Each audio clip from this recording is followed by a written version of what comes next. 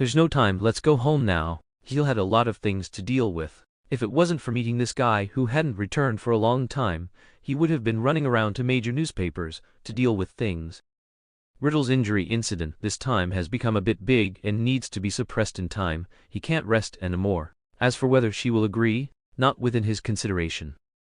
I'm back, babies, tilde, ha ha ha. Chapter 92. Transform into a cat.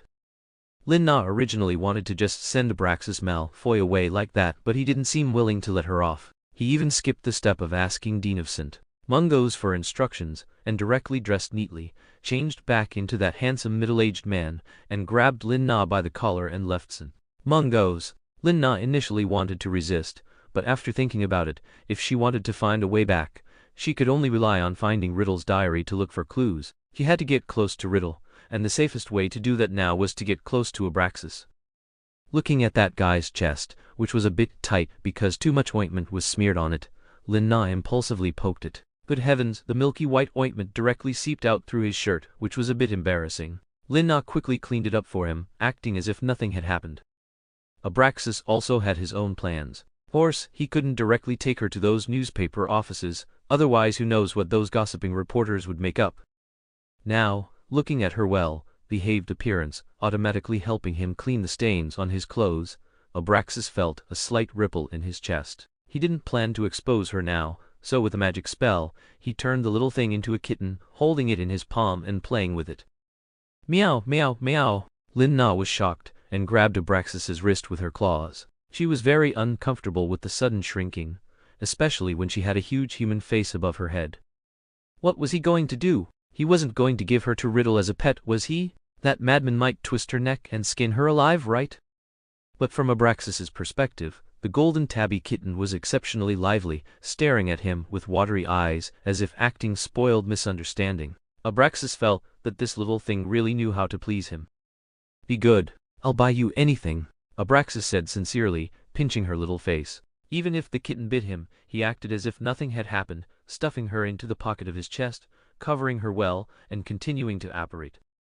And so, Abraxas took Lin-Na to the Daily Prophet, which was also controlled by House of Malfoy. Lin-Na really wanted to stick her head out and take a look, but every time she tried, Abraxas would push her back with a finger, which was very humiliating and frustrating. But Lin-Na had no choice. She also didn't want to turn back directly, appearing in Malfoy's pocket, turning back into human form and being held in his arms, and then being seen and photographed by the people at the newspaper office, leaving a record. Who knows, someday in the future, she might be discovered. Wouldn't she be unable to explain herself then? Hearing the respect and trepidation of the people outside, Lin-Na knew that Abraxas's work was progressing very smoothly. He had originally sponsored this newspaper, and it was easy for him to prevent them from spreading negative news about Riddle. Next, the other newspaper offices were even easier to deal with. He only needed to personally visit and take care of them. In fact, he could have completely sent other people to do this, but Riddle didn't trust others, fearing that someone would interfere and ruin his reputation, his hard-earned reputation. So after Abraxas went around and made sure that the recent news would be positive or strange news, he could finally drag his tired steps home. Oh right, and his new pet. He carefully opened his pocket, noticing that the little claws had made a small hole in that spot, making it easier for her to observe. At the same time, he discovered that the little thing was already fast asleep, happily sleeping there with its little belly turned up, its little belly rising and falling with each breath, which was extremely cute. Abraxas was a little reluctant to turn her back. If she turned back, she would only know how to make him angry. The words that came out of that seemingly sweet little mouth were always so vicious. Thinking that Riddle would still go to him tonight to inquire about the progress of the task, to be on the safe side, he should let her appear in this form for the time being. He would wrong her slightly, and he would compensate her. Lin-Na felt like she was sleeping in a package. She was wrapped up as if she were in her mother's womb, so warm and comfortable. And there was a warm current passing through her navel. How could it be so comfortable? She really wanted to stretch here. And so, Lucius, who was kneeling on one knee on the ground and reporting to Riddle, had a strange bulge appear on his chest, and it was still moving. After all, there was a meowing sound coming from it. Coincidentally, this was the moment when Riddle was contemplating bringing about a deathly silence, which was interrupted by this blunder. What is that, Abraxas? When Riddle called him by his full name, Abraxas knew that his master's emotions were unstable again. He was getting more and more irritable day by day. He didn't care anymore anyway, as long as he could lead everyone to achieve that goal, but now he was a little worried that he would scare that little thing. Although she was very bold in front of him, it was not certain when she was in front of Riddle. Returning to Master, it's a little toy for Lucius tilde not worth mentioning. Abraxas lowered his head even further, hoping that his respect could dispel his doubts. I said, what is that? Tilde Riddle repeated once again, although there was no angry tone, but Abraxas knew that he was angry. It's a cat, Master. Abraxas had no choice but to take out the little orange cat to show Riddle, and used a trick, of course. If Master you like it, please be sure to keep it. Coincidentally, Lin-Na woke up, and what Lin-Na heard was as expected. She guessed too right. Abraxas just wanted her to be cannon fodder. She silently noted it down for him. But Abraxas was completely using a means of retreating to advance, hoping that Riddle would give up this cat. Riddle was indeed not interested, at least for now. He waved his hand dismissively, looking very disgusted. Thanks to Abraxas for completing this task well this time, so he didn't pursue it further. There won't be a next time. Riddle meant not to bring pets in front of him again, which was exactly what Abraxas wanted. Yes, my master. Abraxas quickly stuffed the cat into his pocket, changing the subject. Lin-Na's matter was temporarily turned over like this. She was raised by Abraxas in the form of a cat. Lin-Na had resisted, but when that damn guy was busy on weekdays, he handed her over to the elves. Heavens, how could elf magic be so easy to resist? However, Lin-Na also relied on the form of a cat to find that diary. Chapter 93. Days as a Pet. Lin-Na quickly adapted to life as a cat. Her life could no longer just be described as convenient. If she were in human form, she definitely wouldn't be able to move around Malfoy Manor as freely as she pleased. But now, as long as she wasn't too excessive, the house elves would turn a blind eye and let her wander the manor. She also quickly figured out Riddle's daily routine, as well as Abraxas. Riddle's routine was terrifyingly regular every day, as if he had OCD. He would leave his bedroom at 8 o'clock every morning to go to the dining room for breakfast. This was probably a habit he had picked up during his time in the orphanage. However, Abraxas's schedule was unpredictable. Sometimes he would return very late at night, and she didn't know which woman he had been out fooling around with. Other times, he would suddenly appear next to her in the early hours of the morning, pull her out of his bed, and nuzzle her lovingly for a long while. Lin-Na went from resisting at first to getting used to it, even though she would scratch his face every time, making his face look as if it had been clawed by a woman. Abraxas would still tirelessly come back for more the next day. But if he was home at night, he would always hold Lin-Na and sleep on the bed, and no matter how much she twisted her body, he would not let go. Abraxas would even smugly caress the cat's bottom, saying, "Give up the resistance. You are no match for me." Then he would ruah her tail and put it in his mouth, pretending to bite, which would infuriate Lin-Na, causing her to turn around and give him 2 more scratches. It was because of Abraxas's attitude that every night before bed, one person and one cat would engage in a game of cat and mouse. To Abraxas, it was a little pre-sleep game between owner and pet, but to Lin-Na, she really wanted to smack him. Of course, Abraxas would also occasionally let Lin-Na transform back into human form to accompany him for dinner. At those times, Dobby would bring a grand meal into his room, and the romantic fellow would even light candles and incense. The atmosphere was like they were on a date, but Lin-Na's aura always seemed out of place with the environment. It was a complex aura of resentment, resistance, and helplessness. On the other hand, the older man, freshly bathed and still emanating a bit of steam, carrying the scent of high-end shower gel, sat there in a flashy nightgown, propped on his arms, helping her carve the lamb chops. This time, his collar was intentionally opened wider than usual, just so she could see his smooth and flat chest and get his revenge. Lin-Na was slightly distracted from her anger by the enticing aroma of the food, but she was still annoyed. Wasn't he supposed to not be coming back today? This way, he would again have the opportunity to sneak in and search for the diary when Riddle was not home. But he rushed back, and tonight she would have to park her again, avoiding Abraxas's enthusiastic embraces. Lin-Na didn't know how desperately Abraxas had rushed back. He didn't have to return. He even left Riddle behind and came back first. This was also why he dared to let Lin-Na transform back so brazenly, with no Riddle, no Lucius. Abraxas was also very curious about his feelings for this fellow. he just found her interesting. It was rare to meet a woman so to his liking, even if she was difficult. But Abraxas enjoyed this cat and mouse game. It added some fun to his life, and she was indeed very useful. Every time she could provide him with emotional value and make him feel very stable.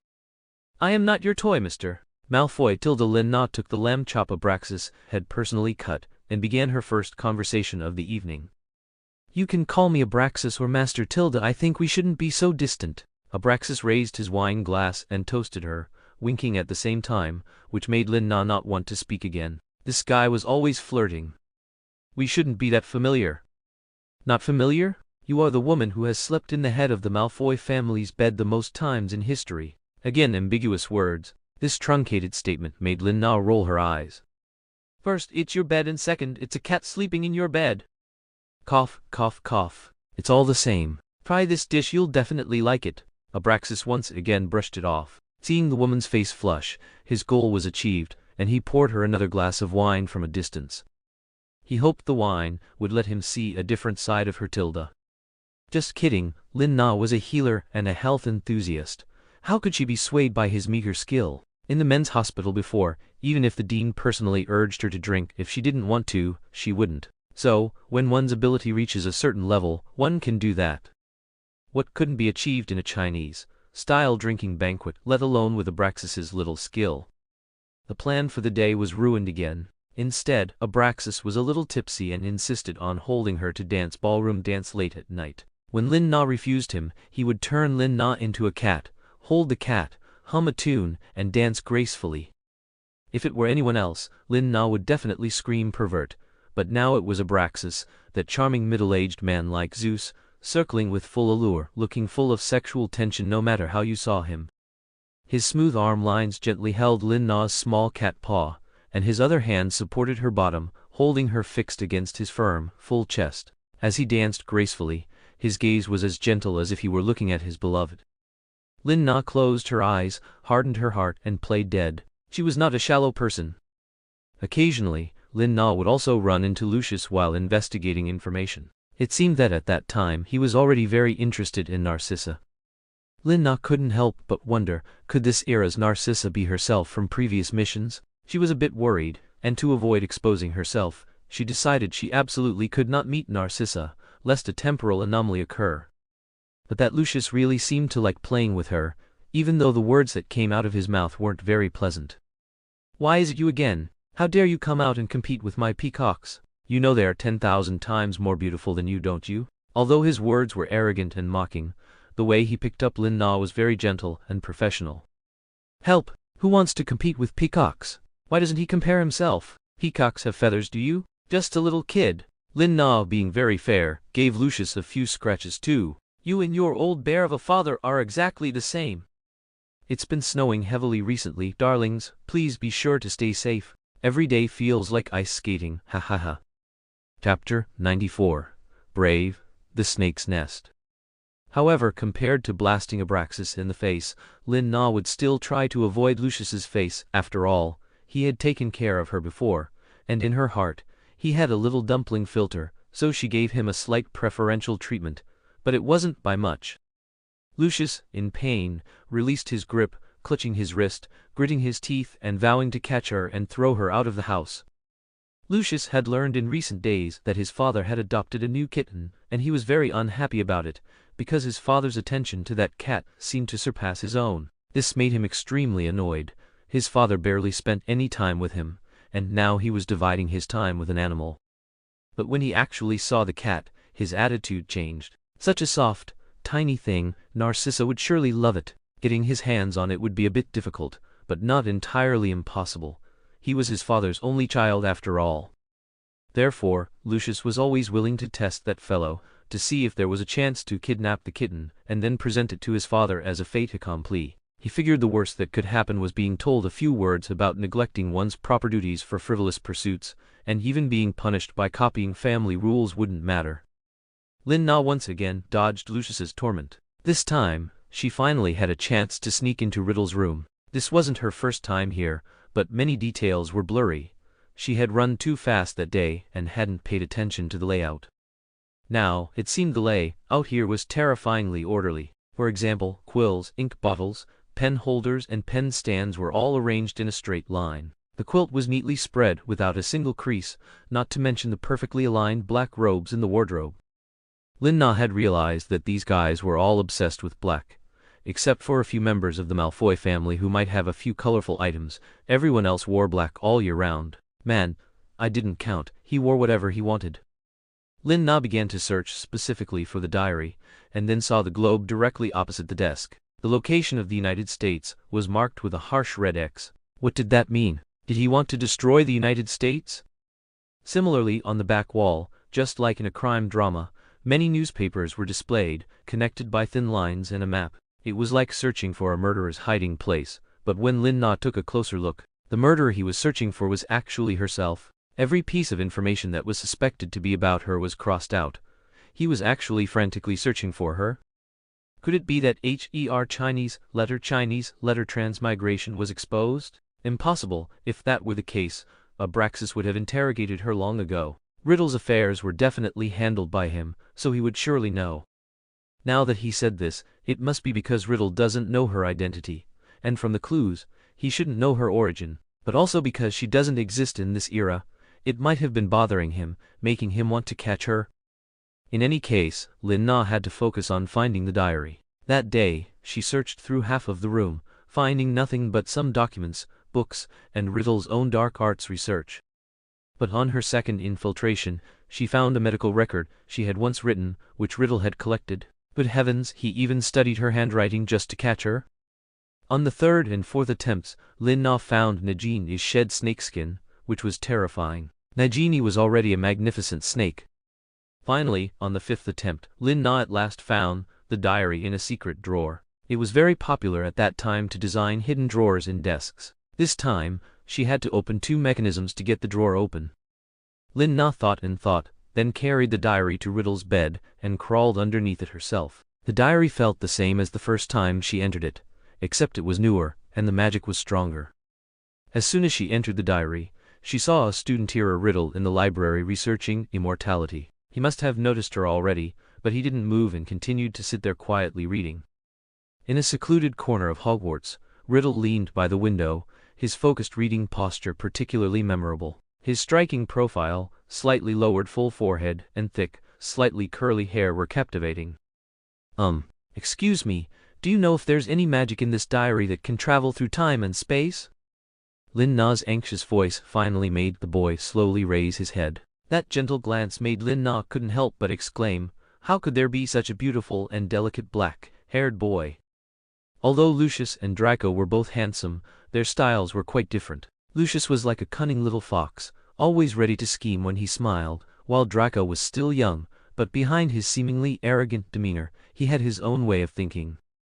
And the young man before her was such that, even if you knew he looked down on you, you'd feel that such a young man should naturally be so proud. Otherwise, it would be too much of a disservice to his cleverness. Who are you? If you don't know me, why did you let me in? Seeing that the boy was about to try and trick her again, she decided not to beat around the bush. The owner of this diary was him. If it weren't for his will, she wouldn't have been able to enter at all. Don't try to fool her here, she's not a child. Ridiculous. It seems you've intruded into my world. Tom didn't think this woman had any use, so he had no intention of hiding anything about himself. Nor did he show her any information about himself or any of his past. He was indeed curious why this cat would turn into a human, or rather, why this person turned into a cat, and what she wanted from him. Now that he heard her say she was looking for a way to travel through time, he found it laughable. If he could, why would he still be trapped in this era? He would have long become the ruler of the world. However, Lin-Na didn't give up and continued to ask about other things. Don't disbelieve me, I know your secret. Of course, Lin-Na wouldn't be foolish enough to reveal it. Oh, those who know my secret should all be dead, shouldn't they? Although Tom only had a partial understanding of the outside world, he knew himself very well. His future self would not allow such a threat to exist. He would certainly eliminate those factors in the future, and it seemed he had succeeded. Otherwise, she wouldn't have come to him. Tom assumed she was trying to trick him into revealing information. This gave Lin-Na an idea. That's not necessarily true. Lin-Na thought of Professor Horn. Professor Horn sent me to ask you. Chapter 95. Exposure. Professor Horn sent me to find you. Him. Hearing the name Tom, who had a smile on his face, reined it in slightly, but it was fleeting. Professor Horn has always been a professor. I deeply respect Tilda. There was no sincerity in his tone, yet it was impossible to find fault with it. What do you want to know? Tom finally closed his book and began to seriously look at the woman. At the same time, the background behind him changed. It was no longer the library, but a scene in Professor Horn's office where they were gathered, deep in conversation. Lin-Na tried her best not to be distracted by those images. If she showed too much curiosity, it might make her words less convincing. It's about, is there any magic that can allow someone to travel through time and space? Of course, there isn't. Tom's smile made her even more uncomfortable, as if he was mocking her fanciful idea. Perhaps even if he knew, he wouldn't easily tell Lin-Na. What made Lin-Na even more flustered was that Rigi-Ben Jun seemed to be getting revenge by throwing her out of the Rigi-Ben at this critical moment. After another flash of light, Lin-Na landed awkwardly on the floor under the bed, accidentally hitting her head on the bed frame with a loud thud. And Rigi-Ben Jun, by sheer coincidence, had accurately calculated the time Riddle would return. It seemed this Rigi-Ben was not unaware of external matters, so perhaps he had known who she was all along. He was merely playing along with her. Who's there? Come out now. Riddle's sharp reprimand made Lin-Na cover her mouth immediately, almost crying out in surprise. Then Lin-Na heard a hissing sound. Right, that snake. As Riddle Lord Voldemort's good companion, Nagini had always been his invisible helper. Lin-Na, at the moment she transformed back into a cat, was tightly coiled by Nagini's tail. Because she was in a very tense moment, she didn't even have time to dodge and missed the best opportunity to escape. She could only be dragged out from under the bed by the large snake, all the way to Riddle's front. Hiss hiss hiss, Tilda Tom, look, this is tonight's extra meal. Nagini excitedly flicked her tongue, coiling her body tighter and tighter until Lin-Na let out a cry of pain. The bloodthirsty fellow, seeing the kitten's suffering, had his eyes turn red with excitement and couldn't help but lean closer. It's you again, little kitty Tilda. It seems you really are a disobedient little thing. Riddle bent down and pried Lin-Na off Nagini. Lin-Na finally had a chance to breathe deeply. To avoid exposing her identity, she did not transform back into human form. Instead, she stepped on Riddle's chest and leaped away. However, Riddle, with a magic spell, froze her in midair, unable to move. The snake on the ground kept shouting, "Master, let me eat her." The man in front of her, who had been exposed to the elements for several days yet showed no signs of decline, toyed with Lin-Na in his palm. Not yet. He wanted to see what Abraxas's attitude would be. Before Riddle could call for Abraxas himself had followed the house elf's clues and tracked him down. The first thing he did upon entering the door was to kneel completely under Riddle's black robes. Abraxas seemed to have long been accustomed to such a grand prostration, but it made Lin-Na very uncomfortable.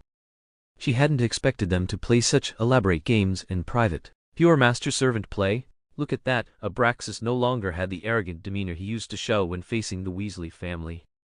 He wished he could flatten himself against the ground, his devout appearance leaving Lin-Na somewhat speechless. He hadn't expected this from Abraxas. Indeed, every Malfoy would stop at nothing to achieve his goals, wouldn't he? No wonder Lucius was always so persistent and passionate when he pursued her. This time, for his cat, Abraxas would go to such lengths. However, hopefully Abraxas knew Riddle's thoughts. The more you care, the more interested he becomes. If you show disdain, he'll barely give you a glance. So Lin-Na tried her best to signal to him, to the laboratory, to ignore her, but Abraxas intentionally or unintentionally cast his gaze upon the little cat floating in the air as if to tell her, "Don't worry, he'll handle it." And all of this was observed by Riddle. Sitting in his office chair, Riddle toyed with a wizard chess piece in his hand. He seemed not to notice Abraxas's devotion, nor did he mention why his cat appeared in his bedroom. "Abraxas, come and see, how should this game proceed?" Riddle looked up, revealing the chessboard before them. Lin-Na was very confused. Indeed, they must have something going on, right? Why were they suddenly playing chess now? They should at least put her down first. Abraxas, feigning confidence, stood up, no longer paying attention to the little cat in the air, but instead began to think very seriously. "In my humble opinion, this knight should move in front of the rook. Here it can bypass." Riddle didn't answer whether it was right or wrong, but instead played chess with him according to his suggestion. Abraxas became cautious. Riddle's mood seemed to be quite good, but it hadn't reached the point where he could directly ask him to return Lin Na. He could only take it one step at a time. Meow! Lin Na, suspended in midair, was silently screaming in her heart, "Can't you two damn well put me down before you duel?" As time ticked by, the contest between the two men, one seated and one standing at the desk, entered a heated phase. Abraxas also found himself in a stalemate. Logically, in a competition between a subordinate and his leader, the leader should appropriately go easy to maintain his authority. But Riddle was not weak, and Abraxas worried that if he lost, the cat would be confiscated, but if he won, it might anger Riddle. Therefore, every move Abraxas made could sway between winning and going easy. Finally, Abraxas couldn't take it anymore. This was too agonizing. He was the first to speak, kneeling again before Riddle to admit his mistake. "Master, it's all my fault. I failed to keep an eye on my pet and disturbed you." "It's your turn. Continue." Riddle ignored Abraxas's words, not even lifting his head, remaining immersed in wizard chess. Abraxas refused to get up until Riddle spoke coldly. "You can get out." He had spoiled his fun. How despicable. "But master, what about his cat?" "No buts." Riddle casually messed up the chessboard, having lost interest in playing. Abraxas dared not stay rashly, and could only leave first to find another way. Chapter 96 Cat and Mouse. Lin Na couldn't believe her eyes. Abraxas just left like that? Wasn't he insistent on her being his private healer?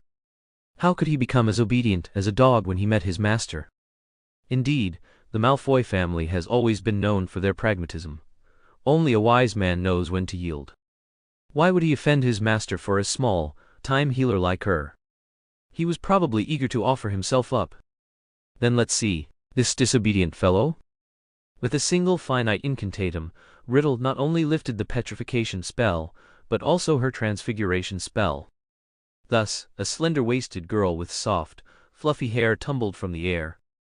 Hiss, tilde so painful Lin Na rubbed her bottom in pain, completely oblivious to Riddle's pupils momentarily widening and then contracting. Hi, long time no see. Lin Na, however, noticed the chilling atmosphere in the room. Sure enough, the low pressure from these guys made her feel uncomfortable. Ha, it truly has been a long time. Miss Lin Na. Riddle had sensed a sudden magical fluctuation from the cat's body, realizing she might be an animagus or under some other spell, but he never expected this person to be the one who disappeared years ago. Having made up his mind, Riddle stepped forward, gripping Lin Na's fragile neck, and tightened his hold with a 3-part indifference and 7-part seriousness, saying, "You betrayed me, and you're the first one audacious enough to come back seeking death. But you should also be the last." After speaking, Riddle's bony fingers gradually tightened, seemingly intent on making Lin Na disappear that very night. Lin Na, of course, wouldn't surrender her life so easily, so she pulled out the grappling techniques she learned during her university military training. Due to the passage of time, she only remembered the general operations. But, as she fluidly reversed Riddle's grip, twisting his arms behind his back, and pressed herself tightly against his back, holding him captive, Lin Na's mind instantly crashed. Many thoughts flashed through her mind in that instant. The first was that she had actually grappled the Dark Lord, and was holding him against her chest in a very embarrassing and undignified position. The second was that, sure enough, wizards were weak in close combat. Mistake. Lin Na could only see the back of Riddle's thick, luscious hair, his broad back, the perfectly defined shoulders typically seen in comics, and his taut muscles. Most importantly, even without seeing his face, she could feel his current fury. I didn't mean to. Don't be angry. I just wanted to help you stretch your bones. Ha. Lin Na could already imagine her miserable demise. Indeed, excellent skill. Chief Healer. Riddle's words, like those of a grim reaper, made Lin Na shiver. She heard a snap, and Riddle actually dislocated his own arm to escape her hold. Lin Na took the opportunity to retreat 10 meters, looking across a bed at the Dark Lord, who slowly turned around and personally reset his dislocated arm. His eyes, devoid of warmth, looked at Lin Na, and she felt like she was going to die again. Lin Na's mind was in chaos. If she died this time, could she travel back in time? Or would she get a new identity? If so, she earnestly hoped she wouldn't become Mrs. Weasley. He didn't want to raise children anymore. Stretch, tilde? Riddle raised his wand and cast a spell at Lin Na. Lin Na closed her eyes in terror, but the anticipated pain never came. When she opened her eyes again, she had turned into a cup, a two-handled cup at that. Riddle held her arm's handles, first pouring some ink into her, then adding some potion. Although Lin Na was a cup now, she always felt a strange taste in her mouth. Was Riddle going to smash her like a cup? It turned out he really did, but then he repaired her. Lin Na was on edge, terrified that she might be missing a part when she turned back into human form. Nagini, however, didn't seem to have given up the idea of eating her, hissing and clamoring at Riddle's feet. "Let me eat it, Tom, let me avenge you." "That day will come, Nagini." Riddle tirelessly transformed Lin Na into different creatures, subjecting her to torture. "Don't you love to run away? Run! Let's see if our great healer can run faster, or if my Nagini is superior." Riddle deliberately released her and Nagini in the Malfoy family's rose garden. At that time, Lin Na was in the form of a rabbit, and Nagini excitedly thrashed her thick snake tail. Lin Na didn't know why he didn't just give her a quick death. She didn't seem to have provoked him much. Besides, she was essentially a small healer, not his servant. What was with his act of being betrayed by her? However, Lin Na didn't have time to think too much, as she needed to quickly hide herself among the rose bushes to avoid being caught by Nagini and losing her life. Fortunately, Lin Na was exceptionally familiar with this maze made of rose bushes.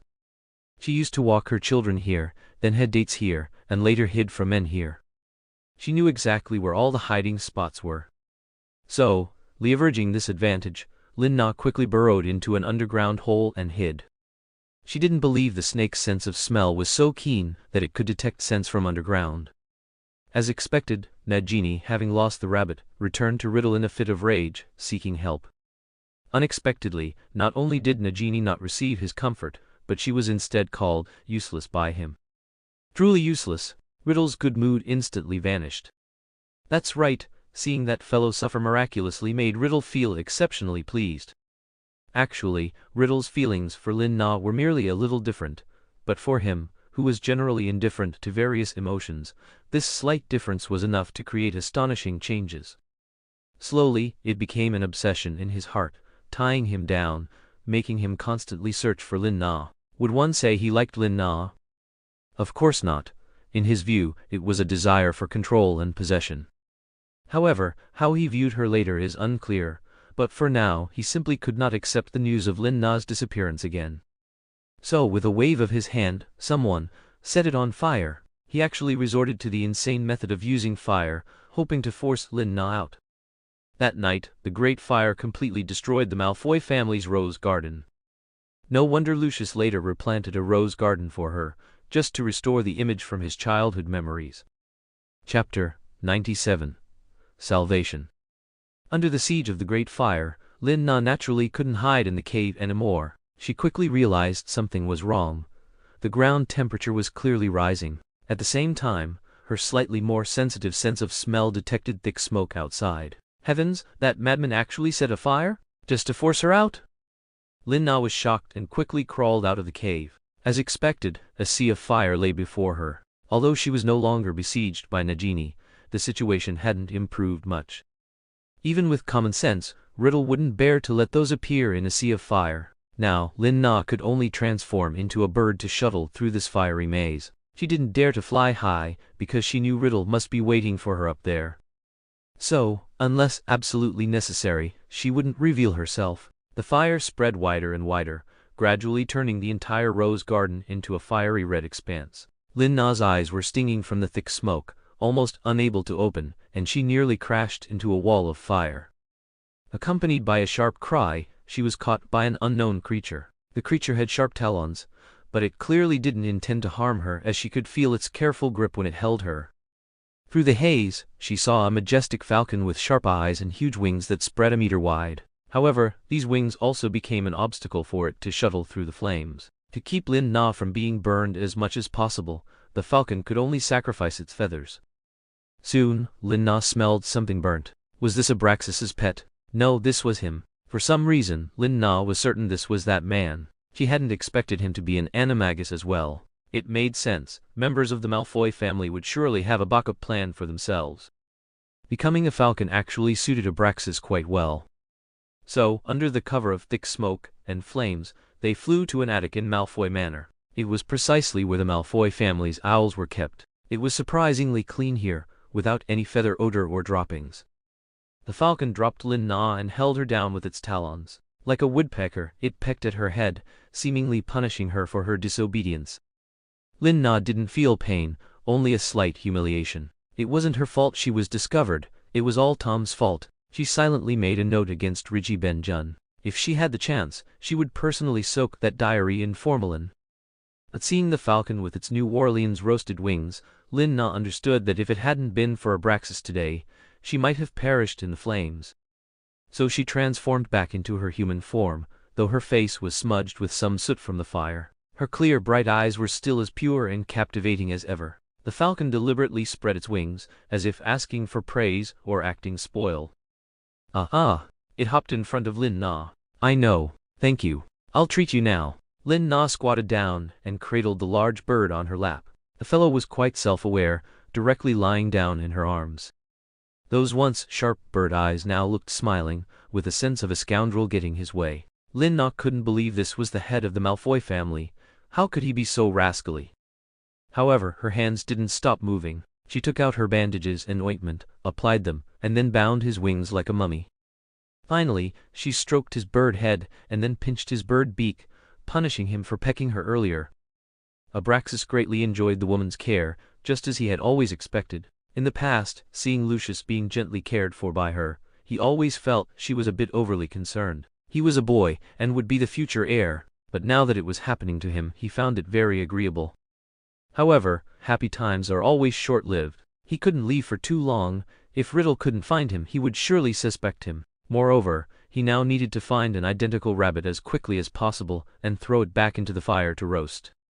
He didn't think he could fool Riddle, but it was better than nothing. So he didn't hide anything. He transformed directly back into human form, grabbed an owl with his bare hands, and holding it upside down by its claws, transformed it into a rabbit. His arms were still bandaged, and his face bore burn marks. When he was a falcon, the feathers covered it, making it unnoticeable, but now that he had returned to his smooth face, it was a bit frightening. You can handle this, right? Abraxas pointed to the wounds on his face. He didn't question her about why she ran away or why she was turned into a rabbit, nor did he threaten her to forget his animatus form. He just needed to ensure Riddle couldn't see any flaws. Your wounds. Maybe you shouldn't go. I'll go find him. Lin Na pulled out her wand to restore his face, but his arms wouldn't heal until tomorrow and couldn't be hidden. Lin Na was confident that Riddle wouldn't take her life. At most, he would torment her a bit. She didn't know why she was so confident. Perhaps it was because he hadn't killed her at the beginning. You wait here for me. Abraxas, very manly, untied the bandages on his arms, burned them away without leaving a trace, and with a sharp intake of breath, pulled down his sleeves to cover them. With that domineering statement he left, carrying the rabbit. Lin Na looked down from the attic at the rose garden, which had turned to ashes, sighing deeply. It was such a pity. Although her favorite flower was still the sunflower, she had many memories in that rose garden. This time, Lin Na took the advice a little, not leaving but intending to observe the situation first. But then Lucius found her. Why are you in my house? Stupefy. Lucius, who had run out in silk pajamas to watch the commotion, was thus stunned by Lin Na with a single spell. Lin Na didn't want him to sleep on the floor, so she used a levitation charm to send him back to his room. She hadn't been to this room in a long time. It was full of memories. She still remembered telling stories by the fireplace while holding Lucius, who was like a little furball. Now, it seemed this boy was truly not cute when he grew up. Chapter 98. Remember. Lin Na sat back down in the rocking chair she had used before. To her surprise, the apron he had once worn was still hanging on the back of the chair. The apron seemed very old, but it had been preserved exceptionally well. Even though it was washed out, the lace trim was still in the same condition as it was back then. Could it be that her apron had become a comfort object for young Lucius in his childhood? Lin Na picked it up, somewhat incredulously, and looked at it, then turned to see Lucius's hand restlessly fumbling for something on the bed. Thinking back, the first gift she received from Lucius when she became Narcissa was a beautifully crafted apron. Sometimes, even in bed, he would ask her to wear only that apron. Looking at it this way, all things had a trace. Lucius Malfoy had been infatuated with her since then. Lin Na would never forget her surprise and confusion when, at only 8 years old, she received the apron he gave her, and she even pondered its meaning for a long time. At the time, Lucius was her target for conquest, and she mistakenly thought Lucius wanted to eat food she cooked herself, so she spent a week by the stove, barely managing to make some charred biscuits, and blew up the kitchen twice in the process. If Selina Lestrange hadn't shielded her from some of the damage, she might have been disfigured long ago. Lin Na thought now, she should have just poisoned him back then. For the healthy development of Lucius Malfoy, Lin Na confiscated the apron. Next, Lin Na began to concentrate on thinking about how to proceed in the future. Meanwhile, Abraxas had already knelt before Riddle, holding a carbonized roasted rabbit, and presenting it with both hands, further injuring his soon-to-heal arms to show his utmost effort. No wonder he wasn't worried about his injuries being exposed, because he had already planned to use a ruse to gain Riddle's forgiveness. "Forgive me, my master, I tried my best, but I couldn't find her while she was still alive." Abraxas knelt there, trembling with fear, though his heart was also a little uneasy. But the thought that the woman was unharmed brought him a little relief. His master would not kill him anyway, at most, he would suffer some superficial pain. But even Abraxas was shocked by his current state of mind, sacrificing so much for a woman. What magic did she possess?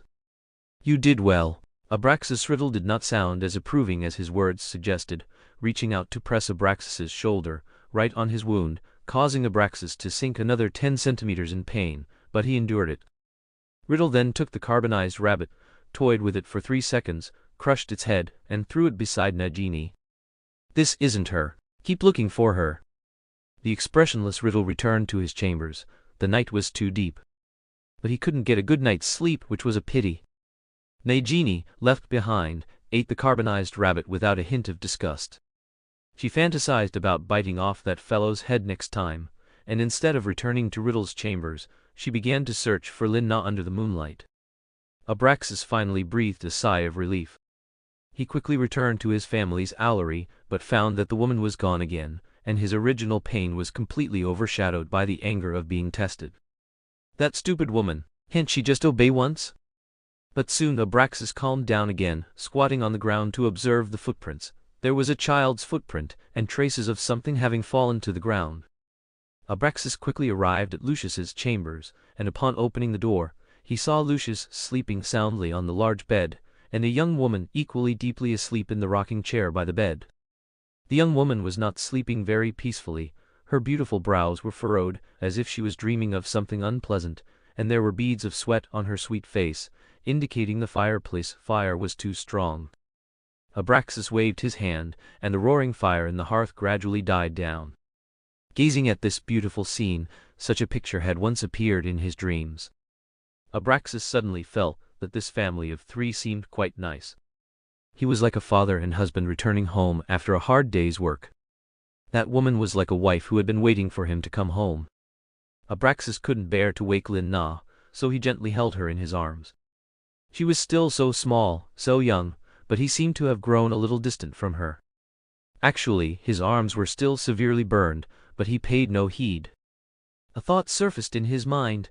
If they had a child together, would she choose to stay and never leave? It was a terrifying thought, but it seemed to attract Abraxas immensely. Overnight, Abraxas transferred Lin Na to another villa of the Malfoy family in Germany. He planned to keep her hidden, but he didn't expect his dream to be shattered even before his plan could be implemented. At another point in time, Serena suddenly disappeared from St. Mungo's overnight. This caused panic among everyone, and various strange tales and rumors emerged.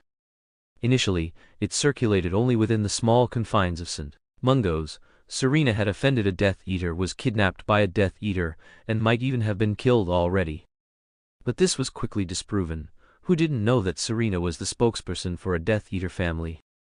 Why would a Death Eater attack her? Then others said she must have been imprisoned by Mandai, because some people saw Mandai often following Serena for a period. Once, when he was under a spell, he kept shouting her name. And last time, when someone from the Ministry of Magic made a joke about Serena, he tormented them severely. But soon everyone realized this wasn't the case, because Mandai Moody became even more frantic after Serena disappeared. Sometimes he would even skip work to look for her. Lucius Malfoy also spent a fortune searching for clues about Serena. Many bounty hunters even abandoned other tasks to focus solely on finding Serena. Snape too spent all his time outside of classes gathering information about Serena in various corners, even going so far as to cooperate with centaurs. And Lupin, for her sake, chose to negotiate with werewolf tribes, hoping to get help. As the closest person to the location where Lin Na had her accident, Regulus was naturally the first to discover the diary. He also investigated the diary's strangeness and found that it contained 2 of Lord Voldemort's memories and a fragment of his soul. Regulus was quite knowledgeable. He immediately knew it was one of Lord Voldemort's Horcruxes, but even now, he had not mastered a way to destroy a Horcrux. However, he knew that Lord Voldemort would surely know its secrets, so Regulus took the diary and set off to find Lord Voldemort. Thanks to the special secret code he left, he actually found the lingering Lord Voldemort, and as a trade-off for helping Serena return, he had no choice but to let Lord Voldemort possess him. Only he knew the pain and torment of that. But for Serena to return, everything was worth it. Chapter 99. Back to the Future. For Riddle, who was barely clinging to life, Regulus's appearance both enraged him and sparked some new thoughts. No wonder that woman had vanished into thin air back then. It turned out she didn't belong to his era. So, her disappearance in the past was entirely because of him? After Riddle figured this out, a different kind of expectation arose in his heart. It turned out she had always been under his control. Naturally, Riddle agreed to cooperate with Regulus. Rather than cooperation, it was more like exploitation. Thus, in the 3rd year after Selina Lestrange's disappearance, Regulus's body housed the Dark Lord's soul. Same time, with Lord Voldemort's help, they returned to St. Mungo's, to the spot where Serena had vanished, and retrieved Riddle's diary. They reversed the spell, sending Serena back to her original time. Meanwhile, Lin Na was happily celebrating at a beer festival in a German town. She had tricked Dobby into letting her out, while Abraxas was on a business trip to the United States. Otherwise, she would have been too bored in that vacation villa. She hadn't yet figured out how to get Riddle's diary again when her body was once more enveloped in a bright light. Lin Na quickly ran to an unpopulated corner, but the glow seemed to envelop her even faster. In a blink, she was drawn into something by an invisible force. After a bout of dizziness, she felt a warmth, a stark contrast to the biting cold she had just been in. Had she returned indoors? And there was the comforting scent of a warm charcoal fire. Opening her eyes again, Lin Na saw a familiar place, a familiar room, and her long, unseen friend, Regulus.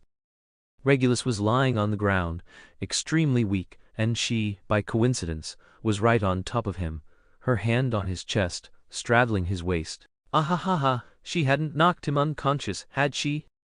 Lin Na, feeling guilty, quickly returned him to his bedroom. This was her first time entering Regulus's bedroom in such a long time, and it was cleaner than any man's room she had ever seen. Even Lucius's room intentionally displayed some of her items, as if deliberately simulating that she had always lived in his room. Upon closer inspection, Regulus's scruffy beard was somewhat out of character for him. What was going on? Had he been sent to Africa for support? What exactly had happened during her absence? Lin Na, full of curiosity, left Regulus's room, completely unaware that Regulus had temporarily exhausted his magic and passed out from the effort of carrying Lord Voldemort's soul and casting spells. She simply thought she had accidentally injured him. She cast a few healing spells on him and then hurried off to find the fat lady, where she was sure she could get all the information she wanted. The further Lin Na walked, the more something felt off. None of the patients in the corridor greeted her. Did no one recognize her anymore? How long had she been gone? With questions in mind, Lin Na arrived at a ward. Madame Mary Jane was meticulously and responsibly explaining a patient's condition and sternly admonishing an intern healer on how to handle such situations. Lin Na didn't mean to interrupt and stood there until the intern healer saw her. Blushing quickly, he was being stared at by a beautiful woman. "You should be more focused." "Sorry, Madame Mary Jane." Because the healer's face turned towards Lin Na. It was then that Madame Mary Jane saw the woman standing at the doorway, dressed in a Bavarian maiden's dress, still as beautiful and as young as she had been when she left. And in Madame Mary Jane's hand dropped to the floor. Pushing up her reading glasses, "You're back. Serena?" Madame Mary Jane couldn't believe her eyes. She had no idea Serena would just appear before them.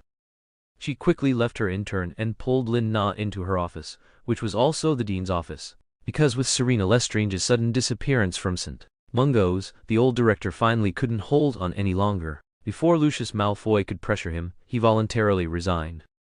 Thus, Madame Mary Jane naturally became the new dean of St. Mungo's, and the fat lady was officially invited to the Hogwarts medical wing to become a staff member there. Madame Mary Jane spoke while silently weeping, holding Lin Na's hand. "It's good you're back. It's good you're back." And then she slowly began to explain how the wizarding world had changed during the 3 years of her absence. First, Lester White had also disappeared with her. He must have gone to look for her, as everyone at St. Mungo's could see his little crush. Hearing this, Lin Na couldn't help but cover her mouth. Oh, so Regulus appearing beneath her wasn't a coincidence, but he had saved her. Lin Na's heart was stirred once again, but what she heard next made her heart even more restless.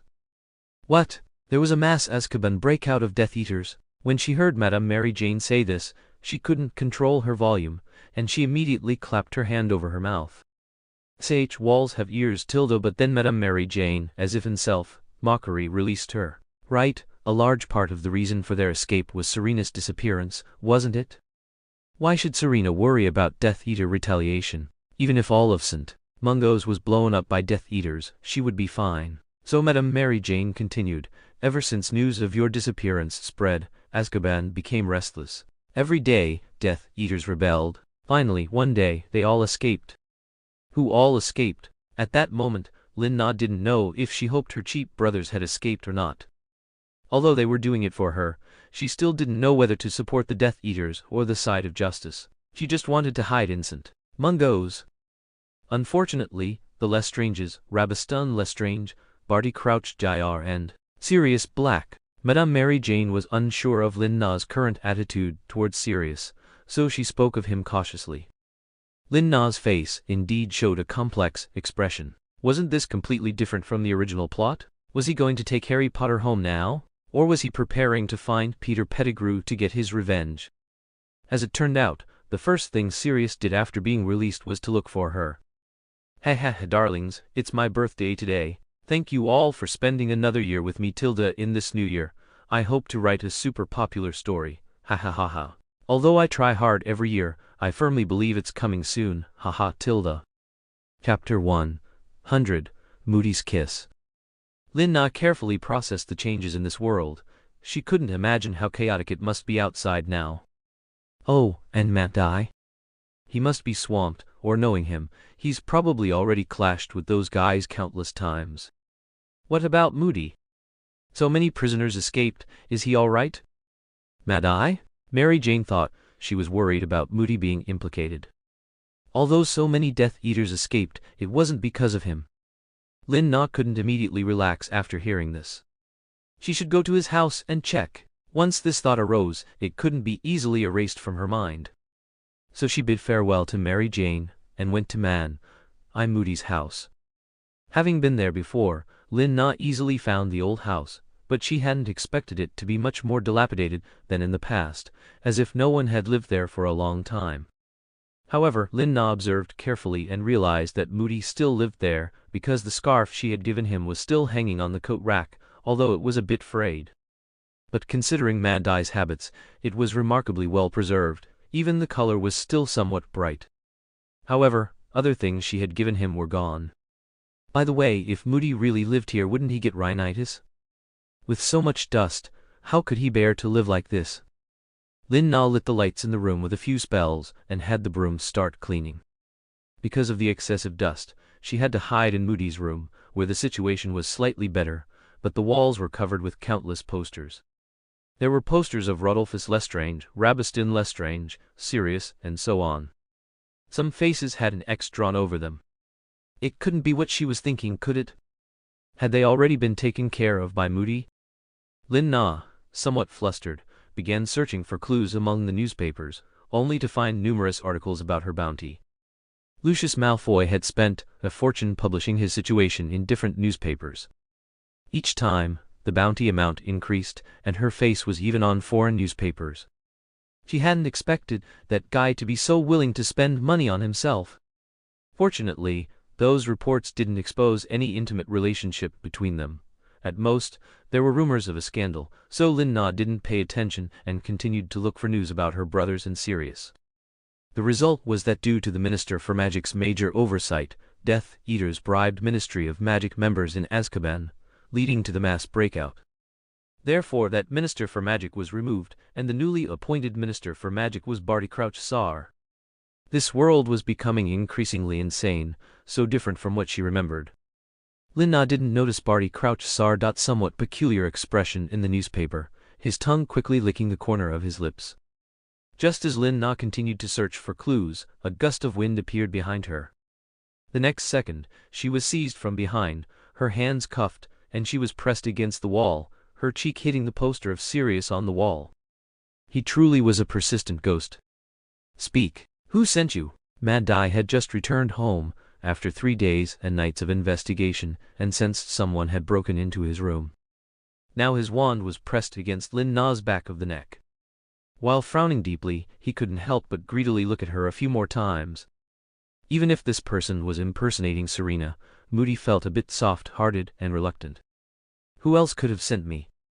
I just came." "Are you crazy, Moody?" Lin Na didn't feel pain, just a sense of grievance. Good heavens, besides the Dark Lord, who else would dare to bully her like this?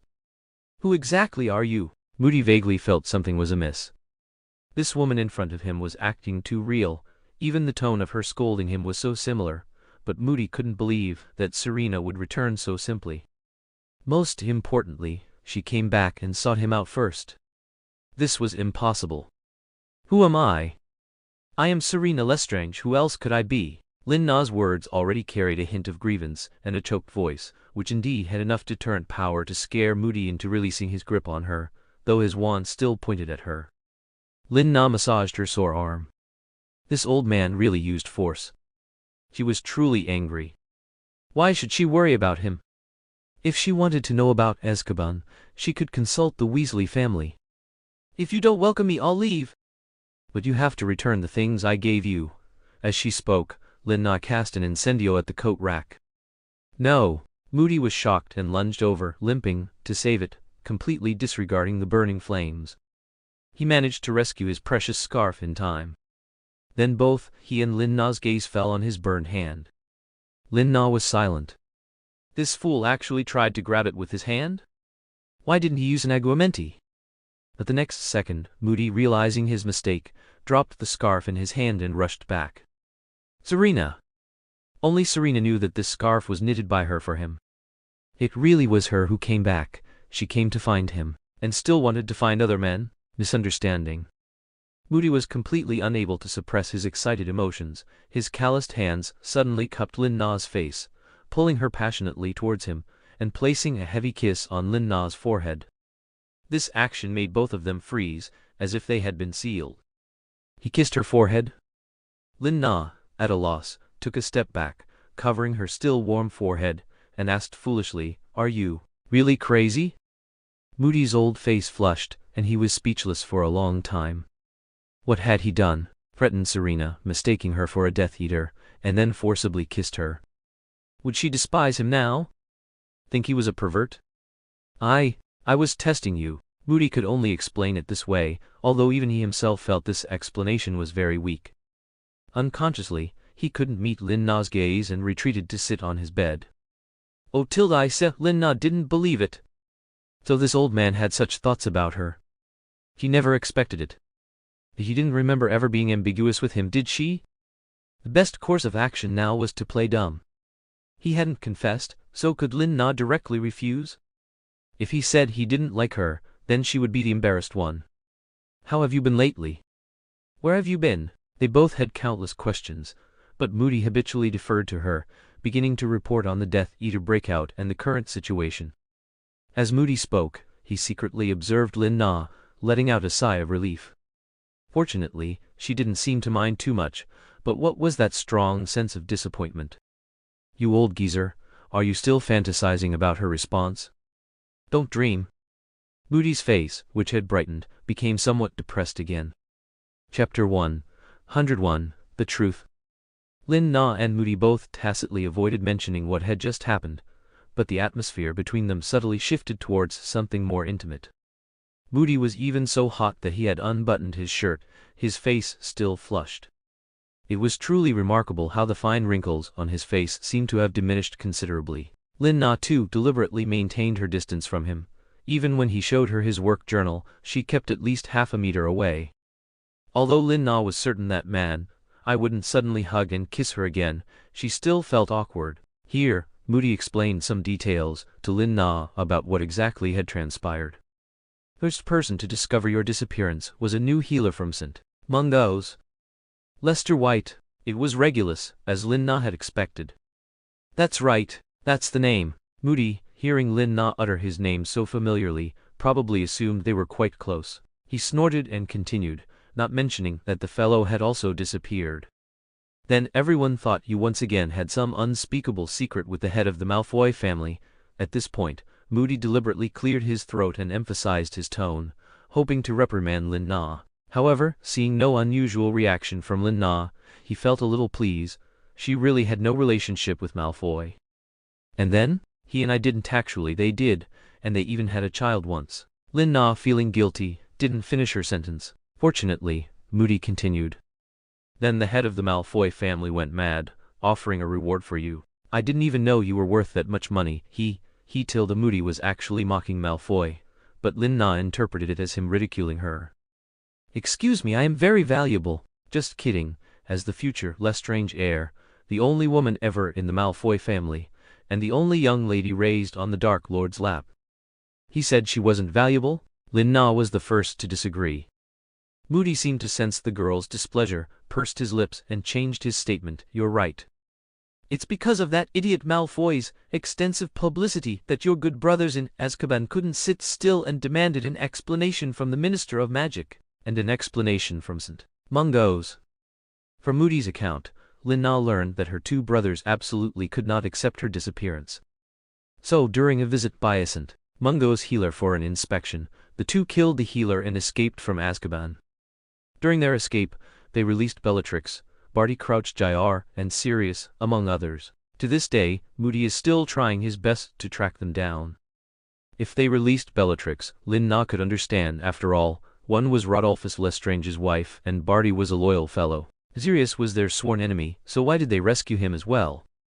Lin Na was utterly baffled. As for how Moody was pursuing them, he spoke of it lightly, in a few brief words, but looking at the new scars on his face, Lin Na knew he must have had a very difficult few years. So she mentioned, so, did you get this new scar on your face from tangling with them again? But Moody's reaction made Lin Na want to slap herself. Why did you say something so out of place? Moody instantly became like a lit firecracker, his tone extremely rude, and he retorted, What, you dislike me because of my scars? Yes, you just like pretty boys like Lucius Malfoy. A wave of inexplicable anger surged through him. Moody admitted that he was indeed very annoyed and unwilling about this matter, but still, he had no right. So Lin Na's visit abruptly ended with Moody's departure. She hadn't expected that fellow to be so concerned about his appearance, and that she had even angered him away. But fortunately, she had pretty much gathered the information she wanted. She wasn't worried that Sirius would betray them and become a Death Eater. She was a little concerned that the appearance of a large number of Death Eaters would trigger a butterfly effect, causing the wizarding world, which had finally been peaceful for 2 years, to become turbulent again. As soon as Lin Na thought of this, she dared not let her guard down. Another very reliable character appeared in her mind, her delightful adversary, Severus Snape. Subconsciously, Snape was truly a very dependable person, whether it was her student days in her memory, or later when she asked him to research an improved wolfsbane potion. Lin Na felt that as long as she entrusted something to him, it would absolutely not be a big deal. He would definitely complete it with quality and quantity. Now, she had to rush to Spinner's End, but unfortunately he wasn't there. However, the house was the same as 3 years ago, much cleaner. But Lin Na's desire to see Snape was very firm, so she decided to go to Hogwarts. It was already evening, but a small number of students were still attending evening classes, such as those about to take their wizarding level exams, who were forced into extra lessons by Snape, staying in the dim classroom for evening self-study. At this moment, Snape's face was gloomy because he had just received another message. Dumbledore, that old man, had assigned him a new task. The time he had to find that woman was shortened again, but he couldn't refuse. Thus, Snape's resentment emanated from within, enveloping all the students in the entire classroom. Not a single one dared to breathe heavily. Even the sound of turning a page could provoke Snape's eye roll or a deduction of points. Snape was still continuously researching the improved Wolfsbane potion. Even though she had disappeared, he still had to fulfill what he had promised. However, a sneeze from a Hufflepuff caused his wand to tilt, and this pot of potion was wasted again. The student who had just sneezed was already so scared that he instinctively stood up, wanting to apologize, but his legs were uncontrollably bending. Sorry, Professor Snape, I. Snape slowly lowered his wand and looked up. At that moment, everyone felt like they were about to suffocate. Woo. Snape was finally going to kill someone. Just at this moment, there was a sudden knock at the door. Snape's fury was immediately diverted by the irregular and chaotic knocking. Good, which rude and clueless fellow had run into him. They shouldn't blame him. It was Lina knocking, because the student who was leading her was too scared to knock on Professor Snape's classroom door, so Lina had to do it herself. Who is it? Snape gritting his teeth was not enough to describe his rage at this moment. Even more terrifying was that his face was as calm as ever. All the students secretly screamed in their hearts, "She is finished." Pray for that brave soul who knocked on the door. Chapter 102. Snape's Office. Snape's face could no longer be described as fearful. It was simply an unbearable sight, and everyone held their breath, wanting to know if that person would be killed by Snape. Who is it?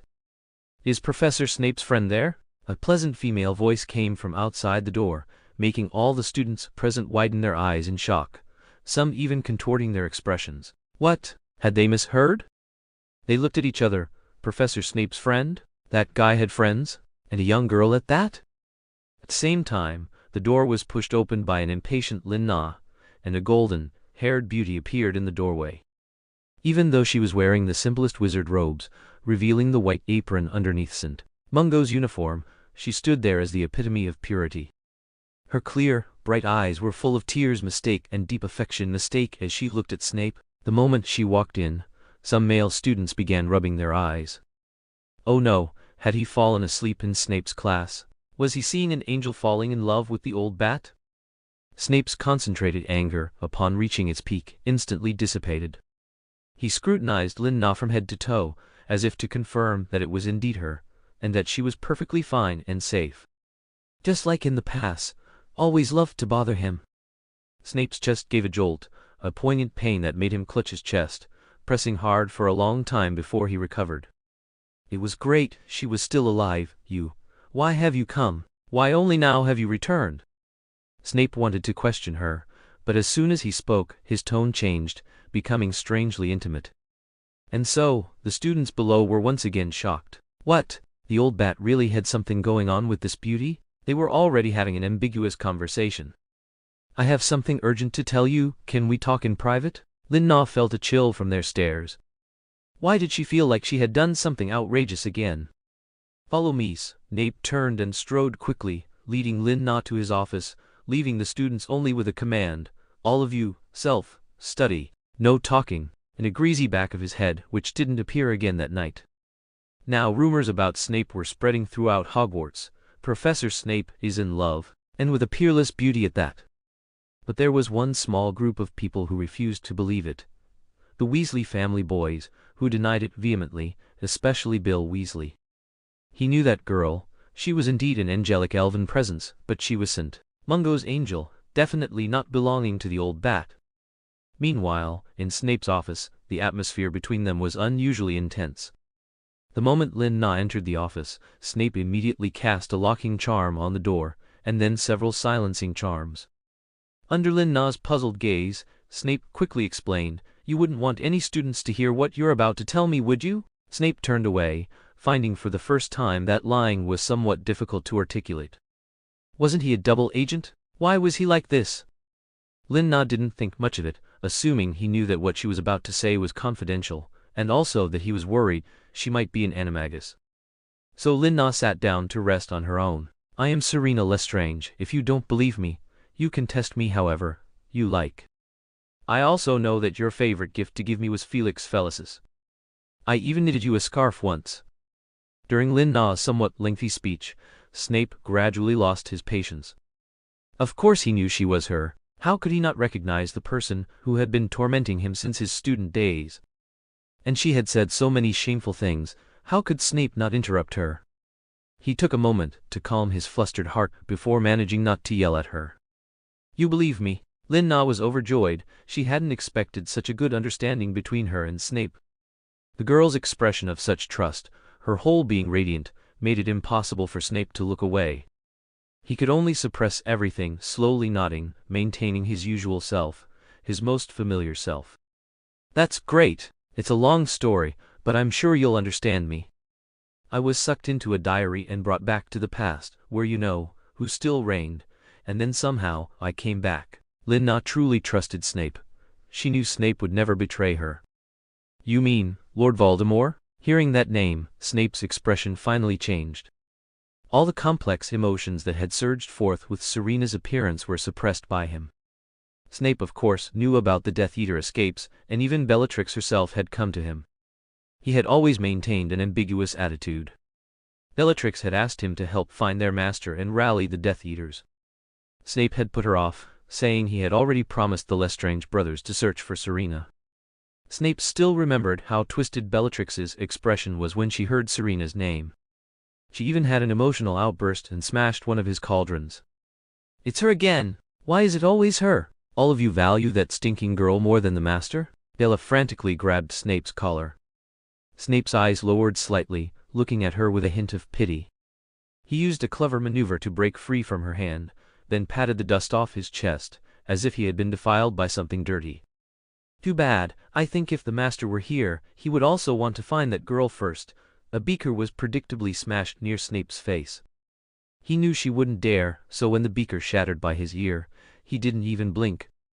What a pity, Selina Lestrange is indeed the master's golden girl. That operatic voice utterly destroyed Bellatrix's spirit, and she screamed as she trashed Snape's home. Finally, she left in a huff. Snape sighed as he looked at the ruins, slowly restoring his room to its original state. Ever since Lin Na had visited his home, he had subconsciously kept his room exactly as it was when she left. He hoped she wouldn't find fault with his room next time she visited Tilda. Now that she was finally back, Snape was also somewhat worried about her safety. Because Bellatrix seemed to be getting more and more mad. She had been repeatedly confirmed to be senselessly torturing Muggles in the Muggle world. That madwoman would surely become a threat to Serena. Chapter 103. Requests and Rejections. Severus Snape was sitting opposite Selina Lestrange at this moment. He thought he would be indifferent to their reunion, at most showing his fake smile and saying congratulations. However, when he truly saw her return alive, his hand under the table pressed against his trembling knee, it turned out he cared about her existence more than he had imagined. So you mean for me to leave Britain?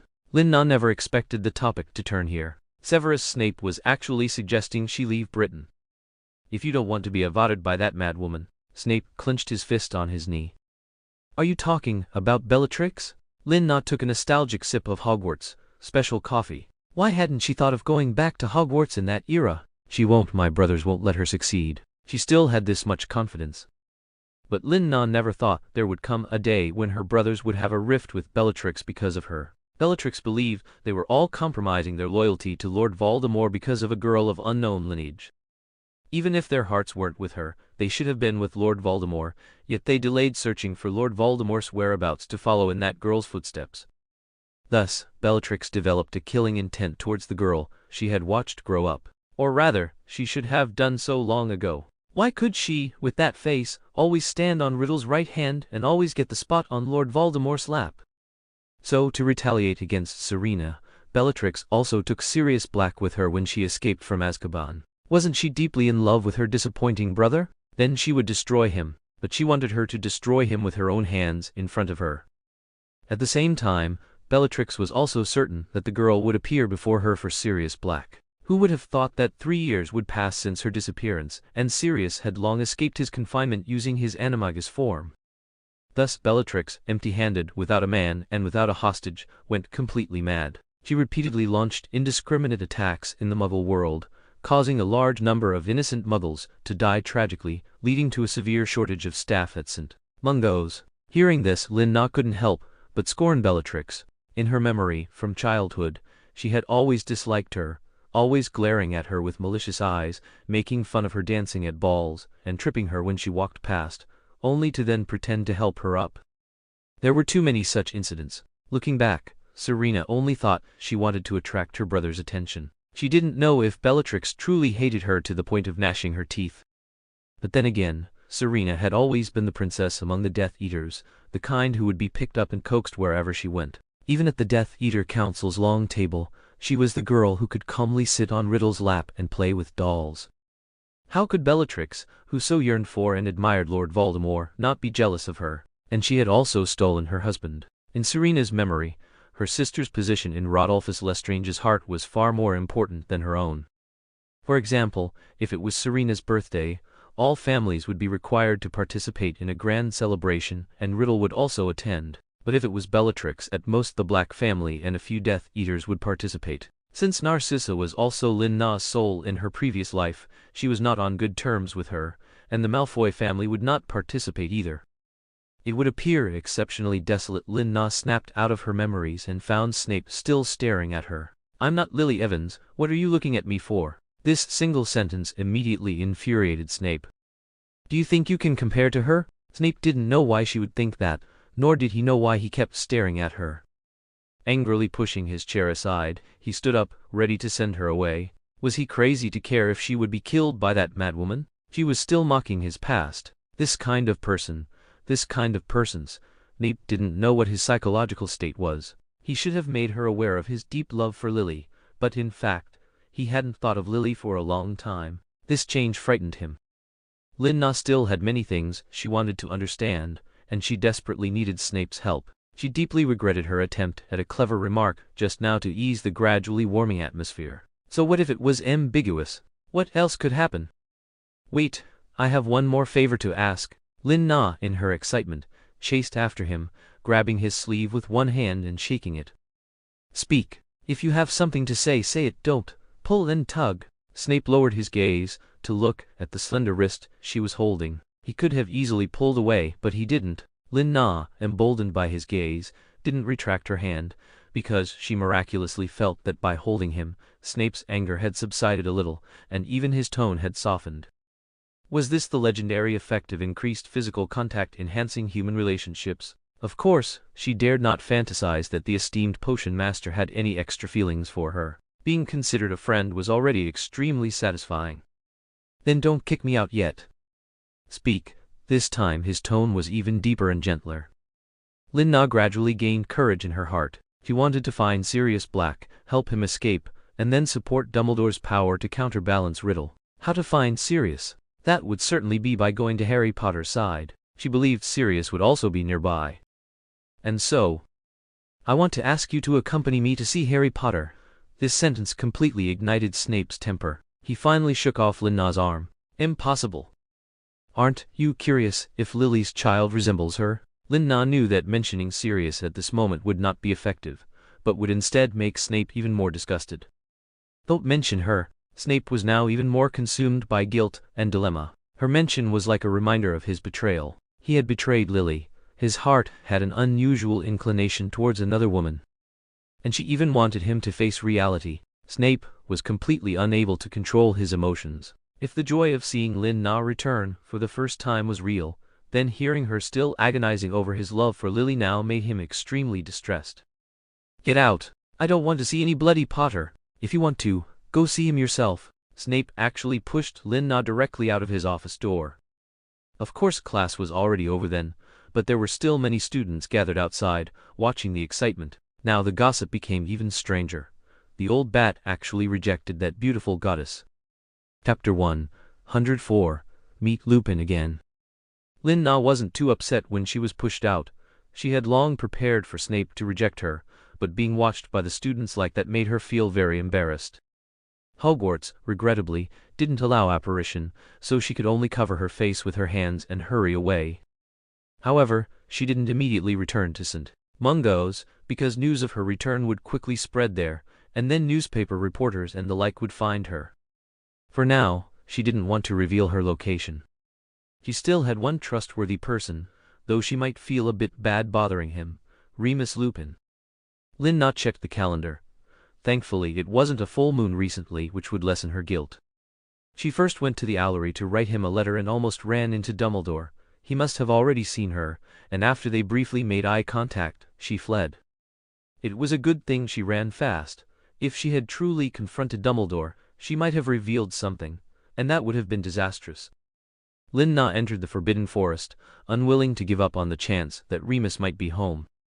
If he wasn't home, she could only pray that the owl would reach him as soon as possible. However, Merlin seemed to favor her greatly, as Lin indeed ran into Lupin, who was rushing home to grab something.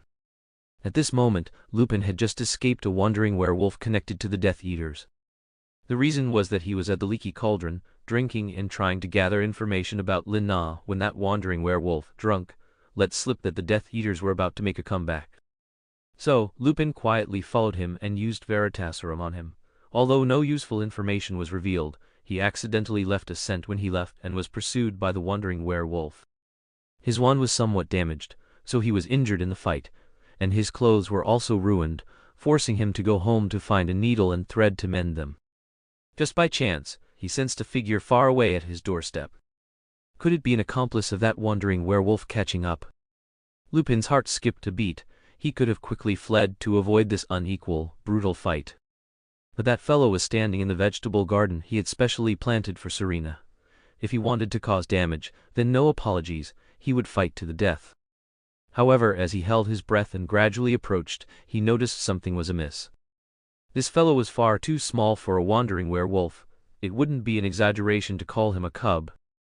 Wait, this familiar back and scent. Serena? Instantly, Lupin's eyes welled up, and he stared blankly at Lin-Na's back until she turned around, and he suddenly remembered the hideous scars on his body, quickly fumbling to cover them.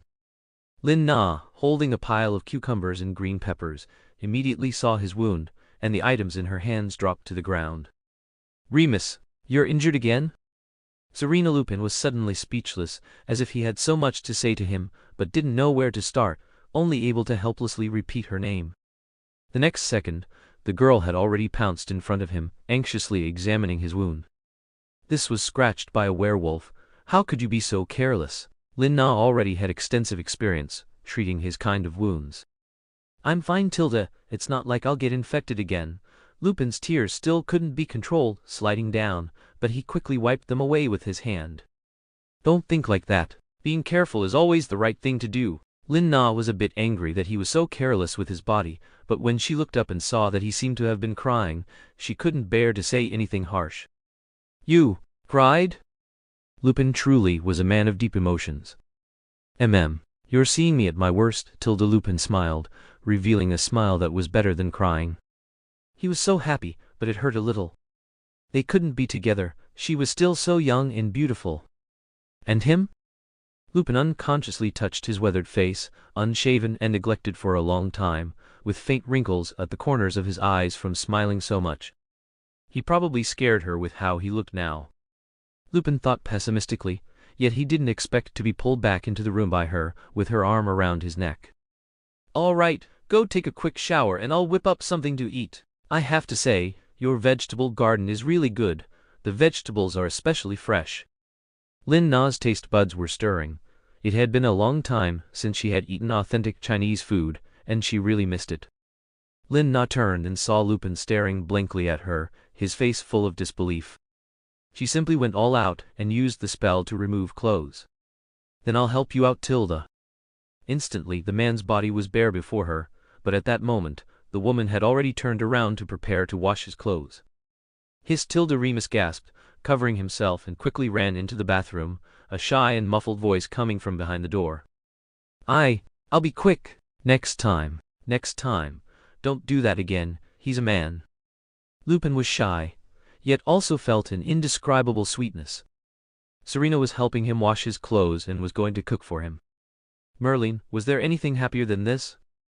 Moreover, the wounds on his chest, arms, and lower abdomen were completely healed, with no trace of blood. Lupin suddenly realized he wasn't dreaming, quickly opened the door and peeked out. He saw the woman directing his clothes to automatically wash in the sink, then turned to the stove to boil water. That busy figure made Lupin's blood boil. He covered his face, thinking, oh no, he wanted to cry again, couldn't be too embarrassing. But then he thought that if he cried now, she wouldn't see it. She really came back. It was truly wonderful. Lin Na cooked 5 dishes, and 1 soup in one go. It was a pity there was no rice here. If there were also a bowl of fragrant white rice, it would have been even better. However, even so, the two had a good hearty meal, especially Lupin. No matter how much he tried to maintain his refined eating manners, he still couldn't resist finishing everything on his plate. Those were 5 dishes. Lin Na thought he must have a big appetite, but she didn't expect him to eat as if he had been starving for 3 days, yet his careful, fearful expression that she might get angry was somewhat heartbreaking.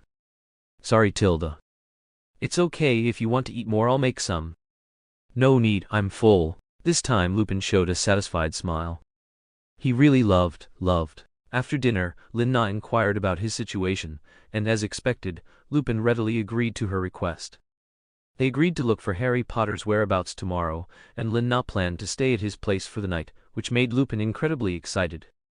Chapter 105. Being Caught. That night, Lupin couldn't sleep at all, even though he hadn't had a good night's sleep in 3 days and nights. He was unusually energetic, and not at all sleepy, probably because the woman he had secretly loved for years was staying at his home. Lupin lay on the bed made from his sofa, tossing and turning, because he could clearly hear the sound of the girl showering in the poorly sound-proofed bathroom, which made his increasingly clear mind wander. He hadn't left anything strange, had he? A toothbrush. He had specially left a new one, given to him by the Weasley family a long time ago, which he had never brought himself to use. He had also left the cleanest towel. His used one was very wet, so she shouldn't mistake it. Of course, even if she did, he wouldn't mind. His dirty clothes? Serena had already washed them for him. At that moment, those clothes, smelling of soap, were hanging by the window not far from him. Lupin couldn't help but feel a surge of sweetness inside. But when he saw his slightly yellowed underwear hanging in a conspicuous spot, he shot up, quickly walked to the window, and took down his underwear. How embarrassing. She shouldn't specially notice such things, right? Lupin comforted himself, quickly hiding his underwear. He was incredibly glad that he had a good habit of maintaining environmental hygiene. At least it wouldn't make Serena uncomfortable. Just then, a heavy thud of someone slipping suddenly came from the bathroom. Lupin immediately cast everything aside, pressed against the door and anxiously asked, "Are you all right? Serena, what happened?" He almost squeezed himself through the door, but thankfully his reason told him not to rush in. She would be startled. "I'm fine, I just slipped." Lin Na also lamented her bad luck, wondering how she could slip in the bathroom. Remembering her bold actions just now, she couldn't help but worry if Lupin would rush in to save her. She nervously hugged her chest, but it seemed she was overthinking. Under Lupin's guidance, she spread Lupin's bath towel on the floor, and it was indeed much safer now. Yes, Lupin had always been such a gentleman. She would buy him more bath towels and underwear tomorrow. It must be said that Lupin was meticulous. His own towels were stiff, but the one he prepared for her was very new and soft. Lin Na wrapped herself in the bath towel he provided and came out of the bathroom, cautiously glancing at Lupin, who was pretending to sleep on the sofa. It was a bit awkward, but thanks to him turning away, Lin Na was able to smoothly return to Lupin's bedroom. The sound of her quick footsteps made Lupin unable to resist saying, "Be careful when you run." Tilda. The shy Lin Na quickly darted into Lupin's bedroom. Fortunately, the room wasn't large, and Lin Na quickly locked the door. Why was she feeling so guilty? Lupin wouldn't do anything to her, such a gentlemanly and righteous Lupin. He didn't know that Lupin, standing outside the door, when he smelled the fresh scent of shower gel mixed with steam after Serena opened the door, became completely tense and flushed all over. Why did she smell so much better than he did after showering? It was terrible. Such a scent made him even more restless and hot, so he rushed into the bathroom and took another cold shower. Early the next morning, Lin Na woke up very early. She had dreamed all night, filled with Serena's childhood dark history at Death Eater gatherings, cuddling on Riddle's lap, dancing childishly at a Malfoy Manor banquet, and various snippets of Selina Lestrange biting her neck. Lin Na couldn't sleep anymore. How could it be so embarrassing? She had intended to make some breakfast, but unexpectedly, Lupin was up even earlier than her. He had already bought breakfast, though he didn't look well with bloodshot eyes. "Good morning, Serena." Lupin shyly rubbed his nose. Good he had managed to change his pants, clean up, and buy breakfast before she woke up. Otherwise, it would have been such an awkward scene. But the thought of last night's enchanting dream made his face flush crimson. Good morning. Yelena wanted to ask why he hadn't slept well, but then she remembered she had occupied his bed, so she didn't dare to speak. She sat down and began to eat the croissants and pure milk that Lupin had specially gone to the Muggle world to buy.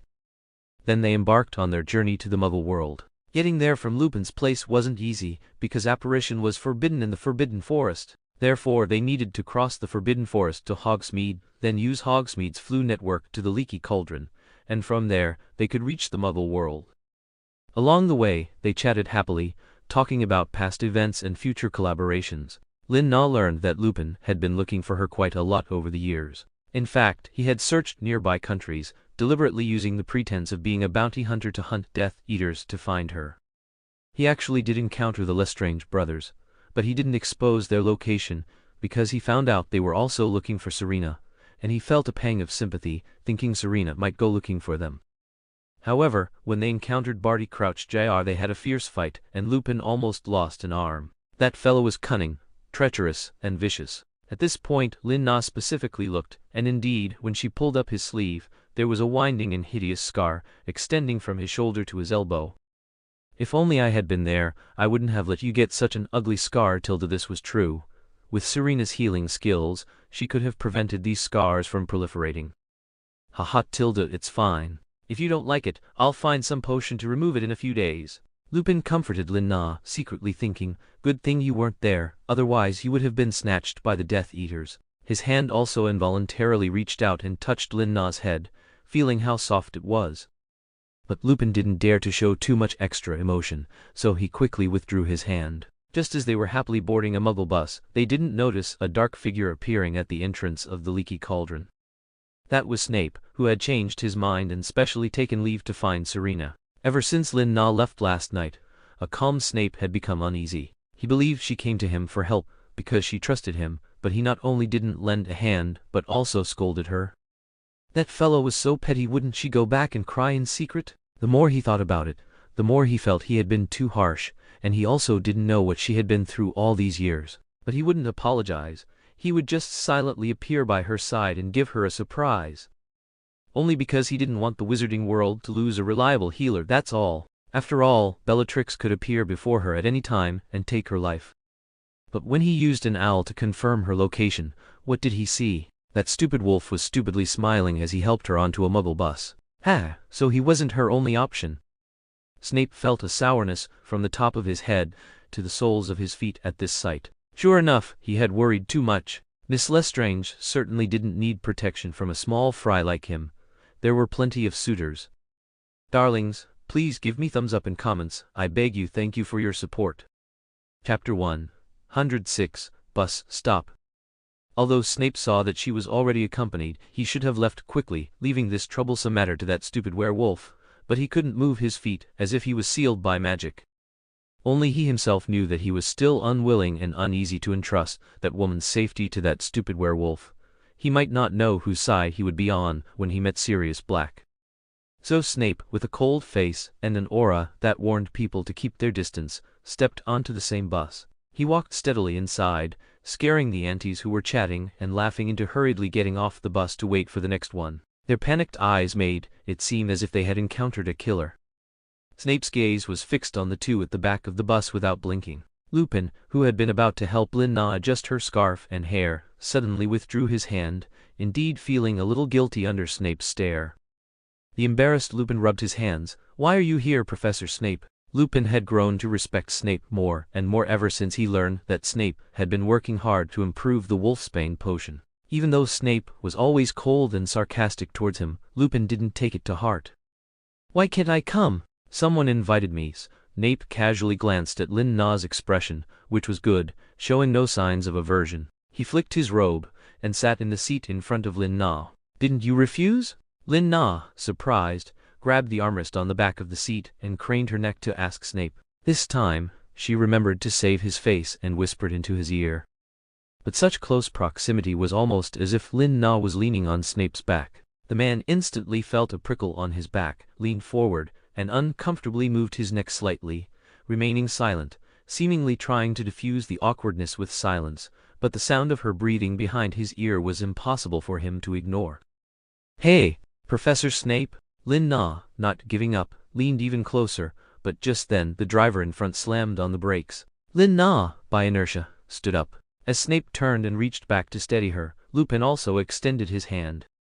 So Lin Na hit her head on Snape's shoulder, and Lupin's arm and Snape's arm overlapped, pushing Lin Na back into her seat. Snape glared back with disgust, withdrawing his hand, and vigorously wiped it with a handkerchief, as if it had been contaminated by something foul. Lupin also awkwardly withdrew his arm. "Are you all right, Serena? Driver, please drive slower." He awkwardly comforted Lin Na, and then stared intently at the driver in front. "I'm fine." Lin Na sat up and looked forward. It turned out to be a primary school student who had suddenly rushed out from the roadside. "That's great, as long as it's not a Death Eater, anything is fine." Lin Na looked at the back of Snape's head, knowing he was acting up again. Whatever, as long as there's danger, he'll definitely step in. So she turned and continued chatting with Lupin, completely unaware that Snape was still waiting for her to come forward and ask him. But as their conversation grew more cheerful, the air pressure around Snape became more oppressive. He had originally taken out a book to read, which suited his image and temperament. That thick book was something Lin Na would never willingly raid. But the sound of Snape turning the pages was like a sharp weapon harvesting hearts, making the man in front of Snape unable to resist changing seats. Snape himself, in fact, hadn't absorbed a single word. He just felt that if he didn't do something with his hands, he might want to wring Lupin's neck. Finally, the group endured until their stop. Lin Na was the first to walk out into the aisle. As Lupin was about to follow, Snape quickly stood up and pushed him aside, separating the two of them. Now Lupin was standing at the very back. Lin Na, unaware, enthusiastically nudged Lupin's waist with her elbow. "Look, that's the neighborhood. Seems we'll have to walk in. It looks quite large." Then she felt the atmosphere behind her seemed off. Why wasn't she getting Lupin's dog-like enthusiastic response? She turned around and saw that Lupin behind her had turned into Snape, looking like he was collecting a debt. "Haha, Professor Snape thinks so too, right?" That somewhat fawning expression made Snape feel a little pleased, so he reined in his hostility, turned sideways, bumped Lin Na, and was the first to get off the bus.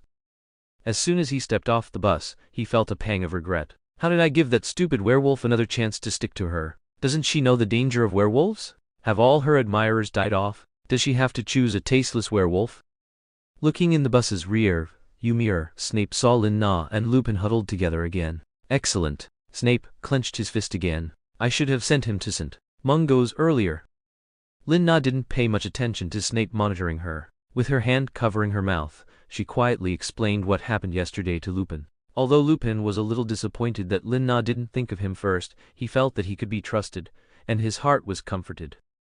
He smiled, indicating that he understood and would listen to her. But in reality, everyone understood that Dumbledore's directive was not to approach Harry Potter. Their current rash approach to Harry, he didn't know what consequences it would bring to his life. Doing so was tantamount to a betrayal of Dumbledore's trust. But when he thought that Harry's safety might also be threatened by Sirius, Lupin felt he couldn't stand idly by. He needed to warn him, to personally ensure his safety. As the two of them strode forward, Snape stopped again, looking at the harmonious backs of the man and woman, and said sarcastically, "You aren't planning to expose yourselves so directly, are you? You're even worse than a little Weasley family brat." Lin Na knew immediately that Snape definitely had a plan. A double agent like him would never fight a battle unprepared, so she instantly perked up and turned to stand beside Snape. "Seems Professor Snape has a good method?" Lin Na winked mischievously. This was the first time Snape had seen such a playful side of her. This hateful woman would truly stop at nothing to achieve her goals. Misunderstanding. "Take it." Although Snape scorned the other party and scorned himself, he still handed the invisibility potion he had prepared beforehand to Lin Na, but he completely ignored Lupin beside her. Lin Na had known he would do this. She generously patted Lupin's shoulder. "It's fine, we'll share one bottle. This dosage should last about an hour." "Absolutely not." Snape immediately stopped their more intimate gesture. "Share one bottle? Ha. She's truly generous." He grudgingly threw a bottle to Lupin. Chapter 107. Poor Baby. With Snape's assistance, all three of them took the invisibility potion, easily evading the security guards' patrols and the Squib Lady's surveillance. Lupin suggested they hold hands to ensure no one got lost, but as he fumbled around, he didn't feel Lin Na. Are you still there, Serena? No need. Snape's booming voice, however, rang out. I'm here. Lin Na had thought the person who grabbed her hand and quickly pulled her away was Lupin, but it seemed to be Snape. Wasn't he 2 meters away from her? He moved quite fast. It seemed Snape wasn't entirely indifferent to Lily Potter's child after all. He was just so awkward. Led by Snape, Lin Na followed him to the place where the story begins in the Harry Potter movies. Just like in the movie, it was a very ordinary and common residential house. It was clear that the owners of this house didn't have a good relationship with their neighbors, evidenced by the distinct fences and the mind-your-own-business attitude. At this moment, the air was filled with a hint of awkwardness, because this time Snape wasn't holding her sleeve, but Lin Na's hand. But his big hand was so warm that Lin Na became greedy and couldn't break free, so she just let him hold it. The two stood awkwardly in place for a while, unsure what to do. Unable to see inside the house yet, they could only wait there and couldn't rashly ring the doorbell. So, to ease the atmosphere, Lin Na took the initiative to start a conversation. You said we absolutely wouldn't be seen, right? Lin Na's hand was squeezed tighter. Are you questioning my expertise, Miss Lestrange? Even without seeing his face, Lin Na could imagine how disgusted the man's tightly furrowed brows must look. Ahaha, Tilda, I mean, how would Remus be able to find us then? Lin Na chuckled awkwardly. She was just curious why Lupin had disappeared on the same path. Had he not caught up yet? You call him Remus? The light, rising intonation carried disdain and skepticism. It was clear he was very displeased to hear of their intimate relationship. We're friends. Tilda. Lin Na wondered if Snape was jealous. But that would be too fantastical. Snape jealous? She had no idea that the ghost wall Lupin was currently experiencing was a confundo spell deliberately cast by Snape. We're friends, Tilda. Snape repeated in a sarcastic tone that sounded incredibly sickening. Then he flung Lin Na's hand away. Yes, everyone was her friend except him. Then I can't call you Severus? Have you ever? Snape's tone suddenly escalated sharply, startling even himself. Why was he acting like a jealous husband? He then fell silent, sinking into solitude. Severus? Sevi? I'll call you that more often from now on, okay? Lin Na truly didn't understand what kind of tantrum he was throwing now. Perhaps her voice was too loud, drawing the attention of someone inside the door. Go quickly and see who's chattering outside. A sharp, high-pitched female voice broke the awkward atmosphere between the two. Someone was opening the door. Okay, Aunt Petunia, Tilda. A clear little boy's voice came from the doorway. That's right, Harry Potter, who lived under the stairs. It must be him. Lin Na felt a faint thrill. She was about to see the famous golden boy, happier than when she'd seen Lord Voldemort. Of course, no normal person would want to see him. At the same time, Snape, who had been far from Lin Na, stepped forward again, placing an arm in front of her. Was he worried she would do something to Harry? The door opened a tiny crack, revealing half of a childish face. Cautiously and timidly peered outside, and only when it confirmed no one was there did it confidently open the door wider to look again. It was a boy of 7 or 8, looking much younger than his actual age, wearing a ridiculous woman's shirt under a down vest that smelled of mothballs and had clearly been stored for a long time, a patched version at that. He stood so thin and weak in the doorway, as if a gust of wind could knock him over. Because of his gauntness, his large green eyes stood out prominently on his face, carrying a hint of bewilderment and innocence. He stood on tiptoe, looking out. He was truly a malnourished and pitiful child. He didn't even have cotton slippers, and his toes, exposed outside his broken slippers, were frozen red. I asked you if anyone was there? Are you deaf? The roar, like the power of a lion's roar, made the boy instinctively tremble, appearing even more helpless. No one. Aunt Petunia. If there's no one, why are you leaving the door wide open? Do you want to freeze us to death? The woman inside was even more aggressive, rushing over and slamming the door shut with a bang.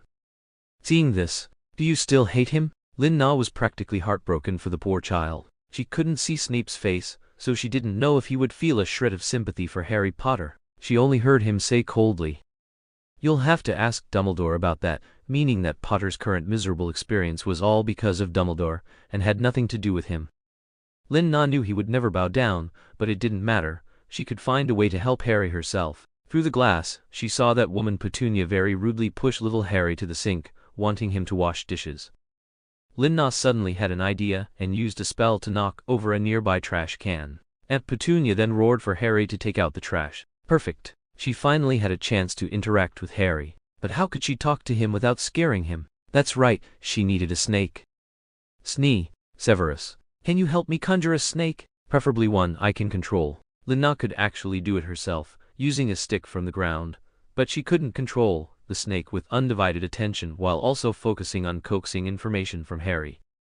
After all, she didn't particularly like such creatures, perhaps from deep within her body and soul. Even Serena had hated how Riddle's snake always bothered her when she was little. You can do it yourself. Snape clearly didn't want to get involved in anything concerning Potter. Who'd have asked Remus to help me? Meaning, you know why he's not here. Serpent, strike! Snape pouted. It was because that stupid wolf was too useless, otherwise, he should have appeared already. However, he didn't intend to let him steal the show, so he obediently conjured a snake. Now Lina could use the snake as an excuse to communicate with little Harry. Lina led the way to the back door, catching up with Harry as he headed for the trash bins. Chapter 108. Probe Intelligence. So Snape had no choice but to follow behind the little girl, controlling the snake, and playing house with the Harry Potter he detested. How could Snape not have seen Lily's only remaining child? It's just that Dumbledore never knew when he came. He would periodically check if he was still alive, but every time he saw Harry's face, which increasingly resembled James Potter's, it would reopen his old wounds, his regrets. But in recent years, he had diverted a significant portion of his life to searching for Selina Lestrange, or rather, a very large portion of it. So when he saw Harry again, he no longer felt the same complex emotions as before.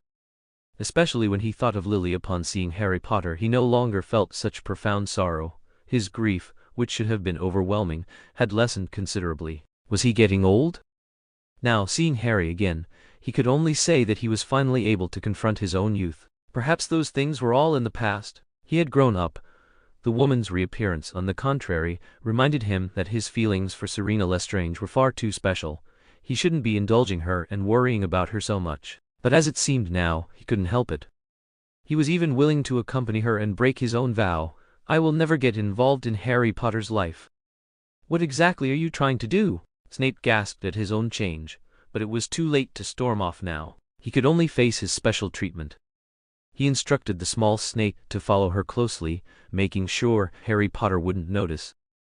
You'll find out in a bit, Lina whispered to Snape, suddenly finding Snape walking the snake hilarious. Lina had to suppress her laughter and followed Harry to an deserted rubbish dump. She tugged on Snape's sleeve. Now's the time.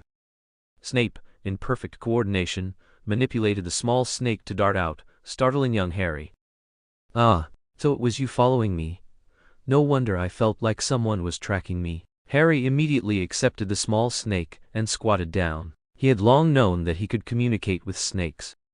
He even thought the small snake had something to tell him. I need your help, hiss hiss. Lina mimicked the snake's tone, organizing her words. What? I'm sorry, Aunt Petunia won't allow me to have pets.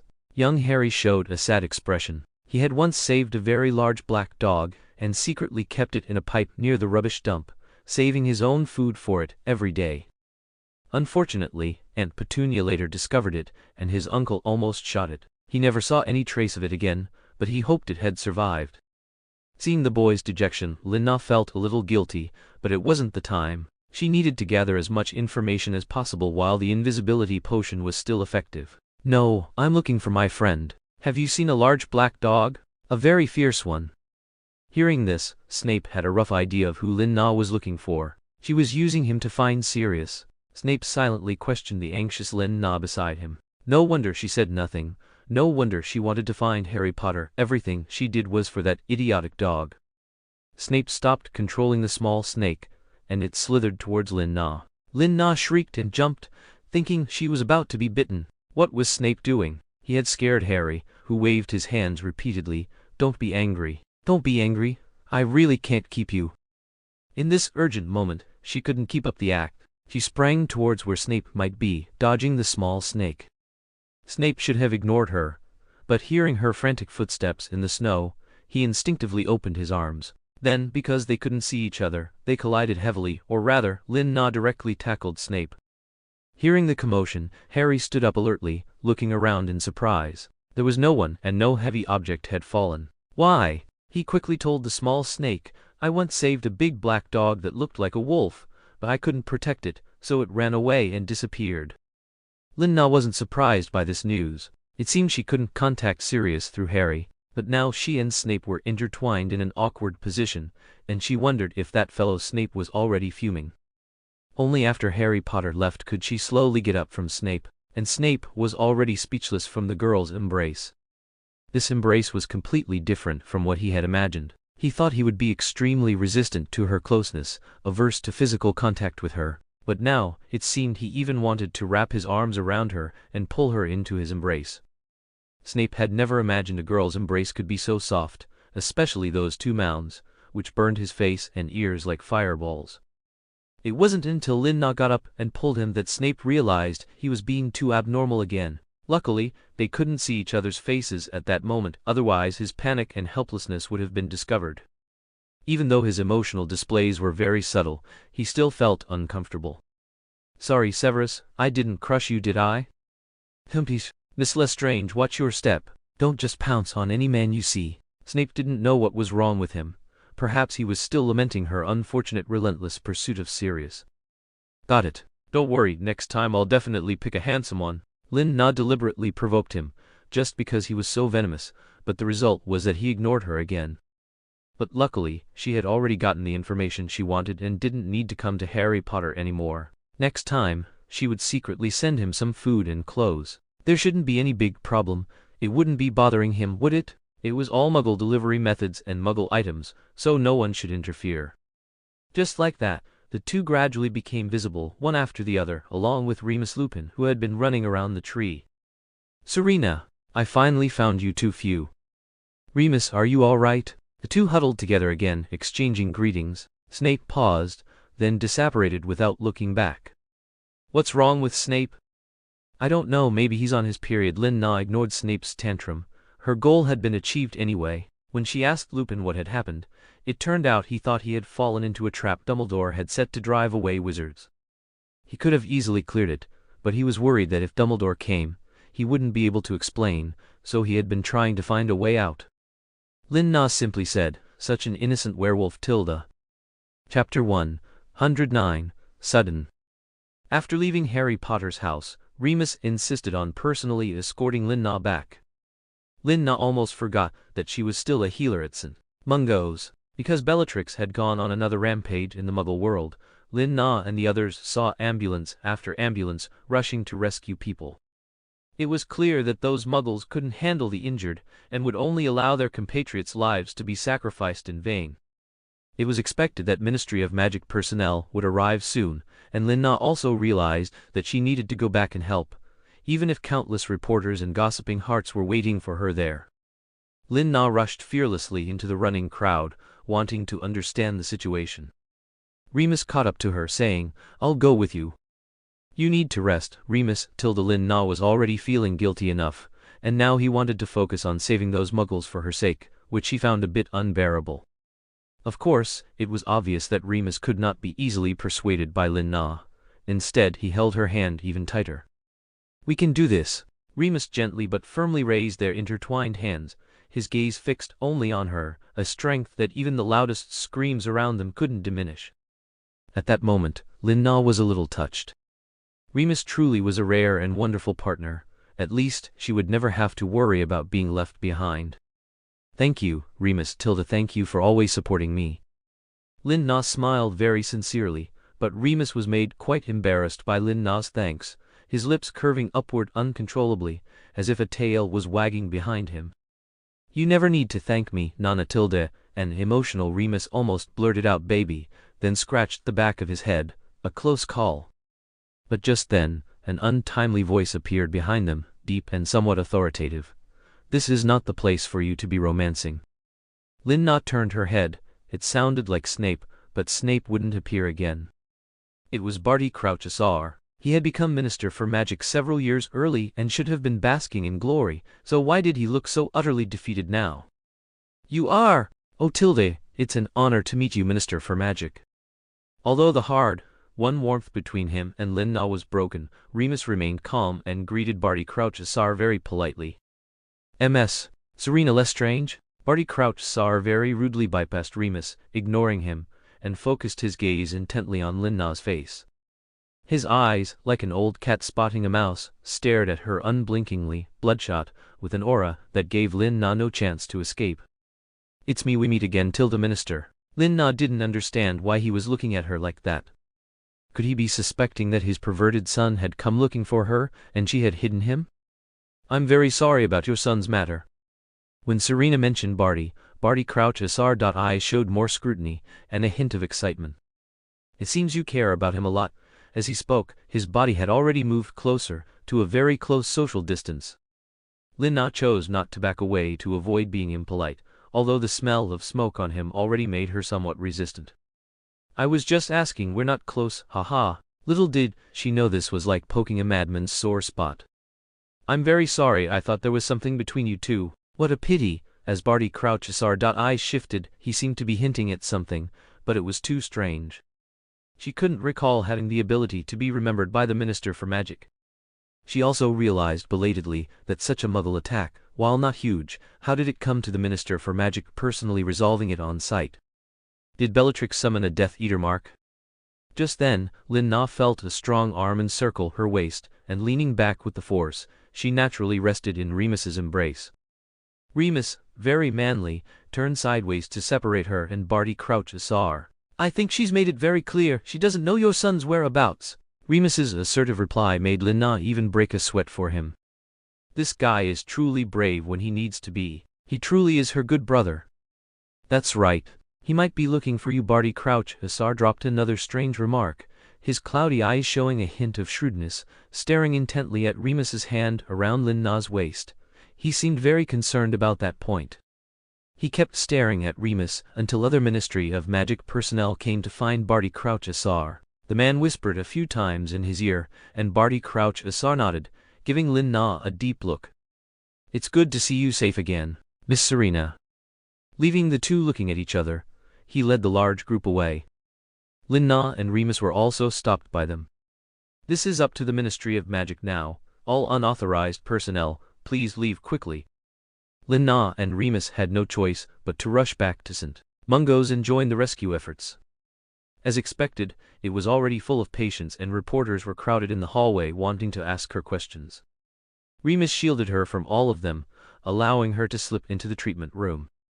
"Thank Merlin, you're back. We really need support now." When Madame Mary Jane saw Lin Na return, it was as if she had seen the idol who had saved her in childhood. She must have been too excited to think she and that person were one and the same, right? But how could that be? "You've worked hard, Madame Mary Jane." Lin Na quickly put on her white coat and plunged into the treatment.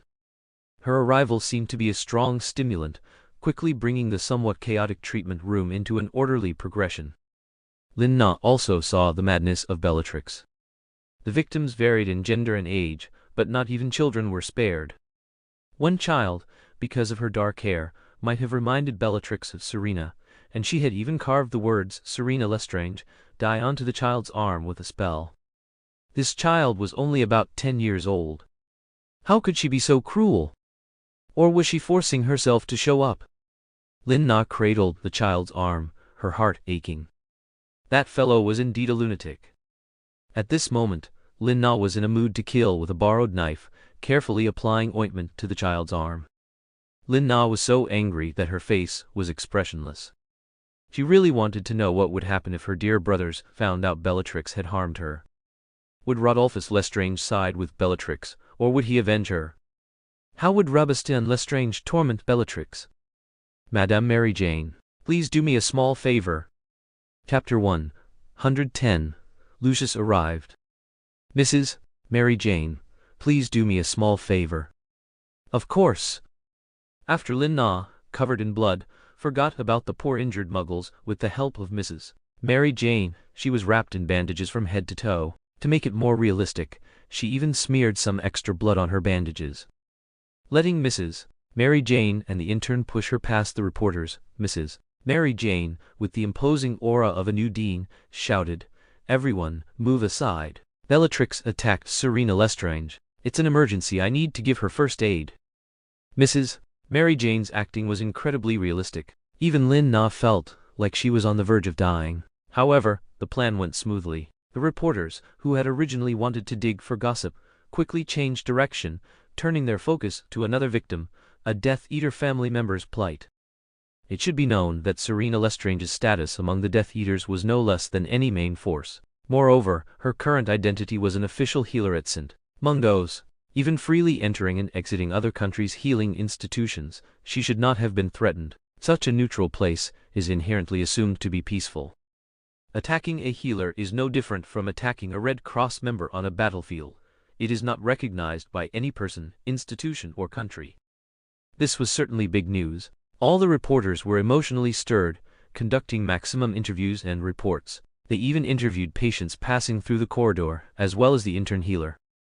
Of course, Lupin also believed it. When he saw Lin Na being pushed out on the bed, at that moment, it was as if his breath stopped. He stood frozen for dozens of seconds, unable to believe his eyes. At that moment, he felt as if he had been thrown into icy water, unable to breathe, with a suffocating sensation of drowning. Serena, wasn't she just fine? Lupin asked himself, answering his own question. Finally, just as the door was about to close, he rushed forward with all his might, but he was separated by the crowd. This time, he was the one being blocked. Lin Na could accurately hear Lupin shouting her name even through the door. She could only secretly apologize. To deceive everyone's eyes, she could only let him be sad for a while. Lin Na had a premonition that even if she didn't trick her brothers into getting rid of Bellatrix, she could still attract Bellatrix to St. Mungo's herself to find her, because this was truly a good opportunity to get rid of her. Thus, under the reporters' coverage, overwhelming news appeared in thousands of households. Even Lucius Malfoy received notification that same evening and rushed over. He had been casting a wide net to find Lin Na's whereabouts, and over the years, to follow her footsteps, he had even expanded the House of Malfoy's business empire to China, Chile, Bolivia, the African continent, and other places. However, unlike his father, he tried to keep Draco by his side. Perhaps influenced by his own childhood, he didn't want to be the same kind of father as his own, and he would constantly tell Draco stories about his mother. Because Draco had been traveling all over the world with Lucius these past years and hadn't experienced his mother's excessive doting, he had matured much more than in the original story. His originally pale, vampire-like skin had also gained a healthier glow. As Lucius was preparing for his trip tomorrow at Malfoy Manor, he had just finished telling Draco the story of how he and Lin Na dated in the Forbidden Forest. While packing his luggage, he received a secret report from a house elf. It was the one he often sent to St. Mungo's, who would go every few days to scout out the situation for him. This house elf happened to see his mistress being pushed out amidst the crowd, so he immediately returned home to report to Lucius. Lucius's hand, which was wiping his wand, suddenly stopped. It took him 3 seconds to process the information before he realized that his woman had finally returned, but she was severely injured, and it was Bellatrix who had caused it. Lucius forcefully reinserted his wand into his serpent-headed staff, letting it drop heavily to the floor. The veins on his hand, gripping the serpent's head, bulged, as if that was the only way he could control himself and stand steady. "Go. Announce that tomorrow's business trip is cancelled, and tell the young master to rest at home tomorrow." With that, he strode majestically towards his family's fireplace. "Yes, master." At this moment, with every step Lucius took, he was regretting why he wasn't the first person to meet her. Why didn't he realize sooner, when Lin Na became Narcissa, why she always distanced herself from Bellatrix? It must have been in the past that Lin Na was bullied by Bellatrix, those hateful Black family members, either bullying his woman or trying to seduce his woman. He would absolutely not forgive them, those Blacks. In the fireplace, Lucius couldn't help but recall what Lin Na, as Narcissa, had said. "Bella is indeed beautiful, but the more beautiful the flower, the more thorns it has. I'm afraid of pain." Those were her exact words when he invited her to Bellatrix's birthday ball. It turned out she had known all along what a madwoman Bellatrix was. He had always thought it was because Bellatrix was also a Death Eater that she had a rift with her, and that their private relationship was actually good. Unfortunately, he was terribly wrong. If she had told him, Lucius would have certainly taken the opportunity to eliminate Bellatrix during Death Eater activities. He would not have given Bellatrix any chance to harm Lin Na. However, he also blamed himself for not understanding Lin Na enough. The more Lucius thought about it, the more anxious he became. Finally, he arrived at St. Mungos, and what greeted his eyes were the reporters who couldn't be driven away. They were all desperate to report the follow-up. Who would be the first to arrive in front of the celebrity? They were very curious if the celebrity's rumored partners from 3 years ago would appear. The moment Lucius appeared, he was caught on camera. If it had been in the past, he might have symbolically made a few statements, demonstrating the prestige of the House of Malfoy. But now, his mind was only concerned with Serena's safety. How could he care about those guys? "Everyone, please make way for me." Under the imposing presence of the head of the Malfoy family, the reporters respectfully made a path for him, and even the camera flashes significantly decreased. "Is that Lucius Malfoy?" After Lucius left, everyone couldn't help but whisper amongst themselves, wondering if he had come for Selina Lestrange. But when they tried to follow, the house elves who appeared, with a few spells, isolated them behind, leaving them to crane their necks and strain to look inside. Chapter 111. Forced Kiss.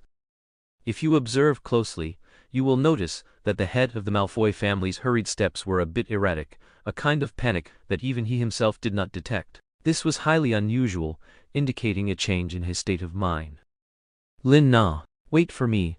Lucius clenched his staff, as if all his strength was concentrated at one point. He was enduring, he couldn't panic. She would definitely be fine. When Lucius Malfoy rushed to Lin-Na's ward door at top speed, he found Lupin leaning dejectedly by the doorway. He sat forlornly on the floor, waiting for Madame Mary Jane to come out and explain Serena's condition to him. At this moment, Lupin's neat clothes were gone, replaced by wrinkles and dust, and even his tie was askew and loosened at his side. What happened? The first thing Lucius did upon seeing Lupin was to question him. He looked down on him, and now even felt a bit disgusted that Lupin knew more about Lin-Na than he did. Shouldn't she belong to him? Why did he have to inquire about her from someone else? Lupin looked up at Lucius with a complex expression, not wanting to bother with him. He also had no obligation to explain to him. Seeing that Lupin did not want to answer him, Lucius directly pulled out his wand. Legilimency. He was about to forcefully learn about her from Lupin's mind, but Lupin struggled free. Lucius only vaguely saw a scene of them on a bus, and strangely, Snape's figure was also present. What were they doing in the Muggle world? Lucius Malfoy was blocked by Lupin, and at the same time, Lupin clutched his head in pain. "You! How dare you! Get out of the way, I don't have time to waste with you." He needed to quickly understand what happened to Lin-Na, so he directly stepped over the fallen Lupin and walked straight into Lin-Na's ward. Fortunately, as soon as Lucius loudly questioned Lupin, Lin-Na sensed him, so she quickly lay down, pulled up the covers and pretended to be unconscious. So by the time Lucius burst in, she had just finished her disguise. The moment Lucius saw her, he immediately picked Lin-Na up from the pillow. Although Lin-Na's eyes were closed, she could still feel his whole body trembling. He seemed unsure where to touch her without hurting her. But he couldn't bear to let go. All she heard were a few choked and suppressed na-na tilde na-na. I'm here. You're completely safe," Lucius said, pressing Lin-Na against his shoulder and carefully rubbing her back. Lucius's long, slender hand traced over every bandage on her body, as if counting her wounds. Each one pained Lucius to the point of speechlessness. The person he constantly thought of, day and night, had been severely injured within his sphere of influence. He was truly too incompetent. No wonder those old-fashioned portraits at home always joked that his father was the last Malfoy. It was because he wasn't ruthless enough that the madwoman had the chance to touch his bottom line. If Lin-Na were to open her eyes now, she would definitely see a spirited Lucius with sharp, fierce eyes, a side of him she had never seen before. Lin-Na felt Lucius's state and almost couldn't hold back her laughter. Why was he so serious, as if she had died? She hadn't expected Lucius to have such a serious and earnest side. This couldn't help but remind her of her memories as Narcissa. During that time, she actually knew her situation. Because the mission couldn't be delivered for a long time, she had already guessed that she would most likely fail, which meant death. So in the final stages of her pregnancy, she constantly prepared Lucius. "If I die, find a reliable stepmother for Draco. Oh, and don't let it be Madame Zabini. That one might jinx you to death." "No, I don't need another wife, and Draco doesn't need a new mother." Lucius would always firmly deny everything she said. And he would cling to her like a plaster, no longer going out for business or socializing. He would always press against her back, his arms wrapped around her waist from behind, embracing her belly, and then meticulously caressing her stomach. Did you hear that, Draco? Don't make your mother angry, or you'll face family punishment. Although his tone was firm, his movements were gentle, as if touching something fragile. Lucius would also rest his chin on her shoulder, which had some weight, but Lin Na remembered that she quite liked it then. This could earn mission favorability in exchange for gifts. Lin Na said many times he must take good care of himself and Draco and find a reliable nanny. Each time, he would personally silence her with his mouth. Indeed, Lucius Malfoy's kissing skills were truly remarkable.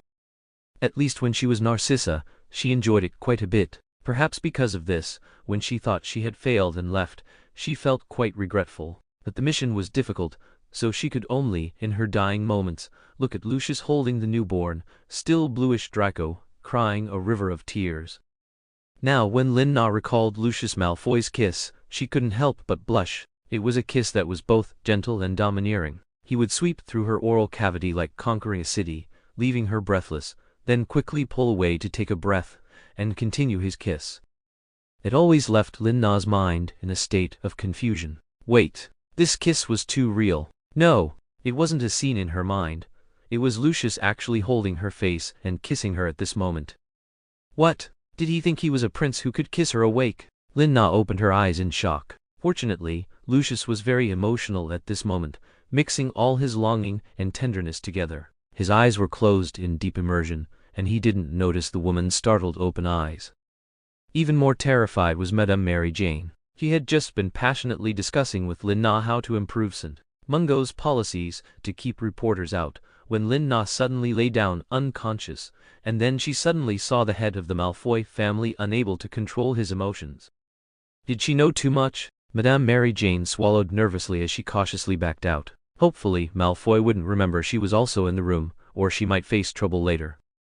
But just as she was slowly moving out the door because the scene of their embrace was too beautiful, she couldn't bear to leave immediately, Lucius looked up, protecting the back of Lin Na's head, and called out to her, "Wait, tell me, what exactly happened?" Ah, a guilty Madame Mary Jane was so startled, she almost bit her tongue. It was Bellatrix Lestrange. She did it. Chapter 112, Snape's Palpitations. Lucius was now in a stage of emotional instability, though he was desperately trying to maintain his composure. His usually charming eyes were now clouded with gloom, causing Mrs. Mary Jane to avert her gaze and inwardly complain. How could Serena possibly tolerate someone like him? He was far worse than Les. Speaking of which, where was Les?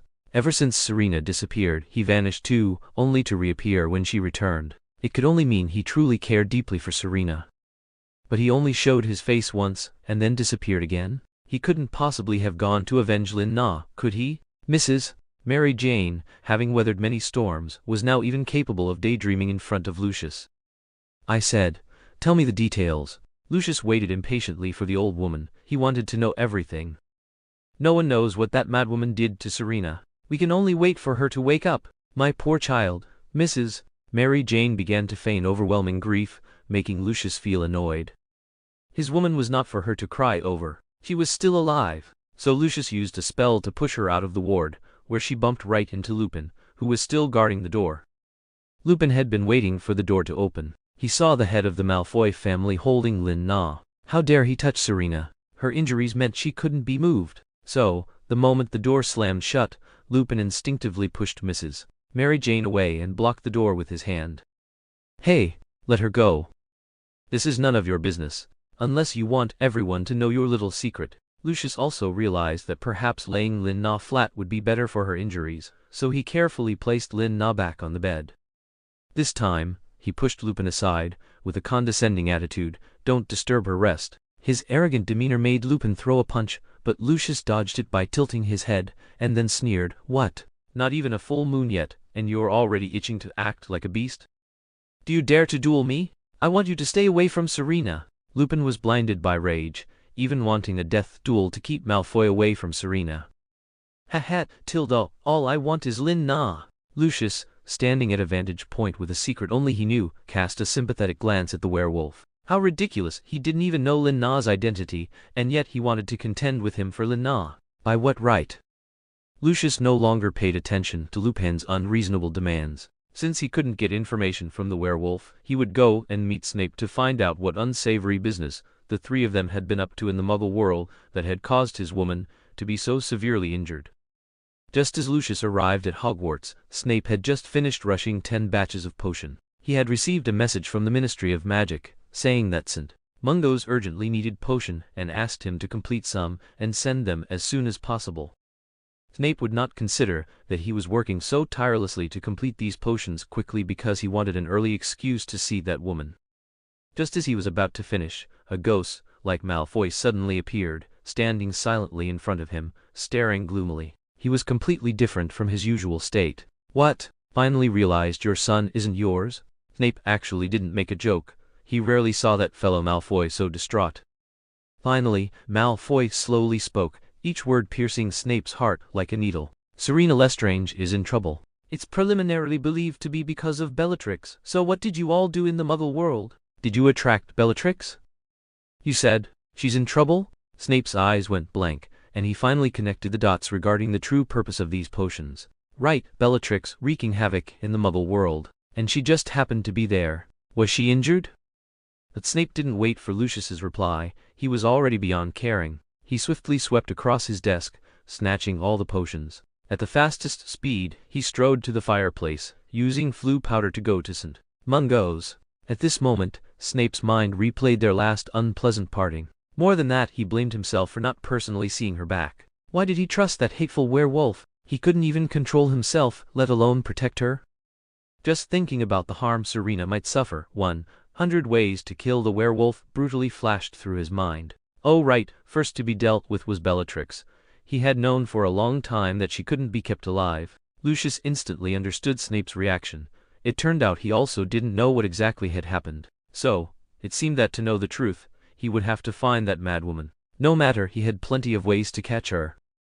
Lucius thought of faking Lord Voldemort's appearance to lure Bellatrix out, but as a Malfoy, he would never do it himself. He would seek help from others, like Barty Crouch Jr. Meanwhile, Regulus's figure first appeared among the crowd of reporters. He also watched from a dark corner the play Lin Na designed and performed with Mrs. Mary Jane. With his mind temporarily controlled by Riddle, he naturally didn't think Lin Na was seriously injured now. Because he acutely perceived that Lin Na's breathing was normal, not weak like someone with severe injuries. But ultimately, the person who hurt her was very likely Bellatrix. The man in the shadows had a flash of scarlet in his eyes, and his teeth had already bitten through his lip. She, who gave her the right to touch her? He hasn't had enough fun yet. How could Selina Lestrange be allowed to die? So Regulus, who should have been involved in the rescue, was forced by Lord Voldemort's control to go to the Muggle world and find Bellatrix, who was hiding in an ordinary residential building. He couldn't let his little pet get hurt for nothing, could he? Although Regulus's body was possessed by Riddle, his consciousness was still present, so even though Lord Voldemort used his body to move freely in the Muggle world, he could clearly remember the paths he took. Even under such extreme conditions, Regulus still thought of remembering these paths, finding those Death Eaters, and then secretly writing to inform the Ministry of Magic. However, the first ones Lord Voldemort found were the Lestrange brothers. They had always been loyal supporters of Riddle and were Serena's brothers. Lord Voldemort valued them more than others, and now, after the handover, they had become his only trusted people. Chapter 113. Anger. Regulus had been looking for an opportunity to regain control of his body, but even with Lord Voldemort so weak, he was still a terrifying soul with immense magic. Most of the time, he controlled Regulus's body, invading his brain, and discovered some interesting things. I never thought my little pet would have so many admirers, till the Lord Voldemort hadn't expected that his most inconspicuous subordinate was secretly in love with Selina, who was clearly his brother's fiancée. It was strange, really. It was he who, to fulfill his little pet's desire for Sirius Black, personally arranged their engagement. But when things actually came to fruition, Lord Voldemort found it very difficult to accept the fact. Fortunately, Sirius Black was not only a foolish fellow, but also blind, showing no affection for Selina. Coupled with his status as the eldest son of the Black family, this allowed him to live safely until now. Otherwise, Lord Voldemort would have acted long ago. Who dared to dislike his little pet? But when he encountered someone like Regulus, he consumed Regulus's body without restraint, completely disregarding any consideration for the Black family. Finally, leveraging his understanding of Bellatrix, Lord Voldemort found Bellatrix before Lucius. At that time, Bellatrix had already used Imperio to control several Ministry of Magic members. He had learned that the Minister for Magic intended to protect Serena within the Ministry of Magic. So, she planned to manipulate those members to find an opportunity to kill Serena. Unfortunately, she couldn't kill her with her own hands, but she eagerly anticipated seeing her husband's despairing face. That day, after a meeting with a high-ranking Ministry of Magic official, Bellatrix encountered a familiar yet strange face. Initially, Bellatrix couldn't believe her eyes. Regulus? But soon, a surge of excitement emerged. This was great. Regulus was alive. She believed he would definitely side with her, not only to find her master, but also to revitalize the House of Black. So, with a smile, she pressed close to her brother's body. "I'm so glad you're alive, my brother," but just as her hand was about to hook onto Regulus's shoulder, her hand was fiercely seized and twisted back with such force that it felt like her wrist would snap. "Hist Tilda, you should know I looked for you when you went missing." Bellatrix, though displeased, was still intimidated by Regulus's current aura. After several years apart, her brother had grown so imposing. He exuded an invisible pressure, like a dark wizard who could conceal himself. It was just a pity that he was now emanating dangerous signals towards his own sis. "Who gave you the audacity to call me brother? Black?" Lord Voldemort detested being touched by anyone, with the sole exception of that woman. Even if he was in someone else's body, it was unacceptable. He felt dirty. "You are Bellatrix," wincing in pain, stumbled back 3 steps. Turning to look at her brother again, no, with just one glance, she could tell this was the man she had yearned for year after year. Bellatrix tremblingly extended her hands, wanting to touch him, but under the gaze of his scarlet eyes, she suddenly realized her actions were treasonous. She stopped abruptly, knelt down, and prostrated herself devoutly at Lord Voldemort's feet. "Master, you have finally come to see me, Matt. I've missed you so much, Master." At this point, Bellatrix was so excited that she even shed tears.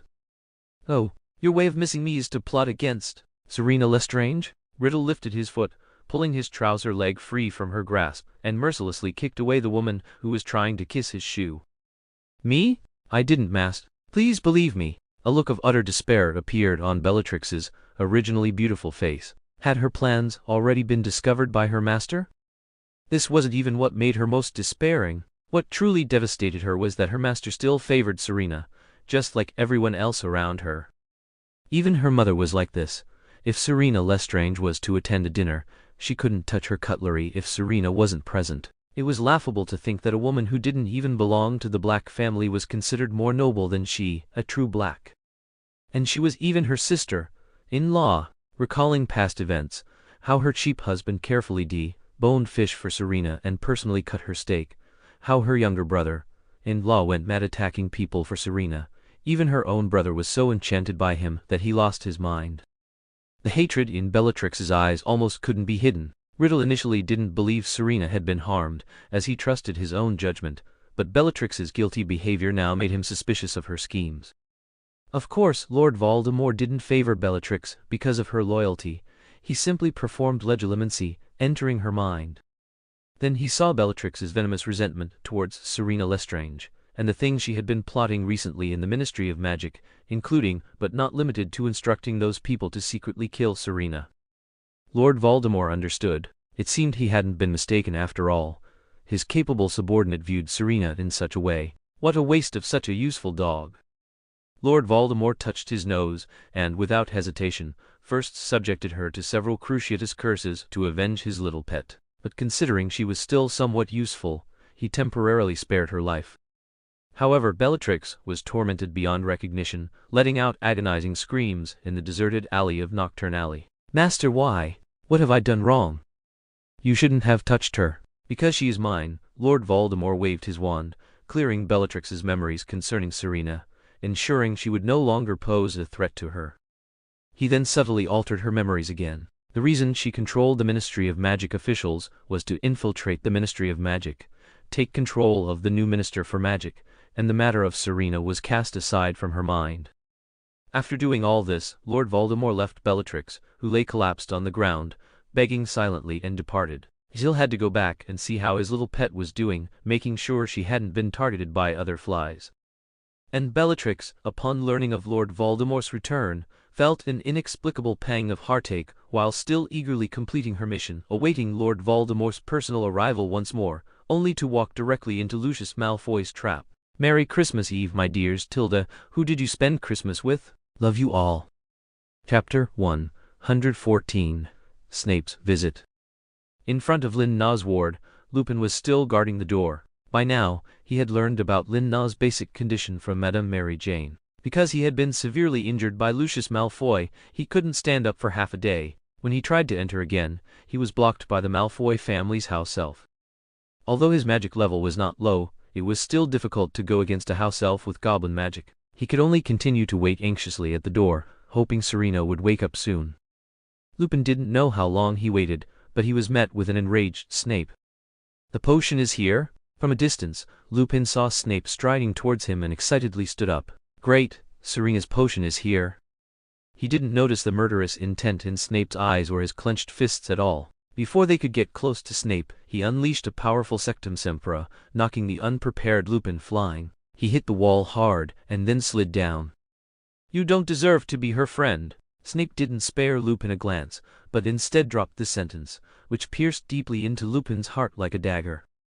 The pain made Lupin unable to stand. Although Malfoy's injuries to him were much more severe, when he heard these words, Lupin felt like dying. He parted his dry lips. I was wrong. Even he himself thought so. If he had always stayed by Serena's side, perhaps she wouldn't have been harmed. Snape had no time to deal with Lupin's thoughts. He needed to see her as soon as possible. Similarly, Snape also encountered the Malfoy family's house elf. But Snape was much more cunning than Lupin. He directly used Malfoy's name, saying he was there to deliver potion to Serena. If Selina Lestrange's condition is delayed, and you can bear the responsibility, I don't mind waiting outside until your master returns. Snape broke the house elf's psychological defense in a few words. Additionally, he did indeed frequent the Malfoy family manor and chatted happily with Lucius, so the house elf believed him. Thus, Snape successfully entered Serena's ward. At this moment, Lin Na was indeed asleep. It was already late at night, and she had gone through intense and strenuous treatment of the injured, so she was tired and fell asleep. In Snape's opinion, she was fine, her vital signs were stable, but she was very weak. Also, the bandages on her body still smelled of blood. Snape's slightly settled heart tightened again, just like his eyebrows. Didn't those people at St. Mungo's know to change her into new clothes? They also didn't know to change these dirty bandages for her. No wonder she slept extremely restlessly. Perhaps even in her dreams, there were painful moments. So, Snape grabbed a bed sheet nearby, quickly cut it into a strip of cloth, and tied it over his eyes. After ensuring he wouldn't see Lin Na's body, he slowly extended his wand and began to help Lin Na change the blood-stained bandages. What a pity for the bandages Lin Na and Madame Mary Jane had painstakingly applied with blood.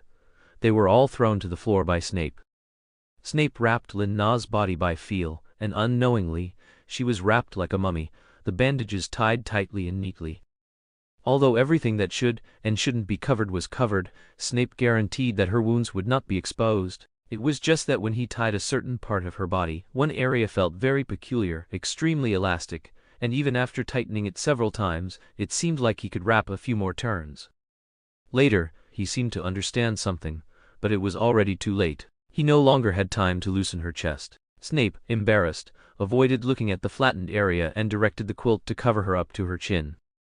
He stood by the bed, quietly observing the girl's complexion, which gradually gained some rosy color due to being squeezed and unable to breathe. He was reluctant to leave for a long time, and her vibrant image from the past appeared in his mind, forming a stark contrast with her current weakness.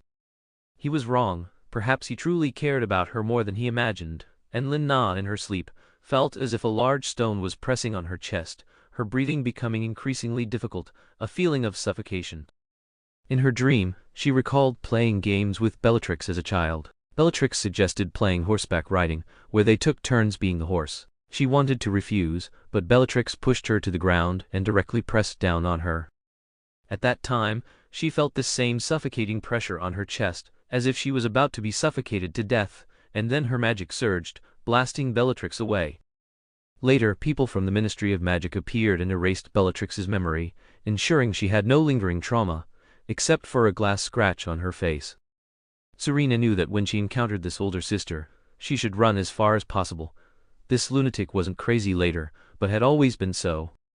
Thus, Lin Na was forcibly suffocated awake by herself. Drowsily, she saw a ghost standing by her bed, emitting a dark aura, as if demanding her life. Aha! Lin Na let out a sharp scream, and hid under the covers. She had lived 2 lives, accumulating good deeds, treating so many patients, helping so many men regain their vitality, and making countless families happy and prosperous with many children and grandchildren. She didn't deserve this, did she? Was it because she had feigned illness and angered the heavens? It seems you're not badly hurt, Ms. Lestrange. Seeing the woman so energetic and also so afraid of him, Snape was momentarily unsure whether to be happy or annoyed. Hearing the familiar voice, Lin Na immediately realized, wasn't this Snape? She slowly pulled down the quilt and peeked out. Sure enough, it was the dusty potion master. You came to deliver potion? Wait, why were the bandages on her body different? Someone had changed her bandages. The bandages on my body are. As she spoke, Snape's gaze wandered, shifting to a nearby lamp. If those people at St. Mungo's can't accommodate you, you can come to Hogwarts as my assistant. You can be responsible for grading homework, allowing me to live 2 more years among those idiotic little trolls. Snape's behavior and words greatly astonished Lin Na. Was he worried about her? No, how could that be? He probably considered her a friend, and it was a very reliable suggestion. As for the bandages, perhaps Madame Mary Jane helped change them. There was no way Snape, that old man, would be meticulous enough to change her bandages, and it was too private. It would probably be easier for him to brush a troll's teeth than change her bandages. Thank you, I'll consider it. Drink! Snape, again, handed Lin Na a potion to ease the awkwardness. Chapter 115. Discovered. Lin Na reached out and took it, finding it was still warm. Professor Snape had just brewed it, so it seemed he had rushed to get here. The atmosphere between them solidified once more. Lin Na obediently drank the potion, sensing that Professor Snape had a lot more to say, but was delaying opening his mouth, which made her feel annoyed by his stare, as if she were a student who had made a mistake. So Lin Na issued a dismissal. Well, I'm tired, meaning he could leave. She was fine, and had already taken his potion. You haven't explained clearly yet. Professor Snape moved a step closer to Lin Na's bedside, his face stern, giving Lin Na no reason to refuse. Perhaps a little Veritaserum would let us know everything that happened. Trust me, you won't feel a thing. As Professor Snape spoke, he began to roll up his sleeves, as if to forcibly hold her down, and administer the potion. Lin Na saw how difficult he was to communicate with, and knew he was truly capable of such a thing. So Lin Na could only reveal the truth of her scheme. This was a plot to get rid of Bellatrix. I'm fine, not injured. She could attack me at any time, and for the sake of the poor muggles, I had to do something. There's a Chinese strategy called killing with a borrowed knife. So whose knife did you intend to use to kill a main Death Eater? And your own sister-in-law? Professor Snape's expression showed no emotion, or perhaps he was always like that. Lin Na realized that, in terms of both emotion and reason, what she did was indeed no different from righteous extermination of family. Did Professor Snape think she was heartless? Professor Snape was indeed angry that she had rashly taken on the risk of this matter herself. Setting aside whether she would be criticized, what if Bellatrix found out? How would that madwoman retaliate against her? Selina Lestrange, her brain was barely sufficient for studying, but when it came to scheming against others, she was a fool. Her disguise was too easily seen through. Perhaps only a stupid werewolf would fall for it. But why didn't she discuss this with him before doing it? At least let him bear the blame. He wasn't lacking one more anyway. What a perfect plan, Ms. Lestrange. I should commend you for your heroic sacrifice, shouldn't I? Professor Snape clapped his hands a few times, dryly, each clap wanting to land on Lin Na's body to make her sober up, but she would surely shriek, and he couldn't bear to, so he could only distract himself this way. I know what you want to say. I believe my brothers will help me. Lin Na was surprised that Professor Snape would get angry about something like this, seemingly angry at her recklessness and stubbornness. He actually cared about her so much. Lin Na, somewhat flattered, looked Professor Snape up and down, her expression like she'd seen a ghost, which further infuriated Professor Snape. What are you looking at? How could she look at him with such intense eyes? Professor Snape gritted his teeth at Lin Na's "what's wrong" expression, but he didn't know how to explain his feelings or block her gaze.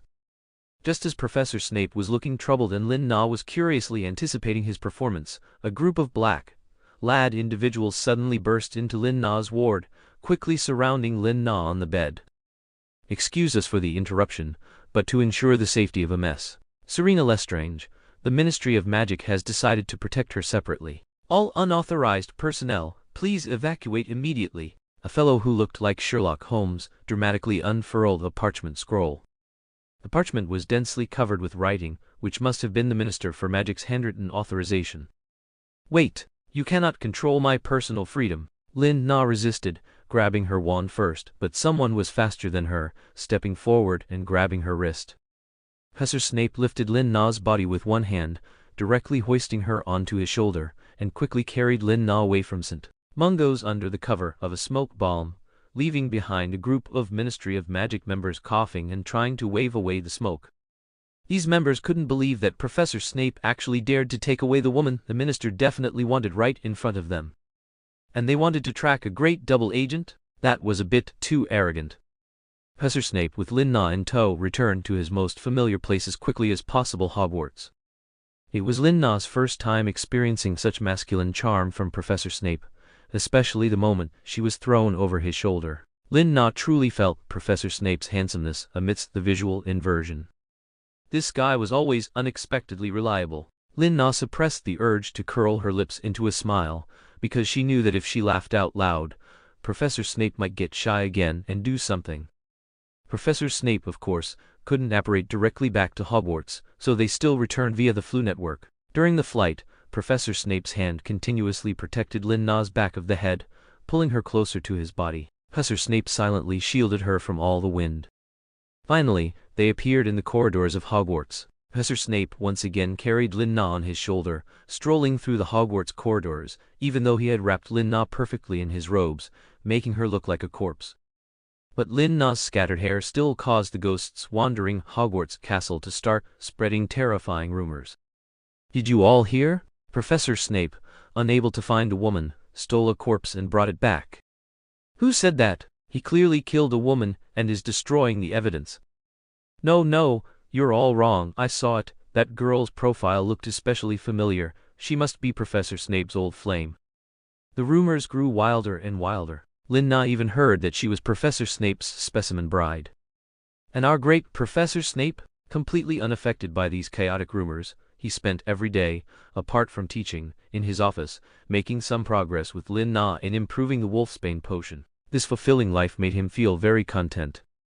Lin Na also didn't intend to stay at Hogwarts for long, but the fat lady from the medical wing excitedly came to him every day to gossip about school news and discuss it with her. And because Lin Na looked too young, some students even thought she was an older student trying to flirt, which Lin Na found a bit amusing, because Professor Snape, following behind her, was like an old father worried his pig was being snatched. He noted down every guy who came to flirt, to deal with them slowly. Chapter 116. Meet Bill again. Of course, in order to fulfill Lin Na's wish to go out on her own, Snape provided her with the latest Polyjuice potion, using Muggle hair, so no one could discover that this beautiful student had actually graduated long ago. Those who knew about this were probably only Snape, Dumbledore, and the fat lady. Lin Na, returning to Hogwarts once again, felt both joy and helplessness. The joy was because, like every Hogwarts graduate, she had beautiful feelings for Hogwarts. It was everyone's youth. The sorrow was because her experiences here were not always so pleasant, accompanied by bitterness, misunderstandings, and exclusion. Lin Na stood on a corridor that used to be Selina Lestrange's favorite place, because from there she could clearly see Sirius, full of vigor and high spirits, on the Quidditch field, and how he used his superb Quidditch skills to play with the enemy at will. If you ask why Selina saw him every time she went to the Quidditch field, it was simple, because Sirius didn't want to see her. Every time he saw her, he would either be furious or ignore her, and people would persuade her to leave, saying she was disturbing his training. Finally, she didn't have to pretend to be Sirius's simp anymore, which was great. But I have to say, the scenery from this spot is really good, and you can also sit on the windowsill, feeling the sunshine and the atmosphere of youth at the same time. At this moment, cheers came from the crowd in the distance, all because of the outstanding performance of the red-haired boy at the head. That boy looked a little cooler than all the other kids, seemingly born with his own style.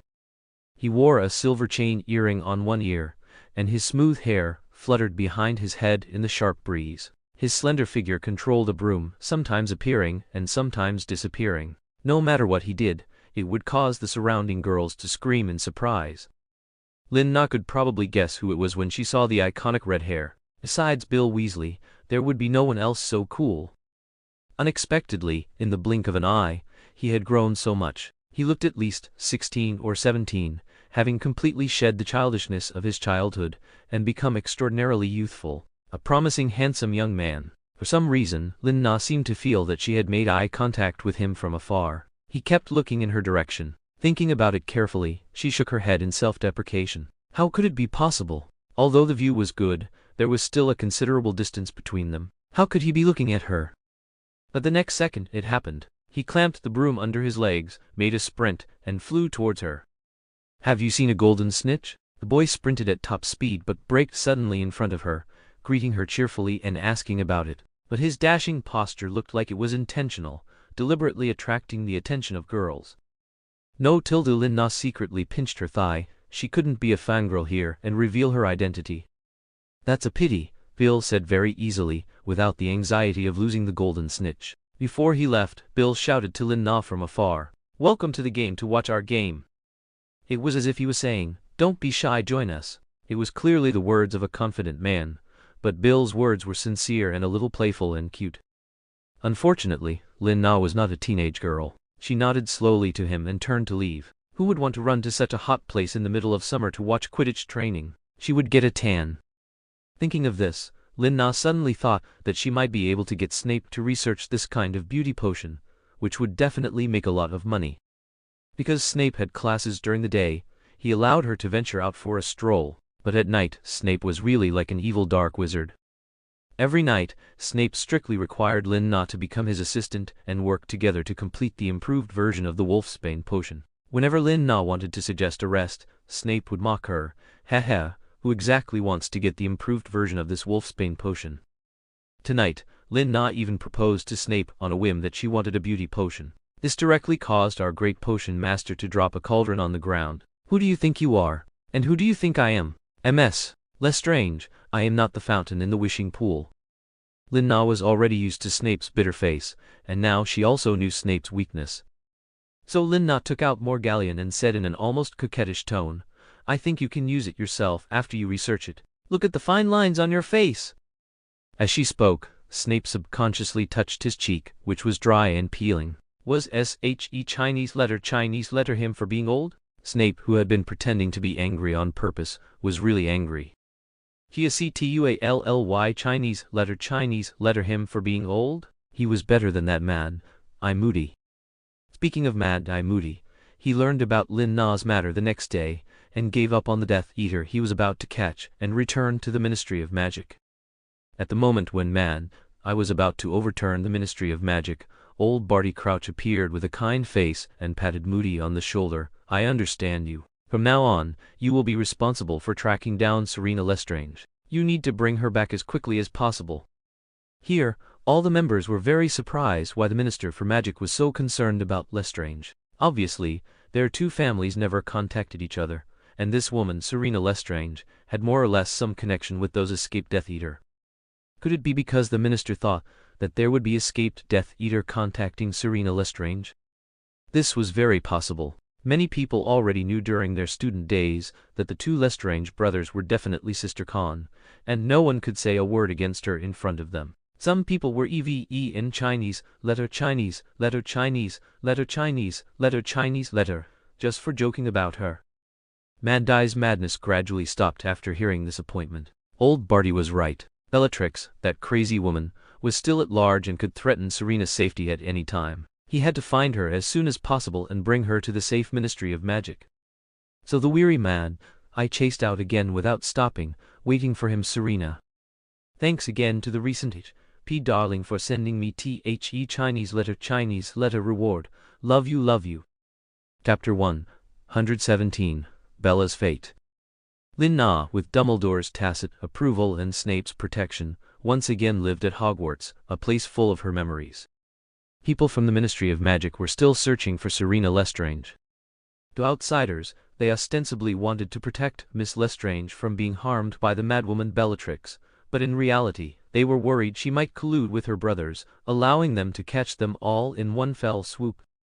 However, only old Barty himself knew. Oh no, it was Barty Crouch Jr. who, using Polyjuice Potion, knew that he merely wanted to legitimately imprison Lin Na by his side. Therefore, when a group of Ministry of Magic members scurried back to the minister's office, old Barty Crouch erupted in the biggest rage since he joined the Ministry of Magic. He even directly dismissed several Aurors, burned his own desk, and shattered the glass of all the cabinets. Then he thought of someone. The man who had captured most of the Death Eaters and sent them to Azkaban, Mad-Eye Moody. He decided to use that stubborn fellow, and things progressed smoothly. He only mentioned it once, and the man readily agreed, as if this task was meant only for him. Moody's straightforward attitude made the suspicious Barty Crouch Jr. remember him.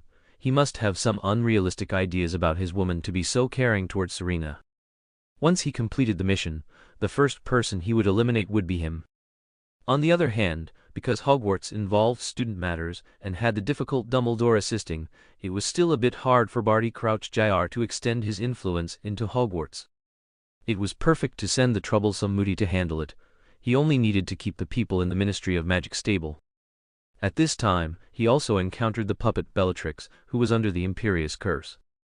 If it were before, Barty Crouch Jr. might have thought highly of her due to her strength and loyalty, but now, her actions would endanger Serena's safety, so he was sorry she had to die. With Barty Crouch Jr. Father, the Minister of Magic, secretly fanning the flames, the madwoman Bellatrix still fell into the trap set by Lucius. Lucius wrote an anonymous letter informing the Minister of Magic that he had a way to catch Bellatrix, but it required reinforcements from the Ministry of Magic. So, at the prearranged time, Lucius sent a house elf to shoot the dark mark into the sky, attracting Bellatrix. Before this, he had negotiated with Bellatrix many times as a Death Eater, because Lucius had produced Riddle's diary, making Bella believe that he indeed had contact with Riddle and was still the Master's most loyal servant. After Bella got the diary, she entered the diary's world, understood the importance of this Horcrux to the Master, chose to believe him, and came to this so-called Death Eater gathering. Unfortunately, these people dressed as Death Eaters were all Ministry of Magic members who had drunk Polyjuice Potion. Barty Crouch Jr. also cooperated well with the implementation of this plan, although all his subordinates complained, wondering how old Barty Crouch could be so naive as to believe an anonymous letter. And even mobilize a group of people to drink Polyjuice Potion and disguise themselves as Death Eaters? This was a bit too ridiculous. They just didn't know that Barty Crouch Jr. was very clear about who wrote the anonymous letter. He knew this matter would definitely succeed. He was confident in Malfoy's work. It was just that he seemed to have gained another love rival, but it didn't matter. He was very confident he could win against a widower. Thus, Bellatrix was indeed captured. Although the process was somewhat convoluted, and several Aurors were lost, Bellatrix was still captured.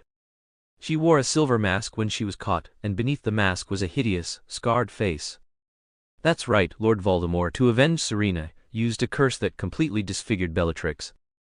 After being disfigured by the one she loved, the madwoman became even madder, with only about an hour of lucidity each day. This was also why she so easily believed Lucius, because she was already having trouble distinguishing between reality and dreams. In her dreams, Lord Voldemort was still as handsome and imposing, always looking at her gently. The former most beautiful Death Eater now looked quite miserable. Not only was her face ruined, but her posture was also somewhat hunched and disheveled, as she was dragged on the ground. Normally, Ministry of Magic personnel would need to quickly escort Bellatrix back to Azkaban upon her capture, awaiting trial. Even if she was a notorious Death Eater, no one had the right to harm her. But just as Bellatrix was lifted from the ground and about to be taken away, a green light and a blue light came from different directions. One struck her chest, and the other struck her head. Then a bloody scene unfolded. A once peerless Death Eater was brutally murdered in such a way. Although it was no less cruel than her methods against Muggles, it still left those present with a sense of melancholy. Because some of them had once been her schoolmates, her classmates, but now they had taken different paths, and the results were not the same. But who killed Bellatrix? No one knew, and the Aurors who chased after them only did so symbolically. Perhaps Bellatrix had truly incurred public wrath, and no one genuinely wanted to pursue her killer. Instead, they deliberately allowed the killer to escape. Of course they would never know who the real killers were. Only a few people pondered. There were more than 2 killers, but who could they be? However, this time, the capture and death of Bellatrix immediately helped Barty Crouch Jr. establish himself in the Ministry of Magic, especially among those on the side of justice and ordinary wizards. They believed that this new Minister of Magic was very capable and would bring all those Death Eaters to justice. For a time, old Barty Crouch's name almost held more prestige than Dumbledore's. When the news of Bellatrix's death spread, Lucius finally revealed a relieved smile. This was his most sincere smile in a long time, and it was worth all the effort he had put into the plan. He couldn't even see his own woman, fearing he might lead Bellatrix to her. So he had endured, and now that she was safe, he would go to Hogwarts to bring her back. Lucius Malfoy always knew Lin-Na was with Snape. After all, Hogwarts had quite a few house elves sponsored by the Malfoy family. He felt relatively at ease with her being with Snape. It was just that he didn't yet know that his old friend's feelings for Lin-Na had changed. Did everyone guess who the 2 people who made the move were? Haha. Chapter 118. Bill's Inquiry. Lin-Na was very happy these days. Anyone would be happy to return to their student days, right? She didn't actually have to do homework. She just went to class whenever she felt like it. If she had nothing to do, she would read in the library. Hogwarts' library had all sorts of interesting magic books. Some books, when opened, would have items from their illustrations fly out, and you had to catch them with your own hands and stuff them back in before you could close the book. Once, Lin-Na caught a fish, and it was thanks to Bill Weasley that he quickly reached out and helped her catch it. There were also books that would sing by themselves, and she was almost kicked out by the librarian. Luckily, someone helped her cast a silencing charm in time, but she didn't notice who it was because by the time she turned past the bookshelf to thank them, the person was already gone. There were also books that needed to be soothed while reading. If he didn't soothe it properly, the book would crawl on the ground like a little monster. And just like that, she was chasing that book down the corridor. Lin-Na remembered, wasn't this the one written by Newt? The book that Hagrid loved so much, but the book in her memory was all furry, while this one only had some fur around its teeth. Could it be that this type of book also came in a hardcover edition? Just as Lin-Na was chasing and praying that the librarian wouldn't appear, a boot, whose leather was unclear, stepped stylishly on top of the monster book. Following that boot, which still had wolf fangs, Lin-Na saw the handsome young man with long red hair. Why was it him again? Lin-Na was amazed by the coolness of the young man in front of her, even though Professor McGonagall had repeatedly forbidden them from wearing strange clothes, but he always managed to create his own style with simple yet cleverly designed decorations. It was a style somewhere between Native American and a wandering poet. He had hair tied with hemp string and thin cords on his forehead, wore an owl feather, and had a scimitar hanging on his chest. His chiseled face didn't make him look effeminate. Instead, it gave him an exotic charm. No wonder he liked Egypt. He might have been influenced by the style of Egyptian pharaohs. Watch out! Bill bent down and picked up the book at his feet, stomping on it twice to ensure it was safe before picking it up. I've read this book too. It's very interesting, but its temper is really bad. You need to be careful, Tilda. Thank you. Bill cheerfully handed the book to Lin-Na's arms and patted her head like an older brother, which made Lin-Na very unhappy. What good kid at 16 or 17 was a head taller than her? Annoying. I'm older than you. Lin-Na knocked his hand off her head, but because she let go with one hand, the book once again broke free from Lin-Na's grasp and opened its mouth, ready to bite her arm. Just at this critical moment, Bill quickly extended his arm to block in front of Lin-Na's arm. The monster book seemed to be suspended in midair. Lin-Na felt a sharp pain just by looking at it, but the young man didn't seem to feel any pain at all. Instead, he was soothing it. Haha, a bit of a naughty fellow. This reminds me of the gnomes outside our house, but gnomes are much stronger than it. Bill still had the presence of mind to joke, and with a single effort, he pulled the monster book down. While his own blood was flowing, he threw it to the ground without a frown and stomped on it several times.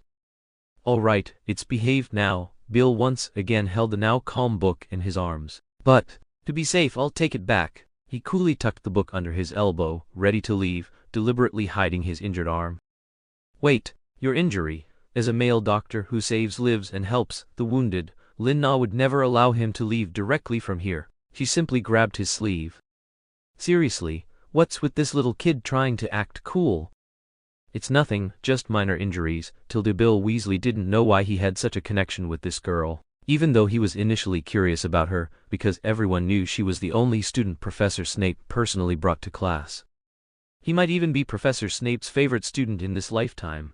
Every time he met her, it was with a somewhat nauseating gentleness, though he didn't see it that way. Although he wasn't very interested in Snape's private life, he was very interested in their bet. If he could find out why Snape cared so much about this female student, he could win a lot of galleons in the bet, then use that money to supplement his family's living expenses and even buy himself a new wand. This was exceptionally attractive to Bill. Thus, Bill began to secretly observe this girl. This observation wasn't a big deal, but it led him to discover some secrets. Although this girl looked like she belonged to Slytherin, she didn't act like a student who went to class on time every day. In fact, she spent more time in Snape's office. Could there really be an unspeakable secret between him and Snape? Snape couldn't be her relative, could he? But everyone knew that Snape had been a loner for more than just a year or two. Could she be his girlfriend? That's also impossible for a student. More and more mysteries made Bill Weasley develop a different kind of interest in Lin Na. Sometimes he would even deliberately go up and talk to her, just like today. It must be said that this girl looked ordinary, but her temperament was always elegant. She was like a lotus in a pond, quietly exuding a subtle fragrance without being ostentatious.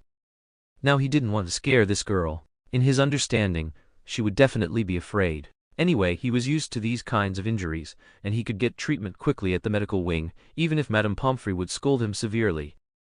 But now, a shocking scene occurred. The girl quickly pulled out her wand, pointed it at his nose, and chanted a series of spells. His wound, which had been bleeding, instantly disappeared, and even the bloodstains were cleaned up. What kind of profound magic was this? It was even more powerful than Madame Pomfrey in the medical wing, because he would still feel a pang or two of pain. This time, he only felt a cool, breezy sensation, and even the pain was gone. A shocked Bill was stunned for 2 seconds. By the time he reacted, the girl had already disappeared with the book. What a magical fellow, but Bill became even more interested in her. For those who want to see Bill, I'll make some arrangements, but he might not necessarily become the male lead because of the age difference. Just enjoy it. Chapter 119. Confrontation. Lin Na also felt Bill Weasley following her, but she had no idea why. She was sure he wouldn't harm her though. After all, he was a loyal follower of Dumbledore. Could Dumbledore have asked him to monitor her? Was he worried she might lead Snape astray? Or was he worried she might be a spy? Actually, she had met Dumbledore the morning after she arrived at Hogwarts, but he had only kindly discussed the Lestrange brothers with her. However, he invited her again that day, asking the same old questions. Lin Na sincerely replied that she didn't know where her brothers were, that she hadn't contacted them, and that she didn't know why Bellatrix would attack her. She also offered her thoughts, suggesting that perhaps her brothers paid a bit too much attention to her.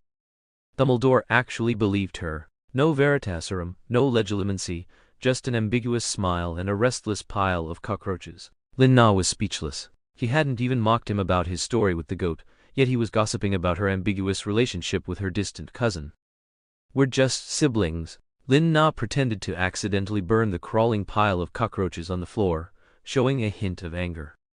That's right, otherwise I think Severus might be very disappointed, Dumbledore said meaningfully again, as if he liked her.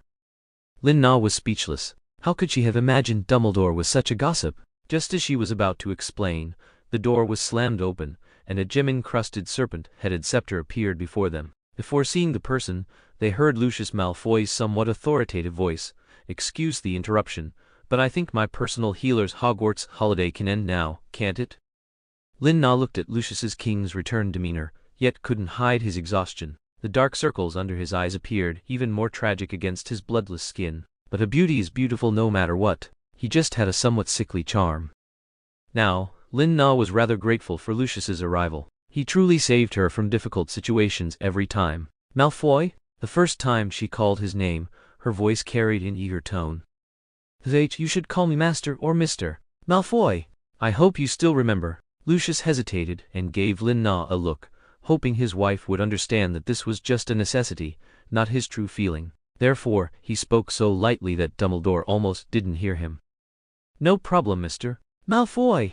But Lin-Na said it very clearly, emphasizing every word, much to her satisfaction. She continued to address him this way in the following days, which made Lucius regret it immensely.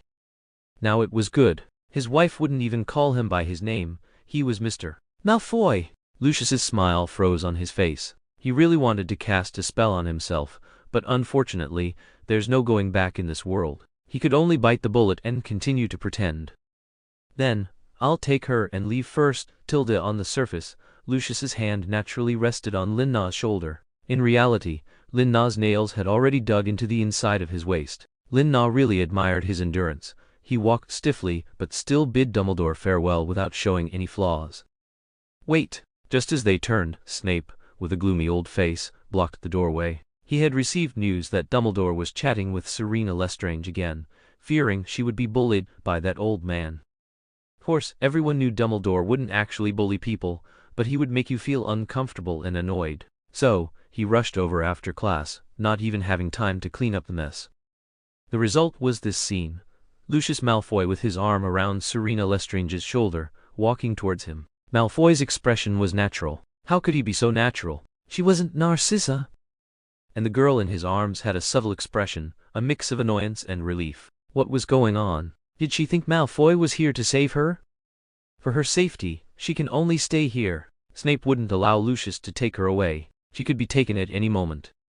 Her safety? She is very safe, Professor Snape. She is absolutely safe with me. Lucius, facing Snape's obstruction, retorted without any politeness. Lin-Na just wanted to get away from Dumbledore's sight now. She could already feel the change in his gaze, becoming somewhat ambiguously different again. It seems, everyone cares about a mess. Lestrange so much, Tilda, that's wonderful. It sounded strange no matter how you heard it, but the atmosphere at this moment was somewhat tense. If Bellatrix finds her before Snape could finish, Lucius interrupted him. "I'm sorry, a dead person poses no threat to Serena." Lucius said this miraculously, shocking everyone else, and it wasn't in vain that he had rushed over overnight. "What? Who did you say died? Was it that madwoman Bellatrix? The one originally named Black?" Lin-Na thought she was hallucinating. In her understanding, how could Bellatrix die so easily? She just didn't know how many people were behind the scenes, plotting for her and eliminating Bellatrix. Snape also took a long time to react, frowning, as if there was a fly caught between his brows. She really died? He seemed to be doubting, but his doubt was justified. She wasn't an ordinary Death Eater. "Whether it's true or not, you'll know first thing tomorrow morning." Lucius couldn't be bothered to prove it and was about to lead Lin-Na away. Lin-Na, however, stopped, turned, and grabbed Lucius by the collar. "Are you telling the truth? Do you swear?" Lucius met Lin-Na's gaze, and his arrogant and aggressive attitude from before softened. He repeated it softly, with certainty and doting affection, pushing away a stray strand of hair from her face. "That's right, Bellatrix has completely vanished from this world. Her body is currently at the Ministry of Magic." "That still doesn't prove she's safe." Snape stiffened his neck, not even knowing what he wanted. "The Lestrange brothers could also take her away at any time." "Then I can swear that she will absolutely not be taken from Malfoy Manor, but other places. I'm not sure." "You stop arguing. I'll just go back to St. Mungo's." That's where she longed to be. She didn't want to go to Malfoy Manor as long as she could get away from Dumbledore. Lin-Na turned to look at Dumbledore. He was smiling like a chrysanthemum. Had he started drinking tea? Chapter 120, Return to St. Mungo's. Lin-Na, seeing the two of them at a stalemate, simply stated that she was returning to St. Mungo's as she still had many things to do. For example, she wanted to find out if Lucius was telling the truth, and it would be best to quickly ask Mad Eye Moody. But now, with two chests almost hitting her face, one on her left and one on her right, were these two guys trying to show off whose pectoral muscles were bigger. Seriously, as they faced off, intent on preventing the other from taking Lin-Na away, their debate had shifted from Narcissa's perspective to Lily Evans'. Anyway, both of their arguments, by coincidence, chose to attack the other's weak points. But now, Lucius's weak point was standing right in front of him, so Lucius smugly glanced at Lin-Na, not taking Snape's verbal attacks to heart at all. However, Snape bristled when Lucius brought up Lily again. It was as if his deepest secret which he had tried so hard to conceal, was suddenly exposed, filling him with shame and resentment. Why couldn't he appear? Why could he only mention Lily? Selina Lestrange was also his friend. Lin Na, using her petite figure and agile movements, slipped directly under their elbows and out, deciding it was better to return to St. Mungo's herself. So, she left Headmaster Dumbledore's office alone, intending to borrow the flu network from Snape's office to return to St. Mungo's. However, she had barely walked a few steps when she encountered Bill Weasley, who was rushing past. He was riding a modified skateboard that could shoot fire. If there were no surprises, poor old Filch was probably chasing him all over the castle. Bill Weasley had already slid 5 meters away, but suddenly he braked sharply and came back. "Hi, senior sister, good evening Tilda." He had a Muggle World band-aid on his face, and his hair was tied up high, making him look like a mischievous skateboard boy. But his smile was incredibly sincere and bright. But Lin Na didn't have time to bother with him, she just wanted to hurry back. But Bill Weasley enthusiastically shoved a poster from his arms into her hand. "Remember to come watch our Quidditch match tomorrow, Gryffindor vs. Slytherin." His enthusiastic demeanor made it truly difficult to refuse him. But she couldn't go to his match. "I'm very sorry, I might not be free." "Do you have something on?" "Quidditch matches mean the whole school is dismissed. If you're in trouble, you can always ask me for help." Bill winked, revealing a mouthful of brilliant white teeth. Lin Na shook her head in a panic. How had she been intimidated by a child? "Wake up, Lin Na, he's still a child." Thank you. If needed, I definitely will." Lin Na sincerely apologized to him and promised she would, and only then did the guy, satisfied, skate away on his modified skateboard. Lin Na could only see his flowing hair behind him, and couldn't help but sigh, thinking she might have to break her promise. However, Bill was truly a charming boy. She looked down at the purely handmade poster in her hand. Every stroke and line was drawn very meticulously and creatively, depicting a small figure in a Gryffindor school team uniform flying around the earth. That's right, influenced by Mr. Weasley, he was also very interested in things from the Muggle world, having read many books about Muggles and the wizarding world. Even the earth appeared. If not Gryffindor winning, then who? Lin Na could finally go to St. Mungo's. Although she had a happy time there, being dragged by Snape every day to brew potions was really exhausting for her. The main reason was that no matter how sarcastically he spoke, even a Buddha wouldn't want to listen for long. So, she resolutely returned to her old haunt, St. Mungo's. At this point, there were no reporters outside, which was great, no gossiping reporters to bother her. Just as she was about to reach her cozy home, having already planned to get some good rest, she saw an incredibly familiar yet utterly miserable white dog. Was this Sirius, who had escaped Azkaban? But how had he become like this? His white fur looked misty and extremely uneven. What had he used to dye himself? He looked even more disheveled now. His body, which she had slightly nursed back to health in Azkaban, had now reverted. In some places, only his ribs were clearly visible. The white dog from before gazed at Serena with an eagerness like a dog seeing a bone. Lin Na pretended not to know him and walked around him, but the next second, the white dog squeezed in front of her, continuing to stare with those watery big eyes, wagging his tail frantically and fawningly. Woof woof woof, the white dog barked loudly, attracting the attention of passers-by, and even stood up, almost knocking Lin Na over. Heaven knew how excited and happy Sirius was when he learned that Selina Lestrange was still alive. From the moment he escaped Azkaban, Sirius clearly realized that his previous dislike for Selina Lestrange was based solely on her surname. But putting aside those family ties, he had actually always deliberately tried to attract her attention. Unfortunately, had he realized it too late, Sirius Black, while desperately dodging Bellatrix's pursuit, was painstakingly searching for Serena's whereabouts. He also wanted to tell her immediately and sincerely apologize to her. He wanted to tell her personally, he keeps his word, that engagement is still on. Unfortunately, Lin Na looked at him like a stranger, even with a hint of evasion.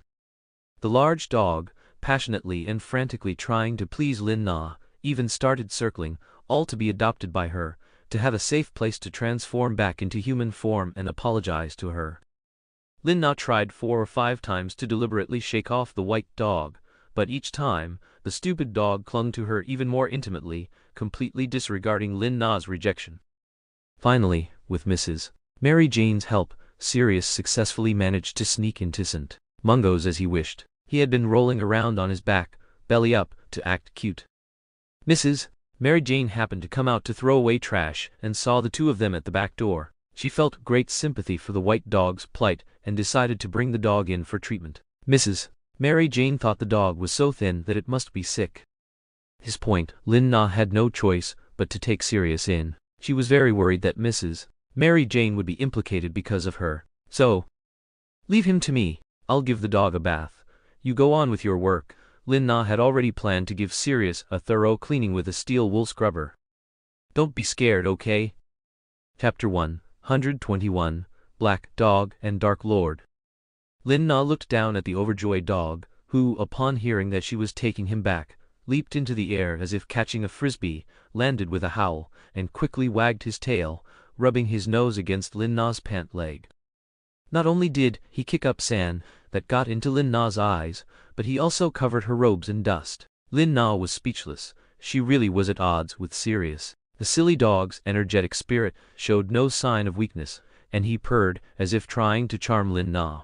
Lin-Na rubbed her eyes, conjured a thin rope, quickly tied Sirius up, and dragged him back to her dorm room. Sirius was almost crying with happiness.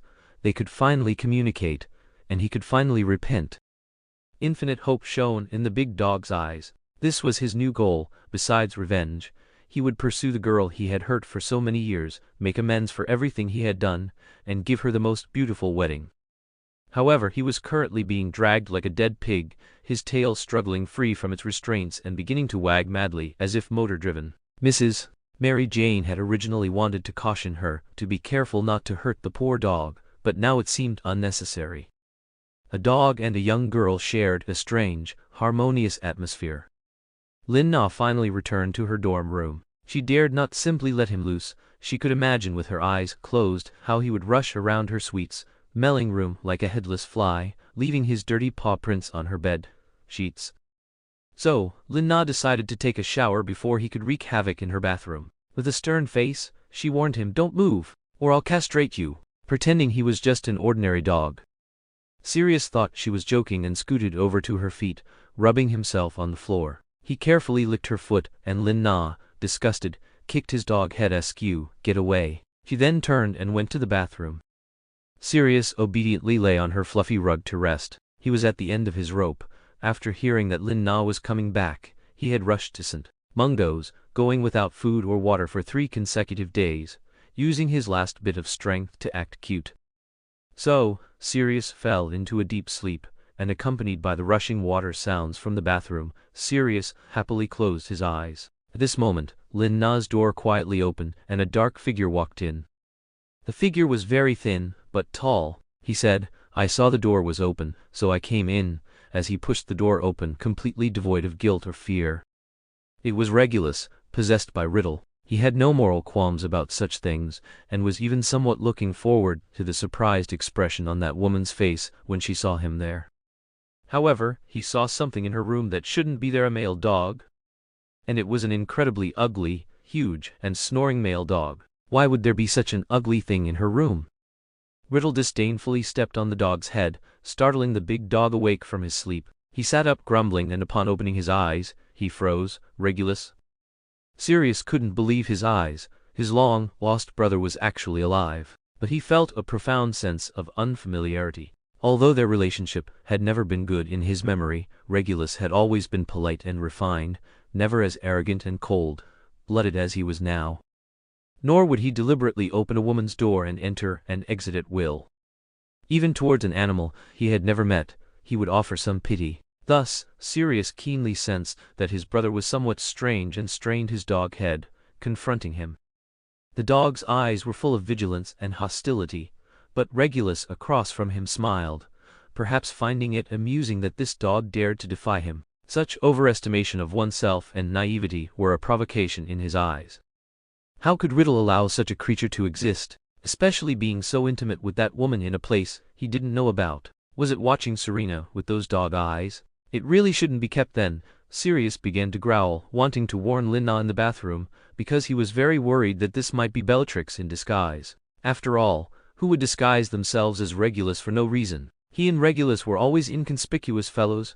If anyone were to be disguised, it would be that peacock Malfoy, wouldn't it? Unfortunately, the sound of water in the bathroom was too loud, and Lin Na was completely unaware of what was happening in her room. A black dog and the Dark Lord. One person and one dog stood silently in opposition, their gazes seemingly sharp with lightning and thunder. Then, Riddle vindictively stepped on Sirius's paw. Sirius let out a yelp and bit his calf, causing blood to flow instantly. Riddle, of course, felt no pain, as he was currently only temporarily residing in Regulus's body. So, Regulus's leg twisted into an incredible angle and he kicked Sirius away. Sirius instantly flew out like a kite with a broken string, crashing heavily against Lin Na's solid wood wardrobe and slowly sliding down. The immense force even opened the wardrobe door, revealing the white coats and the clothes Lucius Malfoy had given her, packed full. Lin Na finally heard the commotion outside and thought Sirius had broken free from his rope and was causing mischief. She quickly wrapped her hair in a towel, put on her bathrobe, and went out. But when she came out, she found the white dog in Regulus's arms. Although on the surface it looked like Regulus was scratching the white dog, from an angle Lin Na couldn't see, Sirius was biting the man, and the man was tightly pinching the big dog's belly. Thus, this strange scene came together, appearing very harmonious. "What are you doing? What are you doing to my wardrobe?"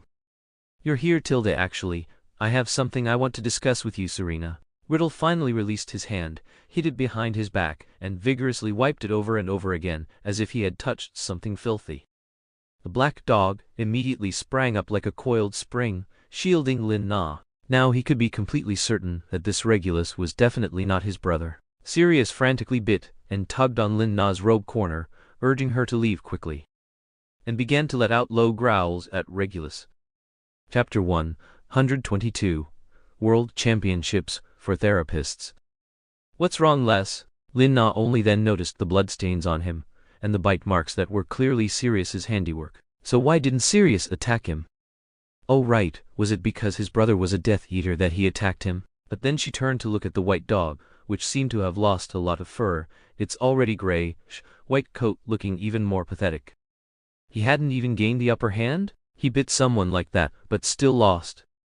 Regardless, Lin Na still used her healer spell to heal Regulus's wounds. He was bitten by a beast in her room, so Lin Na had to take responsibility. However, he was truly too tired at this moment. The thought of the massive task ahead, bathing Sirius, that dirty dog, made her face fall, and she wanted to send her guest away, even if he was such a gentle junior. But Lin Na did indeed sense a faint dark aura from Regulus. What was going on? Had even he become somewhat darkened after all this time? Regardless, she just wanted to give him the boot.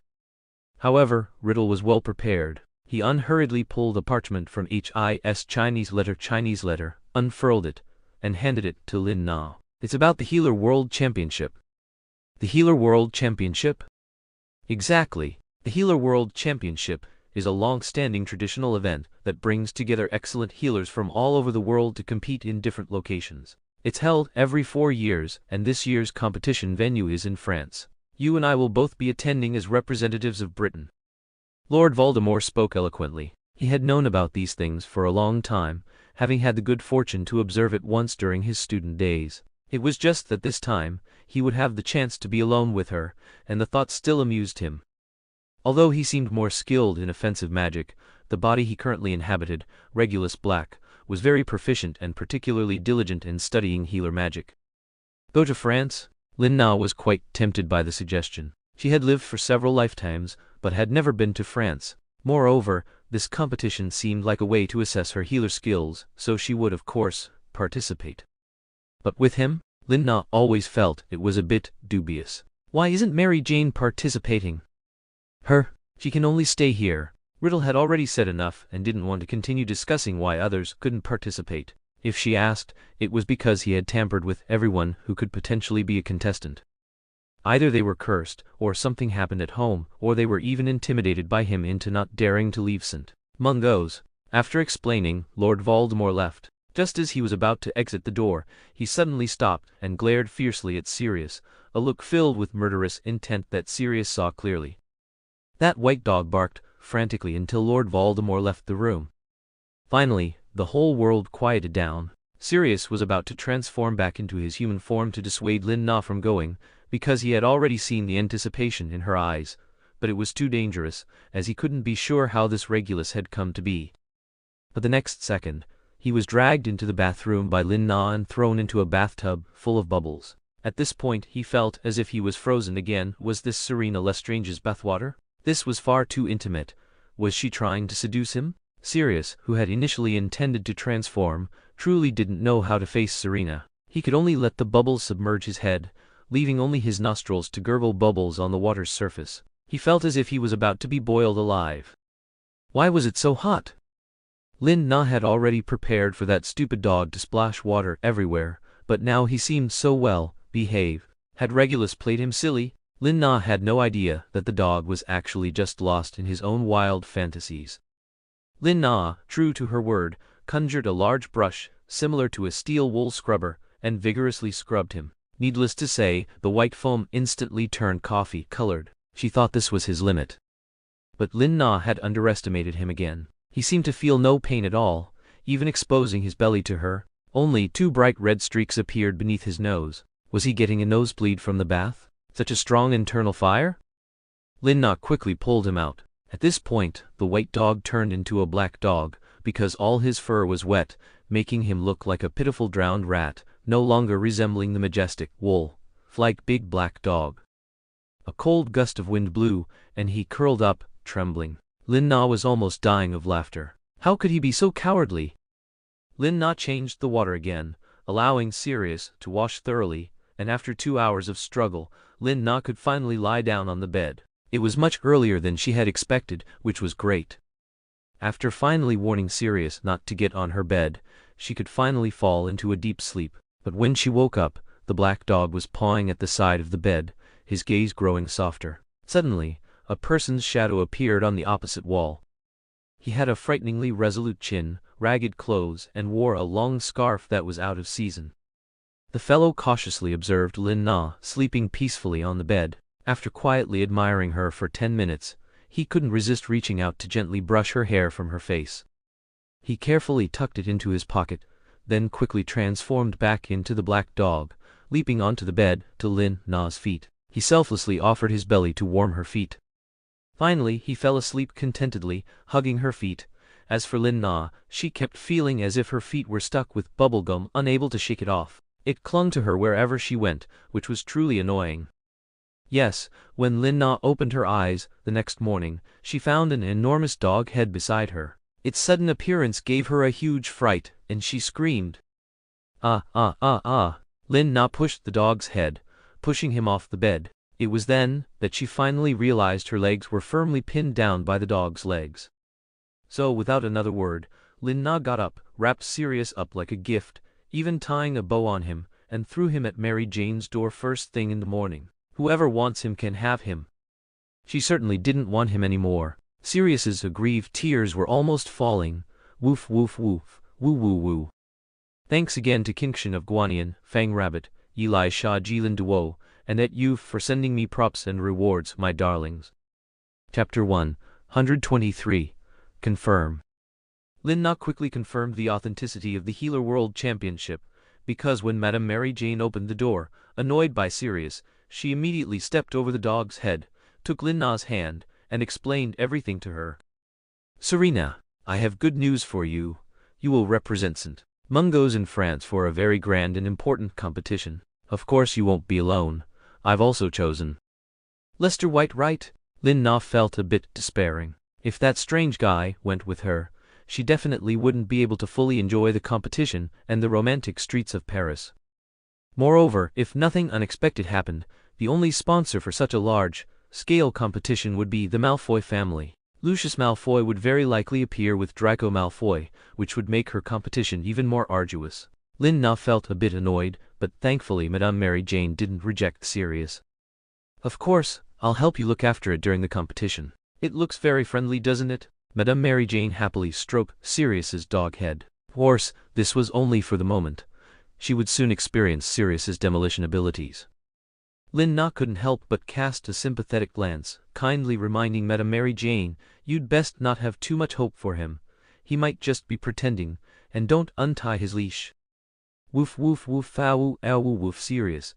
hearing Lin Na's assessment of him, continued to whimper pitifully, which softened Madame Mary Jane's heart. "Look, what a cute little dog. He probably wants to go for a walk," Madame Mary Jane said, untying the leash Lin Na had put on him. Lin Na apparated before she could untie it, to avoid being affected. At the same time, the black dog, like a wild dog unleashed, bolted out, searching for Lin Na's direction. Madame Mary Jane was directly yanked, stumbling and almost falling. She had never expected this seemingly bony creature to possess such power. Madame Mary Jane could only finally let go of the leash pulling the black dog. Driven by a resolve that she absolutely couldn't let him scare the patients, she desperately chased after him. But how could an old woman like her catch up to the black dog's speed? He had already disappeared around the corner. Lin Na still had one thing she wanted to know the truth about, and that was about the madwoman Bellatrix. She only needed to go to the 5th floor restaurant and sit for a while to find out. Sure enough, when she appeared, someone set off confetti, and someone else directly handed her flowers. "Congratulations. Welcome back. And congratulations to Serena for becoming a contestant in the healer competition."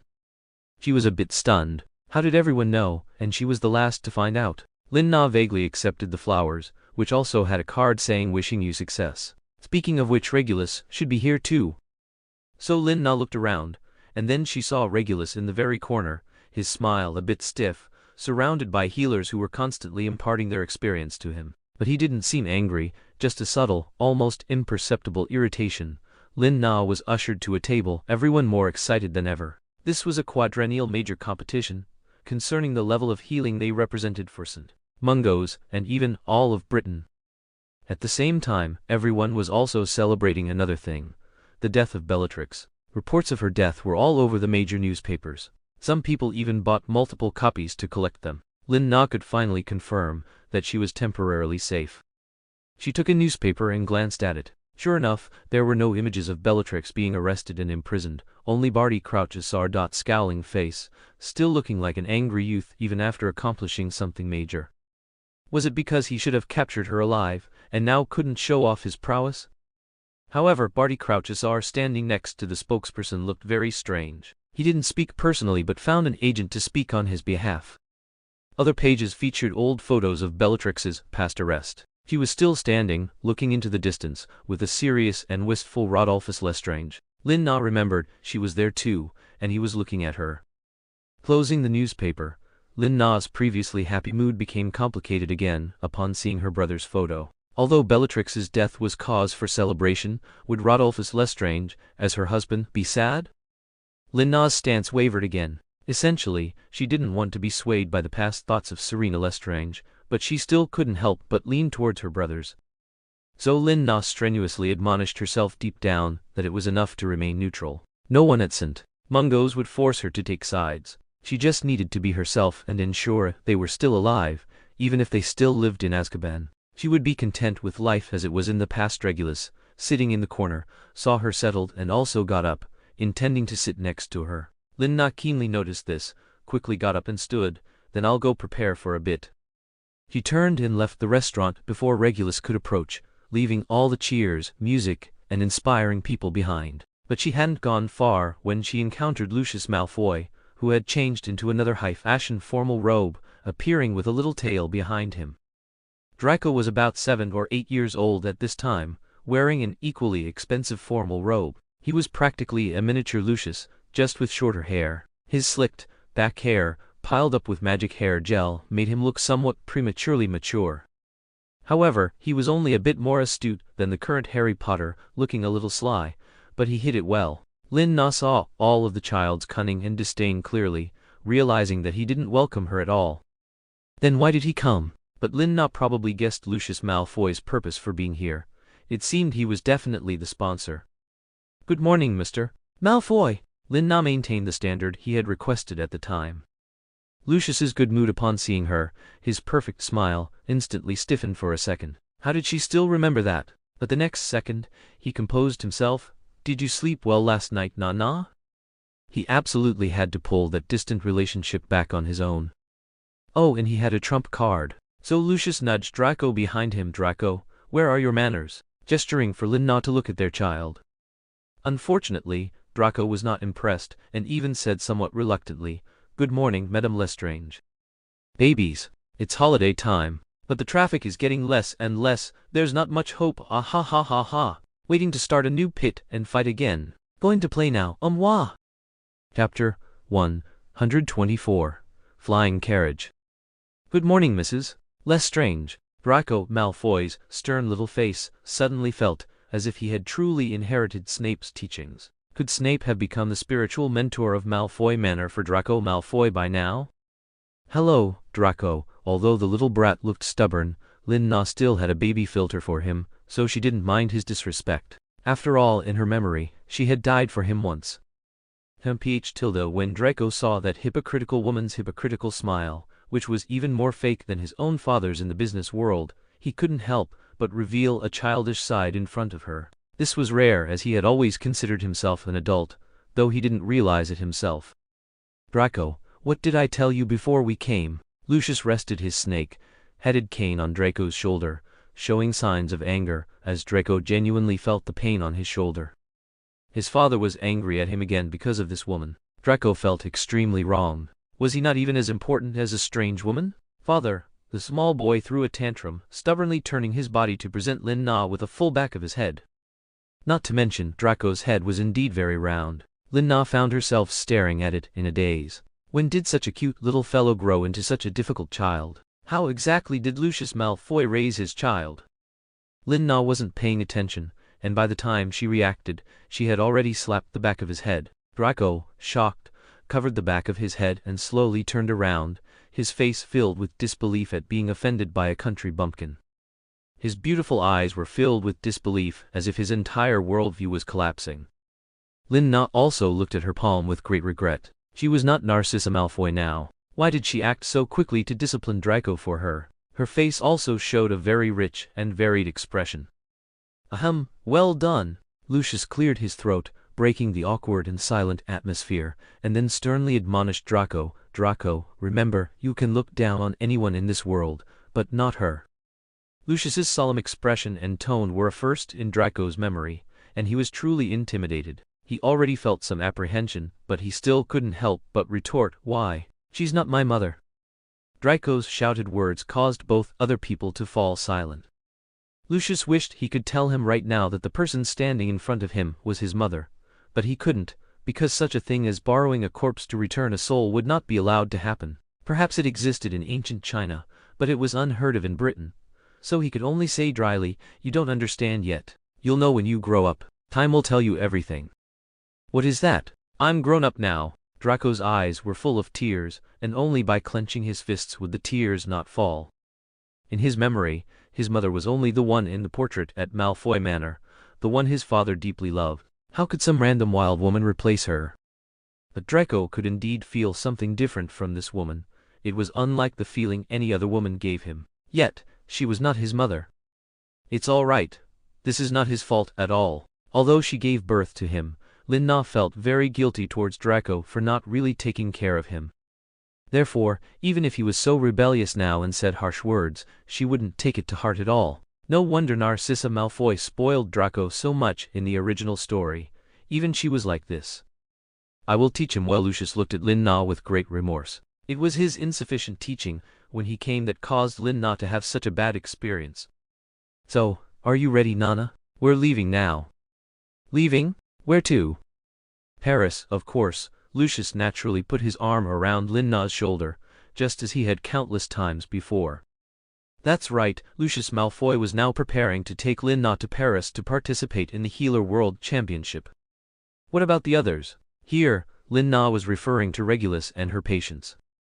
Don't worry, someone will specifically send him. Lucius Malfoy certainly wouldn't be foolish enough to deliberately place a love rival by his side. This was his long-awaited family of 3 trip, and he had already made all the preparations.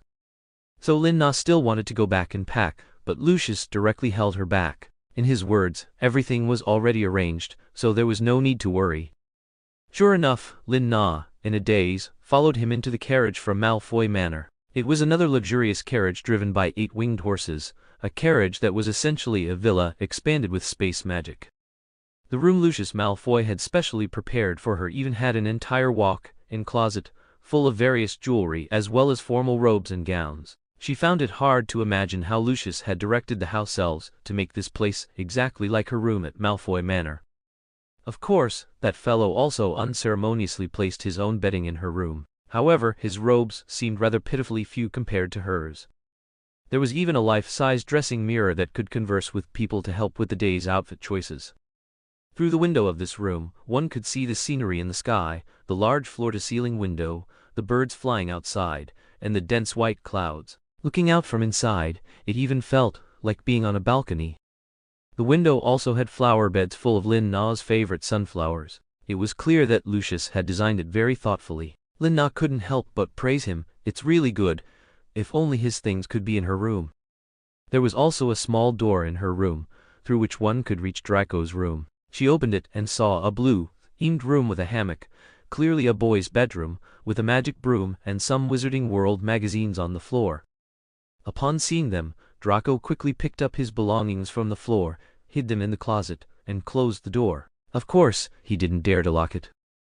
Lin Na loved the restaurant here. She could ask the house elves for anything she wanted to eat at any time. Now, she understood that what Lucius said about everything being prepared was true. Some darlings are questioning Draco's attitude towards the female lead. This is because Draco was an infant during their time together and doesn't remember the female lead. Now, he does feel a sense of familiarity, but he also thinks she is a bad woman trying to usurp his mother's position. This will change later, it just needs a catalyst. Chapter 125, Sleeping in the Same Bed, Dreaming Different Dreams. Lin Na, in a daze, found herself living with Lucius and Draco as a family of three in the carriage. That evening, the three of them finished dinner with mutual respect. Lin Na felt that while it was awkward, it was acceptable as there was delicious food, and she just needed to stay silent. It had to be said that the Malfoy family house elves' cooking was truly amazing and consistently excellent.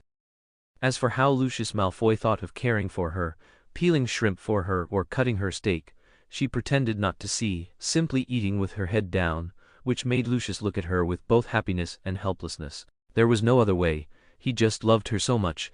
And Draco? He kept trying to pretend he didn't see the situation, eating with his head down, looking sulky. His responses to Lucius's questions were flat. He just wanted to finish the meal quickly and return to his room. Lin Na suddenly felt like she had a rebellious teenage son. She wondered when he would mature and grow up. After dinner, Lin Na initially thought she could sleep alone on the king-size bed, but the situation changed once more. Lucius, of course, appeared uninvited in her room. She didn't know which room he had come from, but he was soaking wet, standing between the bedposts, his long arm resting on a post, one hand on his hip, propping up his waist. For a moment, Lin Na even thought she was in some themed club with a bit of a suggestive atmosphere. Lin Na's small mouth was slightly open, looking a bit parched. Lucius gazed at her crimson lips, then suggestively touched his own, a little expectant of what would happen next. "How do you like my preparations?" "Very good, I like it very much." "You like me, don't you?" Lucius ran a hand through his hair, and as his arm fell, he deliberately loosened the belt of his silk pajamas. Seeing Lucius's eyes hazy with deep affection, seeming to get frisky again, Lin Na quickly and accurately threw the pillow next to her at his face. "Go sleep in your own bed. Otherwise, I'll ride a broomstick back to St. Mungo's right now." Lucius Malfoy's handsome face was hit hard, and much of his amorous thoughts were diminished. At the same time, a hint of grievance appeared in his eyes, as if saying, "You weren't like this before."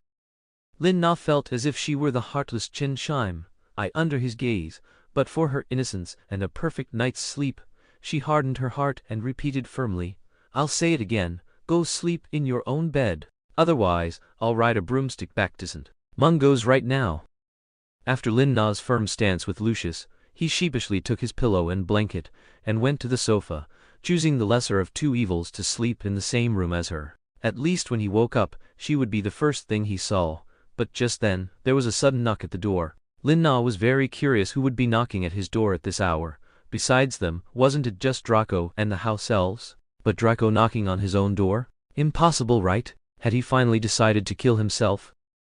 Lin Na opened the door, somewhat perplexed, and saw Draco Malfoy, looking annoyed, rolling his eyes, wearing pajamas and clutching his pillow and blanket. He had just showered and his hair was still wet. With his arms crossed, he said fiercely, "I want to sleep here too." Draco didn't wait for a reply, but ducked directly under Lin Na's arm. Draco Malfoy originally wanted to avoid them forever, but the thought of his father and that woman being alone together was unbearable. He believed this was his father's betrayal of his mother. Children of pure blood families were always precocious, and he had long been well aware of what might happen between them and how he came to be. Therefore, to ensure he would be the most legitimate Malfoy heir, he had to obstruct them. Thus, after Draco entered the room, he unceremoniously kicked off his slippers and burrowed into Lin Na's blanket, intending to use his presence to keep Lucius Malfoy and Lin Na apart.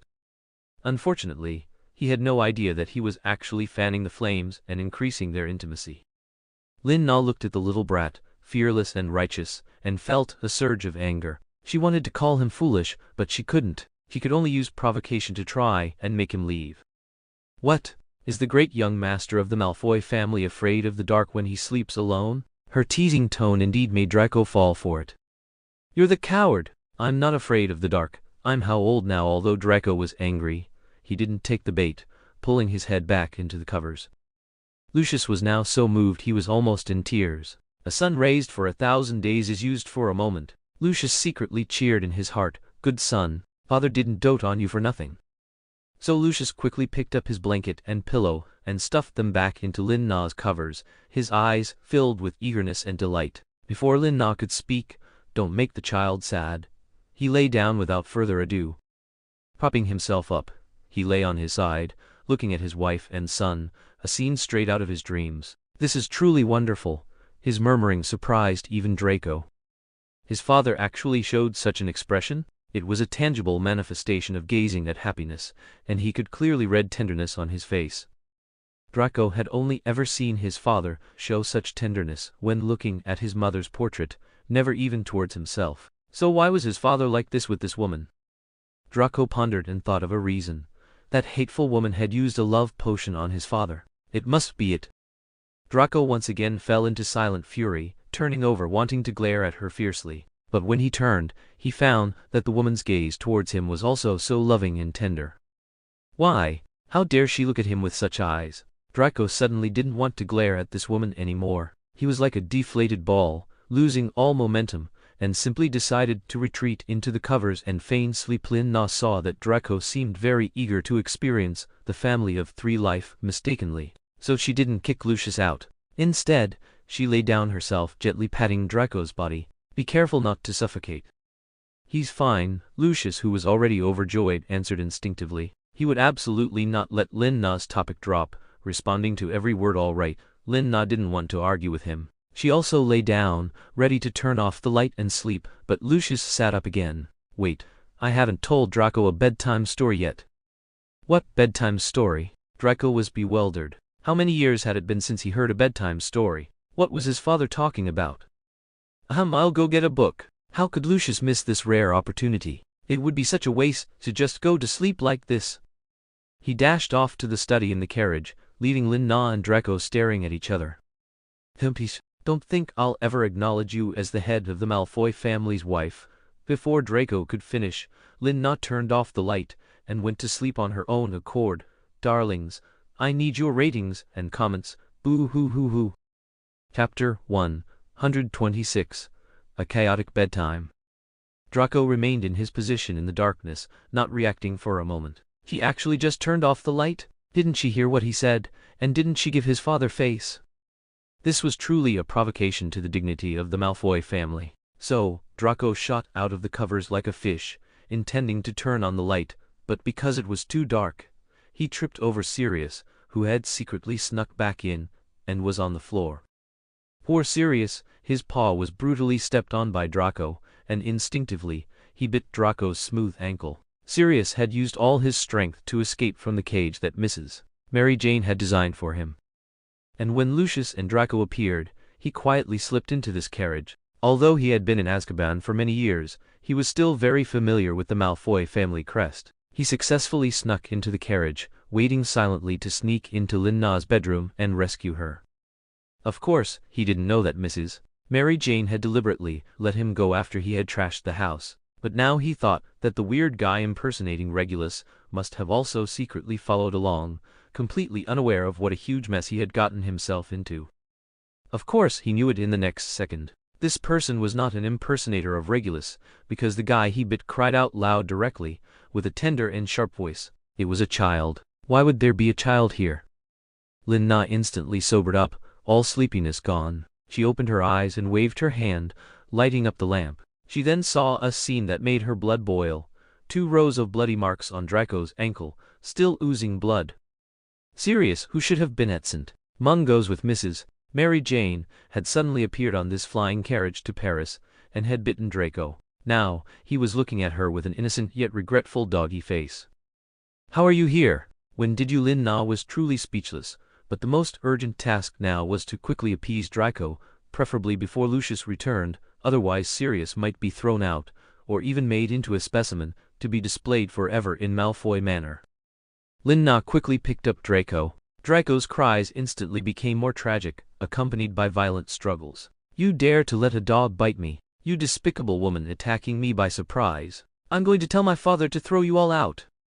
It was still a bit difficult for Lin Na to hold Draco, so she threw him onto the bed and immobilized him. "If it hurts, you can cry louder.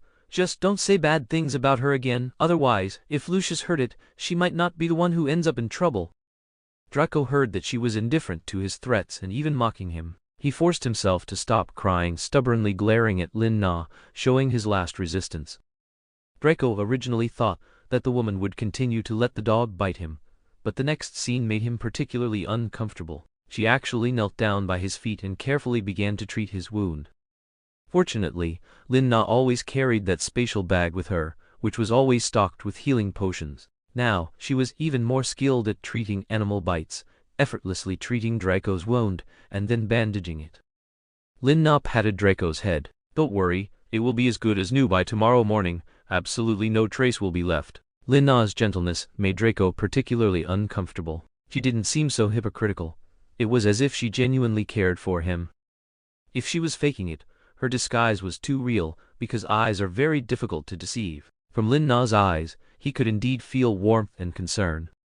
"I won't help you hide it." Although Draco's thoughts had changed somewhat, he still spoke unceremoniously. "Hide it? Hide what?" "Hide that the future head of the Malfoy family was bitten by a dog after stepping on its paw? If you think this is glorious, then I'll publish it in the newspaper tomorrow and let everyone know about it." Lin Na looked amused. She knew he wouldn't be pleased. As a result, Draco was indeed caught by her, but at the same time, Draco became even more infuriated. New grudges and old hatreds piled up, and there would be a day when they would explode. But for now, he could only watch her being turned into a chair by that stupid dog, and then locked together with a lock and table legs. Just as Lin Na finished bustling about, Lucius pushed the door open and saw the very awkward moment between Lin Na and Draco. Lin Na was standing barefoot on the carpet, and Draco was lying like a stick on Lin Na's pillow. "Did you make her angry again, Draco?" Lucius put down the book in his hand and questioned Draco. Draco's eyes filled with tears of grievance, but he refused to let a single drop fall for a long time. He stubbornly refused to say a word. "Of course not. He's very well behaved." Lin Na felt a pang of pity and wondered whether to tell the truth. Looking at Draco like this, he really seemed pitiful. Being well behaved is good. Lucius didn't want the relationship between them to become more strained, so he moved past the topic, wrapping his arm around Lin Na's shoulder and letting her automatically slip under the covers. "Let's begin, Tilda." Lucius began the long-awaited bedtime story. Although Draco was very aggrieved, he couldn't help but be drawn in by the interesting story, and finally fell asleep to Lucius's deep, sexy voice. Lin Na looked at the restless child with a pained heart, tears still in the corners of his eyes. She tenderly wrapped her arms around his body. "I'm sorry, Draco," but when Lin Na reached out to caress Draco's hand, she didn't touch Draco's small hand. Instead, she felt Lucius's restless hand. "There's nothing to be sorry for, he's very happy. And now our family of 3 is reunited, and we won't be separated again. I swear!" Lucius Malfoy solemnly grasped Lin Na's hand, and pressed a deep kiss on her forehead. Bang! With a loud crash, a chair fell. "Thank you for your support, darlings." Tilda comments are where you can rate the book with stars. Diamond, and reviews. Tilda help boost this book's rating. Letter A. 2. 4. 2 Canada. U symbol. 3. Re.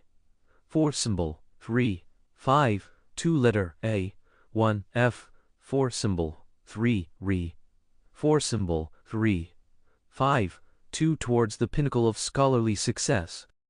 Chapter 1, 127, Dream 1. Lin Na, whose nerves were on the verge of giving in to sleep, immediately snapped awake. That crisp sound must have been Sirius's doing. Why couldn't he stay still even as a chair? Lin Na's first glance went to Draco beside her. He seemed too lost in thought to be disturbed by the noise, merely turning over and snuggling closer to her. Only now did his face reveal the innocent, unguarded look of a child. Lucius Malfoy reassuringly reached his hand over Draco and patted Lin Na's body. He probably didn't land steadily. Tomorrow I'll have Dobby punish them again. No need. It turned out Lucius hadn't been sleeping at all. He had been watching her consistently, not wanting to miss this beautiful scene. The two people he loved most in this world sleeping peacefully in his arms. Lin Na wanted to hide Sirius back in the cloakroom, but it seemed she could only let him fend for himself. At the same time, she felt strangely puzzled. How could he still move after turning into a chair? What kind of physique did he have? Sirius, now a chair, couldn't believe it. The woman who always chased him was actually cozying up with the detestable, insidious Malfoy. The sight of them as a happy and complete family of three made Sirius tremble with rage. He desperately tried to use his magic to counteract Lin Na's spell, but it was incredibly difficult. He could only allow himself to fall over clumsily, his mind filled with memories of his past with Selina Lestrange. Finally, with regret and infinite nostalgia, he fell asleep. In the same room, four people gradually drifted into slumber, yet each had different dreams.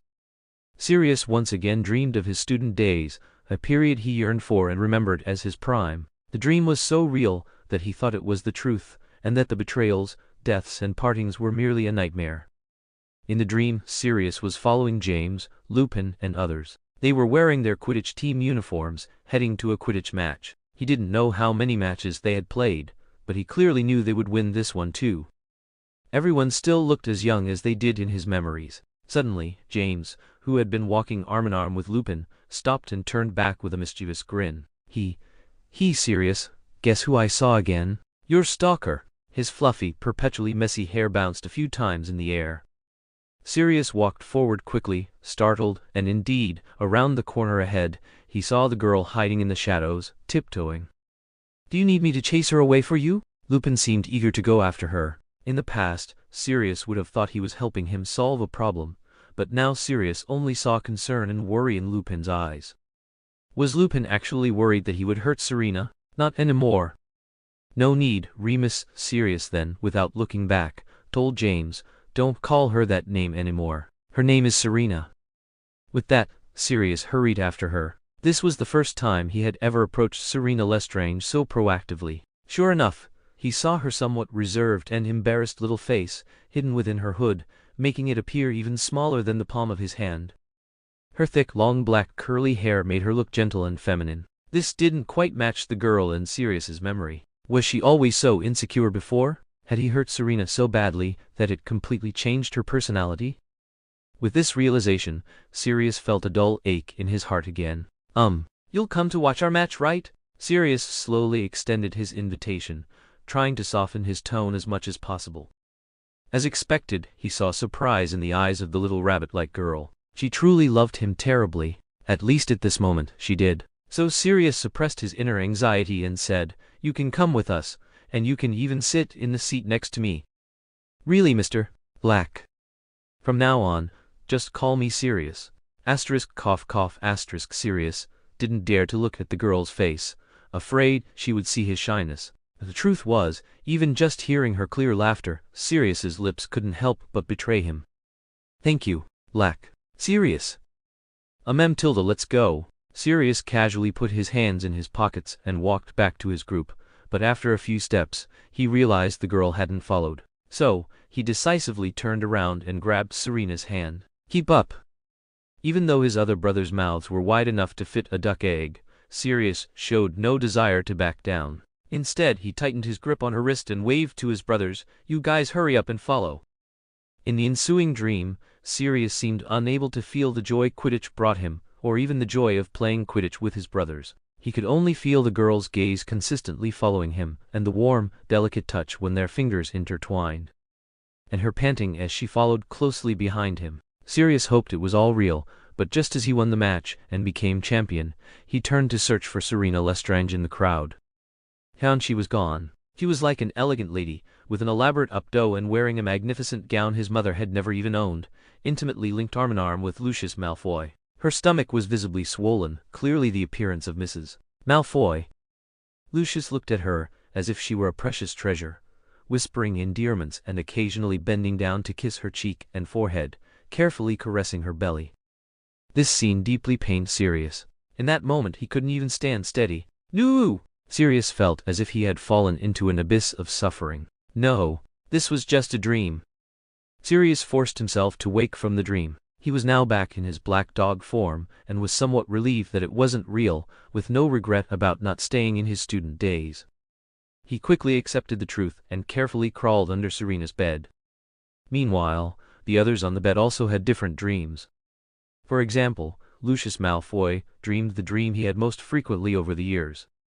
He, Lin-Na, and Draco lived happily together. Lin-Na still loved him, and Draco was still a child living under his mother's love. It's the last day of 2023. Time flies so fast. I hope I can produce more high-quality content next year, and that original female fiction can reach a new level, hee hee. Please, Papa Tomato, give me traffic Chinese, letter Chinese, letter Chinese letter. Chapter 128. Dream 2. In Lucius Malfoy's dream, everything was exactly as he envisioned it. Baby Draco slept in a cradle beside the bed he shared with Lin-Na. The moment he opened his eyes, he saw the woman he loved sitting by the cradle, wrapped in a white fox fur cloak, humming a tune and coaxing the child in the cradle. Her cascading hair was softly and casually tied into a bun at her side, her half-hidden profile overflowing with tenderness and an invisible maternal glow emanating from her. Lucius Malfoy was utterly mesmerized. It wasn't until the woman noticed him, giving him a playful yet pointed glance. "What are you still standing there for? Go warm Draco's milk." That single look was enough to make Lucius tremble, a tingling sensation spreading from the top of his head to his toes. This call was filled with a multitude of emotions, such longing and doting affection that Lucius felt his throat constrict, but he had no time to worry about it. He only wanted to hold both of them in his arms. Unlike Sirius, Lucius clearly recognized this as a dream, for Lin-Na's belly was now swollen. She was about to bear him another heir. He knew very well that this must be a dream, but he absolutely refused to wake up. This beautiful dream was perfectly to his liking. He had always wanted a sister for Draco, but this child could only be born from Lin-Na's womb. He couldn't even imagine how charming a little girl, as delicate and lovely as Lin-Na, would be, how much he would dote on her. He would surely give her the best of everything in this world. However, even in his dream, he remained a wife-slave, dutifully warming the milk as Lin-Na instructed. He skillfully picked up Draco and began to feed him. But his gaze remained fixed on Lin-Na. She leaned contentedly on his shoulder, looking at Draco in his arms, her eyes filled with love for Draco. "Do you think our daughter will be like Draco, both with golden hair like yours?" The woman seemed a little discontent, her serene face exceptionally lively. Although the probability was high, as the Malfoy family's hallmark was golden hair, if they really had a daughter, the chance of her resembling him could be as high as 95%, but he didn't want to make her sad. "She should be just like you, my dear." "That's good. If she's like you again, then you'll." Lucius didn't quite catch Lin-Na's words, but seeing her happy and content expression, Lucius felt complete. After feeding Draco, Lucius glanced at him. He had almost forgotten how tender and adorable Draco was as a child.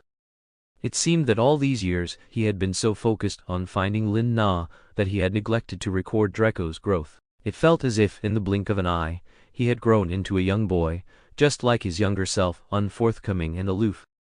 But unlike him, he had found true love early on, and, with Lin-Na by his side, never felt lonely. With this thought, Lucius felt even more that he owed his son, and the idea of leaving the child to the house elf was dismissed. Moreover, Lin-Na, with her big belly, still seemed intent on carrying the nearly 1-year-old Draco by herself, which was too dangerous. Even in a dream, he didn't want her to suffer any harm. What if Draco accidentally kicked her belly? So Lucius carried his son with one arm, and wrapped the other around his wife, slowly moving to the rose garden to stroll with his wife and child. Now Lin Na had some difficulty moving. Even in the dream, a short 10-minute walk took them about half an hour. But Lucius showed no impatience. Instead, he cherished Lin Na's slightly dependent demeanor. Indeed, in his memory, whether it was Narcissa or Lin Na, she always appeared very independent. No matter what trouble she encountered, she never actively asked him for help. Sometimes he even felt a bit distant from her. But then he thought, they are husband and wife, why would he feel distant? Thinking about it now, perhaps Lin Na really didn't love him as much as he thought, but it didn't matter. Fortunately, they were already married and had children. She couldn't completely escape him. She was his. She must be. So now, when Lin Na would deliberately lean her weight on him, this small change would make him ecstatic and fulfilled. Once in the garden, little Draco perked up and insisted on running around by himself. The roses in the rose garden were full of thorns, and if he wasn't watched closely, he would surely try to touch them with his tender little hands, ending up hurt and crying again. Draco, Lin Na called out to the charging Draco. Lucius knew this was a good opportunity to be intimate with her in the dream, so he quickly reassured Lin Na, "Don't worry, I'll have Dobby follow him." And so Dobby, who suddenly appeared in the dream, took Draco away. Lin Na's gaze followed him, and she also calmed down. Lucius embraced the very pregnant Lin Na and kissed her passionately. In the dream, Lin Na not only didn't refuse, but was exceptionally proactive, wrapping her arms around his waist to maintain her balance. Lucius's mind grew clearer in such a sweet dream. He now resolved that the next morning, no matter what happened, he would give Lin Na a good kiss. Not even that brat Draco interrupting would stop him. But dreams always end so abruptly, stopping at your happiest and most desired moment. Lucius Malfoy's beautiful dream was shattered by Draco's cries. He opened his eyes and abruptly sat up. It took Lucius 3 seconds to realize where he was and what was happening, but when he turned to look at Lin Na and Draco on the bed, he almost thought he was still dreaming. That's right, they were going to Paris for the competition. Lucius felt a slight regret. What a pity, he was almost able to get closer to Lin Na in his dream. But it didn't matter. In real life, he still had plenty of opportunities. Turning back to Draco, it seemed he was having a nightmare, restlessly kicking his little legs. Lin Na also looked like she was waking up, so he quickly cast a silencing charm. Happy New Year, my darlings. Thank you for your unwavering support. In the new year, let's continue to be together. Love you all. Chapter 129, Dream 3. Lin Na was also startled awake from her dream by Draco's crying. It was too terrifying. She had actually dreamt that she was getting married. And it was even at St. Mungo's, which she loved dearly. Problem was that she couldn't remember who her groom was. She sat quietly alone in the festively decorated bedroom, wearing a medieval-style gown with an incredibly long train. It looked very elegant, with a cinched waist and lace trim, all elements she liked. She had good reason to believe that the person she was marrying must love her very much, and she was also very satisfied with him, otherwise she wouldn't be so excited about this wedding. Lin Na looked at her own flushed face in the mirror, filled with anticipation. At that moment, she could actually think of so many men in her dream. Given this style, could it be Lucius Malfoy? No, it was much more understated than the clothes he would send. Could it be Regulus? This did seem like a style Regulus would like, but he probably wouldn't let her stay here alone. He would definitely be clinging to her side. For her to be married at St. Mungo's, it could also be someone who was financially modest. Could it be Severus Snape? Would they be going to Spinner's End? But Lin Na really couldn't imagine Snape preparing a grand wedding for her. What kind of wedding would suit such a dress? Besides, why would he marry her? Could it be that little pervert? Lin Na's body trembled. In that case, she should be eloping to live a few more years. While she was feeling uneasy, the door to her bedroom suddenly opened a crack. A round, chubby face appeared. Lin Na suddenly breathed a sigh of relief. It turned out to be the fat lady coming to see her. How wonderful! With the fat lady there, she wouldn't have to worry. She was like family to her. They could communicate about anything. At this moment, the fat lady was also wearing her best dress, and she seemed to be hiding something in her arms. There were no surprises. It should be a roasted chicken leg. Feeling guilty, she quickly moved into the room. Hurry and eat it while it's hot. Don't faint from hunger later. The fat lady's festive face showed concern for Lin Na. She was genuinely happy for her. Thank you, Madame Pomfrey. I have a question. Who am I marrying today? Lin Na struggled to stand up from her seat, feeling as if something was weighing down her dress. In fact, Draco's feet were pressing on Lin Na's leg, making her unable to move. But Lin Na, in her dream, only thought she was being clumsy and was tripped by her own dress. But there was no use in rushing. She should see the groom soon. However, she was afraid of Madame Pomfrey looking at her with an exceptionally shocked expression. "What are you talking about? Which one are you talking about?" She lifted her gossipy, flushed face, completely devoid of the previous timidity and caution. "What do you mean? Did she have several men?" Lin Na's heart skipped a beat. With the fat lady's help, she stood up. As soon as her feet could bear weight, she rushed to the door. This action startled Madame Pomfrey, who kept chasing after her, shouting, "Don't run around. It's not time yet."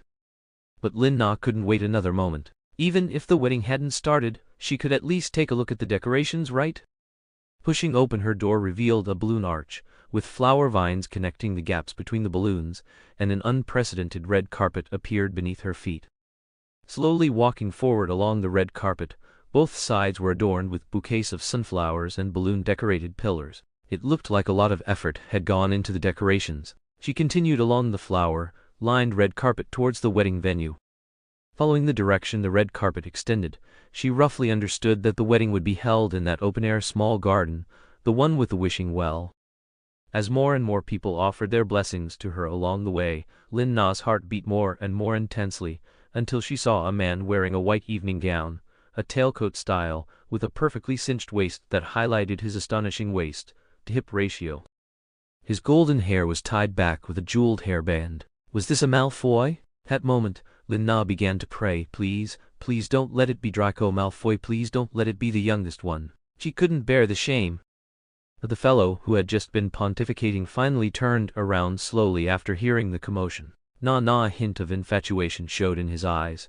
He seemed very satisfied with his appearance. "You are truly beautiful. Lucius Malfoy, you are my groom?" Lin Na had a feeling that was both expected and unexpected, but her subtle expression was noticed by Lucius. So he proudly adjusted his tie, deliberately showing off his excellent profile. "Of course, always." If you don't mind, the wedding is about to begin. I hope that at my only wedding, the bride will not make any mistakes." Snape's voice forcefully cut in. It was then that Lin Na realized Snape, at some point, had also put on a black ceremonial robe, his hair neatly styled, holding a cauldron. Inside the cauldron was a bouquet of flowers. What did he just say? His wedding? With whom? With her? If I'm not mistaken, I am her husband. Lucius stood in front of Lin Na, but the next second she was pulled into an embrace by a large hand, her back hitting a solid chest. "Brother-in-law, I remember you swore to Sister Narcissa that you would only love her in this life." Regulus was the one holding Lin Na. Lin Na almost got poked by the jeweled brooch on his chest. "Regulus? Are you also getting married today? It couldn't be to her too, could it?" "Regulus, let go of your sister-in-law." Suddenly a large black dog ran from a distance. The strange thing was that the black dog was also wearing an evening gown. Why was Sirius also getting involved, and why couldn't he transform back into a human? "You're serious?" Lin Na pushed away from Regulus's embrace, wanting to get a clear look, but Regulus and Lucius simultaneously grabbed her wrists, one on each side. "Brother, you have already lost her, and now you are a dog. It's impossible between you two anymore." Regulus at this moment no longer had his former softness, but was the independent heir of the Black family. Lucius even made a sarcastic remark from the side, "You can come to Malfoy Manor to guard the gate for us." "Impossible. Serena, you still love me, don't you?" The black dog anxiously stood up and lunged towards Lin Na, only to be pulled down by Snape. "Ms. Lestrange, is this the wedding you promised me?" Snape's voice was deep, making Lin Na feel like she was truly a heartless woman who had let him down. Had she really promised Snape to marry him? None of them are worthy of you. Moody, dressed in a new hip-hop style and leaning on a cane, also appeared. His leg was no longer lame, and he could jog. All the men were arguing in a chaotic mess. But Lin Na's intuition told her there should be another important figure. Sure enough, thick smoke billowed from the ceiling, gradually gathering and forming a human face. How could Riddle also appear? Lin Na really couldn't control the situation anymore. She lifted her skirt and ran until she woke up from her dream. Thank goodness it was just a dream. Chapter 130. Arrival.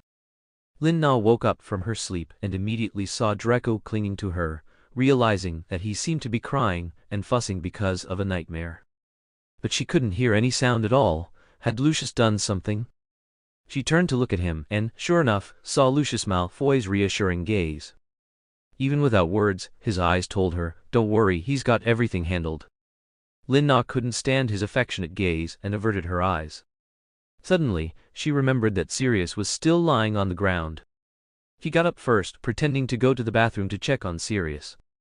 However, she didn't expect Lucius to be even faster than her when she got out of bed. Almost as soon as she found her slippers and put them on, a slight weight was added to her shoulder. At the same time, she felt a warmth enveloping her. What was going on? Lin-Na looked down and saw a white fox fur draped over her. This was the standard Malfoy family aesthetic. Thank you, you can sleep a little longer. I want to take a shower first. Lin-Na tried to find an excuse. It's fine, I also have some matters to attend to. Lucius pretended not to notice the deliberate distance and rejection in Lin-Na's voice, and calmly helped her tie the cloak's fasteners. All right then, Lin-Na slowly walked towards the bathroom, stopping every 2 steps to search for the chair from last night. Heavens, where did she hide him? Why couldn't she see him anywhere? Could he have grown legs and run off on his own? But Lucius heard the grinding and snoring from under the bed, and abruptly pulled back the bed sheet, only to see a large black dog lying under the bed, his brows instantly furrowing. He thought it was another pet his son had secretly adopted behind his back.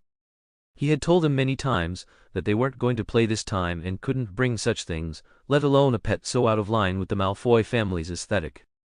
Lucius snapped his fingers for Dobby to deal with him, but Dobby, as a house elf and a very kind one at that, naturally wouldn't have the heart to follow Lucius's suggestion to dispose of him directly. Instead, he took him back to Malfoy Manor and secretly kept him. Of course, after Sirius discovered he had been sent back to Malfoy Manor, he didn't stay put. Instead, he used this opportunity to begin searching for evidence that Lucius Malfoy was a Death Eater. He actively sought a way to return to Lin-Na's side. So Lin-Na never saw the black dog again.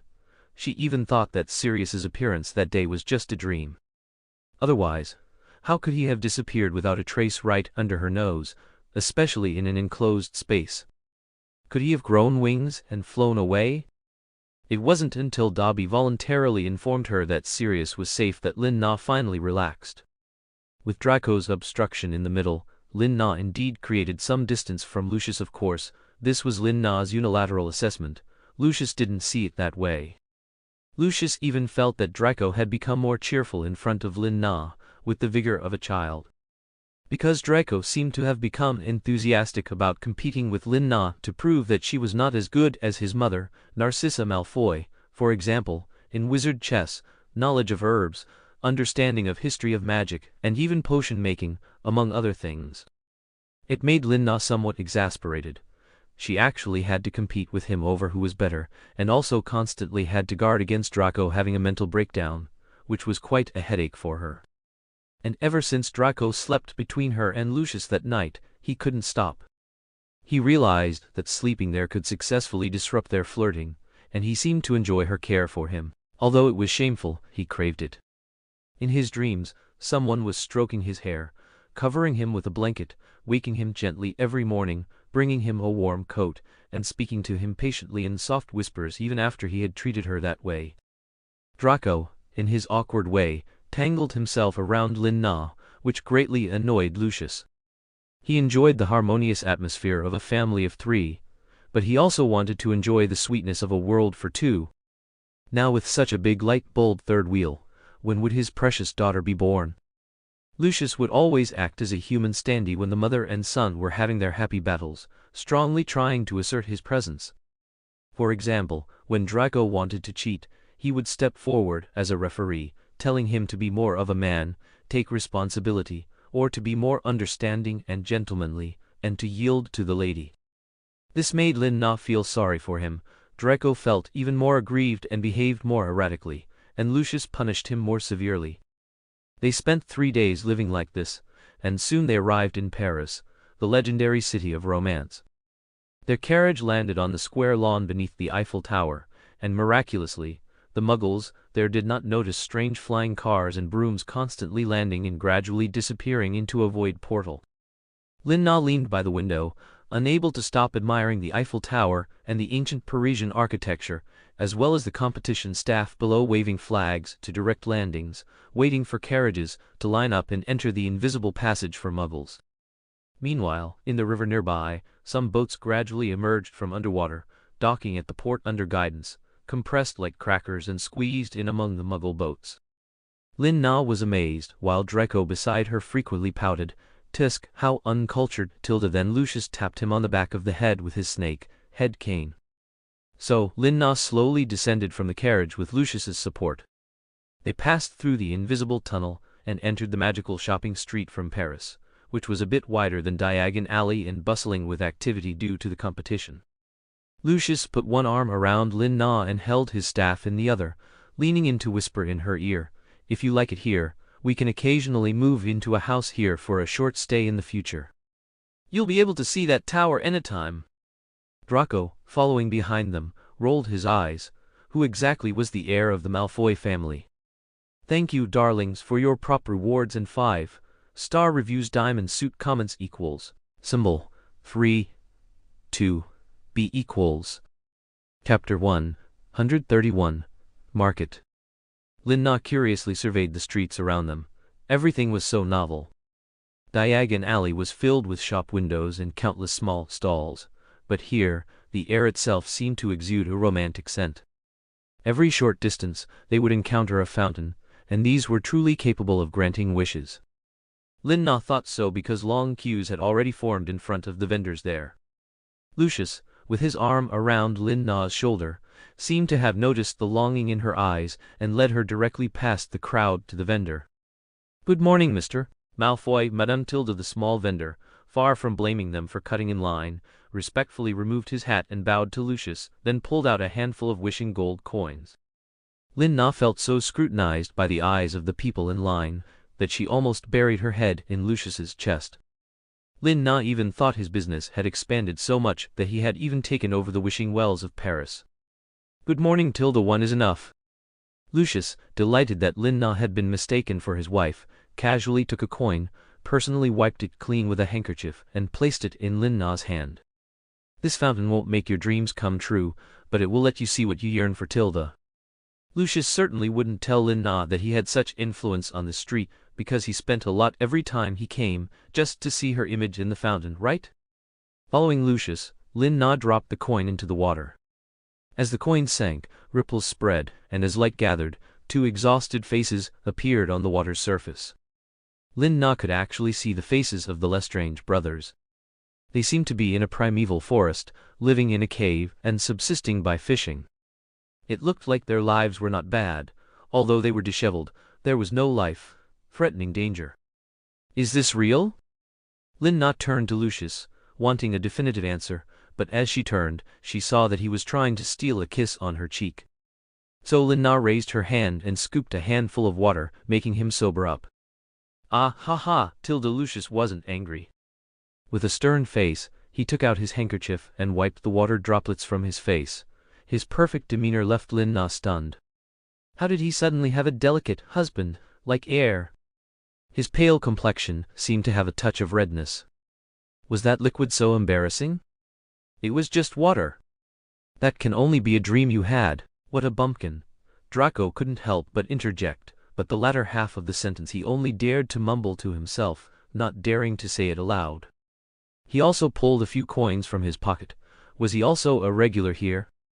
Draco also gazed greedily at his mother's image in the pool, but the second time, the image in the water before him was somewhat strange.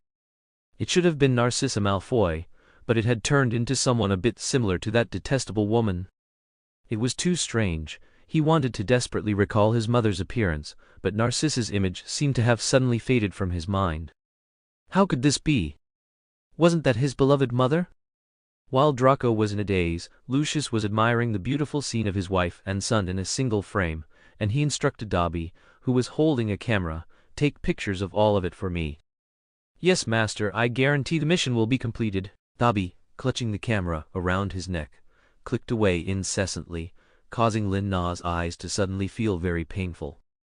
She left the wishing well, her curiosity satisfied. Seeing Draco staring at the water in a trance, Lin Na easily guessed what he had seen.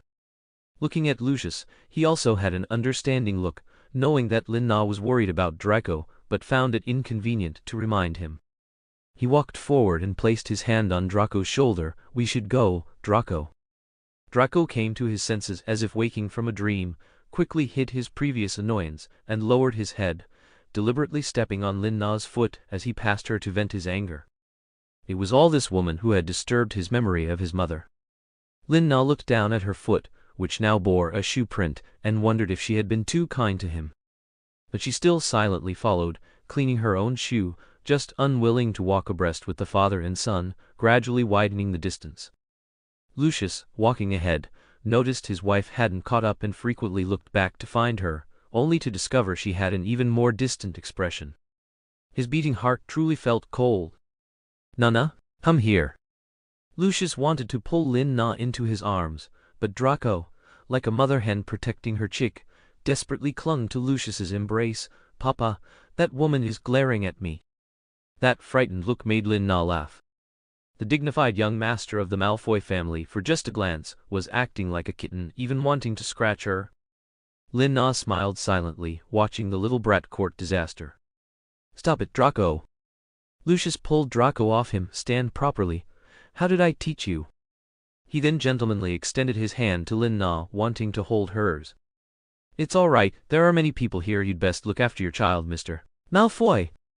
Lin Na walked straight past the father and son, knocking Lucius's hand away, and once again made Lucius hear the words he least wanted to hear.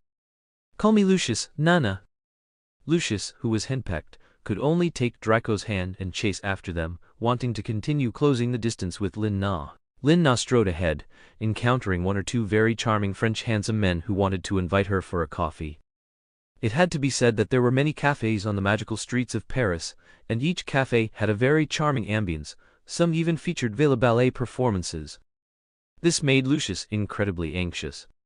He brought forth the aura of the head of the Malfoy family, always managing to cut off any romantic advances before Lin Na could even speak.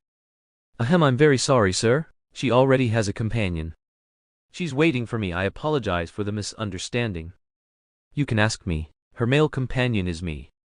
Lucius clenched his snake-headed cane, forcing every observer back with his immense aura, and for those who persisted, he unceremoniously drew his wand. It wasn't until Lin Na stopped them, saying, "I'm hungry, let's go," that Lucius, seeing she had saved his face, prevented the situation from escalating further. "Okay, Tilda, what do you want to eat?" Putting away his wand, Lucius, lowering his head to face Lin Na, once again became the gentlest senior student. Draco, whose initial excitement at the spectacle turned into a slight resentment, glared at Lin Na, blaming her for meddling. His father was about to beat that man senseless. What a pity. Just like that, they arrived at one of the Malfoy family's properties on the magical street of Paris, to stay for one night, as they had to report to the competition venue tomorrow. But Lin Na never expected to meet an unexpected fellow here. Chapter 132. Why is he here? This villa of the Malfoy family was similar to Sirius's house, hidden in the Muggle world, but its location was near the bustling Magic Street, only that it was in a slightly secluded corner. The interior decoration still completely conformed to the aesthetic style of the Malfoy family, but it incorporated some French design styles, with beautiful terraces and warm, toned log furniture, plus white marble ceilings and European classical gold leaf murals. Lin Na quite liked this villa, which had 3 floors and at least a dozen rooms, but Lucius still felt it was a bit small. If his younger sister was born, it would need to be expanded. Fortunately, Lin Na didn't know what he was thinking, otherwise she would definitely scold him for being out of his mind. However, after arriving here, the situation was slightly different today. Lucius didn't stick to Lin Na all the time. Instead, he told her to stay in her room at night and not run around, and not to wait for him to sleep, as he had some things to deal with. "Don't worry, I didn't plan to wait for you anyway." No, why would she wait for him? Lin Na struggled for a long time, feeling that her answer just now was not good. But at this time, Lucius had already led Draco away, and Draco deliberately turned his head to make a face at her. Lin Na smiled helplessly and returned to her room. Great, she could finally have some peace and quiet. Lucius Malfoy, of course, hoped to be with Lin Na all the time, but today was different, because there were other people in this small villa who needed him to entertain. That person was the newly appointed Minister for Magic of the British Ministry of Magic, old Barty Crouch, who would serve as one of the judges in this worldwide competition as a special guest. He personally sent a letter wanting to stay at the Malfoy family's villa, so he could only be arranged here. The other Malfoy family villas in France were located in more beautiful towns. If he had to choose a place to entertain the Minister of Magic, this place was the most suitable. Because he indirectly helped him to get rid of Bellatrix, Lucius gave him extra face. Although their family had always had to maintain a good relationship with the Minister for Magic, this time he was particularly sincere in his hospitality. Over drinks, old Barty Crouch was easier to entertain than Lucius had imagined. He didn't even open his mouth much during the entire meal, only asking about the representatives from Britain. Lucius then briefly introduced Selina Lestrange. After all, who wouldn't recognize a star chaser? Or the only member of the Lestrange family who escaped Azkaban prison, the current heir of the Lestrange family. Old Barty Crouch finally showed a little interest, reversing his previous formality and said, "I believe Ms. Lestrange will definitely achieve an immortal result." Thus, this welcome dinner ended simply. Lucius personally sent old Barty Crouch to his room, a guest room on the second floor. In order to avoid Lin Na running into him and feeling embarrassed, Lucius had specially arranged Lin Na's room to the guest room on the third floor. He stayed in the master room on the second floor with Draco, because he was very worried that Draco would run to find Lin Na in the middle of the night. So he slept with Draco, although he missed his wife very much, but he comforted himself that it would be fine when they got to the competition venue. Little did he know that there would be so many unexpected onlookers at the competition venue. Lin Na very much enjoyed leaning alone in the bedroom with large French windows, drinking a glass of bedtime milk, and looking at the Malfoy family's collection of books in the bookshelf. When she was tired of reading, she would look up and gaze at the magnificent lights on the Eiffel Tower in the distance. This was too bourgeois. I have to say, the Malfoy family really knew how to enjoy life. There was also a canary they kept in front of the windowsill. I really don't know who was taking care of this villa. Was it a house elf? Lin Na felt a little sleepy, so she went to bed. She thought she could finally get a good night's sleep by herself, without Draco pressing on her legs, without Lucius's lips that might kiss her at any time, and without the flashing lights that would suddenly flash at night. Lin Na felt happy, but in the middle of the night, half dreaming and half awake, she felt a little hot, and a hand was wandering over her body, pressing her waist, making her open her eyes instantly. "What are you doing not sleeping in the middle of the night?" The guy behind her, seeing that Lin Na was awake, happily pressed against her back and put his arms around her waist. Lin Na heard the creepy voice of the little pervert in her ear. "Senior Tilda, we haven't seen each other for a long time." "Ah, ah, ah. Woo woo woo," Lin Na screamed in fright but was quickly gagged by Barty Crouch Jr. "Sh Tilde, you'll be heard, oh Tilda Senior, although I really like you screaming for me." Barty Crouch Jr. licked the corner of his lips excitedly at the thought of Serena under him. Finding that the stimulation was not enough, he simply kissed Lin Na's earlobe and gently nibbled it. "Let go of me. I'll have you arrested and thrown into Azkaban." Lin Na tried hard to reach for her wand, but Barty Crouch Jr. was too strong. Were all adult men so strong? Barty Crouch Jr. hugged her even tighter, and he went even further and stuck out his tongue. "Then you should worry about yourself first." Lin Na thought it was true. If she was discovered to be in an unclear situation with Barty Crouch Jr., she would be interrogated under torture. Even if she was innocent, she would definitely miss the competition, and Ms. Mary Jane would definitely be very disappointed and sad. Lin Na decided to hold back for now. "What exactly do you want to do?" "Ah, ha ha ha. What do I want, can't Senior guess?" Barty Crouch Jr. turned Lin Na around forcefully, so that she was facing him. "I want to be Senior's man." Lin Na finally met the excited light in Barty Crouch Jr.'s bloodthirsty eyes. It was not only his wish, but in his eyes it was certainty and confidence, a determination to win. Lin Na almost ignored that he was wearing not an ordinary uniform, but the uniform that only the British Minister for Magic could wear. And Barty Crouch Jr. had no intention of hiding it at all, he just wanted to meet her as soon as possible. Holding the woman he had been thinking about in his arms, it was not in vain that he had been planning until now, and had even kidnapped his father incognito. "Thanks again to Prime Minister's Feather Fan for sending me the prop award. Love you letter A. 2. 4 2 Canada, U symbol, re, 4 symbol, re, 5 2 letter, A, 1 F, 4 symbol, re, 4 symbol, re, 5 2. Chapter 133, In Bed. Just as Lin Na was pinned down by Barty Crouch Jr., a rustling sound came from the doorway, again. Lin Na's heart was filled with joy and excitement she had never felt before, because she saw Lucius again, coming to harass her. "You're finished. Lucius Malfoy won't be on your side." Lin Na suddenly found some strength and pushed Barty away a bit. But when a golden little head peeked out from the doorway and Draco appeared, sneaking along the wall, Lin Na's hope was shattered. Instead, she felt a lot more worry. This brat, coming to her place in the middle of the night, surely meant trouble. Barty certainly wouldn't be merciful because of a child, but this child was from the Malfoy family, so he couldn't expose his identity yet. Although Malfoy was a traitor in his eyes, he had to admit that he was also his master's right-hand man, and currently still useful to him, so he had no intention of harming the child. So, he flipped open the corner of the quilt, burrowed into Lin Na's bed, and hid himself, his body pressed tightly against Lin Na, but his hand was not well behaved, reaching for her waist, gently massaging her with a hint of affection. Lin Na felt a little tickle, but she instinctively didn't want to expose Barty Crouch Jr. She worried that Barty would kill Draco to silence him if he saw him. After all, only dead people are the safest. So she endured, pretending to close her eyes to see what Draco really wanted to do, yet she was anxious, pretending to cough twice, wanting to scare him away. But Draco was only startled, lowered his head, and did not leave. Lin Na, with her eyes narrowed, nervously watched Draco while trying to ignore the perverse hand on her waist. His chest was even broader and much more tender than she had imagined.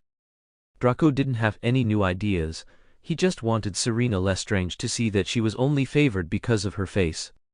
His father would never forget his mother because of this person. It must be that bad woman's doing, so Draco took out his magic crayons and came to Lin Na's side. Seeing Lin Na asleep, Draco looked at her serene and graceful face, holding up his arm, unsure where to begin drawing. Lin Na was pretending to be uneasy when a large hand touched her butt again. Lin Na still couldn't help but jump up, kicking the person rolled in the quilt off the bed. Are you kidding? Could she let him be discovered? At the same time, Lin Na pulled up the quilt as a cover, which truly scared Draco. She was still awake. Draco quickly dropped the paintbrush in his hand, turned around and fled in a panic, then bumped right into Lucius, who was trying to sneak in. The father and son instantly understood each other's intentions. Lucius immediately grabbed Draco by the collar. You should be in bed right now. That's not fair. Dad, you're not in bed either. Draco guessed immediately that his father was indeed trying to send him away again, and still wanted to see that bad woman. Draco's appearance completely disrupted Lucius's plans this time. Lucius apparently wouldn't have a chance to go further with his dear wife tonight, so he could only suppress his anger and take Draco away. Draco laboriously poked his head out at the doorstep. How much effort had he made to sneak out again, but he was still quickly suppressed by Lucius and thrown back onto his small bed. Behave yourself. Lucius's words carried a hint of authority, and Draco immediately became as docile as a kitten, only daring to be unruly within his own quilt. Yes, Dad. Good night, Dad. Draco replied obediently to Lucius, drawing maps with his magic crayons under the quilt. After Lucius finally took a shower and adjusted his mood, he burrowed into the quilt, only to find that his quilt was emitting an eerie glow, and some magic crayon was smudged on Draco's face. It glowed yellow in the dark, as if his face was smeared with some glowing potion, like a fluorescent kitten. Lucius Malfoy couldn't help but laugh and cry. Was this his son's perfect revenge plan? It was truly a bit embarrassing. However, he was somewhat surprised to see such a childish scene from his son. Lucius had thought Draco had long lost this childish side. Perhaps in front of Lin Na, he could also feel a mother's care, which is why he showed his true self. Because of this, Lucius wasn't angry. He just bundled his son and the shiny quilt together and threw them onto the sofa. He prepared a new quilt for himself and went to sleep. Meanwhile, Lin Na also seized the opportunity to run out of the door. Barty Crouch Jr. followed her unhurriedly, but as he stepped out the door, he gave an evil smile, pulled out a bottle of polyjuice potion from his pocket, and drank it in one gulp. Therefore, the person following Lin Na became old Barty Crouch. Lin Na, who witnessed this dramatic transformation with her own eyes, stopped in her tracks, startled. No wonder she always felt that old Barty Crouch was strange. It turned out he wasn't the original at all. That little pervert had disguised himself as his father, and he didn't even try to hide it from her. He just brazenly displayed his biggest secret, without reservation, right in front of her. At this moment, Barty smiled again. "Senior, do you understand me very well?" He wore old Barty's face, but the wicked aura was impossible to hide. He licked his lips, and as he moved closer, wanting to grab Lin Na's wrist, a house elf Dobby appeared between them. "Respected Minister, your bath water has been ready for a long time. Please follow me." The respectful Dobby never raised his head. Lin Na looked at Dobby with great gratitude. Dobby was indeed a good elf. He actually came to save her voluntarily. "I'll be there in a moment. I have something important to discuss with Miss Lestrange right now." The glint in old Barty Crouch's eyes was fully visible to Lin Na. He looked at Dobby as if he were looking at a dead object. "Let's talk about it tomorrow. I'm tired now," Lin Na quickly interjected, forming a united front with Dobby. "Dobby, you can help me massage my feet tonight." "Yes, Madame." Dobby respectfully led Lin Na by the hand back to her bedroom, like a grand eunuch. Lin Na felt that she had narrowly escaped a disaster. The next morning, Lin Na told Lucius about it. Lucius reacted quickly, turning Lin Na around, pressing her body against his chest, and lifting her waist. Sure enough, he saw some red marks on Lin Na's delicate waist, and his brows were tightly furrowed, as if they could trap a fly. Was this his doing? Chapter 134. Campsite. Was that him? Lucius's one hand gently caressed the red marks on Lin Na's back, while his other hand gripped her waist so tightly that Lin Na felt like she was about to be split in two. But Lucius had no intention of letting her go. Overcome with emotion, he moved to her side, knelt on one knee, and fiercely kissed her smooth back until he had left his own marks there before he finally stopped. "No way, Lucius. Let me go. Go find him. Why are you holding on to me?" Lin Na was speechless. His kisses from her tailbone all the way up her spine were really ticklish. But his delicate hands were too strong. It wasn't until she retaliated by stepping on Lucius's foot that he somewhat regained his composure. He reluctantly left one last kiss on her shoulder blade, and helped her straighten her clothes. Lin Na also turned around, intending to slap him, but as she stretched out her hand, she saw his overly thoughtful expression, as if he were a man with a deep-seated vendetta, plotting how to get his revenge. His gaze was so sharp that Lin Na felt a shiver. Forget it, how he chooses to take revenge is his business. Anyway, she wouldn't let that little pervert continue to get away with it. However, Lin Na was still very impressed. Even though Lucius's hatred for Barty Crouch Jr. had reached its peak at the breakfast table this morning, he still managed to control his emotions, acting as if nothing had happened, like a spring breeze. Lin Na sat to Lucius's right. Directly opposite Lucius was Barty, disguised as old Barty. Draco sat to Lucius's left. He seemed to have caught a cold from kicking off his blankets last night. He was listless and didn't even have the energy to argue with Lin Na. Lin Na found this breakfast exceptionally difficult. She desperately tried to ignore Barty Crouch Jr.'s subtle, burning gaze, but every time he unconsciously licked the corner of his mouth, in Lin Na's eyes, it felt as if he were licking her own body. And as for Lucius, every time Barty looked at her, it would draw his attention, and he would forcefully steer the conversation towards her, leaving Lin Na with no peace even while eating.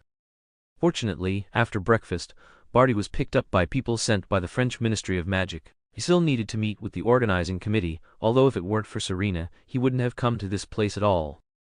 But now, to help Serena gain some advantage in the competition, he still went with a smile. And under Lucius's strict guard, Lin Na also pulled Draco along to the competition venue. It was a suburb of Paris, located within a scenic area. Since it wasn't a holiday, there were very few muggles in the entire scenic area. Besides the ticket vendors at the entrance, there were basically only plants, animals, and forest rangers left. Lin Na loved the scenery here, with its tranquil forests and lakes and large expanses of grassland, perfect for camping. But after passing through a magic barrier, the entire camp became exceptionally lively. National flags representing different countries' contestants filled the sky, and songs and lively laughter echoed everywhere. Wizards from various countries, dressed in different attire, moved between tents of varying sizes. Among them were healers representing national medical institutions, tourists simply wanting to watch the competition, and even specially invited guest judges from various countries.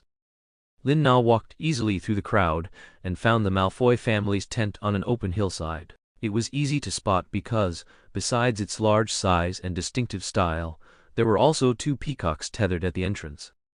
The Malfoy family truly brought their peacocks wherever they went. The entire tent faced the lake, backed by the forest, and even had its own fence and a small garden.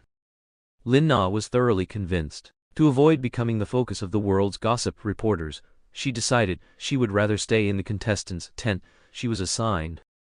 So she turned her steps. "Thank you, Lucius, I'm going to check in now." But Lucius immediately stopped her.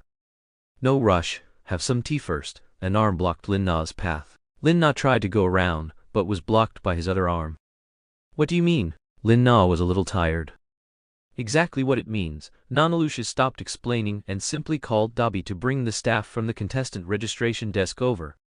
He personally helped Lin Na complete her check-in, the distribution of uniforms, wristbands, and a series of manuals and so on, all taken care of. After these were done, Lucius picked up the luggage Dobby had packed for Lin Na. "Let's go, I'll take you." He perfectly embodied the image of a long-suffering husband silently supporting his wife. At this moment, Lin Na felt like she was the unreasonable villain, betraying his good intentions and even wronging him.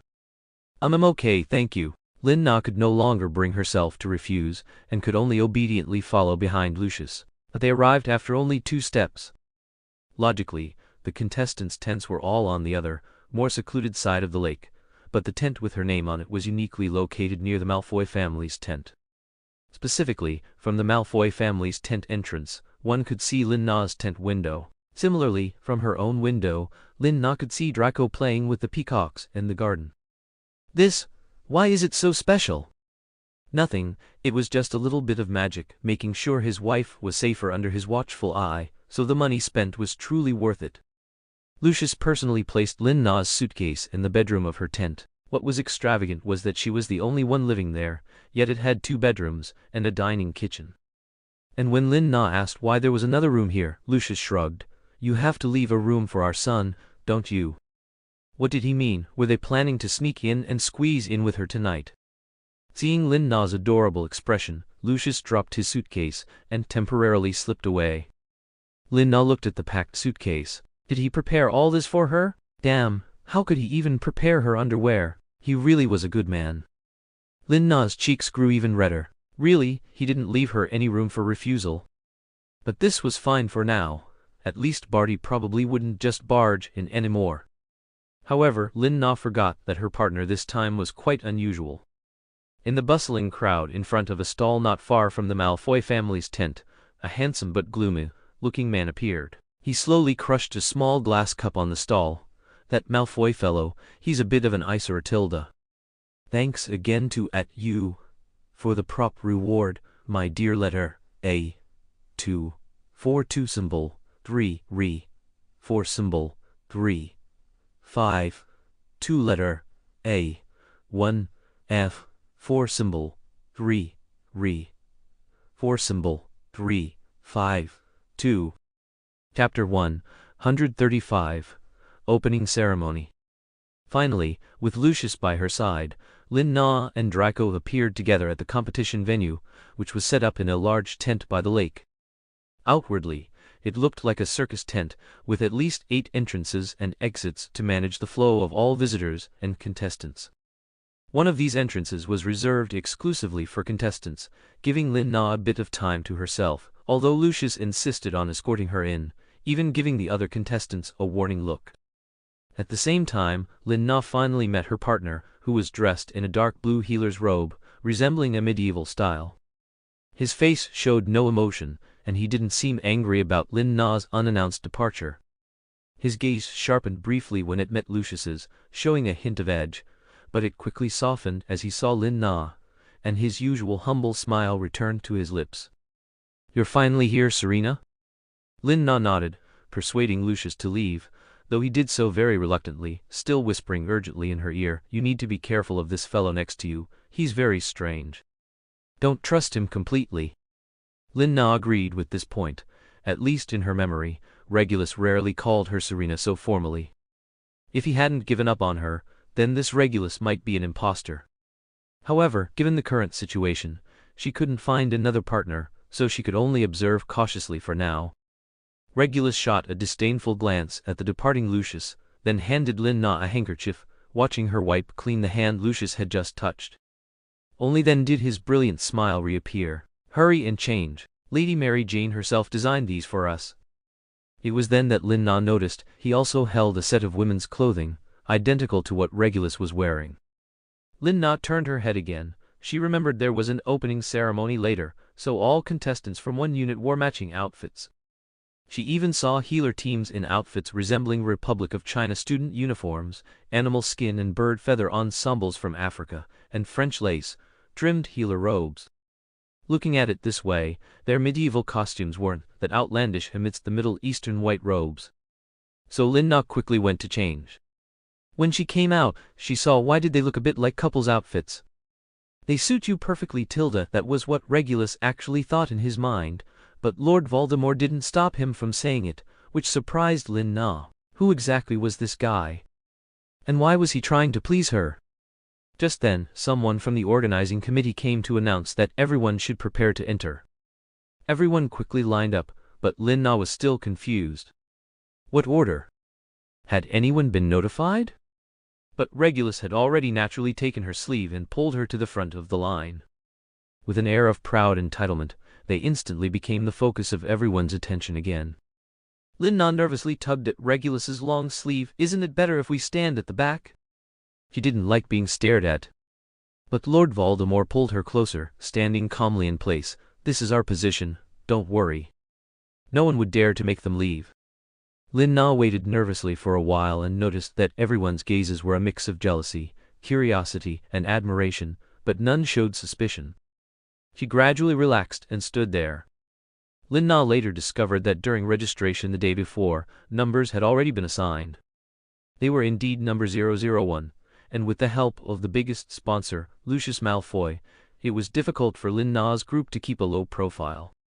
He had also used his influence to help her secure the first position for their entrance. Seeing that no one came forward to point out their incorrect standing position, Lin-Na could only brace herself and walk in the lead. Listening to the cheers from outside, accompanied by the host's announcement of the start of the event, her heart was in her throat. Although she had been prominent in the field of male medicine for so many years, she could confidently deliver a lecture, but this feeling of being stared at was not pleasant.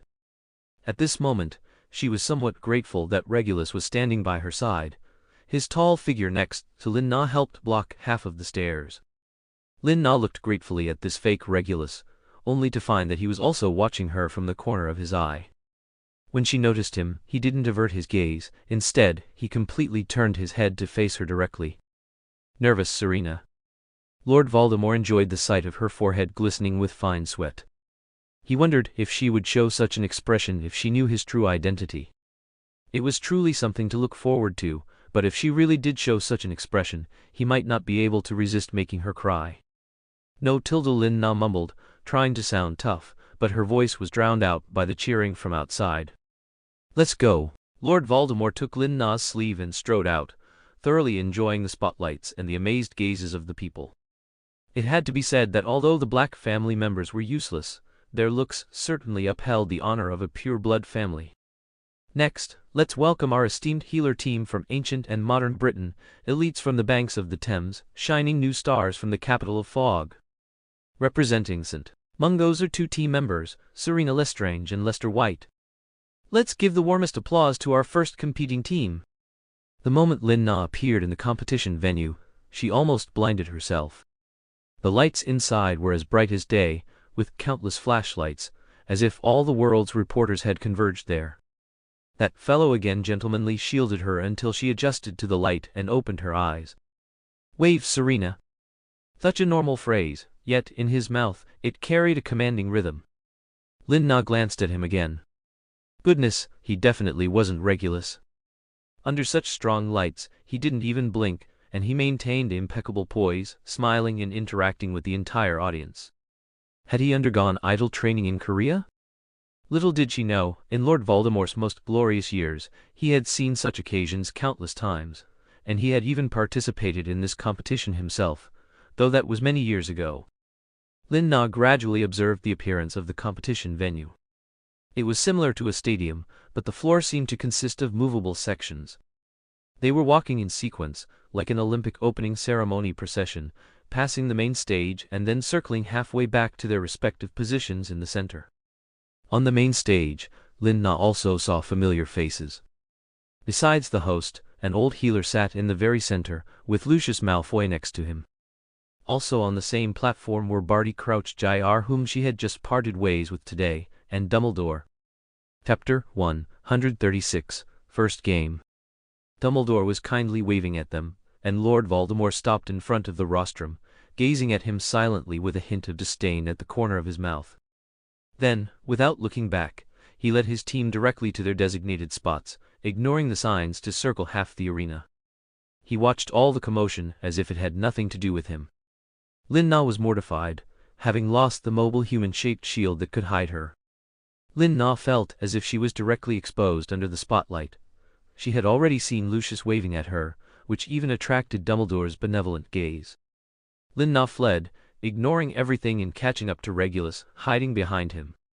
Because their pace quickened, and they skipped more than half a lap, the other participating contestants they were leading also sped up. However, it was tough for the host, who introduced all the contestants in one breath, almost running out of air. In the end, it was all good. The entrance was completed flawlessly. Lin Na also walked almost half the distance less and saved herself from embarrassment because of Regulus. Thank him. After the host finished the opening remarks, the old man in the middle of the rostrum began to speak. He should be the current president of the World Healer Association. He solemnly led all the contestants in an oath, pledging to complete the competition with fairness, justice, and openness. At the same time, he announced that there would be 3 rounds of competition. The first round would be an elimination round, and the second and third rounds would be a points-based promotion system. The total scores from the 3 rounds would be added up, and the contestant with the highest score would be the winner. This year's winning contestant would receive the Chief Healer Badge awarded by the Healer Association and a bag of galleons provided by the organizers sponsored by the Malfoy family. Seeing the prize, Lin Na was a bit speechless. Wasn't this like a prize from her own family? However, the badge was quite nice, designed to be very classic and sacred. It was said that the badge had the effect of blocking curses and could protect important healers from harm. Lin Na felt that if this badge were in a game, it would definitely be a very powerful item, and she would certainly be determined to get it. I want that badge, Lin Na clenched her fist and told Regulus next to her. No matter who you are, no one can stop her determination to win. Afterward, Headmaster Dumbledore, the honorary judge, was to give a speech. Those words somehow went in Lin Na's left ear and out her right. She didn't know why listening to him speak was always like this. However, the effect was surprisingly good. Dumbledore's speech drew cheers from the crowd. Then came the speech from the sponsor, Lucius Malfoy, which was very short but revealed his authority as part of the House of Malfoy. He also used a bit of his small power, saying in front of everyone, "Here, I want to specially wish the excellent healers from St. Mungo's a resounding victory." Lucius winked, believing he had a telepathic connection with Lin Na, but Lin Na felt even more guilty. Was he not afraid of her being targeted by others? Finally, under the host's bill, the atmosphere reached its peak and fireworks were set off from the ceiling of the circus tent.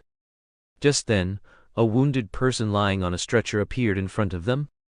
It appeared right at Lin Na's feet, and she was so startled by this sudden appearance that she took a step back, bumping into Regulus's chest and being steadied by him. This is what? Before Lin Na could ask, people rushed forward from behind her, all around her, and even from unseen distances. Lin Na found herself in a situation where people were pushing, bumping, and stepping on each other. Then, magic started flying chaotically. Regulus, behind Lin Na, calmly encircled her and moved her away from the commotion.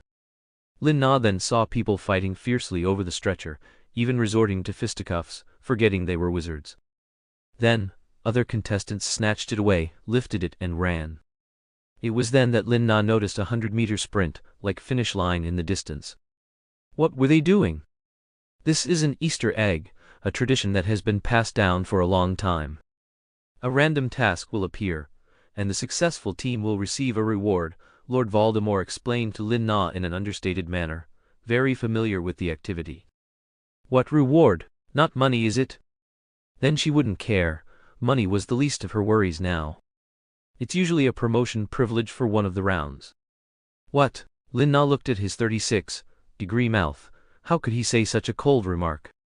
Why wasn't he excited at all? It was such a pity. If she had known, she would have rushed to grab it. You knew early on, but you didn't grab it. I don't need that thing, Tilda. Seemingly noticing the resentment and regret on Lin Na's face, Lord Voldemort finally showed a genuine smile. Lin Na was almost driven to death by him. He didn't want to advance, but she did. Imagine how much easier it would be. No need to participate in a written exam, or even if she had to, there would be no pressure at all. How relaxed. But it was too late to think about it now. Lin Na could only watch as a team of people carried the patient away. The most people involved in that unit, even 10, wore uniform clothing. Upon closer inspection, oh Tilda, they were from India, no wonder. As a healer, she still subconsciously chose to help the patient. So Lin Na raised her hand and healed the patient on the stretcher. Then, a shocking scene occurred. The healed patient actually did a backflip in the air and landed. Then he pulled out his wand from his pocket and set off a firework in the air. Congratulations, you won first place in the task.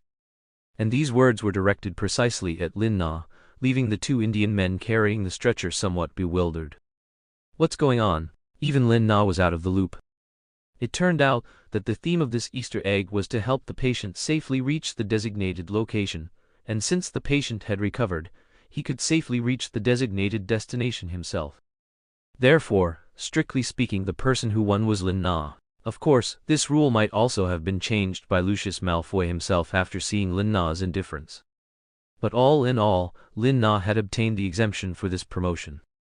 Lin Na went on stage to receive her award, overjoyed, but the person presenting the award was Barty Crouch Assar, who was disguised as that little pervert. Her joyful face immediately drooped. Then she saw Regulus still looking up at her from his original spot, and she secretly thought, oh no, why didn't he come up? Was she being used again? For the first round, Lin Na had planned to take it easy and observe the strength of others, but seeing the chief judge, she decided against it. She wouldn't slack off, she would compete honestly. Chapter 137. Brewing Potions. After the opening ceremony, Lin Na and Regulus were, as expected, surrounded by reporters. Lin Na was now very adept at using Regulus as a shield, pulling him over and telling everyone, if you have any questions, just ask him. She then crouched down and slipped out of the encirclement. Of course, if it were just Regulus, she wouldn't have escaped so easily, but because Lucius Malfoy also appeared by Lin Na's side, he helped her divert some of the attention. Lucius gazed dotingly at the woman, who was trying to shrink into a small ball, while instructing Dobby to protect her and ensure she rested well. That night, to avoid being disturbed by anyone, such as Lucius, or Barty Crouch Jr., or even the fake Regulus, Lin Na packed up her tent in advance and moved to the contestants' camp on the other side of the lake. Her tent was hidden among all the other contestants, and no one found her. She had a good night's sleep and woke up refreshed for the first match. As she stood waiting backstage before the match, Lucius Malfoy stood there with a serious expression, holding a bottle of steaming hot milk. Behind him was Draco, who had not yet woken up but had been forcibly dragged along, still rubbing his sleepy eyes, with a smudge of milk at the corner of his mouth. It seemed he had been yanked out of bed to come find her. Lin Na was somewhat exasperated. All breakfast was delivered directly to the contestants' tents, so how could he be angry that she hadn't drunk his milk? Perhaps because Lucius's aura was too powerful, the area around him, which should have been crowded with contestants, was instead a vacuum. Everyone was watching the show. At this moment, Lin Na had to give the sponsor some face. Seeing Lin Na quickly drink the Felix Felicis-infused milk he had prepared, Lucius's expression finally softened. He gently pulled out a handkerchief and wiped the milk from Lin Na's lips. Encouraging Lin Na, he deliberately put his arm around her shoulder and whispered secrets that only sponsors would know. The first match is about making healing potions. Don't worry, the chief judge is that guy Snape. Just relax till the end. Lucius quickly said many things into Lin Na's ear, but Lin Na only heard one sentence.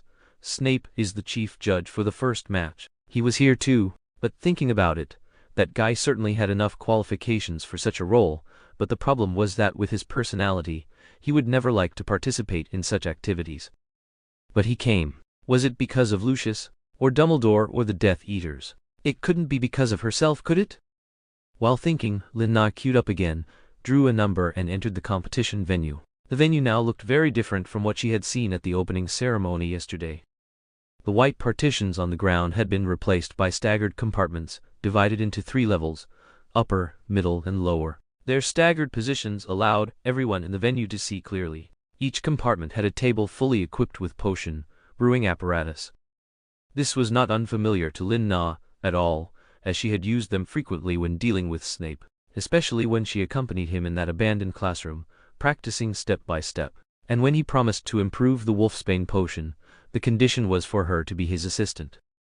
Therefore, Lin Na's potion-making skills were actually very strong, especially since she had several lifetimes' worth of healing books stored in her mind. She might not have made every potion, but she knew all the steps by heart.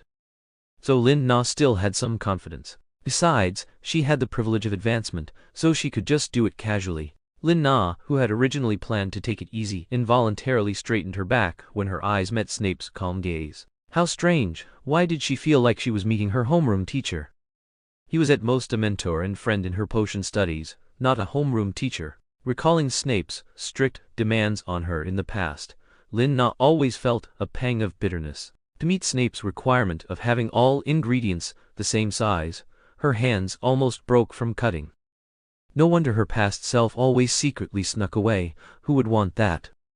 Lin Na walked into the compartment corresponding to her chosen number, which was one of the highest compartments, and began to read the topic she had drawn. Very fortunately, the topic she drew was a healing potion she was very good at. She had Hagrid to thank for that, because he always kept strange magical creatures, so Lin Na often received students who had been scratched or bitten, sent by the fat lady. Thus, this potion for healing bites from unknown creatures could be said to be one of Lin Na's most proficient potions. There was even a very large-scale incident in the past where many people were collectively injured by beasts. Next, she had to rush to the nearby herb cabinet as quickly as possible to find the ingredients she needed. Here, regardless of whether they knew how to make the potion, running to grab the necessary ingredients was a crucial step. It was also one of the most exciting parts of the competition, because the competition rules did not prohibit the use of magic. During her run, Lin Na was forcefully shoved down by a tall African woman. It was all her fault for being too light. The moment Lin Na was pushed down by others, a madman with a cane jumped out of the stands, furiously pointing and cursing, using a sonorous charm to amplify his curses so they could be heard throughout the venue. Although the voice wasn't loud, it was full of vigor and the curses were truly unbearable. "You stinking at bitch percent. Get away from her. Take your percent rotten percent. At hands off her. What are your little tricks worth? Your grandpa." His eagerness to rush over and cast a nasty curse on that African woman made the culprit instantly feel extremely ashamed. Everyone's eyes were on her, causing her to cover her face and run into the crowd. Lucius also frowned deeply, his fingers constantly tapping the wooden railing, as if piercing the bad person's head. Before long, he instructed Dobby to trip that person up and then whispered a few words to the Healer Association president. The contestant who had knocked Lin Na down was hit in the nose by an invisible Dobby near the herb shelf. She painfully clutched her nose and squatted down. But this was just the beginning. Soon, she was affected when her potion cauldron inexplicably exploded, and then lost consciousness and was carried away. Lin Na dusted herself off, and of course, she hadn't let her off either. Lin Na had added quite a lot to her cauldron. There were others who helped her push things along, so that explosion was not like an ordinary cauldron explosion. The entire venue could see it clearly, and even a mushroom cloud appeared. Did someone add gunpowder to it? Given this situation, Snape, as the chief judge, should have thoroughly investigated the cause, because he knew very well that a potion could not directly shatter a cauldron and leave a 1-meter diameter crater on the floor unless it was intentional sabotage. But he said nothing. Chapter 138. Explode. The reason Professor Snape didn't step in to handle the matter was simple. He was part of it, making the explosion more precise, ensuring some didn't fly out and injure others. Silence! Continue the competition. Professor Snape's sharp command was all it took for the incident to be dismissed, and everyone returned to the intense excitement of the competition. Except for Lin Na, who glanced at him, Professor Snape, still thinking she was nervous and uneasy, inappropriately left the judge's stand and approached her to remind her. Pay attention to the time. Contestant No. 001. Professor Snape seemed not to have seen her in a long time. He stood with his hands behind his back, looking down at her, not daring to linger too long, fearing criticism from others, which Professor Snape absolutely could not tolerate. Even doing a job he disliked, he was always fair and strict, leaving no room for gossip. But when he saw that woman get knocked flying, looking so fragile, his chest felt like it was blocked by a large stone. Where was her usual cleverness when dealing with him? So, he couldn't help but secretly make a mistake, going against his vow. But it didn't matter, no one would know, or rather many would cover for her. Thinking of this, Professor Snape secretly glanced at Lucius Malfoy, whose face was etched with anxiety on the main stage. They exchanged a look, and the meaning was clear. Well done. Thank you, Professor. Lin Na could feel Professor Snape's good intentions. She indeed needed to hurry. She returned to her cubicle with her basket and the herbs she had selected. Regulus's position was near hers, but she didn't know exactly where. She only briefly saw him in the herb-finding area. He told her with great certainty and confidence, "Don't worry, I will definitely win." Sparkle in this fake Regulus's eyes made Lin Na's heart flutter for Regulus's good looks once again. This guy, it was as if he was saying he would definitely win, and she just needed to be a pretty face. Lin Na knew he wanted to give her some sense of security, but she also felt a sense of condescension. See, she needed to show off her skills, otherwise, they would all treat her as someone who needed special favors. Then Lin Na, without any pause, began skillfully processing the potion ingredients, her movements fluid and very much in Professor Snape's style. It was so beautiful that Professor Snape, who had been secretly watching her, nodded repeatedly. Professor Snape truly approved, as if saying, "She is so teachable after all, he had trained her for so long." "Professor Snape, you really do care for that contestant." Barty Crouch Jr. also descended from the main stage, entering the competition area as an honorary judge. No one dared to stop him. During the explosion, he hadn't targeted the cauldron, but directly attacked the dark-skinned woman, which was why she instantly lost consciousness. He had used a curse on her at the exact moment of the explosion, using the sound to cover it. Now he was somewhat worried that more blind people would disturb Selina Lestrange, or even harm her. In Barty's opinion, Malfoy had been too foolish, exposing her too obviously, making her an easy target for those idiotic contestants. Of course, Barty didn't know that Lucius had also made many arrangements. It was just that no one expected the attack on her to be so sudden. Everyone was attacked before they could even clearly see her face. So Barty Crouch Jr.'s original plan scene didn't materialize, but fortunately, he could still stand near Serena, protecting her. Mad-Eye Moody in the stands had been dragged away by security for his outrageous remarks during the incident, accused of disrupting order in the venue. But who could take away an Auror, especially Mad-Eye? And he had endured so much hardship because of his mission to find Selina Lestrange. Moody first followed a lead to Hogwarts, where he ambushed for a long time, almost being driven mad by Hagrid, when he received news that Serena was going to participate in a competition. So Moody immediately rushed to Paris, leaning on his cane, hoping to take her back to the Ministry of Magic and protect her. Now he finally had a chance to meet Serena. No one could make a Mad-Eye leave the venue. So Mad-Eye started throwing a tantrum in the audience seats, clearing out a whole section of what should have been a packed audience, as people feared being affected by Mad-Eye. However, Lin Na's cubicle was very sealed and soundproof, so she didn't realize Moody and the organizing committee had caused a big scene, which eventually ended with Mad-Eye temporarily disappearing from the venue. But if you looked closely, he was still hidden among the crowd, waiting for an opportunity to take Lin Na away. But seeing her so serious in the competition, Moody's heart softened. Why couldn't he just let her play a little? The madwoman Bellatrix was already dead. All he had to do was catch Death Eaters, but he was tired of catching those Death Eaters. Relatively speaking, catching Selina Lestrange was more suitable for him. Lin Na quickly became the first to complete her potion under everyone's curious gazes. She cautiously submitted her potion, fearing that someone would interfere and ruin her potion again. But that guy Regulus quickly caught up, becoming the second to finish. No, he had already finished. He had just been waiting for her to finish. Because Lin Na deliberately touched the glass bottle in his hand, the potion was cold. He had indeed finished early, but was it really to carry her to victory? Lord Voldemort also got an idea from the explosion just now. Such a small explosion wasn't very interesting. So, after ensuring Selina Lestrange was right by his side, more cauldron explosions erupted behind Lin Na and her companions. Bang bang bang, it was very frightening. Lin Na instinctively covered her ears, but Regulus was a step ahead of her, covering her ears with both hands, and even joked with a tone that suggested he enjoyed the spectacle. What a special fireworks show, Tilda. I didn't know there was this performance during the competition, Tilda. This left Lin Na utterly stunned. Chapter 139. Anyone there? The sudden explosion rang in their ears, plunging the entire venue into momentary chaos. Lin Na, out of a healer's instinct, wanted to rush in to help, but Lord Voldemort wrapped an arm around her shoulder, stopping her. He leaned close to Lin Na's ear and said, with a hint of teasing, "Don't worry, who here can't be healed?" Then he forcefully led her towards the lounge area. Hill wanted to quietly observe their panic from a high vantage point. Snape didn't have time to personally collect their numbered bottles for a closer look, and was the first to rush into the chaotic competition arena. Fortunately, he was very skilled at dealing with exploding cauldrons, truly having to thank those Hogwarts trolls.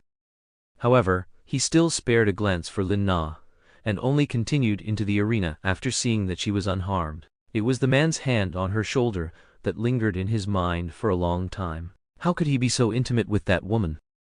Lord Voldemort had a beautiful plan, but never expected his once most capable right-hand man to become his biggest stumbling block. He glared fiercely at Lucius Malfoy, personally coming from the main platform to snatch Lin Na from his hands. To avoid exposing his identity, Lord Voldemort could only watch helplessly as Lin Na left with Malfoy. Farewell. Head of the Malfoy family, Lord Voldemort's penetrating gaze made Lucius particularly wary, but Lucius left himself an out, not displaying his arrogant side, as he was, after all, a cash cow he sponsored. "See you, Mr. Les." Lucius nodded slightly to show his regard, though inwardly he was already prepared to thoroughly investigate. This fellow was simply too suspicious. If these cauldrons weren't his doing, it would be hard to believe. Lin Na also didn't want to stay with the strange Regulus, so she left with Lucius. Although she could feel Regulus's emotional fluctuations, from his initial proud and spirited demeanor to his current low aura, the change was extremely rapid. "Don't you need to help?" After leaving the lounge, Lin Na wanted to shake off Lucius again, not wanting him to follow her to the tent she had managed to hide. "You wouldn't want a generous gentleman to do those things, would you?" Compared to those minor matters, he hadn't been intimate with his wife all day, and he couldn't care less if other miscellaneous people were blown up. Draco was being watched by Dobby, so he could discuss with Lin Na when to give Draco a little sister. But for now, he wanted to properly praise his wife. He hadn't missed a single moment of her graceful demeanor as she skillfully made potions earlier. Lucius was so proud and relieved, wanting to publish this scene in the newspaper to show off, but he was afraid Lin Na would get angry and ignore him, and he might not just be Mr. Malfoy anymore, but more likely just Hay. So Lucius needed to scheme to discuss it with Lin Na. "May I publish Nana's competition photos in the newspaper we sponsor?" Lin Na heard Lucius's calculations from a distance, though the distance was quickly and actively closed by Lucius. "No. Want to make money off her? Lucius should find someone else. Interviews were out of the question too. Half of the profits. Deal." At that moment, Lin Na seemed to forget that Lucius Malfoy's family fortune was, in a sense, implicitly hers. But now Lin Na had subconsciously been defeated by money. After all, she wasn't the rich as a nation Selina Lestrange before, and her way of thinking wasn't to view money as dirt. Only after agreeing did she regret it. Did her current status still lack those few coins? However, it was too late. Lucius had already personally escorted her to her tent. Lin Na looked around. How had she returned to her original spot? And there was an identical tent. Had he moved it back? No, he had set up a new tent. and it was much sturdier than the previous one, much harder to dismantle. The ground stakes were as thick as a fist, and had been reinforced with a permanent sticking charm. Very good, Lucius was truly foolproof. Lin Na could only bite the bullet and say that she was used to staying in the original one, and that it contained things she absolutely needed. Although Lucius heard her little thoughts, he of course continued to spoil her, personally accompanying her to another tent. Lin Na saw that her plan wouldn't work. It seemed she couldn't shake off Lucius. He simply gave up, preparing to take a bath first, letting Lucius, like a master, help her pack her change of clothes. But just as Lin Na was about to turn on the water, she found her bathroom door was blocked, which meant there was someone inside. Lin Na's mind instantly raced. She smelled blood, and a familiar sensation came through the door, making her body anxious and uneasy. She had a premonition that on the other side of the door was someone very important to Serena. Then, there was no need to guess who it was. Only the Lestrange brothers could make this body miss them so much. So they had come for her, and they were seriously injured. Lin Na instantly tensed up, but then she thought that Lucius and they shouldn't be complete enemies. He would only weigh the situation that benefited him and his side, and for her sake, he would also look favorably upon her brothers. However, Lin Na wasn't sure if exposing them in their weakened state was the right thing to do, or Rabastin Lestrange might see Lucius's attitude towards her and might want to kill Lucius first. So, she had to get rid of Lucius. Of course, this was a bit difficult. In the current state, Lucius behind her was humming a tune happily, one he had sung to her many times before, and one she had sung to him when she was Lucius's private healer as a child. Lucius moved back and forth with light steps, helping Lin Na pick out clothes. He had already decided that when Lin Na attended the victory banquet, she must wear couple's robes with him. This was also an idea Lin Na had designed for his birthday when they were students. He tirelessly found people to design couple's robes for them, and let that Mr. Les attend by himself, or better yet, not attend at all. Lucius already had some plans brewing in his heart. His fingers quietly gestured in the air, and other house elves silently disappeared into the tent in the shadows. "This dress suits you very well." Lucius held up a dress to show Lin Na, looking expectantly at her joyful expression, hoping to then hold the happy Lin Na in his arms. Unfortunately, he only saw her subtle expression, and Lucius's heart sank with it. Did she not like it? "If you don't like it, I'll immediately order a new one." "No, I like it very much." Lin Na didn't know how to tell Lucius to leave, but seeing how considerate he was because of her, she was truly touched. Thanks again to Motali Tai, Zimic, Zhao Yu 521, always as paper fans, the one who loves eating garlic fried sweet potato leaves, Mu Mu Mu Mu Ye, the one who's BEEN Chinese, letter HP Chinese, letter recently, Elisha Ji Lin Duo, Zhu Yuxu Anya Wang Shan Erzin, the dreamy Meng Mei, Mu Lan Zhao Zhao, and Cheng Xiang's feather fan darlings for sending me prop rewards. Symbol 32B equals. Chapter 140. Brothers Return. Lin Na finally had to use a honey trap, kissing Lucius until he was dazed and sending him out of the tent. Lucius, having received a spontaneous kiss from Lin Na, momentarily forgot about his intention to find a house elf.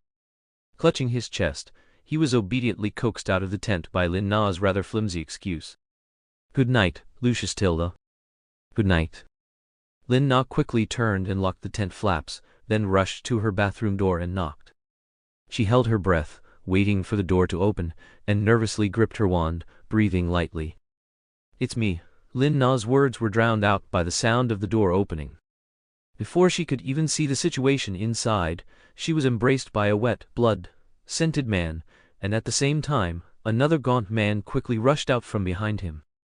He quickly moved to the window, vigilantly observing the outside, and waved his wand to check both the curtains and the door. Only then did he slowly let out a long breath. He turned to see his only younger brother holding his most cherished younger sister. "You scared her, Stan." Rodolphus Lestrange could finally relax his tense demeanor somewhat and approach Serena. "I missed you so much." Serena Rabastin Lestrange's emaciated arms moved from Lin Na's lower back upwards, until his hands cupped Lin Na's face, gazing at her face greedily. Lin Na finally saw her brothers clearly. At this moment, Rodolphus Lestrange was covered in bloodstains, much as she had imagined. He had been bleeding continuously, but perhaps to see her, he had simply rinsed himself under a faucet. This not only failed to make him clean, but amplified the smell of blood on him. "Quick, lie down on the bed. Your wounds are very serious." Lin Na pushed Rabastan, but he hugged her tightly again. "No rush. Just let me hold you a little longer, Nana Tilda."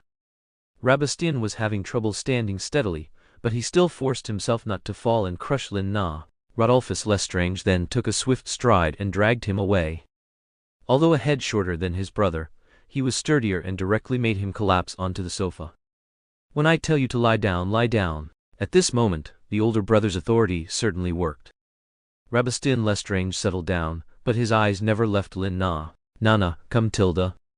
"What exactly did you two encounter?" Lin Na asked, while treating Rabastan's wounds and keeping an eye on her older brother, who, though somewhat disheveled, still retained his aloofness. Although his clothes were a bit tattered, his tie was still perfectly knotted. He adjusted it, untied it with one hand, and relaxed as if he were home, sitting down beside Lin Na. He began to recount their experiences, not forgetting to help Lin Na by handing her things from the first aid kit. Rabastan Lestrange, meanwhile, gripped the hem of her clothes with one hand, gazing at Lin Na, treating him with deep affection, which made Rodolphus Lestrange frown in annoyance. "Ever since we saw your message," Rodolphus Lestrange recounted their ordeal, maintaining a calm demeanor as if narrating someone else's story, despite their current destitution.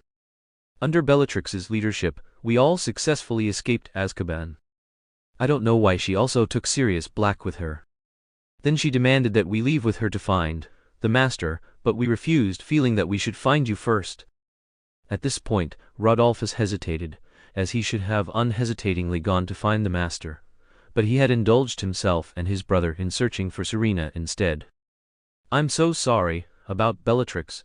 Lin Na thought Rodolphus Lestrange's slight change in expression was due to her death. "It's fine, there wasn't much affection between us," Rodolphus Lestrange said dryly, for a moment not daring to look into Lin Na's eyes, because the deepest affection he had ever felt for a woman was probably only for her. So he continued the topic. "That's right, we ran into some trouble on our way to find you, but after hearing that Bellatrix intended to harm you, we immediately sought her out for a confrontation. During that we ran into that madman."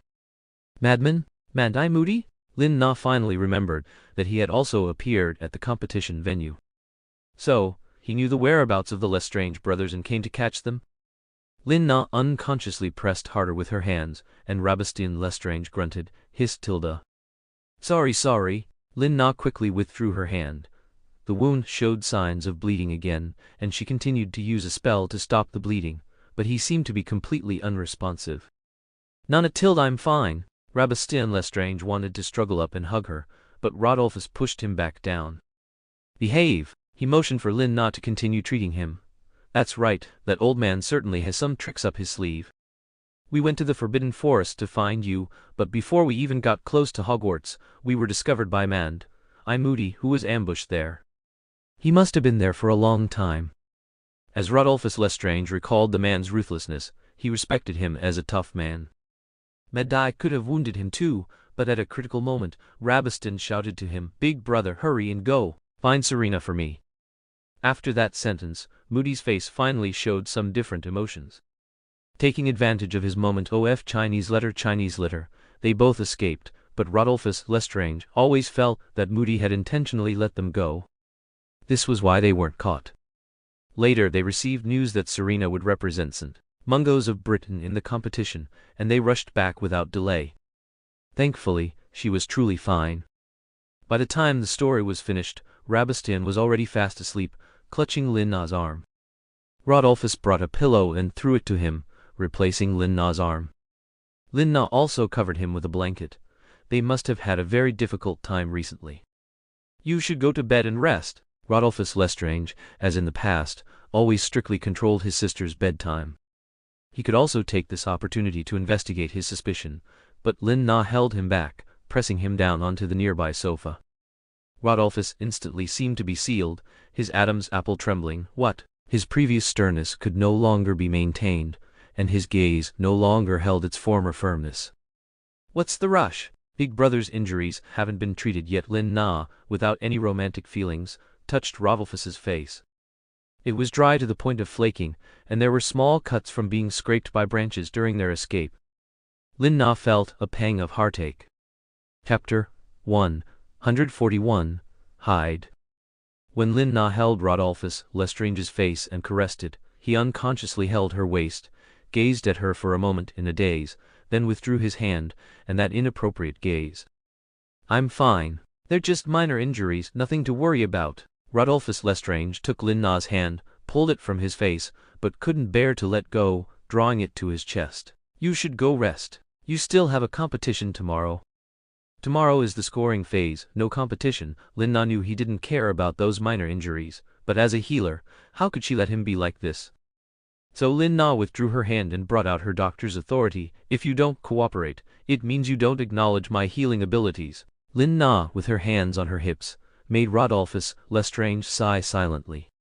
"All right," with a hint of helplessness and doting, he began to unbutton his shirt, revealing his waist and back, which were covered in even more scars. The muscles on his strong body had atrophied a bit due to prolonged malnutrition, which made Lin Na a little angry.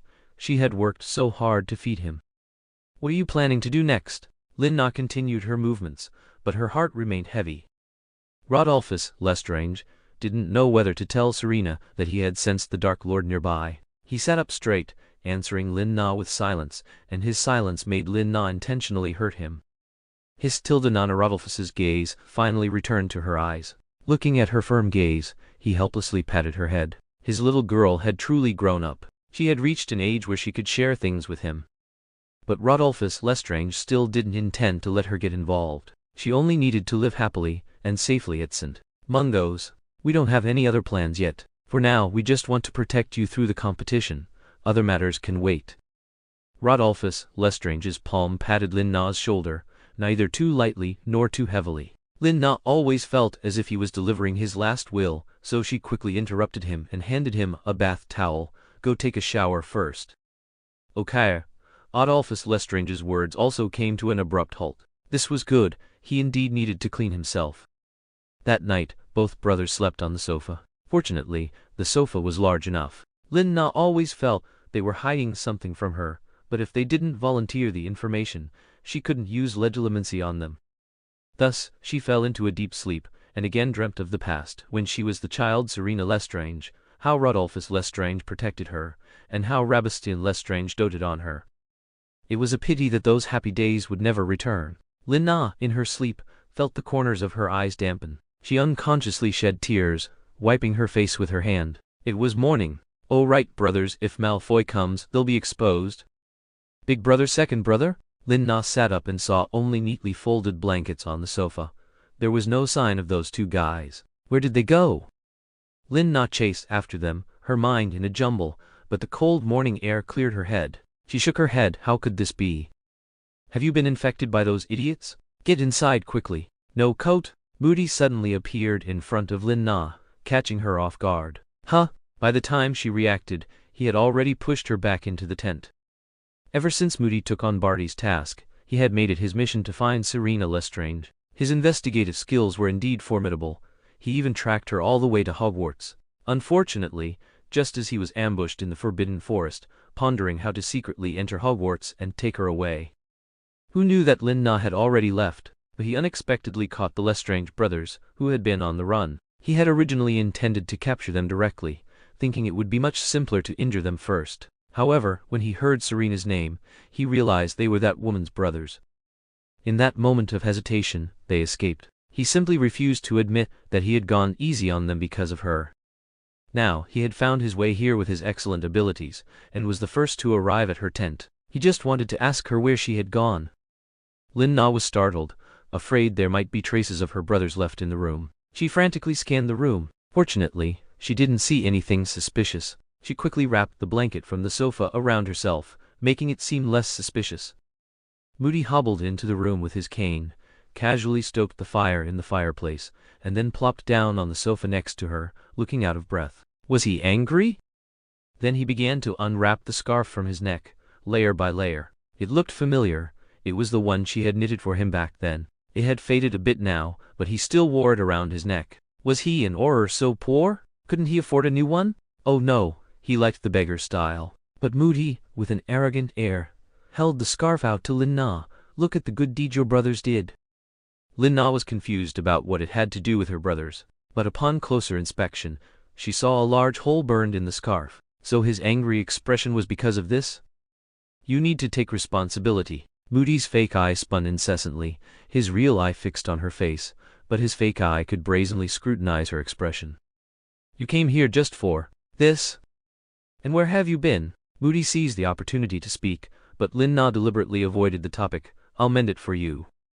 Lin Na simply took out her crochet hook and yarn from her pocket and began mending his scarf, but the edges of the hole were charred. Logically, this material should have burned away quickly, so what method did he use to rapidly stop the fire from spreading? Lin Na's gaze fell on Moody's old face, and sure enough, he flinched nervously. "What? I didn't kill them." Moody began to congratulate himself for letting them escape. "I didn't say anything." Lin Na's gaze followed his ragged attire downwards, all the way to his hand. "You put out the fire with your hand?" Lin Na's eyes widened. She stood up and grabbed his hand, which he was trying to hide. "No." Moody immediately denied it, but his guilty voice was much softer.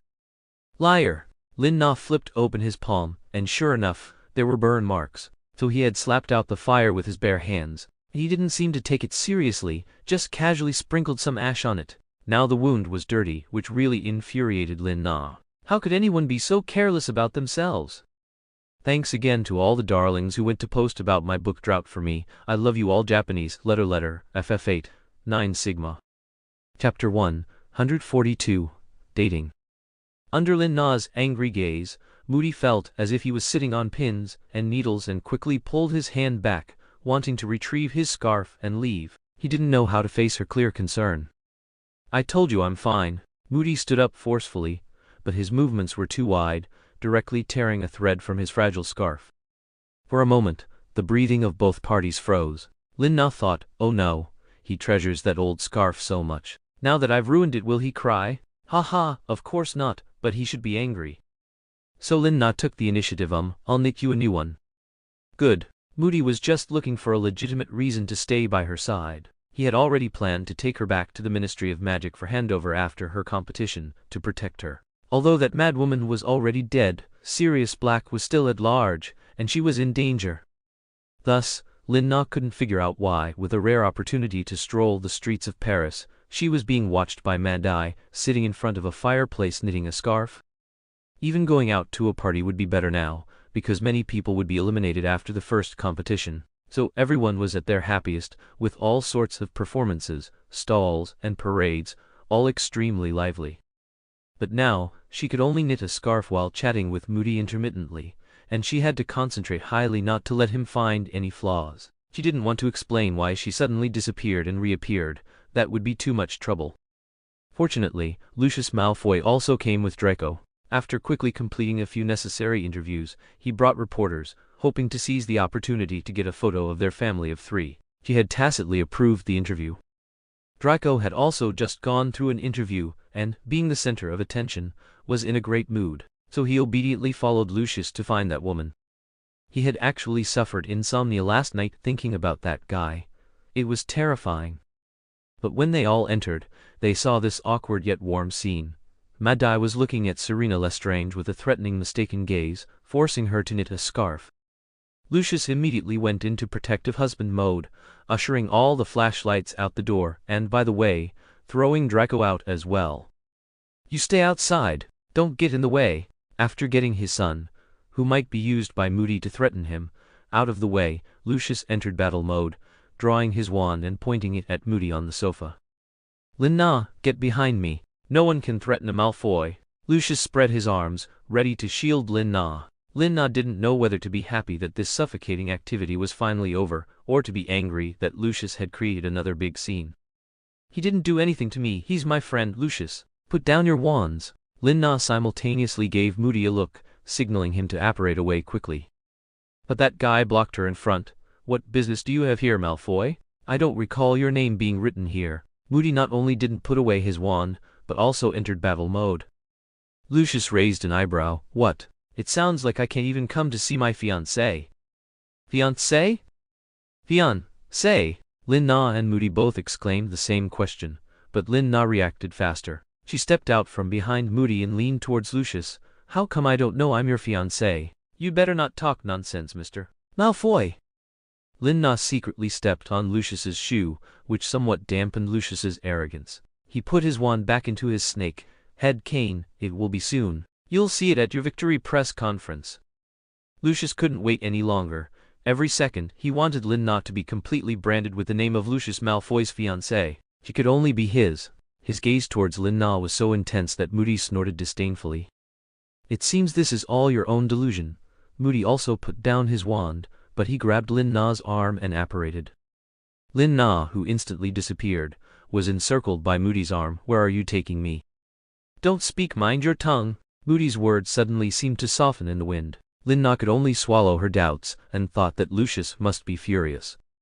As it turned out, Moody brought Lin Na to the Eiffel Tower in Paris. At this time, the tower was not yet open to tourists. Lin Na's first reaction was to be awestruck by the beautiful and expansive view. But when she turned around, she realized their position was too high, as if they could fall at any moment. However, Moody seemed completely oblivious to this, instead slowly pulling out a small stove, a teapot and teacups, and the half-finished scarf he had grabbed. Was he planning to keep an eye on her until she finished knitting the new scarf? Lin Na was a bit speechless. She then saw that he had even brought her the blanket from the sofa, awkwardly tossing it onto her shoulder. Moody, without lifting his head, fiddled with the stove, and then pulled out 2 sweet potatoes from his embrace. Soon, a fragrant smell wafted from the stove. Lin Na suddenly felt it wasn't so bad after all. At least the scenery was beautiful, and she had sweet potatoes, which she hadn't eaten in a long time. "Where did you get these? I haven't had them in ages." Seeing that Lin Na didn't seem angry, Moody finally dared to look up and talk to her. Forbidden Forest. Of course he wouldn't be so embarrassed as to say he had secretly dug them up from the werewolf's patch. It was just something he did on the side. But if she liked them, he would go again next time. "Eat." Moody even peeled a sweet potato and handed it to Lin Na, blowing on it to prevent her from getting burned. "Thank you." Lin Na, upon tasting the delicious food, had no other grievances. She continued to sit at the famous Eiffel Tower, boiling tea by the fire, and knitting a scarf. By evening, Moody contentedly put on the new scarf Lin Na had given him, and of course, carefully put away the old one. He escorted her back to the competition grounds, inside her tent. But what Lin Na didn't expect was that it was unusually lively inside. Besides Lucius, Barty Crouch Jr. and Regulus were also there, and even Snape. What was he doing there? Shouldn't he be grading potions? They were strangely sitting on the sofa chatting, though it was all about the competition. But Lin Na always felt they were trying to suppress each other, constantly negating each other in terms of knowledge, healing arts and potions. It made Lin Na feel a bit, never mind. She decided it would be better to stay in another tent and let them be busy here. Chapter 143. Game 2. Lin Na was once again delighted by her own intelligence, as she had another undisturbed good night's sleep. No Death Eaters, no head of the Malfoy family, no men prone to sudden fits or perverted guise. It was all too wonderful. Except that in her dreams that night, she revisited her student days. She had just started her first year, and because Sirius was sorted into Gryffindor during the sorting ceremony, she cried inconsolably, earning her the nickname Crybaby Serena. So, from the moment she entered school, she was an object of ridicule. Although Rabastan immediately left his seat, rushed to Professor McGonagall, pulled her out of the group of first years to comfort her, and even angrily punched the first year who was laughing the loudest, it still set the stage for Lin Na's ridiculed school days. Wherever she went, people would tease her about Sirius, especially those families at odds with Lestrange, and those who had been tormented by the Lestrange brothers would seize the opportunity to bully her. But every time, without exception, they would retaliate on her behalf, even more brutally. Even after Rodolphus graduated and only Rabastan was left to protect her, Serena miraculously never got injured. However, Rabastan would always appear covered in scars, not daring to go to the medical wing, or rather, he preferred to be treated by her. For him, Serena's comfort and concern were his greatest reward. But he didn't want to see Serena's tears, so he stopped getting injured later on. He had become the absolute school bully, and everyone feared his schemes and retaliation. This is also why Lin Na is so good at treating such wounds. Thinking about it now, they really loved her very, very much. She doesn't know where they are now, but Rodolphus said he would protect her from the shadows, which means they should still be around. No matter what, she always feels safe, just like they used to protect her. The first thing Lin Na saw upon waking was the result of the first match. Without a doubt, she had advanced and scored a high 96 points. But looking at the rankings, that annoying Regulus actually had 99 points. That imposter really had some skills.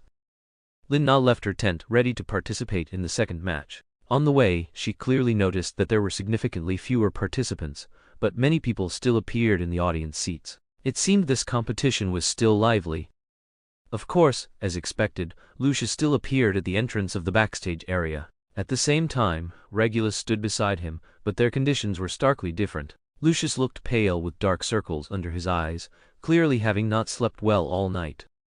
However, the imposter looked refreshed, wearing a brand new wrinkle-free formal robe, making it seem like he was going to a ball rather than a competition. Is he all right? The dynamic between the two also seemed to have changed. Lucius appeared to be wary of him. Could the imposter have some leverage over him? Good morning, Serena. Let's go in. See you later, Lucius. Lord Voldemort was very satisfied with his long talk with Lucius last night. Although he hadn't fully revealed who he was, it was enough to intimidate him and make him understand his place. He was not someone Lucius could look down upon. Lucius indeed didn't dare to say anything, because this guy knew too many of his secrets. He could even clearly recount the dirty deeds he had done for the Dark Lord so discreetly when he was a Death Eater. He suspected this person was a Death Eater, but he didn't dare to act rashly, fearing he would threaten his wife and child. Therefore, Lucius could only silently warn Lin Na with his gaze to be careful of the people around her, and then quietly retreated to search for clues. Last night, you weren't in the resting area. Lord Voldemort was very concerned about this. He had sent Nagini to guard Serena's tent for so long, and only saw Barty Crouch Asar come by. Very suspicious. My tent is in a different location, Tilda. It's near the head of the Malfoy family's tent, because I was too lazy to run back. Is something wrong? Lin Na was extremely glad she hadn't returned to her original tent to sleep last night, otherwise, she might not have had a peaceful night. Understood, Tilda. Lord Voldemort nodded, preparing to send Nagini to verify the truth. But now they needed to proceed with the competition. Lin Na and the others were all given a uniform medical kit. Lin Na opened it and saw that the medicines and tools inside were very complete. Were they each going to be assigned a patient? Their own medical kits, however, were collected. Lin Na observed the guy next to her. The staff actually checked 3 times before they could believe that he hadn't brought his own medical kit at all. To be precise, he hadn't brought anything except a wand and a handkerchief, and that handkerchief was Serena's? This was like a warrior going to battle without a weapon, or a doctor entering an operating room without a scalpel. His identity was becoming increasingly mysterious. What exactly was he here for? You didn't bring anything? Now I have Tilda. Lord Voldemort held up the newly issued medical kit and displayed it, making it impossible to be angry with him. You win. Lin Na was speechless, and was the first to enter the competition venue. Lord Voldemort followed happily, using his presence to directly push away the other contestants. When they entered the arena, the venue had changed again. The entire hall was like an endless maze, with various different terrains inside, deserts, jungles, and even glaciers. The large screen in the middle of the venue displayed scenes from different areas, like future Muggle surveillance videos. Unsurprisingly, they would soon be conducting rescues under such conditions.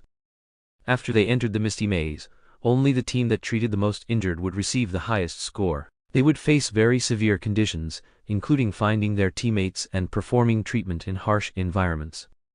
Lin Na was indeed shocked by the committee's creativity. Would someone be waiting for rescue on a glacier? She looked back at the imposter, who actually had a somewhat interesting expression. She was a little worried about whether he was a reliable guy. After a cannon shot, Lin Na and the others were dropped into the maze.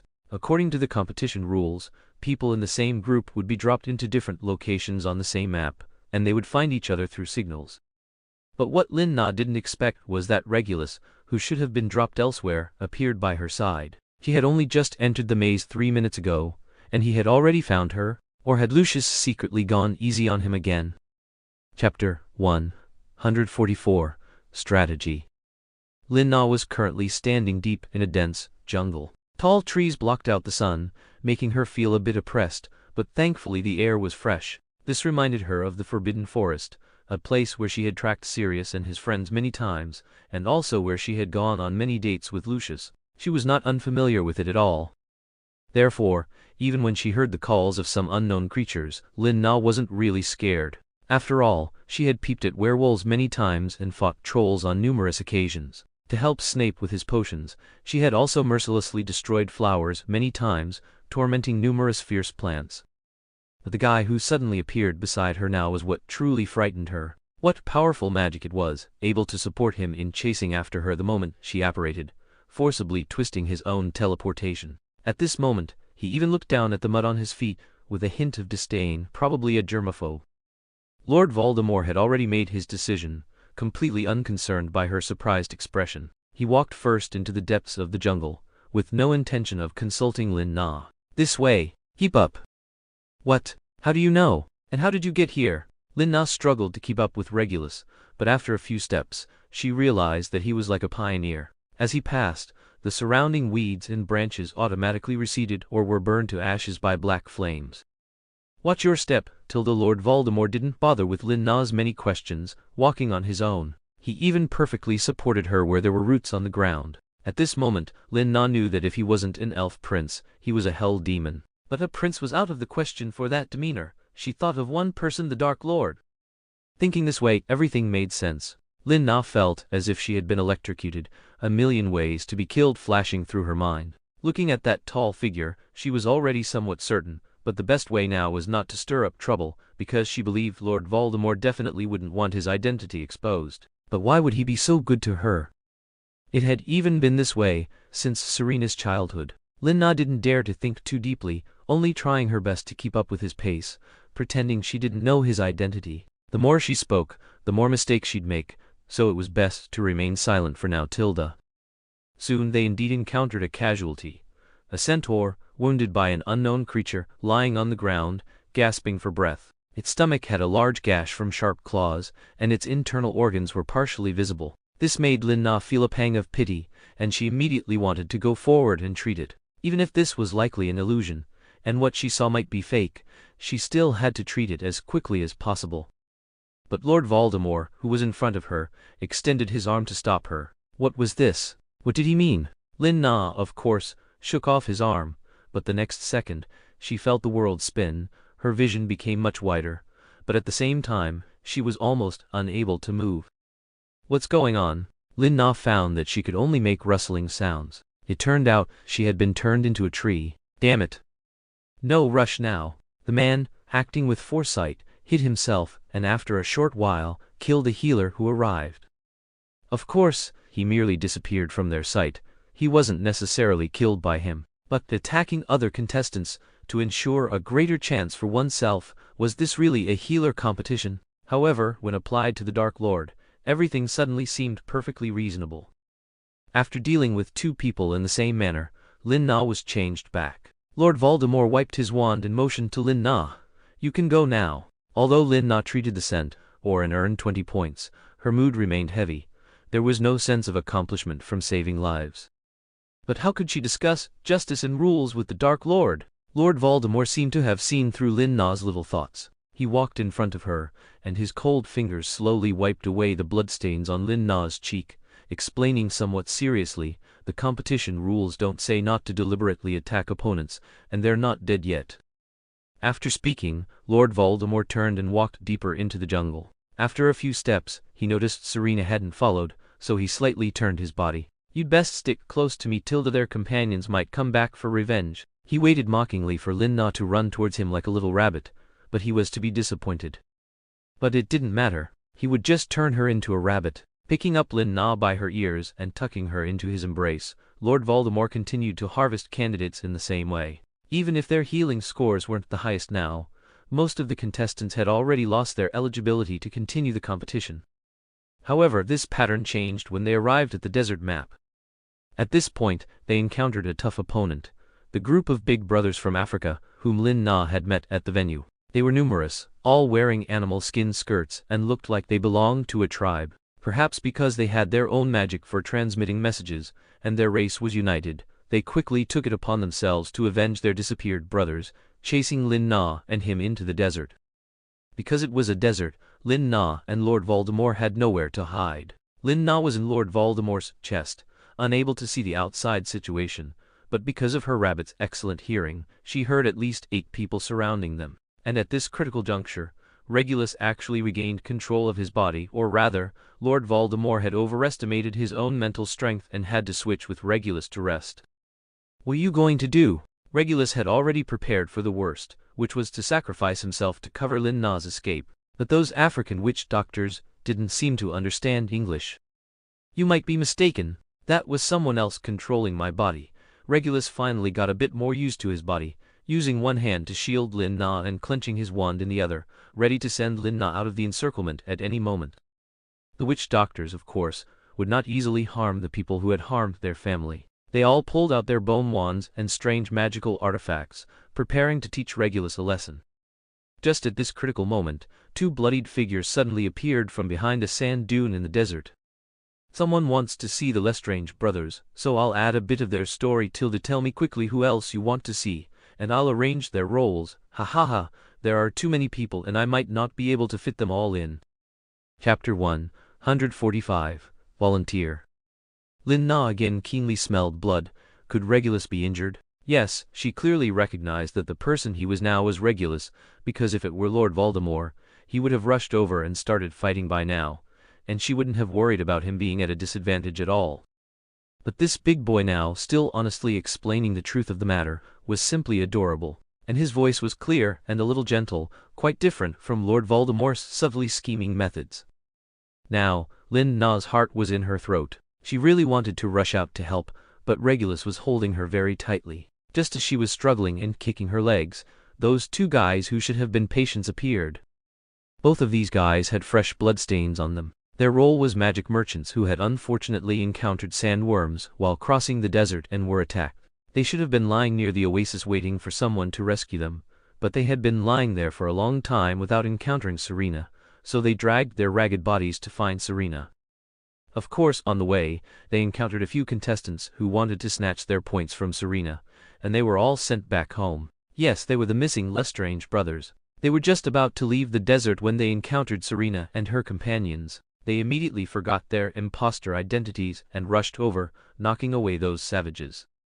Of course, they also left a few for Serena's teammates. They couldn't just let him leave after knowing their identities, could they? Only by dragging him into it would be safer. "No matter who you are, now you're in the same boat as us brothers." "Brother." Dolphus might not have been entirely sincere, but he could guarantee that he would absolutely not speak out.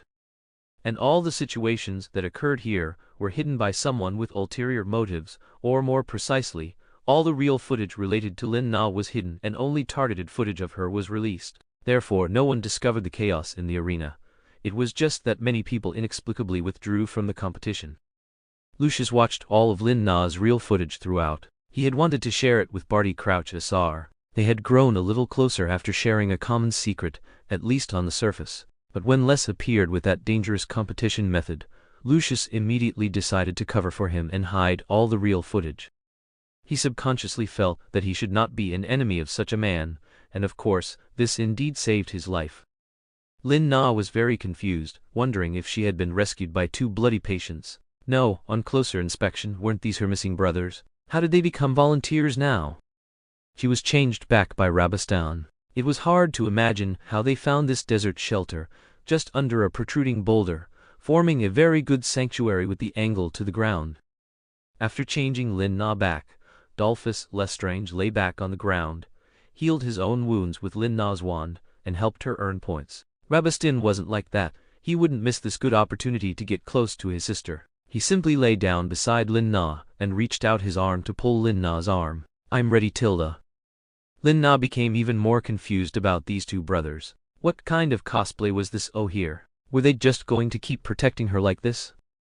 "Aren't you afraid of being discovered?" Lin Na began to unbutton Rabastan's clothes. Although they were already very tattered, the guy simply exerted himself, tore his clothes to shreds, and waited innocently for Lin Na's touch. "Just kill them." Dolphus was still that terrorist, but his sinister look had already been toned down. They were notorious brothers. Would 1 or 2 more matter? They were already desperate fugitives being hunted. Why would they care about these trifles? Lin Na fell asleep in her brother's arms that night. Rabastan and Dolphus took turns standing guard and holding Serena to sleep.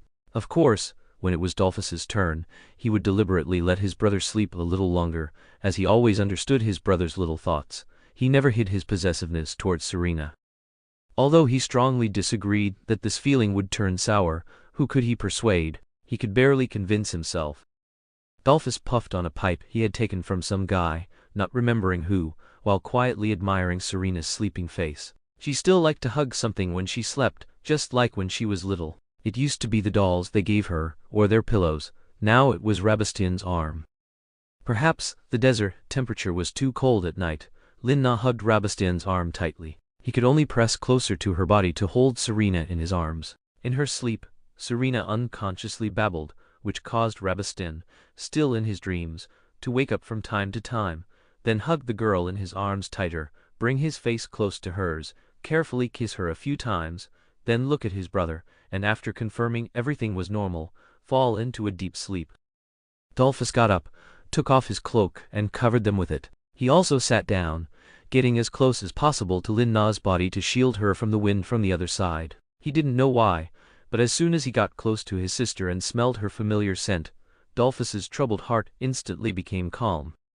Sleepiness came, and he still couldn't resist it. He carefully leaned close to Lin-Na's body, cast a few strong warming charms on them, and then fell asleep. In the night, two men protected a girl, sleeping soundly.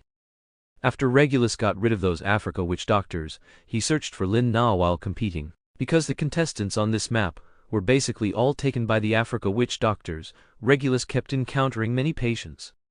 For this, he earned many points for their team, until he found Lin-Na. She was sleeping alone under a sheltered rock, well wrapped, with only her small face exposed, which was rosy, seemingly from the heat.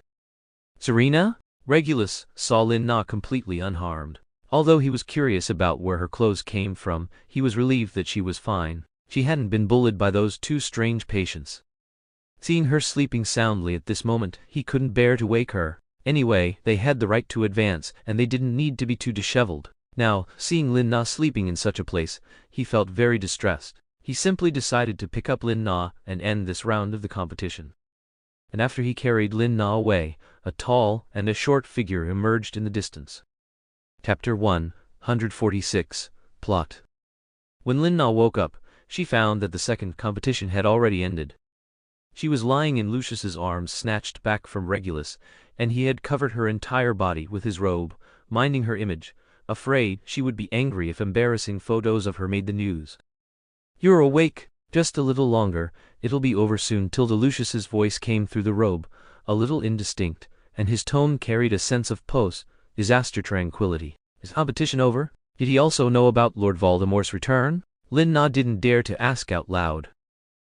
Tilda Lucius quickened his pace, wanting to tell her many things as soon as possible, but each step was steady, and Lin-Na didn't feel any bumps. Finally, they returned to the Malfoy family's tent, and Lin-Na could finally get down and walk on her own. Lucius gently placed Lin-Na on the sofa. With a solemn expression, Lucius quickly turned and waved his wand, closing the curtains and windows, then called Dobby, "Guard outside, don't let anyone near the tent." Finally, he sat beside Lin-Na and handed her a cup of hot chocolate. "Now what I'm about to tell you, don't be afraid. I will do my best to handle it and send you and Draco away." As he spoke of sending them away, a hint of reluctance and bitterness flashed in Lucius's deep eyes, a sight that made one's heart skip a beat, as if he was not long for this world. At that moment, Lin-Na's heart did clench. She couldn't say she had no feelings for Lucius at all, at least he was a comrade in arms, right? Lin-Na excitedly grabbed Lucius's collar. "What's wrong with you?" Lucius was a little delighted. Lin-Na cared about him so much. Lucius took advantage of her leaning forward and pulled her directly into his arms, settling her on his lap, and initiated a reunion kiss, long and meticulous. Lin-Na was stunned. What was wrong with him? Why was he still acting like a hooligan? Under Lin-Na's resistance, Lucius finally released her lips but never let go of her shoulders, even tightening his arms. Only with her in his arms could Lucius calm down slightly, but Lin-Na felt his fear, even a slight tremor. He's back. As soon as Lucius's words came out, Lin-Na instantly understood what he was afraid of. Lucius was worried that she and Draco would be hurt, or even lose their lives, due to Lord Voldemort's resurgence. He was truly terrified. He didn't know how he had controlled himself during this time, not rushing into the arena to take Lin Na away. Now he only wanted to send Lin Na and Draco away as quickly as possible, even to a place far from the wizarding world. At the very least, Britain and Paris were no longer safe. It was only in front of the woman he loved that he would occasionally reveal his true self, but this was only temporary. Soon, he would revert to being the head of the Malfoy family who resolve all troubles with a smile. "Are you talking about the Dark Lord? You also guessed he's back, didn't you?" Lin Na pulled his head away from her neck. At that moment, Lucius also sobered up. "You already know?" His clear eyes were filled with determination. Lucius adjusted his tie, took Lin Na's hand, and placed it on his chest. "Believe me, I will definitely protect you and Draco." "So you want us to leave?" Lin Na tried to pull her hand away, a little angry.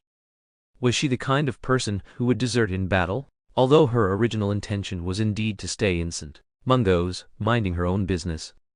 But now, she found it difficult to completely detach emotionally. At least, she would absolutely not watch her brothers go to their deaths, nor did she wish for them to die, even if they were alive in Azkaban. So, Lin Na's obsession had shifted somewhat. This is the safest arrangement. Lucius was now acting as if he was seeing his wife for the last time. He grabbed Lin Na's hand and brought it to his mouth, kissing it fiercely. "I will come to see you too." The emotions gathered in his words made his voice somewhat sticky. "Don't even think about it. I can't withdraw from the competition, and I can't hide. Otherwise, when she had just been reborn, she would have taken the Lestrange family's inheritance and fled the wizarding world.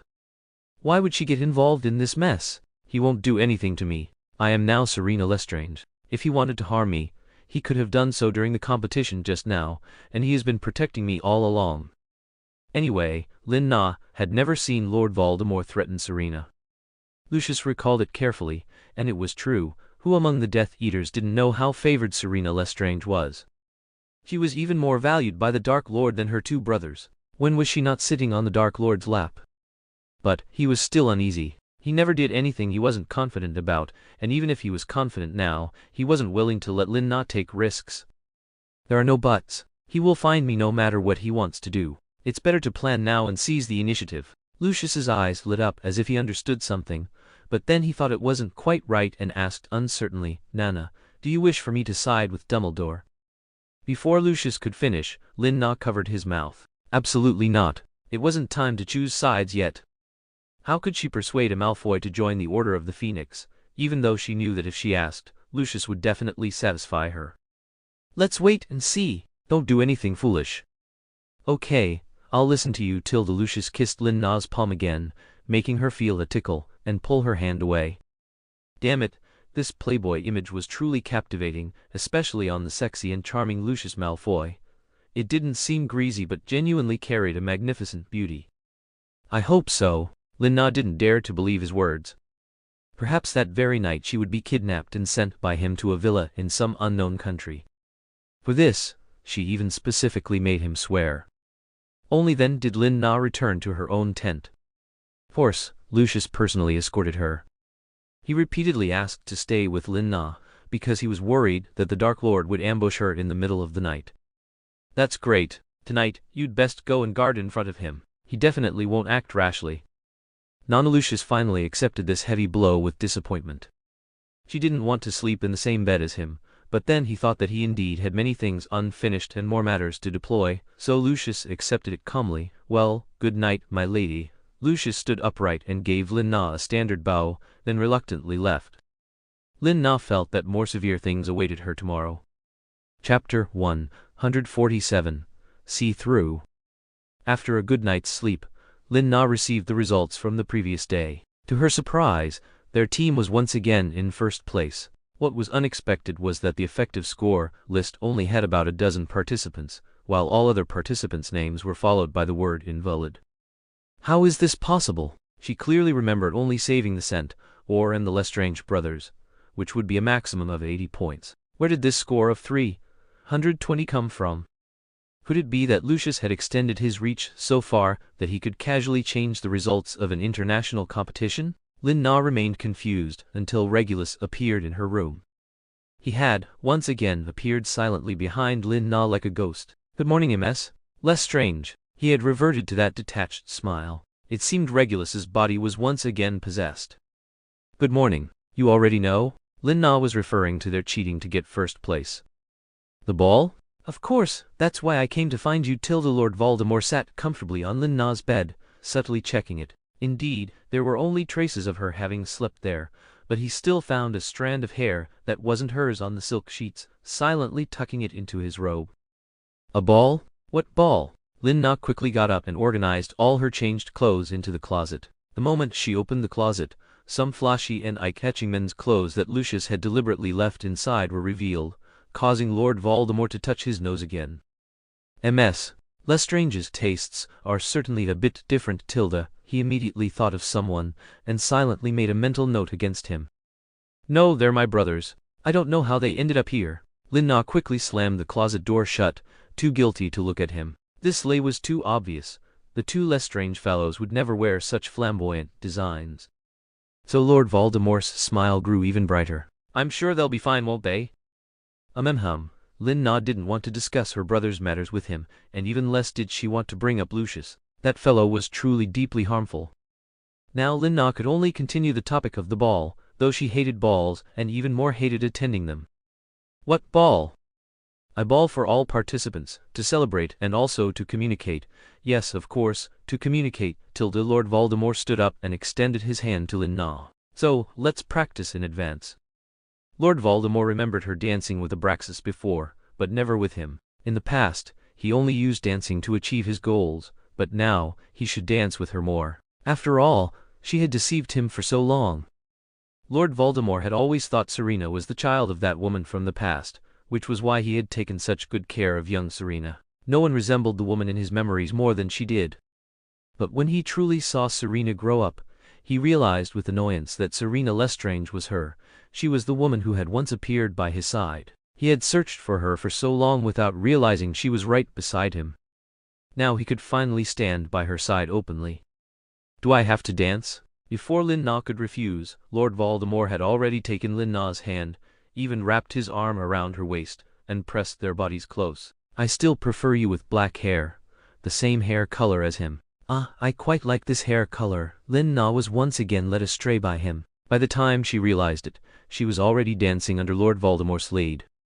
That's truly a shame, but watch your step. Lord Voldemort had been stepped on. Of course, if it were anyone else, that person would have been taught a lesson long ago, but since it was her, he would just train her a bit more. No, my question is, can I not attend? It wasn't stated that attendance was mandatory, was it? The thought of dancing with Lord Voldemort in front of everyone made Lin Na dread being bothered to death by those people. Lin Na could already imagine Lucius with a crestfallen ashen face, rushing over to question her. Have you forgotten what I told you? However, before that could happen, someone had already rushed in. It was none other than Barty Crouch Jr., who was actually Barty Crouch Jr. He had already confronted Lord Voldemort a few days prior, and their conversation had not been pleasant.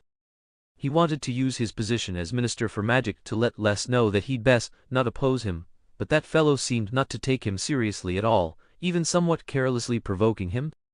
Yet, in their conversation, Barty did not consider that fellow to be an ordinary person. This made his attitude towards this Les even worse, and he even wanted to use his power to remove him from the list of participants. A mere healer daring to aspire to be on par with Serena? And now, he was even secretly bullying Serena? This made Barty Crouch Jr.'s murky eyes appear even more ruthless. I don't think she wants this, Mr. Les. Barty immediately disrupted Lord Voldemort's dance steps, pulling Lin Na to spin several times before stopping. Lord Voldemort carefully examined Lin Na, and seeing that she was unharmed and not hurt by that idiot's spell, he finally deigned to look at his opponent. Oh, it's you again? Lord Voldemort had long had his eyes on the Minister for Magic position. Such an arrogant fellow should not appear before him. It seems we need to talk. Barty quickly licked the corner of his mouth. He needed to show this fellow a thing or two, and Lord Voldemort had the same intention. What a coincidence. Let's talk then. He released Lin Na and was the first to walk out of the tent. Barty Crouch Jr. followed closely, feeling a sense of being manipulated, but he didn't forget to greet Lin Na. Wait for me to get revenge for you. But Lin Na waited for a long time, even until Lucius, Snape, and Moody appeared, but they did not return. Inside the British Ministry of Magic minister's tent, Barty Crouch Jr. was curled up on the floor, his expression pained and distorted, devoutly prostrating himself at that man's feet, repenting. "Master, I didn't know it was you. Master, forgive me." The man opposite sat naturally on the minister's throne, wiping his wand. "It's you then." In fact, he had known all along. He was merely testing his loyalty. It seemed acceptable for now, but daring to pry into her affairs unforgivable. Chapter 148. 4 People in a Play. Lin Na didn't wait for Barty Crouch Jr. and Lord Voldemort to return before Lucius, Snape, and Mandi arrive. They all had their own concerns, but they shared one goal: Serena. Snape hadn't slept a wink last night, because he also noticed something was off with the boy, beside Lin Na. He remembered that he wasn't always this flamboyant and gloomy. However, he had no proof, and the boy was one of only 2 contestants from St. Mungo's, so Snape could only pay closer attention to his movements. But during the second match, he saw his notes, and that elegant and graceful handwriting looked incredibly familiar. If a person's appearance could change, their handwriting would follow them for life. Although he had deliberately altered his handwriting, Snape still recognized it at a glance. Wasn't this the Dark Lord's handwriting? The thought of those dark, sunless days of the past bloodshed, deception, death, and separation made Snape unable to remain calm. He quickly pulled out the Dark Lord's old notes for comparison, and discovered it was indeed him. At that moment, he was bewildered and pained. He should have told Dumbledore immediately, but now, the person he most wanted to see was Selina Lestrange. Perhaps, subconsciously, he had long considered Serena his own, beyond just a friend. So, without even reporting to Dumbledore, he rushed over, only to find the place as lively as he had expected. "What do you mean? Am I, as Serena Lestrange's friend, not allowed to speak with her privately?" Snape venomously spat at Man, who was blocking his way. "You're not still thinking of inviting her to dance, are you?" Moody, half of whose thoughts had been exposed, retracted his cane and shuffled a few steps, retorting like a machine gun. "Is that what you're thinking, Snape? Or are you trying to frame that innocent kid? Think about your position. Don't let anyone tarnish her reputation again." Indeed, because Lin Na, a novice healer, performed too outstandingly, outsiders had been discussing whether she had used back channels. They believed she had won both matches because of the Malfoy family's patronage. After all, this was incredibly difficult to achieve, and even highly capable individuals might not get such high scores in the second round due to luck. Moody worried that a judge appearing in Lin Na's tent would fuel the rumors. He didn't want her reputation to be ruined by rats. But he had indeed thought about the ball. He knew he definitely couldn't bring himself to invite her, a cripple like him. Yet, subconsciously, he still had a fantasy. Lin Na rejected everyone. Perhaps she disliked dancing as much as he did. Both worried about her being invited and worried about her disappearing. An uneasy Moody rushed over again. He just happened to encounter Snape, who was hurrying to rush inside, and the 2 of them started bickering again. Now, Snape was also very annoyed by Moody's meddling. The later she learned the truth, the more danger she would face. She needed to leave that less as soon as possible. Just as they were about to draw their wands in a tense standoff, Lucius appeared with Draco. Today, Draco clearly had some expectations for Lin Na, not because he missed her, but because his father had promised him that as long as that woman agreed to be his father's dance partner, he could raise a baby dragon. Of course, Draco was enthusiastic, and after these 2 matches, Draco suddenly realized that the woman seemed to have some real ability and wasn't entirely useless. Draco's impression of her had greatly improved. The 4 of them blocked the entrance of Lin Na's tent, and the 4 men and boy created such a scene that they directly disturbed Lin Na. He pulled back the curtain and stepped out. "What's going on? What's all this noise first thing in the morning?" In that instant, her visibly angry expression made them all stop breathing for a moment. Why did it feel like someone was gripping their throats? What magic was this? Later, they discovered it was the wife, fearing magic. However, now they all awkwardly pretended to have just noticed each other and exchanged pleasantries. "Good morning, everyone, Miss Serena. And Mr. Moody, Professor Snape." Lucius took the lead, pushing Draco forward to liven the mood. "Draco, what did I teach you?" "Good morning, gentlemen, ladies." Draco, the tool, obediently stepped forward and bowed to Lin Na. Although he didn't know why his father had suddenly become so polite, weren't they supposed to duel? Seeing Draco's obedient demeanor, Lin Na's mood indeed improved. She reached out and patted Draco's head. Draco instinctively wanted to dodge, but Snape, who had noticed beforehand, pressed his shoulder and said with a fake smile, very polite, "Draco." Mad-Eye also chimed in, "He's better than his father. Much better. At least more useful than his father." Lin-Na was a bit surprised by how harmonious the atmosphere between them was. Weren't they about to clash swords just moments ago? But now it seemed like their relationship was so good they might even go for a drink together. "Where are you going?" Man-Eye, unable to contain his impatience, asked first. "To apply to not attend the ball, of course." "You're not attending the ball?" "You're not attending the ball?" The three men all showed a hint of surprise, but their thoughts were completely different. Lucius was puzzled why she didn't want to dance with him. Moody was relieved that he had guessed correctly. Serena didn't like dancing. Snape was still out of the loop. What on earth was a ball? No one would force him to attend, would they? And had she been invited by someone? He was a little concerned.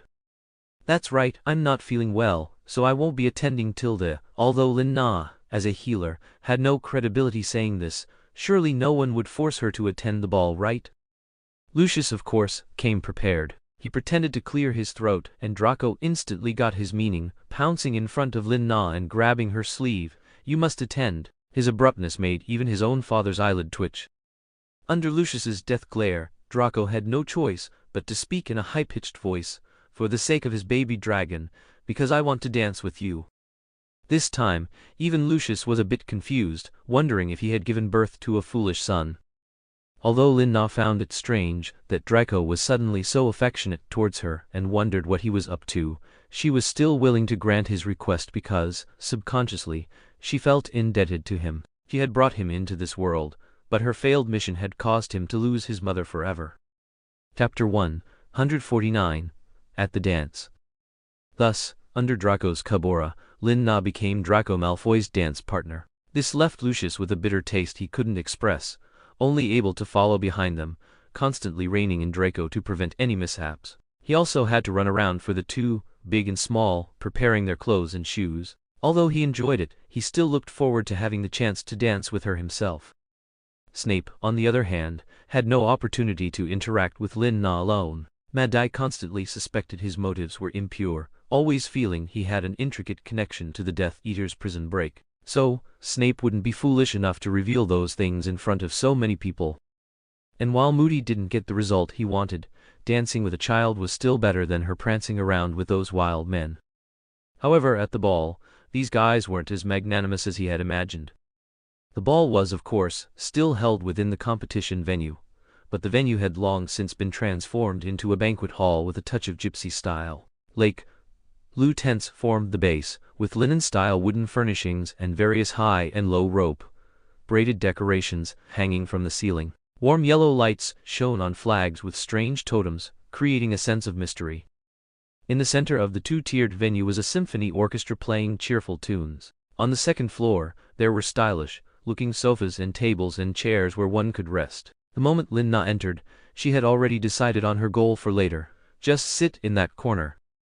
At the same time, she always felt this style was so familiar. On closer inspection, wasn't this Mad-Eye's fashion sense? It always had a somewhat ragged combination, but after seeing it more, it had some individuality and style. Lin-Na withdrew her gaze and looked at the handsome young man opposite her with his slicked back hair. Although he was going to dance with her, he seemed very reluctant, but when it came to such public occasions, he would never let things fall apart.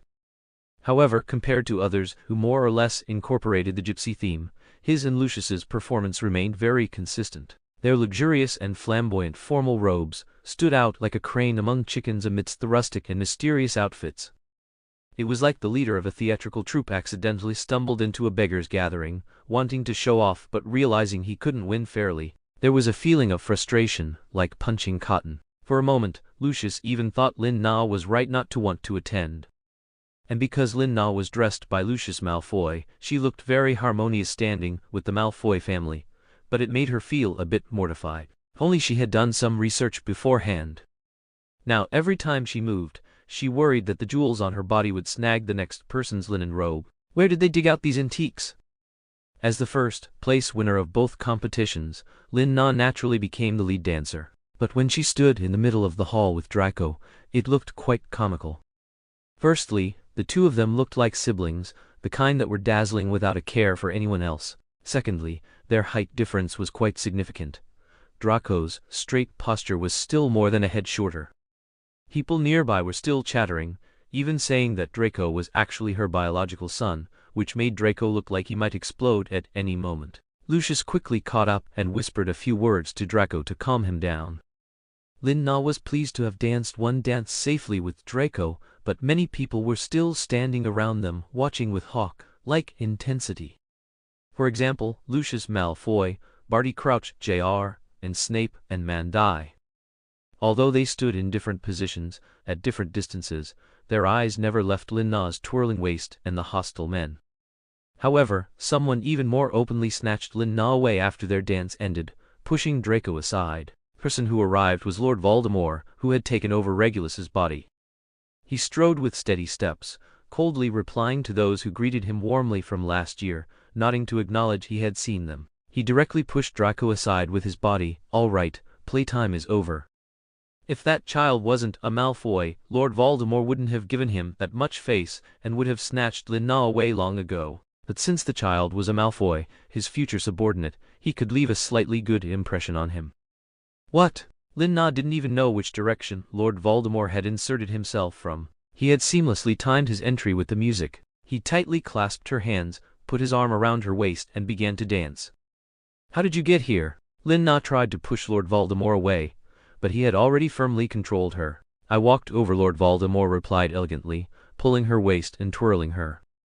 Lin Na's ingrained etiquette training, etched into her DNA, instinctively made her raise her demeanor and follow his dance steps. "I thought you had given up." "That's no reason for a Chinese letter to replace me." Lord Voldemort glanced sideways at Draco, who had taken the opportunity to slip into the crowd, and at a solemn-faced Lucius. "Hey, the Malfoy family truly are all romantics, Tilda. He's just a child." Lin Na was worried that Draco would be targeted by Lord Voldemort. "In pure-blood families, there are no children," Lord Voldemort didn't explain further. Anyway, she would see it later. He would let her see with her own eyes how cruel the one she called a child was, and how he would stop at nothing to complete the tasks he assigned. "I am one Tilda." Lin Na tried to defend Draco again, which made Lord Voldemort stop. He caressed her face, saying with a hint of nostalgia, "Yes, you were very cute when you were little, Tilda. It was just a pity he discovered it too late. Otherwise, he would have chosen to spend more time with her, accompanying her as she grew up. But it doesn't matter, it's not too late now." Indeed, he was growing stronger day by day, and with Barty Crouch Jr. as a great general, and then bringing in Lucius Malfoy and Snape, his chances of success were very high. Lord Voldemort was very optimistic about his and Serena's future. He embraced Serena again, and his gaze drifted to the second floor to Snape, who had been silently watching. His eyes signaled, hoping he wouldn't disappoint him. Chapter 150. Confusion. Lin Na danced gracefully with Lord Voldemort, and it was her first time seeing Lord Voldemort so patient. In Serena's memory, the last time he was so patient with her was when he personally taught Serena to write his name. Although her writing was crooked and looked like a dog's scrawl, even his snake seemed to be mocking her by narrowing its eyes. But Lord Voldemort was very persistent, encouraging her again and again to keep writing, and progress was already his high praise. Lin Na always felt that Lord Voldemort in her memories was much normaler than the one in the original story. During Serena's childhood, Lord Voldemort should have split his soul many times, but he could still control his emotions, throwing himself out of the room before losing his temper and leaving it to the house elf. Now dancing with him, Lin Na felt no fear from the bottom of her heart. She thought she would be scared, but she wasn't. Instead, she felt a sense of familiarity, like a tall uncle who had always accompanied her as she grew up. When the song ended, some applauded their dancing, while others glared at them with disdain. Lord Voldemort immediately showed him a thing or two. A glass of red wine inexplicably flew straight at the man's face, splashing him. With a painful scream, Lin Na was led away from the dance floor by Lord Voldemort. Anyway, to Lin Na, that liquid sounded like more than just simple red wine. Lin Na was not at all surprised by Lord Voldemort's benevolence, and obediently let him lead her upstairs, heading straight for the spot Lin Na had picked out, which was, of course, Professor Snape's spot. Lord Voldemort had been watching Professor Snape on the second floor, but unfortunately, the stairs were blocked by a group of drunkards. Otherwise, Professor Snape would have left the moment they walked towards him. He didn't want to confront Lord Voldemort, but Serena was in his hands, so his feet were rooted to the spot, and he could only follow her steps and her figure, unable to tear his gaze away. Professor Snape had long anticipated this day would come, but he hadn't expected it to come so soon. We meet again. Professor Snape till the Lord Voldemort also wanted to talk to him alone, so he seated Lin Na on the second floor. Before leaving, he didn't forget to remind Lin Na, remember to run faster if anything happens tilde before leaving the bewildered Lin Na and Professor Snape to go outside the tent. See you later. Professor Snape knew the Dark Lord was going to interrogate him, and to reassure Lin Na, he even said something trivial, telling her he would come back for her. His hesitant gaze, imbued with determination, did indeed put Lin Na at ease quite a bit. As a double agent, he wouldn't be killed by Lord Voldemort just yet. He still had a lot of value. Lin Na sat down, and soon an unfamiliar man sat next to her, raising his wine glass to toast her victory. However, before Lin Na could even unleash her pent-up frustration, Mad-Eye, who rushed over in a flurry, chased him away. He was seen muttering curses, propping himself on his cane, and turning the man into a skunk with a nasty curse. "You good for nothing who can't live without women, I really % and amp asterisk, I'll give you a piece of my mind." Moody was indeed, as Lin Na imagined, perfectly fitting the theme of the environment. At this moment, he was furious like a cat whose tail had been stepped on. Lin Na didn't know where he got such a temper. But what was speechless was that he had more than one scarf around his neck. New and old ones were all wrapped around it. Lin Na watched as the skunk originally wanted to burrow into her arms, seeking help or dodging the next magic, but this only intensified Mad-Eye's anger. He directly pounced, grabbed the skunk with his bare hands, bundled it up and kicked it out. Because of this, Mad-Eye almost lost his balance, and fell onto the sofa. Lin Na was also startled by the skunk and Mad-Eye, and in dodging, she collided with Mad-Eye. Her chest happened to hit his artificial eye socket, and she almost choked to death. Lin Na immediately clutched her painful spot and groaned. "Are you all right?" "Sorry." Mad-Eye instinctively reached out, but when he saw where she was injured by him, he instantly retracted his hand and sprang up, forgetting to chase the skunk. His old face instantly turned red, and his mind was in a mess. "I know, I didn't mean to." Lin Na directly cut him off. "I'm fine," hissed Tilda. "Don't worry." Lin Na finally caught her breath and sat up straight. He didn't know what was wrong with him. Why was he always so reckless? He wasn't a young man anymore, was he? But when Lin Na looked, good heavens, why was this old guy bleeding from his nose? "You?" Lin Na cast a blood-stopping charm on him, which made Mad-Eye react and turn around awkwardly, covering his nose. "I'm fine, Tilda," he mumbled back to her, forgetting his original intention for coming to find her. He saw that she actually came to find that guy, Professor Snape. He rushed over with great concern. "Then do you need me for something?" Lin Na was just about to have a heart-to-heart with him when bang, rumbled Tilda. After a loud noise, the two-story building beneath them began to shake and tremble. At the same time, cracks appeared on the ground, and the tent above their heads was torn open by an unknown force. A dark gray mist gradually filled the opening, eventually coalescing into a black skull. "That is the Dark Lord's mark!" What followed were the screams and cries of everyone present. The moment the ground began to shake, Moody abandoned his shyness and instinctively pulled Lin Na into his arms, protecting her. He immediately wrapped his arms around her and ran out. Lin Na, however, kept looking back at the dark mark as she ran, and it was indeed very shocking till suddenly she realized what Lord Voldemort meant by what he said before leaving. It seemed he had planned this all along. Under the terrifying shroud of the black skull mark, the entire venue turned into a living hell. The fleeing individuals shattered the originally cozy venue into pieces. Lin Na, however, was completely safe in Mad-Eye's arms, showing no sign of panic. She was less frightened than when the skunk had pounced into her arms, because Serena had been accustomed to seeing this mark since childhood, and those who would arrive would only be her brother and some blood relatives. But Lin Na didn't understand why she didn't see Lucius. Logically, he should be eager to stick by her side. Had he already sided with Lord Voldemort? Lin Na felt a little worried when she thought of the danger he might face. Little did she know, Lucius was busy giving Draco some love education after catching him escaping, so he would continue to help him invite Lin Na to dance. He just happened to miss this scene. But when all this truly happened, he didn't have time to answer Lord Voldemort's call. He threw Draco to Dobby and went against the fleeing crowd to find Lin Na. Barty Crouch Jr. was also among those doing the same. The Dark Lord's mission for him was to take Lin Na away. Chapter 151, Assembly.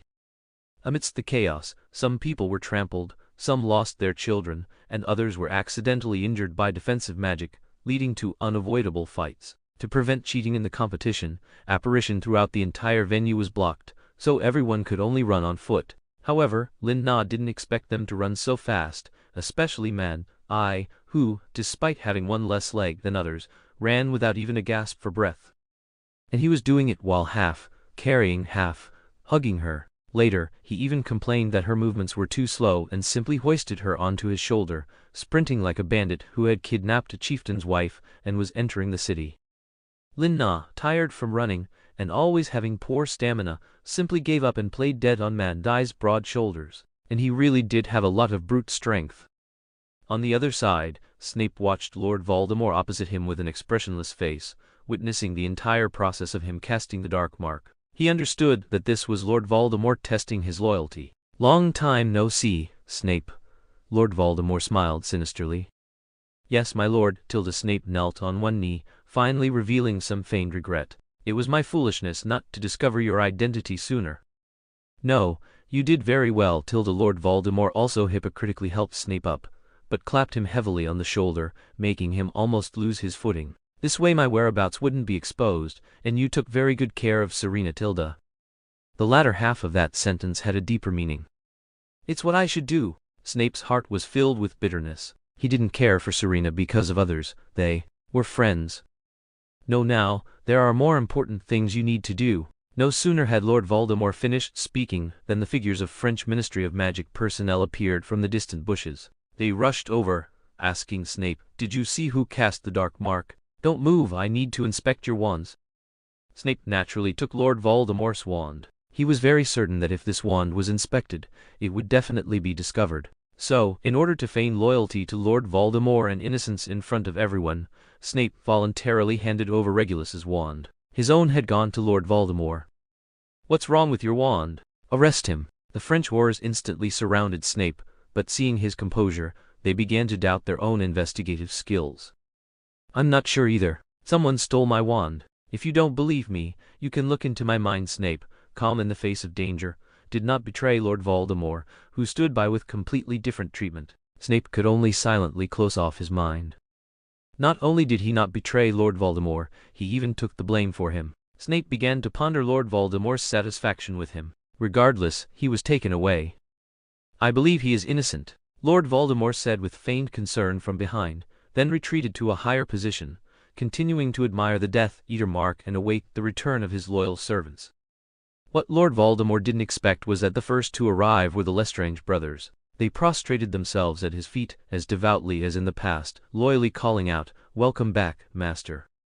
"Rise, Tilda, I've put you two through a lot. She'll be here soon." As soon as Lord Voldemort mentioned this, his mood suddenly became much more pleasant. He waved his sleeve, signaling the Lestrange brothers to quickly stand up. He would be quite chattering if she saw them later. The Lestrange brothers also didn't expect to see the Dark Lord again in their lifetime, even though he didn't have a body yet and was still wearing Regulus's face. But they were full of hope for the future. "This is great. Does this mean they still have a chance to openly stand by Serena's side? No need for iron bars, no need for daily longing, and no ignominious death." The brothers' eyes were filled with hope and excitement as they quietly awaited the arrival of the Death Eaters. It must be said that among these spectators and contestants, there were quite a few deeply hidden Death Eaters. At this moment, they were all wearing masks like gypsy women, their faces filled with madness. "The Master is back! Soon the world will be ours again." Although they were only a portion of the Death Eaters, their revelry was significant, even accompanied by sharp screams. Finally, Man-I Moody carried her to the main group's position. With a large number of Ministry of Magic ores present, he finally reluctantly put Lin Na down, and, before returning to assist, repeatedly urged, "Stay here and don't move, wait for me to come back." Do you hear me? Moody made a "I'm watching you" gesture and then hurried back. Lin Na actually felt he was a bit manly. What was going on? Left behind, Lin Na spontaneously began to help the injured. Under Lin Na's superb skills, she helped many. Due to the high number of healers here, she actually rested quite quickly, but Lin Na's display of skill silenced those who had once accused her of winning through favoritism. This skilled magic, and even a series of bandages and treatments and spells she hadn't seen before, Lin Na felt like she suddenly became the center of attention again. What was going on? Wasn't it just treating the injured?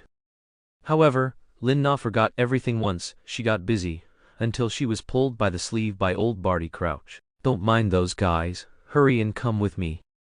Barty Crouch Jr. had searched for a long time and worried for a long time. It was funny that there were things he was anxious about, but when he thought it was because of her Selina Lestrange he didn't find it strange at all, but rather felt a little sweet. Where are we going? Lin Na hadn't finished treating the people behind her yet. There was no reason to leave, but as soon as Barty thought of Lord Voldemort's command, he couldn't bother pretending to be his old father anymore and simply took her away. Seeing Lin Na being taken away made Lucius, who had almost caught up with them, even more frustrated. But the dark mark on his arm was becoming increasingly hot, and he couldn't delay any longer. Lucius could only temporarily give up on the kidnapped Lin Na. However, the reason Lucius was so relaxed was because he knew that old Barty Crouch wouldn't do anything to Lin Na. And so, the wheels of history seemed to be turning somewhat differently. Chapter 152, Meet. Lin Na never expected to have such a glorious day. The Death Eater generals cleared a path for her, escorting her as she slowly walked towards Riddle under the watchful eyes of many Death Eaters. Standing behind Riddle at this moment were not Lucius or Snape, but the Lestrange brothers. This implicitly confirmed the Dark Lord's favor towards Lestrange, who had been tacitly acknowledged as his newest confidante.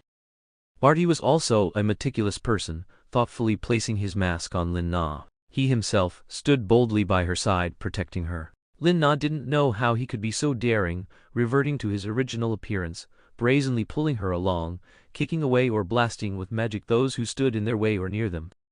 You don't need to attack them. This made her conscience very uneasy. She had always been one to heal the injured, not to harm others like this. But Barty's hand was like an iron clamp, trapping hers. It was hard for her to break free. She tried to grab her wand, but Barty Crouch Jr. deftly moved and used a summoning charm to snatch Lin Na's wand, even blowing on it deliberately. It's faster this way, isn't it? Barty winked, then, with a hint of roguishness, put his arm around Lin Na's shoulder, leaning his body close to her. Lin Na caught a faint scent of tobacco from him. When did you start smoking? It must be that old geezer. Barty's expression was a little subtle. He didn't really want to mention that person. The master will see you in a bit. Remember not to anger him. He was very worried about provoking the Dark Lord. Although he had always known that Lin Na was favored by the Dark Lord, so many years had passed. Can I not go? Lin Na didn't want to face a group of Death Eaters, but Barty stopped, looking her in the eye with a serious expression and told her calmly and clearly, unfortunately, you have no choice, Serena. He was right. She had no choice. Her surname was Lestrange by birth, and she would never abandon her brothers because of Dumbledore. She could only allow Barty's kidnapping. She was led to the center of the Death Eater gathering, where they chanted an ancient tune together, long and passionate, yet tinged with a bloodthirsty terror. He hadn't expected them to have an organizational theme song. They waved their wands, launching fireworks of various colors into the air, complementing their revelry and making this desolate place seem vibrant. Of course, the old actors were also present.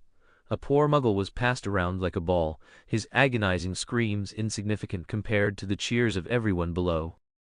Lin Na, escorted by Barty, entered their innermost circle. To be precise, as soon as they entered the outer perimeter, people had already stopped everything to gaze at her, some even doffing their hats in respect. Everyone moved aside, clearing a path for the two of them. Someone even reached out, wanting to pat Lin Na's head like an elder.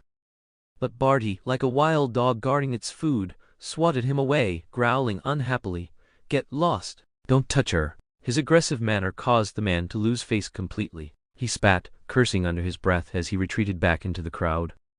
Lin Na tried hard to recall the memory of that elder in her mind, but unfortunately, he was wearing a mask, and she could only see the dark back of his head, making it very difficult to distinguish which of the many Death Eaters had shown her special care. But now for her it was a bit of a social death. She felt like a tender, juicy lamb entering a pack of big bad wolves, led by a wolf grandmother. They were now going to a wolf gathering to meet the Wolf King. In the crowd, the Dark Lord stood, quietly listening to his subordinates' confessions, their words overlapping. His gaze drifted almost imperceptibly towards the distant commotion. He had waited long enough. The Lestrange brothers, too, were uninterested in the flattery of others. They eagerly looked in the direction where Lin Na would appear, waiting anxiously, whispering to each other. Their content was nothing more than that Barty boy isn't reliable. Let me go find Na. Then Rabastin was held back by his brother, that's distrusting the master. But Tilda Na might get hurt by those idiots. She's not a pushover, you have to believe her. The two continued to tug at each other, until Lord Voldemort turned his gaze towards them, at which point they fell silent and lowered their heads. Fortunately, Lin Na had now appeared at the farthest edge of the crowd. She didn't know why so many Death Eaters had come to participate or watch the competition.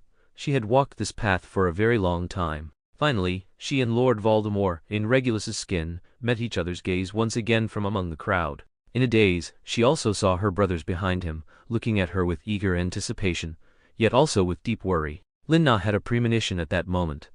This world was going to end. Lord Voldemort did not wait for Lin Na to come before him, but instead personally moved his noble steps, approaching Lin Na.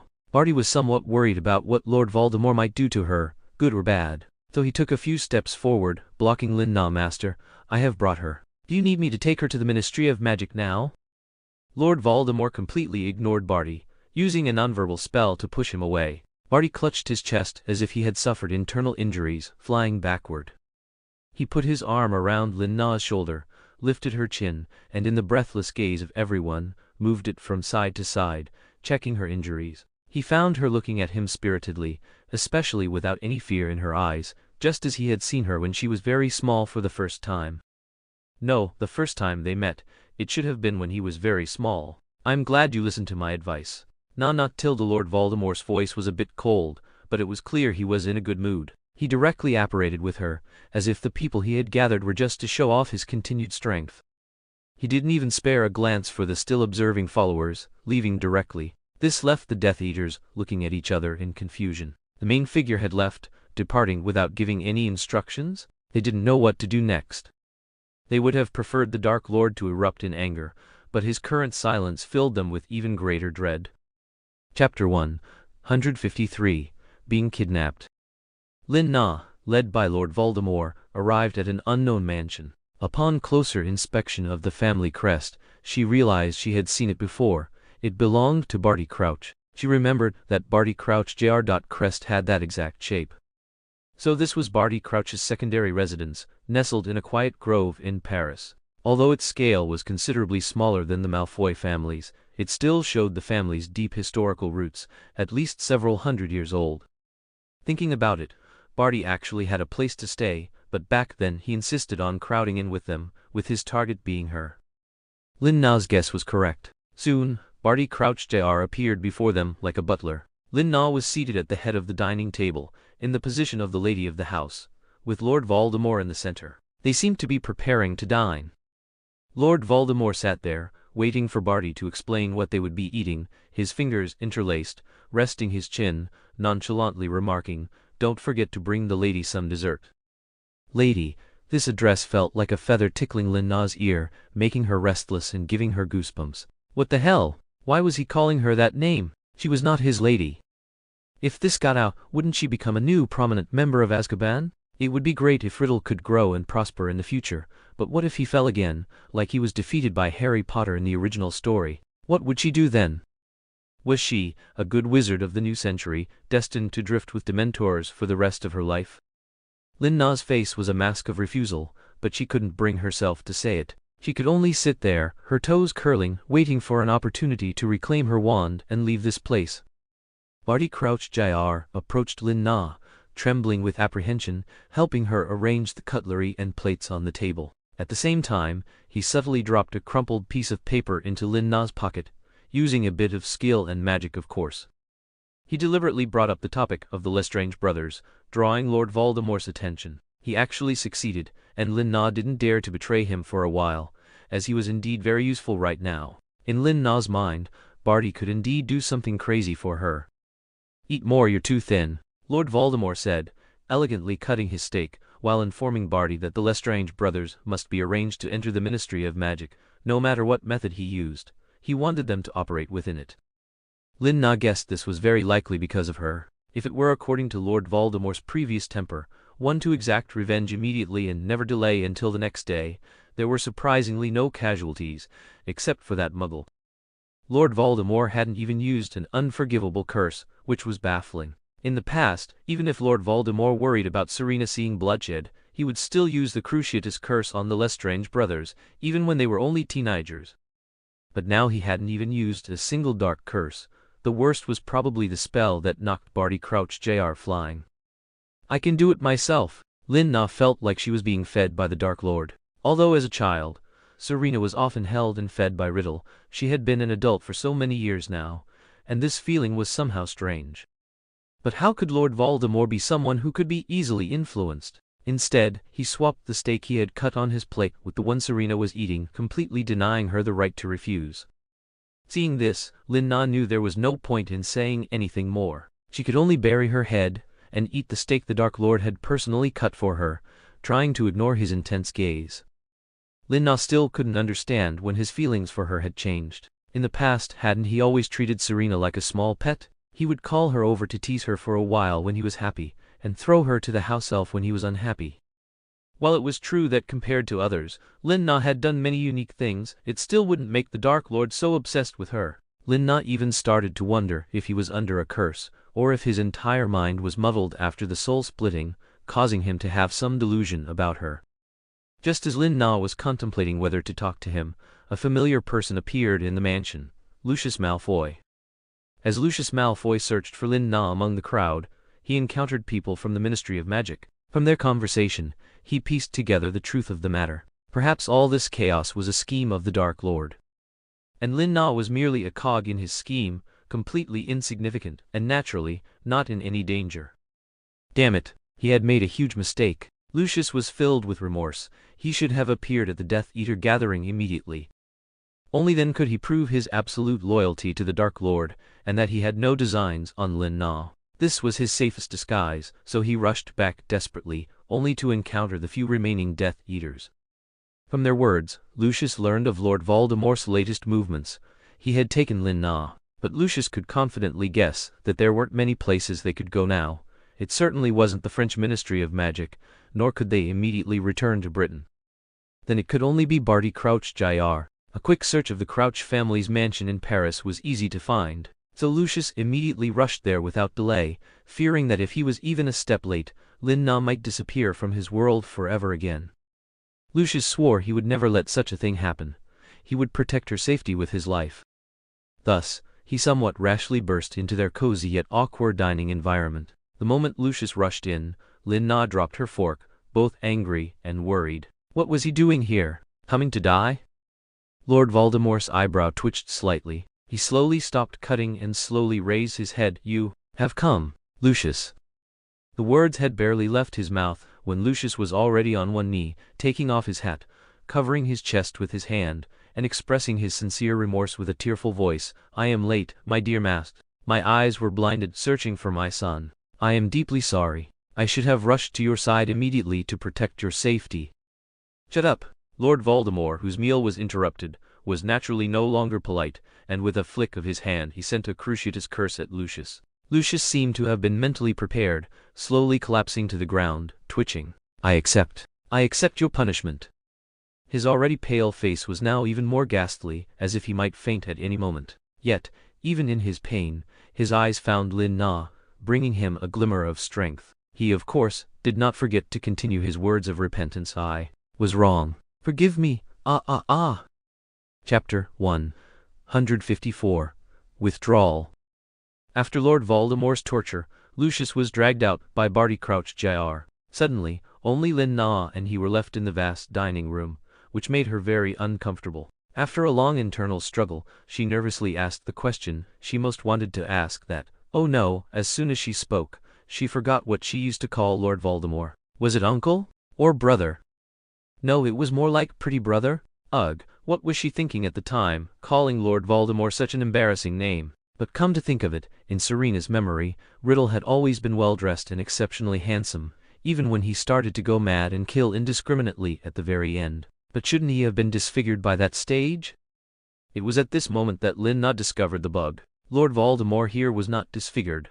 On the contrary, with age, he had become a rare, handsome, dark-haired man. What had changed him? Lina suddenly got stuck here and had no further thoughts. However, Lord Voldemort beside her had already stopped using his knife and fork, looking up and staring at her. As their eyes met, a different kind of emotion overflowed. Lord Voldemort personally moved the pepper shaker beside him to her. Lina shook her head blankly. Lord Voldemort frowned and changed to a new napkin. Lina could only accept it. "What's wrong?" Lord Voldemort finally broke the silence, noticing her state. "Where's Snape?" Lina finally thought of this question at the last minute.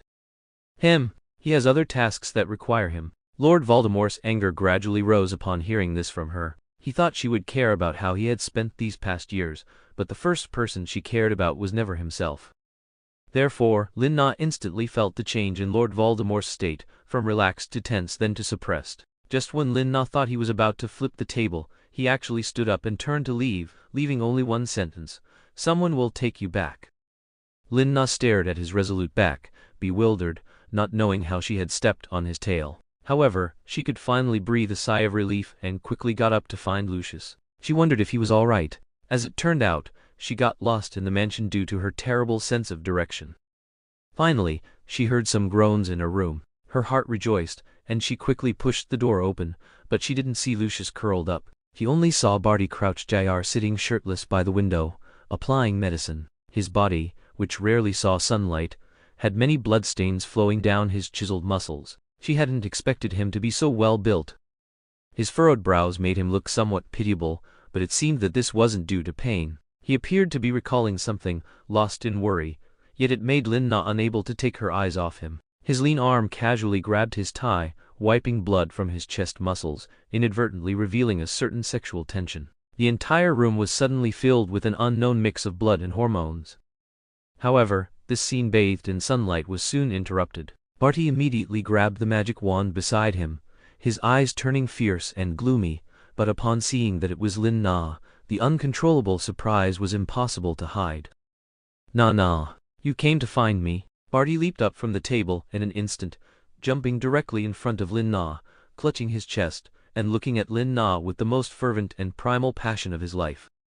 Lina could only marvel at how long his legs were. How did he do it? How could he appear before her so quickly? "What's wrong with you?" Lina was so startled by his enthusiasm that she instinctively took a small step back, compelled to care about him, but Barty pressed closer again. The master asked some small questions. It's nothing serious. Barty was too happy at this moment. Looking at Lina's small face, he couldn't help but reach out with his bloody hand, wanting to caress her cheek, but realizing his hand was too dirty, he restrained himself and pulled it back.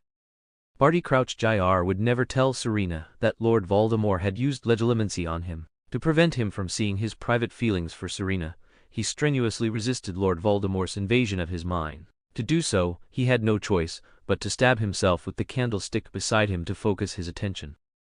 Now he was hiding in his childhood room, tending to his wounds, and thinking about the future. He was conflicted. He revered his master, but he never imagined that one day his master would take an interest in Serena, the woman he had always admired. And at this moment, Serena appeared. Amidst his excitement, he had to face another serious problem: make her withdraw from the competition. Withdraw? Why? When Lina first heard this, her initial reaction was unwillingness. She had clearly won the first 2 rounds, and she still held the key to advancement. Winning the championship was practically within her grasp. But now Barty Crouch Jr. actually wanted her to withdraw. Although the situation was dire now, and after all the trouble with the Death Eaters, there was a high possibility of the competition being cancelled. However, since there was no definite news, it would be a great pity if she withdrew while the competition continued. "I don't want to withdraw." "Then you'll have to ask the master, and your brothers." Barty wiped the blood from his connection with the back of his hand, then suddenly burst into laughter without warning, appearing somewhat deranged. He truly was a little pervert. He'd lost so much blood but was completely fine. "My brothers?" Lin Na guessed that withdrawing from the competition must be Lord Voldemort's idea, but she didn't expect him to threaten her with her brothers. Weren't they Lord Voldemort's loyal right-hand men? Could it be that Lord Voldemort was really going to kill them? They are indeed your brothers, but they can also not be. Barty spoke very cryptically. Serena was originally fostered by the Lestrange family because of Lord Voldemort. This was common knowledge. Theoretically speaking, as long as Lord Voldemort wished, Serena could also take the Malfoy or Black name. Lin Na understood that she had no choice. I understand, I'll withdraw. When she said this, Lin Na didn't know how helpless she felt, but there was nothing she could do. However, the subsequent developments made Lin Na even more confused. Although she withdrew, she still miraculously won. Because even though the third round of the competition was barely completed under a topless tent, few contestants finished the competition, and their scores were not high. Therefore, Lin Na still won the championship based on the average score of her first 2 rounds. However, at that time, Lin Na didn't know what was happening, because she was taken back to the Ministry of Magic by Barty Crouch Jr. in his capacity as Minister of Magic, to protect her from being harmed by the Death Eaters. Chapter 155. Trapped in the Ministry of Magic. Lin Na found it somewhat amusing. She was being asked by Death Eaters to temporarily reside in the British Ministry of Magic, and the reason was to protect her from being implicated by Death Eaters. The person who brought her there was Barty Crouch Jr. once again disguised as Barty Crouch Sr. As Minister for Magic, he personally escorted her back to the Ministry of Magic in Britain and enthusiastically settled her into his own residence. Lucius Malfoy also accompanied him. It's worth noting that because a Death Eater mark appeared at the competition in Paris, a large part of the security was handled by Aurors from the British Ministry of Magic, who went as foreign aid to assist the French Ministry of Magic. So Barty Crouch Jr. used this excuse to dismiss many people, a large portion of whom admired Dumbledore, a small number were friendly to Muggles, and even more were to make way for Death Eaters. Of course, this process also lasted several months, but there were always 1 or 2 Death Eater mainstays who, relying on their identity and abilities, had already infiltrated the Ministry of Magic early on. For example, the Lestrange brothers quickly took up 2 Auror positions, which Lin Na had not anticipated. Although Lin Na had a dedicated house elf taking excellent care of her every day, Barty Crouch Jr. would visit her after work, bringing her magic toys from Diagon Alley or other countries to cheer her up. For instance, there would be flowers from which fairies flew, incense that changed scent with one's mood, a night light that could project rainbow rays in the dark, a pocket watch that predicted the weather, or even a singing hamster. However, Lin Na had not seen Lord Voldemort again. She didn't know if it was because Regulus's body was no longer important to him, or if he was genuinely busy, or still angry with her and unwilling to deal with her. Lin Na was very frustrated. She didn't like being cooped up in a room like a canary. But no one agreed with her desire to leave and regain her freedom. According to the Lestrange brothers, perhaps it was boring and stifling now, but it was better than being resented by the Dark Lord for disobedience. His anger would be more than just a verbal warning, and she could be hit with Avada Kedavra at any moment. Therefore, for her safety, the Lestrange brothers absolutely disagreed with her idea of escaping on her own. The 2 of them could only try to persuade her in various ways every day, saying that the Master was currently planning a major event, and once it succeeded, he would surely be able to appear openly before the world. Moreover, at that time, given her status, no one would ever dare to harm or criticize her again. She would be the noblest princess among the Death Eaters. And Barty Crouch Jr. He deliberately showed her his newly acquired scars and wounds in front of her. These are the marks of disobedience. He hoped to trap Lin Na through intimidation, so every time he came, he made his wounds look particularly gruesome.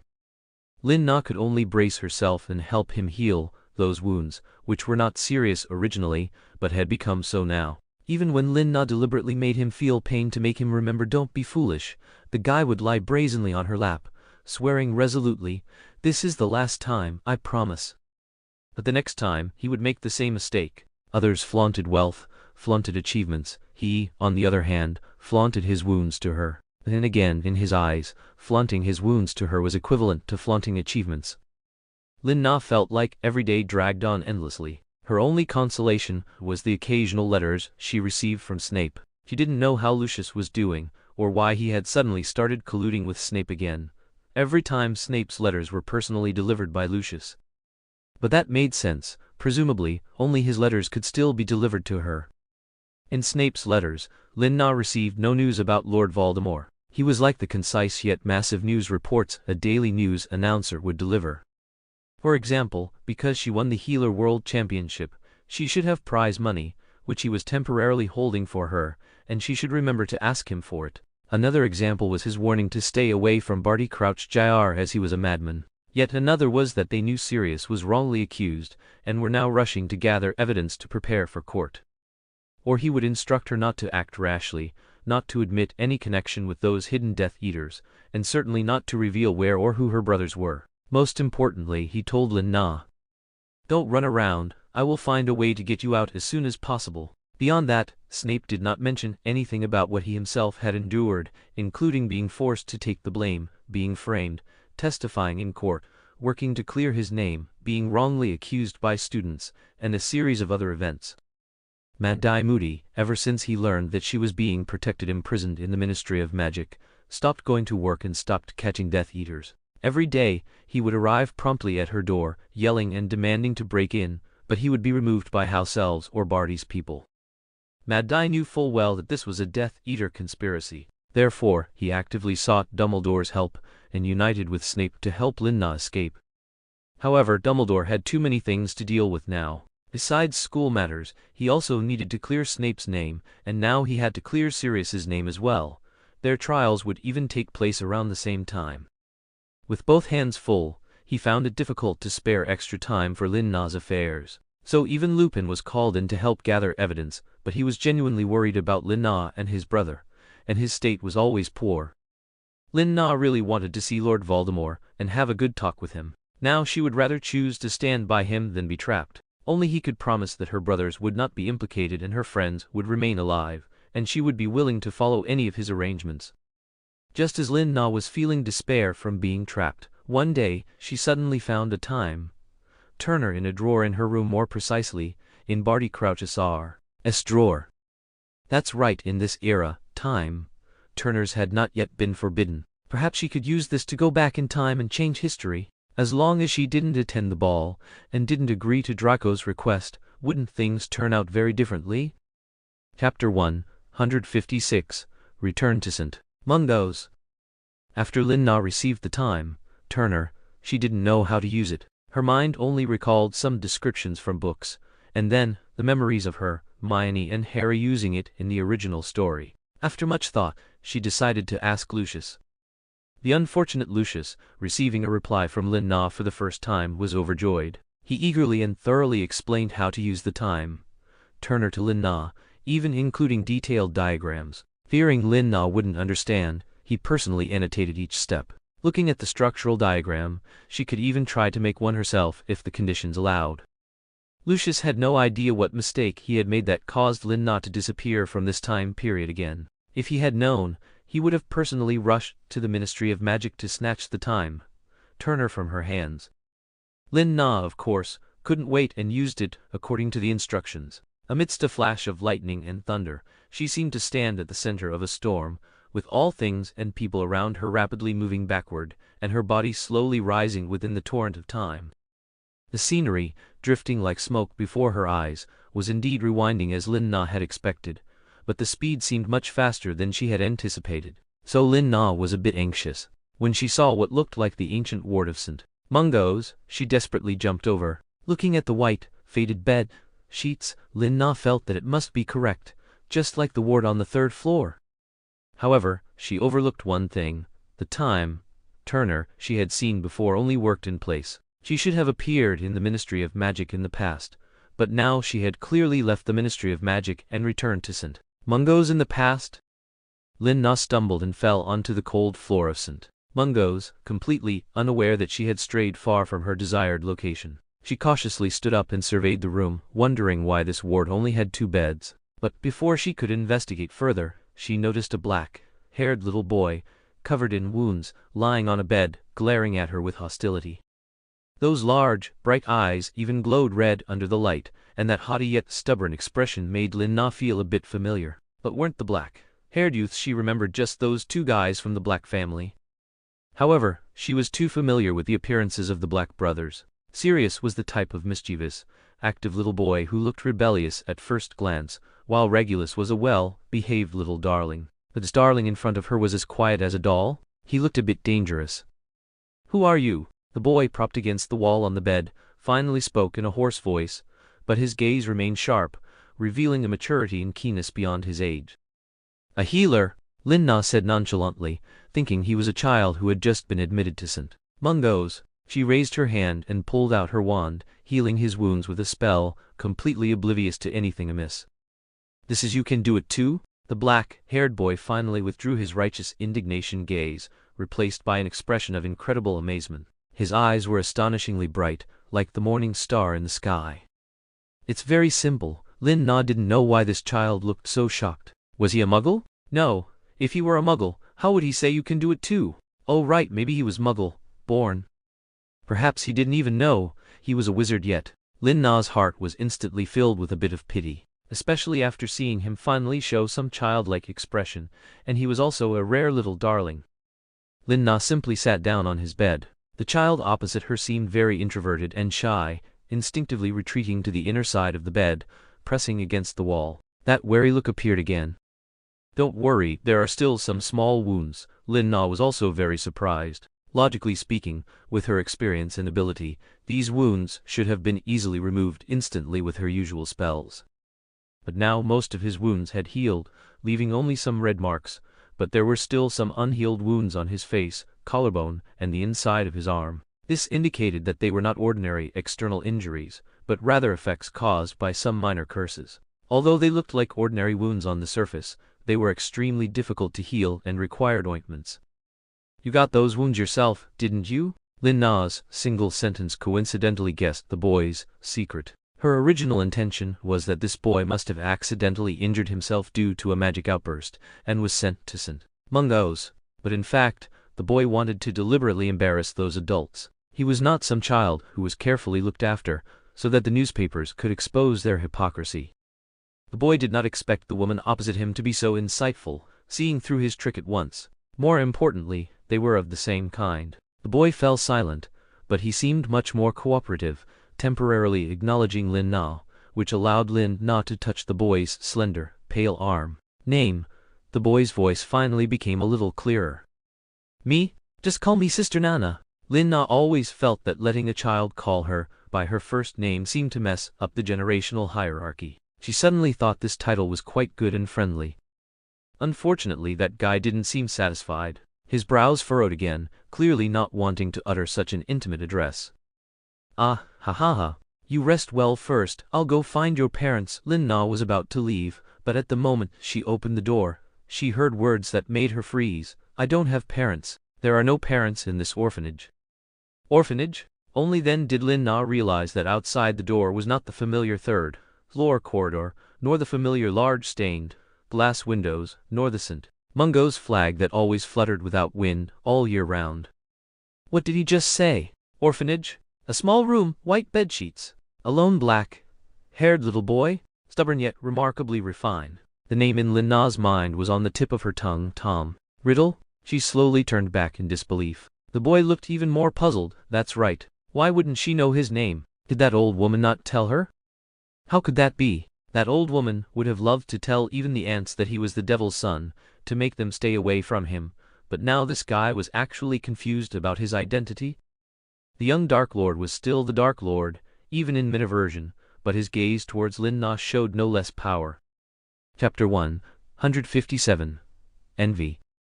Lin-Na found it hard to accept that she had returned to such a distant past, a past so ancient that the formidable Dark Lord was merely a 10-year-old boy, a past so ancient that he didn't even know what magic was.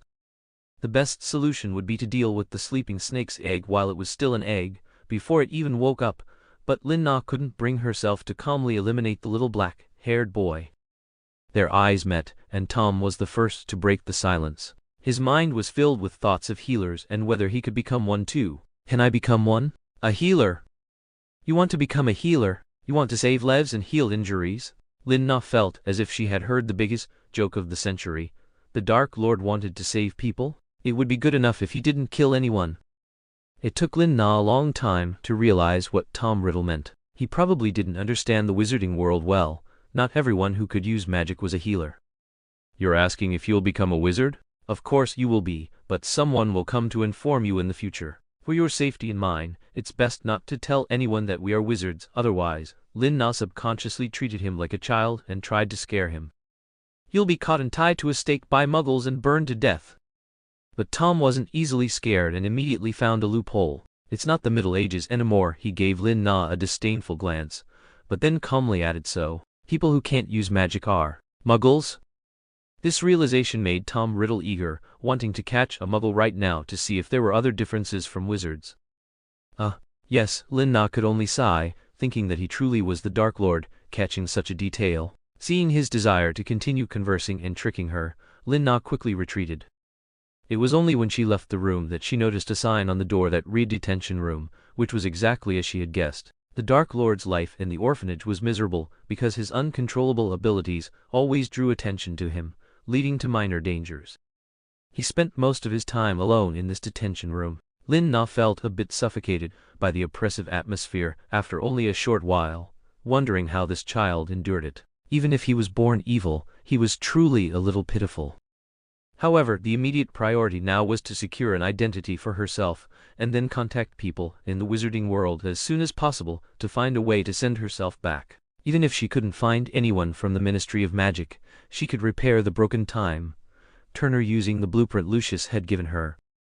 Indeed, Lin-Na immediately noticed that the time Turner seemed slightly different from what she remembered.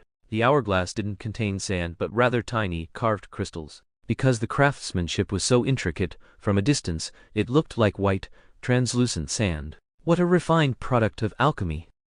After much thought, Lin-Na cast a memory charm on the Dark Lord. She wasn't worried that he would reveal anything, but she was a little concerned that he might use it to blackmail her. However, Lin-Na didn't know that her memory charm had not worked. Tom Riddle, who should have fallen unconscious, lay there slowly blinking his eyelids, but Lin-Na had already left by then. Tom sat up immediately after she left and began to examine his body from head to toe. Finding no injuries, he excitedly clenched his fists again. She really was mysterious. Tom lay back down, hoping that when she came to change his dressing, he could take the opportunity to get more useful information. Unfortunately, Lin-Na later felt that his wound didn't need any dressing changes, so she didn't appear before the Dark Lord to seek attention. Lin-Na even wanted to reduce his attention. She didn't want him to cling to her later, making her expose her identity, or for him to recognize her one day in the future and give her an Avada Kedavra as revenge. So she decided to stay in this orphanage until the Dark Lord went to school. Who knew if St. Mungo's even existed yet? She needed to take things slowly, so she first altered the orphanage dean's memory, becoming the orphanage's new healer, responsible for the children's daily treatment and physical examinations. This was too simple for Lin-Na, but the meals now consisted solely of black bread and roasted potatoes, which truly bothered Lin-Na. It was so unappetizing.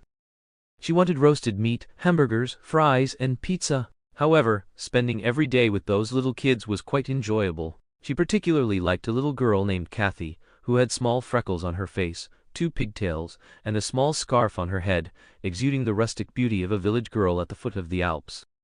She was especially spirited and very cute. Her rosy cheeks called out to her, Sister Na Tilda, and Lin-Na understood why the Weasleys were so determined to have a daughter, because gentle girls were truly wonderful. But now, Lin-Na didn't expect the boy in the detention room to quietly slip out during lunchtime when everyone was out for outdoor activities, hiding behind the large tree next to the house, his eyes glinting darkly. If Lin-Na wasn't mistaken, it was the 4-year-old child in her arms. Why would he have such hostility towards Kathy? Was his toy snatched? That shouldn't be the case. He shouldn't let others touch it. Or was he simply being mischievous? Lin-Na focused intently, but Kathy, in her arms, was still harmed. 2 tufts of flame suddenly appeared at the end of her pigtails, catching fire instantly. The little girl was terrified. "Wah! It's on fire! Wah!" Kathy cried out loudly. Lin-Na didn't care if she would expose her magic. A jet of water extinguished the flames on Kathy's pigtails. The startled little girl burrowed into Lin-Na's embrace, and Lin-Na clumsily held her small body, comforting her, "Don't cry, don't cry." Looking up again, the young Dark Lord, who had erupted with a bloodthirsty glint, was staring at her innocently, waiting for her to approach him. But he waited for 3 whole days, and she didn't come. That was fine. He would go to her instead. Then he saw such a scene. She wasn't incredibly busy. She was playing with those muggles. Tom Riddle, realizing he had been exposed, simply retreated back into the shadows. But Lin Na keenly sensed that this was by no means the end, but a beginning. Lin Na hugged the poor little girl in her arms, who had already cried herself unconscious, hoping that everything would be all right. Chapter 158 Voyeur. Lin Na also didn't know how that little demon king got out of that detention room, and could only attribute it to the fact that he was already magically outstanding at a young age, and could use wandless magic with just his thoughts. Just like Serena when she was a child, in order to avoid the adults always pinching her little cheeks, she would apparate, or move Rabastion, who was Chinese let her lie on her bed and wouldn't leave, out the door. But now the Dark Lord seemed to have set his sights on herself, and didn't intend to let her go easily. As long as she was alone in the room, he would appear silently, ghostly like a phantom. Therefore, Lin Na would always stay with the other orphans, at least holding one in her arms, to silently resist Tom Riddle's approach. Then Tom would continue to glare at them from the shadows with that resentful gaze. But he could always find times when she was alone. She even suspected that he had sent a spy to monitor her all the time, but Nagini would only meet him in the future, and she hadn't found any traces of snakes passing through her room. It wasn't until she was taking a bath that day and was actually peeped at. Only then did she realize that she couldn't continue to ignore the Dark Lord like this, otherwise either she would be driven crazy by being monitored, or the Dark Lord would grow into a big pervert, although he was indeed very perverted. Moreover, those children who had been given special attention by herself all had injuries of varying degrees. Needless to say, it must be the little demon king taking revenge. But Lin Na didn't understand that they hadn't gotten in his way. Lin Na originally wanted to lie comfortably in the bathtub in the deep night, but she didn't expect that there would be a pair of eyes staring straight at her. Tom Riddle's original intention was not to peep at her bathing, but that when he came to find her when she was alone, she happened to be bathing. Tom Riddle, who had a weak awareness of matters between men and women, didn't think there was anything wrong with this, as normal as watching the other person drink water, except that he really realized for the first time that she seemed to be somewhat different from himself. Therefore, after Lin Na screamed and did her psychological struggle for a long time, Tom Riddle was invited into Lin Na's office cum bedroom for the first time. "Come in." Lin Na suppressed her anger, knowing that he didn't understand anything, but was still very angry. "Thank you, Tilda." In order to get more interesting information, Tom began to act like a good boy again, behaving so well that it was outrageous, and even gave her a salute. "Sorry for disturbing." Lin Na rolled her eyes at an angle where the Dark Lord couldn't see. Wasn't he disturbing her? If he didn't disturb her, he would be going to her bed. However, Lin Na still snorted and let him sit on the chair, just preparing to give him a good scolding and give him an education on men and women are different and propriety, justice, integrity, and shame, but she didn't expect that he would directly ask shamelessly. "Why are you different from me?" The boy sitting upright on the sofa had a straight back, and that childish, but mature and melancholic face was serious. It was as if he was discussing some philosophical topic with a professor, and Lin Na was suddenly stuck by the question. Maybe she had overcomplicated the problem all at once, and directly thought of the issue of gender, when a simple sentence of "because I'm a man and you're a woman" could explain it. Now, she found it difficult to say, even though it was all in her professional field, she couldn't explain the difference between the sexes. This, that. Lin Na really didn't know how to explain it to him without being embarrassed. "Can't you heal yourself?" Tom was still too naive at this time, eagerly interjecting about the wizarding world, not interested in her body, and not interested in her obviously persuasive words. But this gave Lin Na an idea. "I'm not sick. Healers can't heal everything." For example, the black-haired boy forced himself to suppress his excited emotions. For example, the unforgivable curses. Fortunately, Lin Na reined herself in at the last moment, almost becoming the Dark Lord's dark arts enlightenment teacher. For example, "I can't tell you, you can explore it yourself in the future." "I can too in the future." At that moment, Riddle's eyes were as firm as if he was joining the party, and Lin Na almost thought he was going to swear to defend the lives of others and become the healer who rescued the dying and healed the wounded. But he certainly couldn't. "Of course, Tilda, if you mean using magic. You are using it now, Tilda. It's just not allowed now." Speaking of this, Lin Na thought that Dumbledore was coming soon anyway, and the Dark Lord was probably almost 11 years old, so it seemed that there was nothing wrong with telling him in advance. So, Lin Na still decided to tell him in advance, so as not to always pester herself. The Hogwarts thing, in short, you are a wizard, but not everyone is. Those who can't imitate magic are called muggles. On your 11th birthday, you will receive an acceptance letter from Hogwarts, which is a magic school in Britain. Lin Na babbled a lot.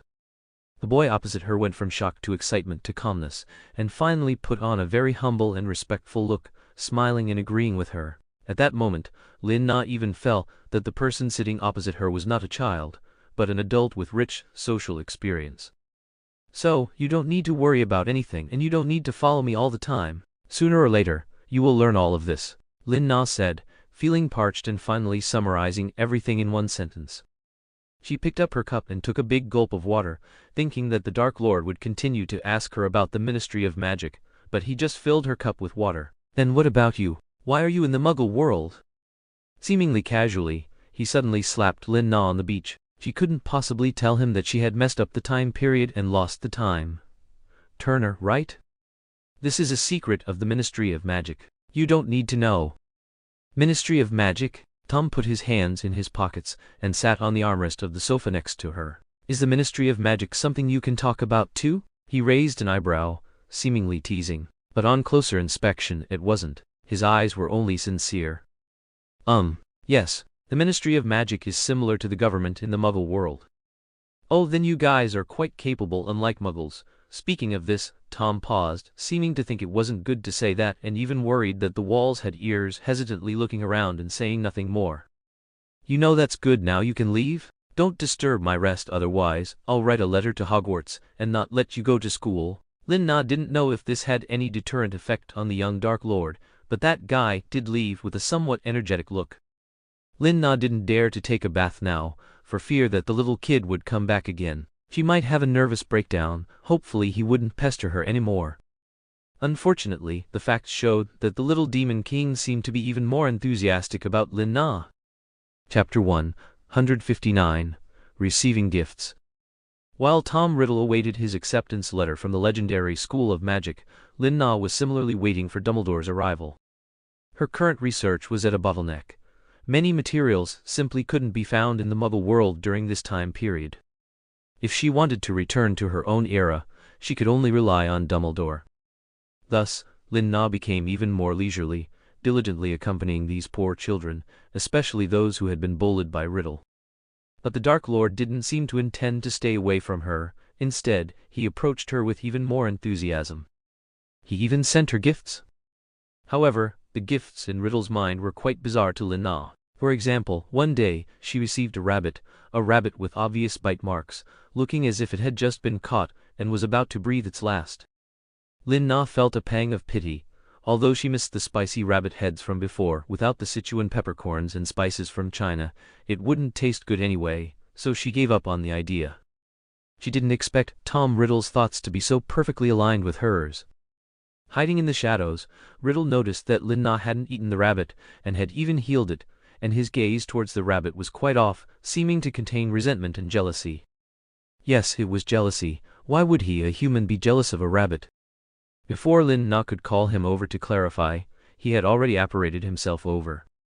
The rabbit in Lin Na's hand let out a tragic, piercing shriek, and when she looked down again, the rabbit had already died. It tastes better roasted. Riddle snatched the soft rabbit directly, fearlessly taking it in his hands to drain its blood. Lin Na finally understood the saying that some people are born demons. He processed the rabbit, skinning and cutting it into pieces with such fearlessness. And at that time, he was only 11 years old at most. Lin Na felt a slight unfamiliarity in his eyes. These past few days, she still couldn't connect the beautiful boy in front of her with the future Dark Lord, but now, it seemed she could. The Dark Lord is, after all, the Dark Lord. Even at a young age, he already possessed the nascent mind of a villain. For Tom Riddle, catching a rabbit in this era and environment was an extremely rare feat. After all, what he faced every day were bland, tasteless roasted potatoes and hard rock, like black bread. Meat in this era, in this orphanage, was practically like a Buddha jumps over the wall dish. Although she didn't want to eat it, Lin Na didn't expect him to share it with her, and he was even nimbly preparing to show her how to roast it. Watching the boy deftly pull out a modified small knife, break off a branch, sharpen it to skewer the rabbit, then casually gather a handful of branches, and, in the blink of an eye, start a fire, she somewhat admired his ability. However, I don't eat rabbit, you eat it yourself, thank you. Lin Na's words made Riddle, who was busy in full swing, suddenly stop everything in his hands, slowly turn to look at her face, and utter an "oh" before simply throwing the rabbit into the fire. The flames roared, fiercely engulfing the rabbit until it was burnt to charcoal. After doing these things, he left without looking back, not feeling the slightest pity for the waste of this hard-won delicacy. His retreating figure looked like he was sulking. The silhouette of the small boy had a touch of desolation. It was strange, he looked more mature than she did. Lin Na had no choice but to deal with the ashes, digging a pit and burying the rabbit. She thought he would just stay angry with her and ignore her, but soon she received another gift. This time, it was an exquisite bracelet. It was designed very elegantly and lavishly, which reminded her of Lucius and the Malfoy family's aesthetic. Was it true that Slytherin's aesthetic was universal? This bracelet appeared by her bedside when she woke up, which made Lin Na feel a chill down her spine.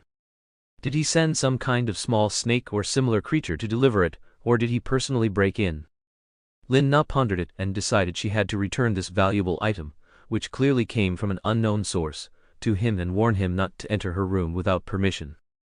But when Lin Na found him, he was actually in the public cemetery near the orphanage. This was a signal he had deliberately left for her.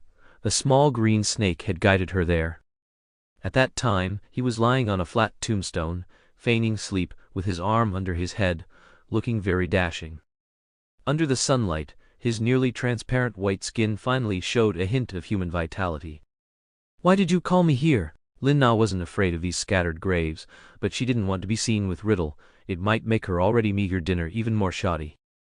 The dean of the abbey had always been quite displeased with her secretly helping Riddle, cutting down her meals several times. Fortunately, Lin Na still had plenty of sausages to eat. Otherwise, she might have gone crazy. "You should be the one looking for me, so Parker brought you to me." The boy finally slowly opened his eyes, but he didn't seem to intend to get up, replying to Lin Na with a defiant attitude. Over these past few days, he had completely dropped his act, fully exposing his unpleasant and true nature. So what Lin Na saw now was his most authentic side, always effortlessly, leaving her speechless, cutting straight to the point. "That's right, I came to find you.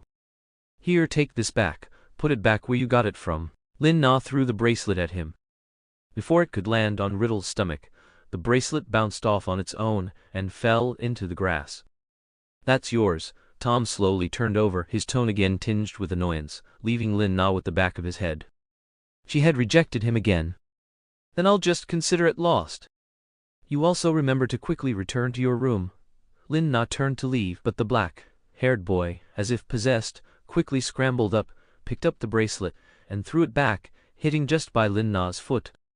"Throw it far away. Don't let him see it." Lin Na didn't stop, stepping directly over it. She wasn't in the mood to play games with him. Riddle's anger flared even more, causing the surrounding dry grass to catch fire. He didn't understand why she hated his gift so much. He had painstakingly retrieved it from a skeleton. Chapter 160. Admission Letter. Lin Na later figured out the Dark Lord's strange habits. He would only be happy after a confrontation with her, especially during free time after meals. He always found all sorts of reasons to appear before her and disturb her. For instance, he would catch a stray cat from who knows where and deliberately ask her, "Want to eat it?" He knew perfectly well Lin Na wouldn't eat it, but he would still intentionally watch her angry face and listen to her chatter before releasing the cat without a word and leaving. Or he would steal the dean's glasses, watching the dean curse all over the yard, later even swearing under the big tree in the yard. Riddle would stand silently watching from the window at the top of that tree. Lin Na clutched her pocket, sweating, as that brat smiled and pointed at her pocket, parting his thin lips to silently say, "You're more suitable, Tilda." He actually stole the dean's glasses and gave them to her. No wonder Lin Na always felt those glasses were so familiar. Or he would deliberately injure himself, appearing openly before Lin Na. Later, it even became a routine for him to appear on her sick within 3 days. As for what illness, she could only use depression as a cover for him. After all, not everyone pretending to have a stomach ache would be allowed to stay. As the son of a demon, Riddle certainly wouldn't be. It was already good enough that the dean didn't grab his ear and tell him to get lost. So later, he seemed to gradually accept the illness Lin Na had arranged for him. "Why are you here again?" Lin Na watched the guy standing at the door, utterly speechless. What was wrong today? He had already been here twice. "For my illness, MS. Serena." The boy slipped directly past Lin Na's elbow, seemingly very familiar with this routine. First, she would explain why she said he was ill, then tell him to go back quickly, then reluctantly give him a sweet medicine, provide psychological counseling by telling stories, and finally have him fill out the record sheet himself before leaving. Lin Na could only helplessly accept this trouble. Before she could say anything, he had already laid down on the bed, quietly turning his head to look at her, awaiting her examination and lecture.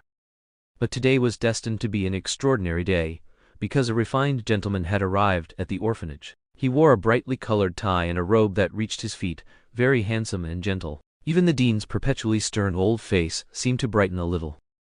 Professor Dumbledore had arrived. So, he really was a handsome uncle at this time. Lin Na was stunned for a moment when she opened the door. Such abrupt aesthetics could only be pulled off by Dumbledore. Did this mean she could go back soon? Lin Na suddenly became excited, completely forgetting about the future Dark Lord behind her.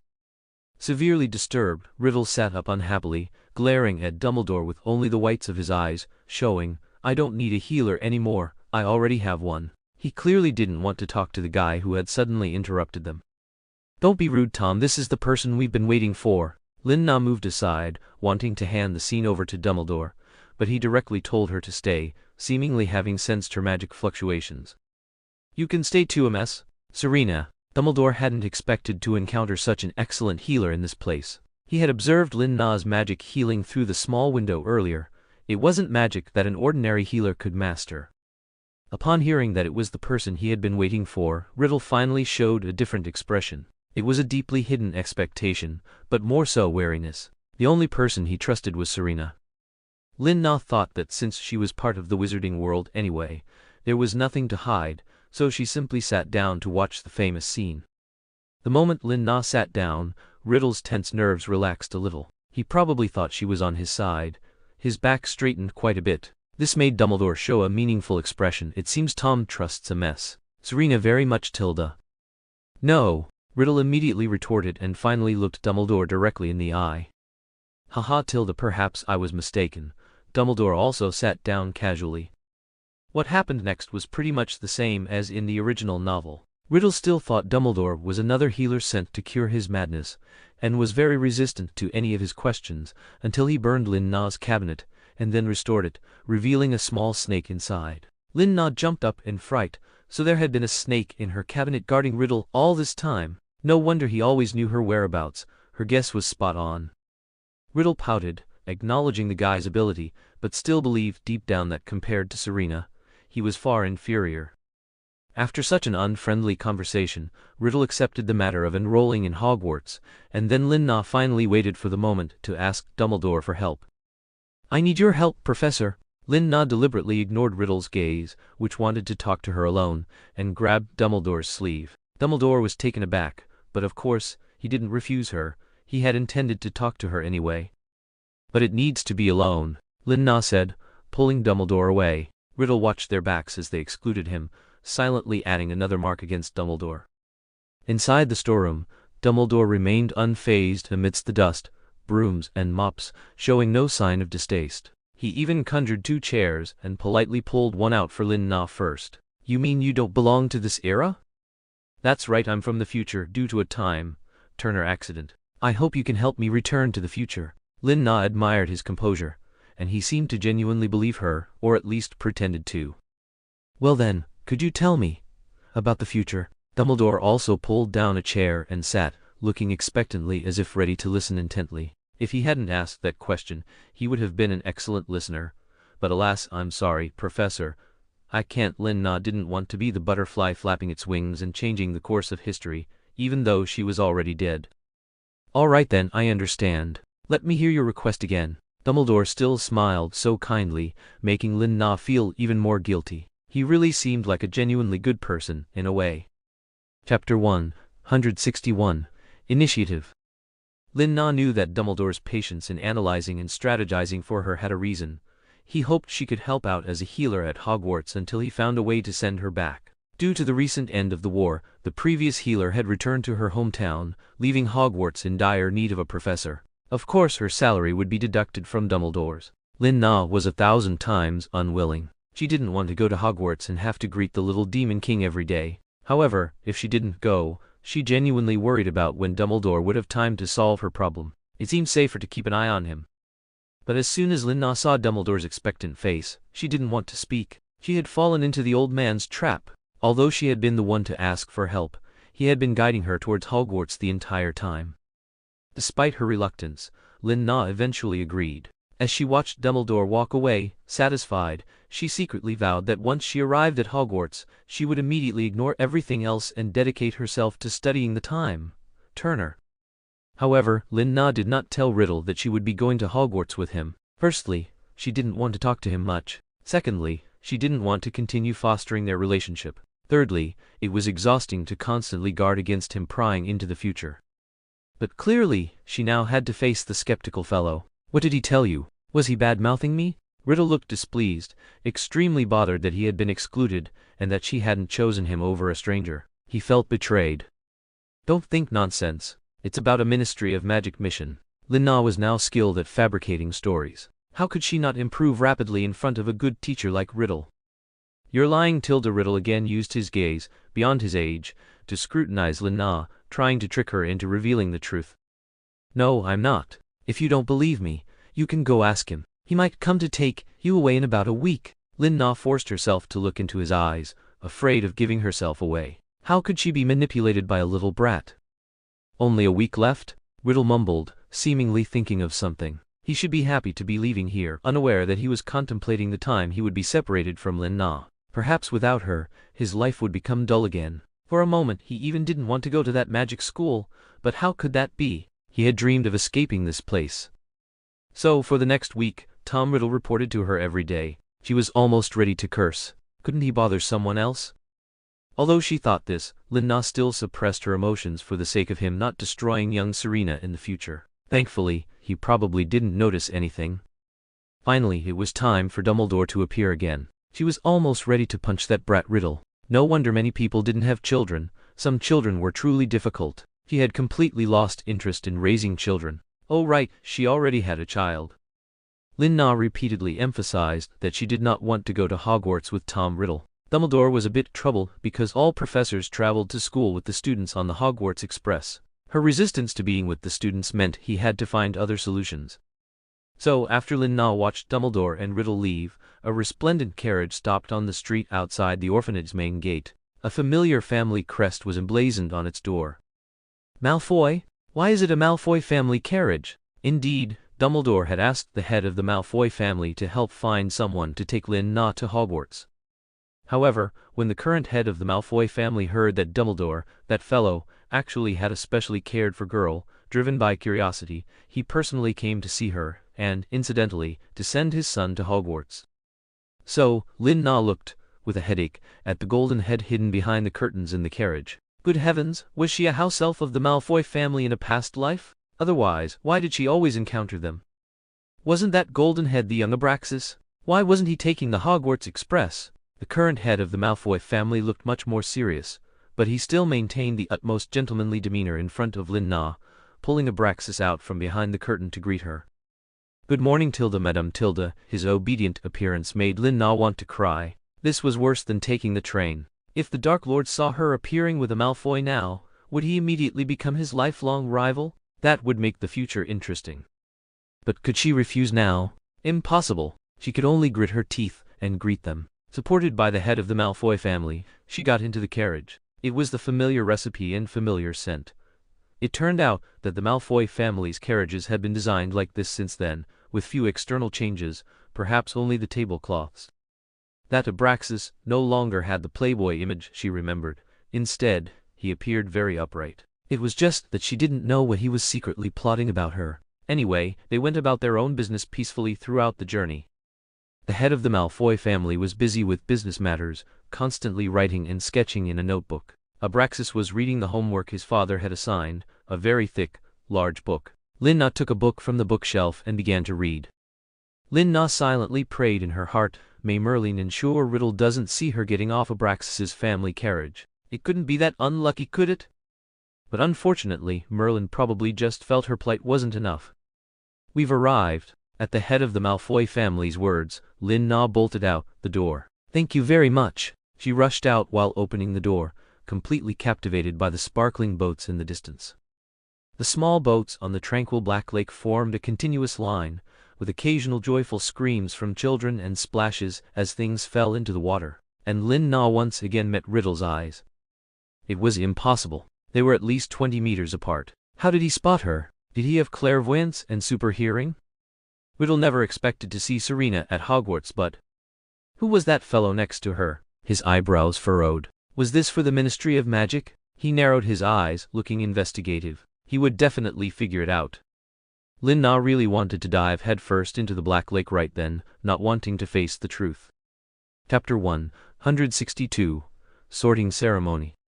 Since things had come to this, Lin-Na could only pretend not to see Riddle and turn to enter Hogwarts first.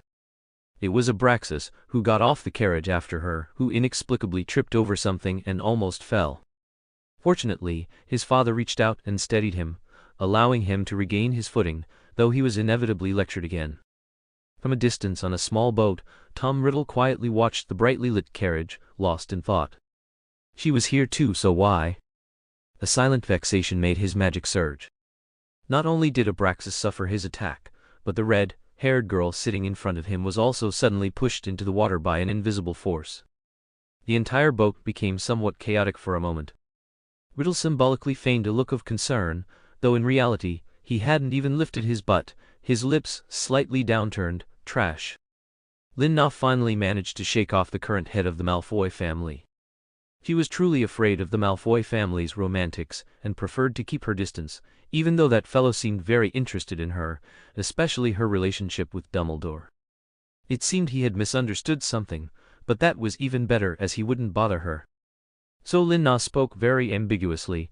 Professor Dumbledore and I are indeed old acquaintances, having known him for so many years, having studied under him for so many years, Narcissa plus Serena.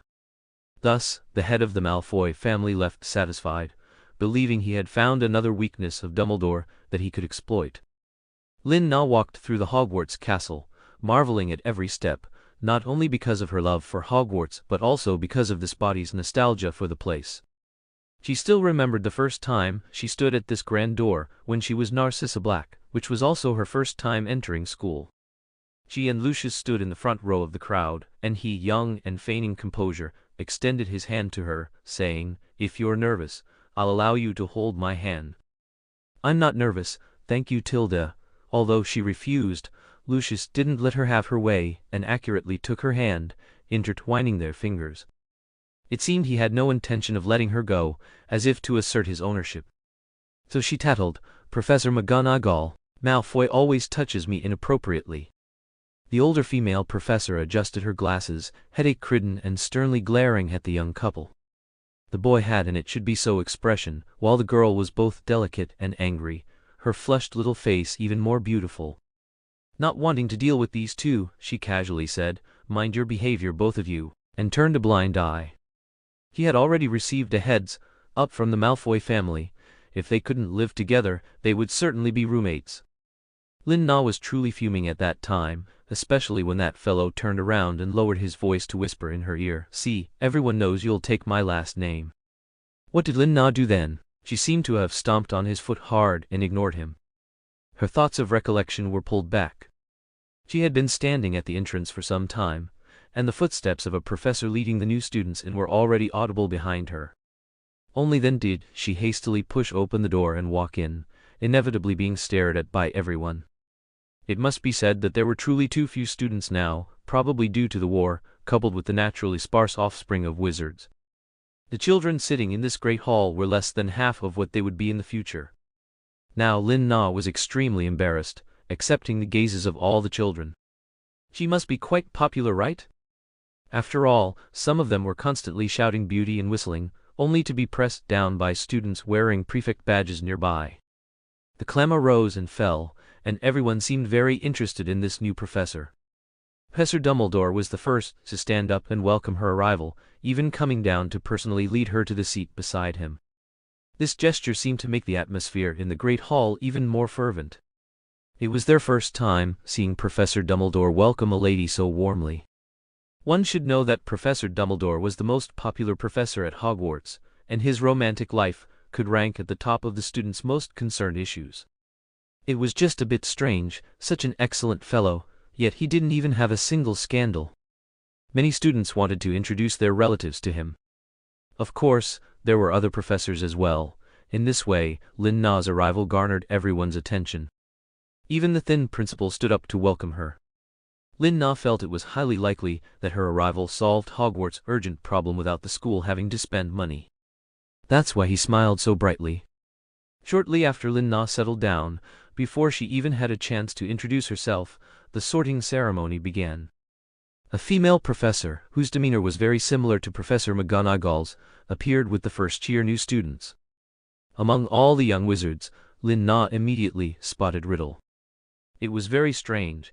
Even though he was hidden in the crowd, trying hard to minimize his presence, she still saw him at first glance. Was it because she had been constantly stared at by him lately and developed a phobia? In fact, the most conspicuous person in the crowd should have been the golden-headed Abraxas. He stood unhesitatingly at the very front of the line, with no other children within half a meter of him, seemingly intimidated by his aura or perhaps afraid to provoke the future head of the Malfoy family. Lin Na also exchanged a glance with him, and he even mischievously winked at her. Now, those peach blossom eyes held a hint of their former charming allure. This made Lin Na quickly avert her gaze, not wanting to get involved with anyone from the Malfoy family. Riddle witnessed this scene, and the hatred in his eyes was almost impossible to conceal. He stared at Lin Na with raw intensity, as if flames were burning, demanding an explanation. "Those whose names are called, please come forward." Abraxas Malfoy. The blond boy immediately tidied his appearance, showing no eagerness, but instead walked with steady steps, his cloak swishing, and sat down. He should be on a stage, not here. "Another Malfoy, good. Slytherin." The sorting hat mumbled when it saw him, and when it landed on his head, it directly announced the house name without question. The Malfoy family had been in Slytherin for generations. Lin Na was not surprised at all, because Lucius was the same back then. He was standing by her side waiting for her before she even realized it. Soon it was Tom Riddle's turn, the future Dark Lord. He also didn't immediately sit on the chair, but instead, seizing the moment when all eyes were surely on him, he made eye contact with Lin Na until the professor repeated his name, urging him. "Tom Riddle, sit in the chair." "All right, Professor." Chapter 163, Revenge. "All right, Professor." Tom Riddle reverted to his disguised persona, becoming exceptionally humble and polite. The resentment in his eyes was hidden, and he turned to sit on a chair. Although he wore the same black wizard robe as everyone else, his entire demeanor was extraordinary, and only Abraxas could rival him.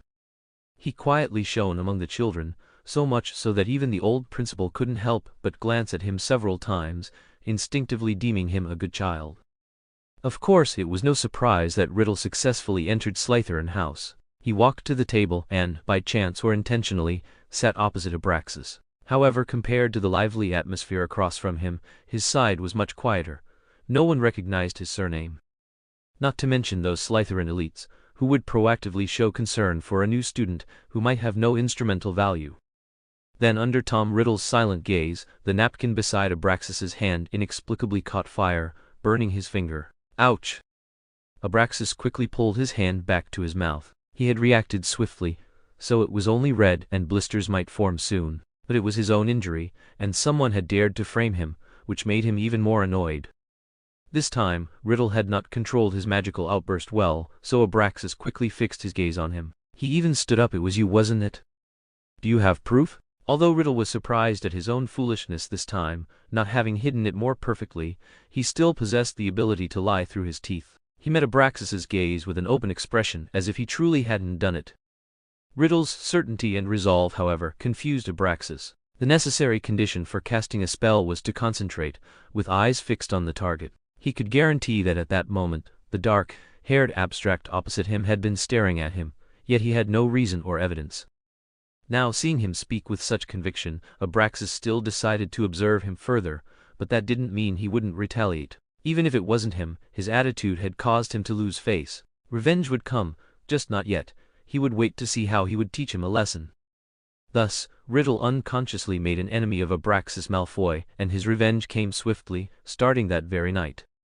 After introducing the newly appointed healer of the medical wing, the Hogwarts feast began. Lina devoured a long-awaited roasted chicken leg, almost moved to tears. Professor Dumbledore, beside her, even kindly gave her his portion from his plate, making her feel even more that he was a great person.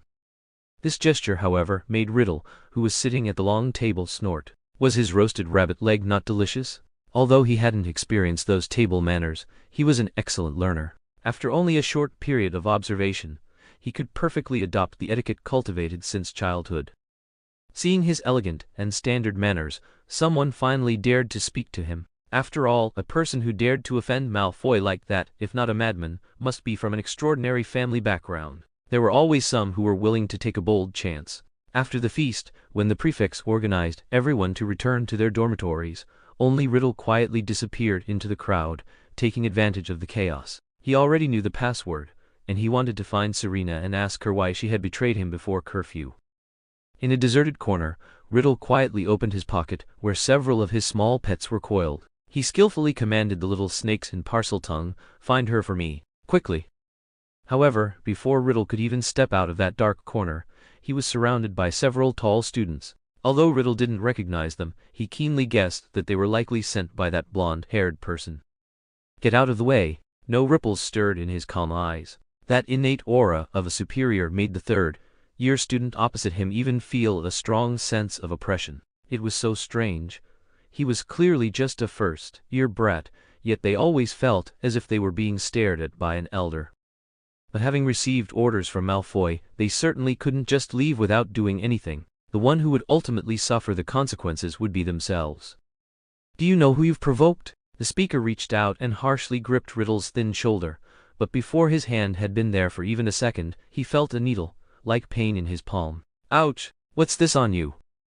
"Get lost!" Riddle's eyes glowed with a bloodthirsty red light in the darkness. He wasn't someone to be intimidated. "You brat, let me teach you a lesson." Dinsejayo! Stupefy! Another accomplice seemed to be intimidated by Riddle and recklessly used all the dark curses he knew. Even if Riddle's magic was powerful and his reaction speed agile, facing 3/3 years, he unfortunately fell victim to a spell. However, the three on the other side didn't fare well either. One guy's head swelled up like a pig's, another couldn't move his arm, and a third directly fainted. Riddle also had a bit of blood on his arm. In fact, with the small injuries he sustained daily while following Serena, he could heal them himself with his wand. But this seemed like a good opportunity. Wasn't she the new healer in that medical wing? So, Riddle and the others were quickly discovered by old Filch. At least now he was much younger and excitedly found this brave first-year and 3 unlucky third years. What excited him most was that someone else could participate in his after-school service. His whip was eagerly awaiting. Unfortunately, Riddle was saved by Professor Dumbledore, who arrived. It was the first night at school, and a first-year had been bullied. This matter was neither big nor small. The 3/3 years received severe punishment, with 50 points deducted from each of their houses. Riddle, being in self-defense, was fine. It was Lina who was a bit miserable, facing what she least wanted to face so soon. "How did you get hurt again?" Even before reporting to the medical wing, she encountered Professor Dumbledore and the little demon king in her dormitory. Should she go pray to Merlin? Thanks again to Li Sha Jilin Duo, Babio, Zhu Yukshu, Enya, Ji Wang Pai Ku Tanzai, Mo Talai Tai, Zao Yu 521 for the proper rewards. Chapter 164 Showdown.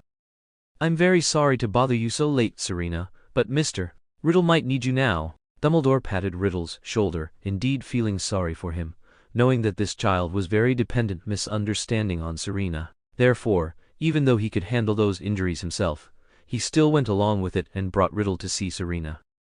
This time, Riddle rarely retorted, but stood there stubbornly, quietly looking at Lin Na, bringing some silent pressure to Lin Na. He would rather hurt himself so quickly just to question her. Lin Na sighed. "Leave it to me, come in." She had no choice but to let him in. Riddle subconsciously looked around and found that she was the only one there. Finally, he seemed to take off his disguise and sat down on Lin Na's bed, with his fingers crossed and placed neatly on his lap. "Speak," he looked like he was interrogating her. "Shouldn't I be asking you? What happened again, making yourself like this?" Lin Na really wanted to pull him off her newly made bed sheet, and she did, but she seemed to have touched his wound. Riddle frowned and showed that fragile, sickly young man look again, hunching over and simply falling onto her bed. "Ah, my bed sheets." Lin Na knew he was doing it on purpose, but she couldn't bear to pull him off the bed. This occupational disease of saving lives made her pounce on the wound on Riddle's arm once again. "Why can you have a room to yourself?" Lying on Lin Na's comfortable big bed, Riddle stroked the familiar, smelling quilt with some nostalgia. He really liked the scent on her body. It was different from the smell of those inferior soaps, and it was also different from the pungent perfume on those visitors in the past, and he was already familiar with Serena's scent. Being asked by Riddle, Lin Na hadn't thought about it. Now that there were so few students, especially Slytherin students, she should be able to apply for a dormitory by herself, right? "Do you want to live alone? Are you inviting me?" Riddle's sudden words stunned Lin Na. Where did he learn these greasy quotes from? If he wasn't really a fresh and tender little boy in his teens now, or if his temperament wasn't too outstanding, Lin Na would have thought he was Lucius's close disciple. After all, that guy Lucius never hesitated to spout sweet words, and because he was handsome, she was already immune to it. But now, Lin Na could only advise him, learn less things that are not suitable for children, because I am a professor and you are a student. If you want to live alone, make yourself excellent. Prefects are qualified to live alone, and there will also be a special washroom. "I will," Riddle replied very firmly, as if he was already dead. However, Lin Na knew that he would indeed be in the future, and he would soon have his own dormitory. After chatting about some random things, Riddle still used his own experience to exchange for Lin Na's secret. He casually mentioned how he was besieged and also told Lin Na the suspected target. After he finished speaking, he closed his mouth. He shouldn't have revealed his true thoughts to others so easily. It was too dangerous. But he seemed to really regard Lin Na as one of his own. It didn't matter. "Teach me attacking magic." Riddle made many poisonous vows tonight, such as he must study attacking magic well, or he must look better than that blondie and avenge his shame. "You will know." Lin Na bandaged Riddle's wound and joked that in the future, you will be a master who kills without blinking an eye, and you still need to learn magic from her. Riddle heard the refusal in her words, but he would not give up. Since she was unwilling to teach, he naturally had a way to learn. In the days that followed, he often stayed in the library, or rather, when he was not in class or in the medical wing, he would go to the library to read.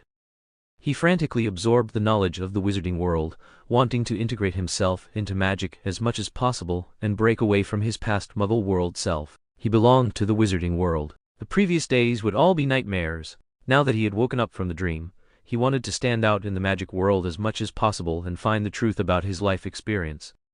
Sometimes Riddle even guessed whether Serena knew about his life experience. Otherwise, why would she stay by his side so coincidentally? Could it be that the Ministry of Magic asked her to do so? There was also one thing, that was, she presumptuously thought that there was some vigilance in her eyes sometimes, so she should have known him for a long time. But now, what Riddle wanted to do most was to take revenge for the humiliation he had suffered. Therefore, after their mutual communication, Lin Na sent Riddle back to his dormitory again. "Good night, Mr. Riddle." Lin Na just wanted to go back to her dormitory to sleep as soon as possible. The thought of having to change the bed sheets again gave her a headache. So on the way, her pace was very fast. Riddle was able to follow her closely, which was also quite impressive. It wasn't until they reached the door that Lin Na turned around and said a word to him, which could be regarded as a warning. "Don't become enemies with Malfoy. He can help you do a lot of things. For example, when you start killing in the future, when you want to build a new world, he will help you with money, people, and effort." She didn't know if Riddle understood her meaning. Would he listen to her advice? Anyway, Lin Na left, and she thought she had been loyal enough.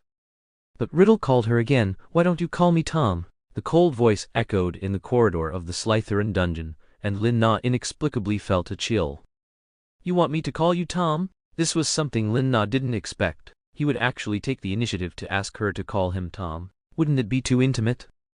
Whatever Riddle seemed to regret his impulse again. Why did he have to ask her to call him that? He perfunctorily glossed it over, not looking at Lin Na's expression, and turned around to enter the Slytherin common room.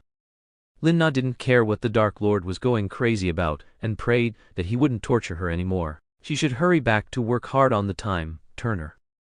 Everyone thought that this night would pass like this, but that night, the 3 third-year students who had bullied Riddle before were all bitten by poisonous snakes. Therefore, Lin Na, who was sleeping, once again stayed up all night to treat them. Although she showed her strength very well and gained the approval of all the professors, the dark circles under her eyes were something she couldn't let go of. It would be great if Snape was here, so she could pester him to make some beauty potions for herself. She also didn't know how they were doing. Chapter 165, Chat. Lin Na was in the middle of a dream date with Lucius. She dreamt again of those sleepless nights when, to complete the damn mission, she had to bite the bullet and accompany him to gaze at the stars and moon, listening to him write poetry for her, the kind of flowery British poetry. At that time, she didn't understand many of the slang terms, so she could only give mismatched compliments and feign coolness, thus establishing her persona as an icy, aloof beauty. It was tough on her, working day and night, studying hard during the day, and being forced to improve her knowledge of British classical culture at night. This truly made her temper more cold and unwilling to speak to people. Lin Na also found the mission's strategy very strange. In her opinion, strategizing to win Lucius was completely unnecessary. He would actively pursue her without any strategy. Under such a strategy, Lin Na almost had 2 children in 3 years. Fortunately, she managed to resolve it with her own wit. It was a pity that all her efforts still couldn't turn the tide of history and prevent him from becoming a pillar of the Death Eaters. Finally, after giving birth to Draco, she left that time period, but why was she reborn as Serena again? And after Serena's mission also failed, why had she not received any new missions now? All this uncertainty made Lin Na particularly sad, wondering when she would receive some enlightenment, or perhaps these current hardships were it. Lin Na, with a headache, healed the 3 unlucky individuals who had provoked the Dark Lord, somewhat worried that Riddle might also turn his attention to Abraxas. At least with his current strength, he would lose terribly. So she wrote an anonymous letter, telling him not to bother Malfoy, that he was not someone he could provoke right now, and even deliberately threatened him, saying she knew he had set the snake on the people and that she would tell Professor Dumbledore. But unexpectedly, Riddle immediately sent a reply, seemingly very familiar with her handwriting. He wasn't worried about making a mistake at all. The letter elegantly stated it wasn't me, stubbornly denying the matter. Infuriated, Lin Na really did report him. She felt that if she couldn't control the Dark Lord, then Dumbledore should. Anyway, they would eventually be enemies, so a little more animosity wouldn't hurt. So, Riddle was summoned by Professor Dumbledore and did not arrive at Lin Na's medical wing on time. Without Riddle coming to help her fold bandages, she felt a little unaccustomed. Would Riddle retaliate against her? Lin Na suddenly felt she had been a bit reckless. It was still the old saying, a Dark Lord, no matter how young, was still a Dark Lord. She could only maintain absolute focus. Lin Na, deep in thought about countermeasures, didn't notice a golden head appear at the doorway. Seeing that Lin Na hadn't acknowledged him for a while, he deliberately coughed twice. Cough cough. Lin Na finally reacted, realizing she had folded the bandages in her hand into an origami crane. Are you injured, Mr. Malfoy? Lin Na finally understood why they all said the Malfoy family had naturally good looks. Abraxas, Lucius, and Draco truly had inherited beautiful hair and distinct beauties. Abraxas bowed respectfully, greeting Lin Na very politely and answering her question, I am well, Madame Serena.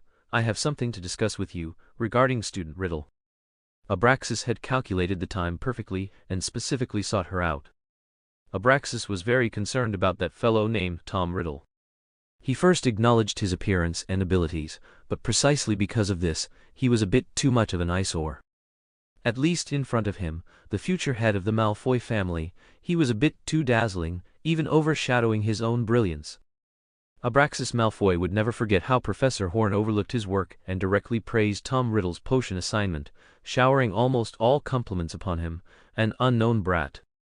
And he only received a remark like, oh tilde of course, also young Master Malfoy, perfectly done, Keep up the good work.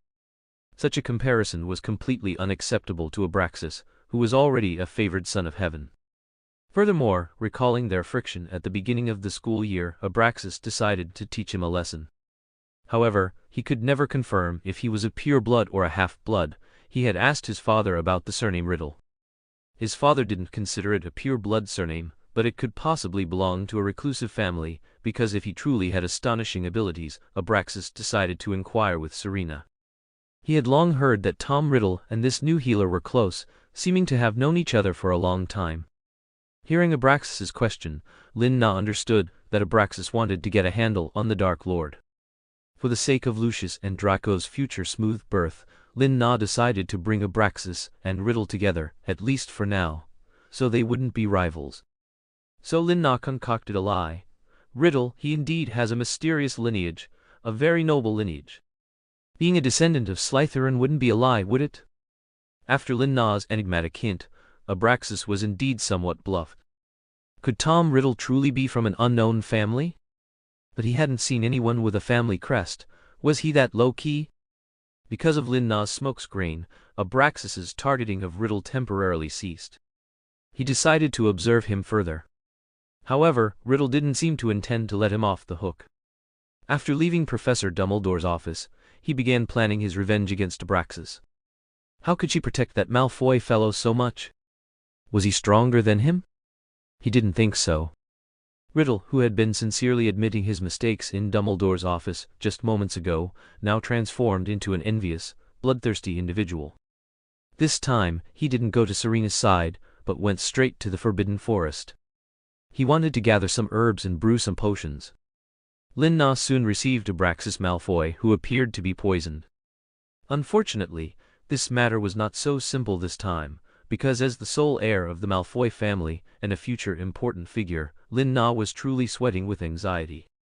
Watching Abraxas writhe on the sick, clutching his stomach in pain, crying out for his mother with tears streaming down his face, Lin-Na saw Draco for a moment, which truly pained her. Riddle had really caused big trouble this time.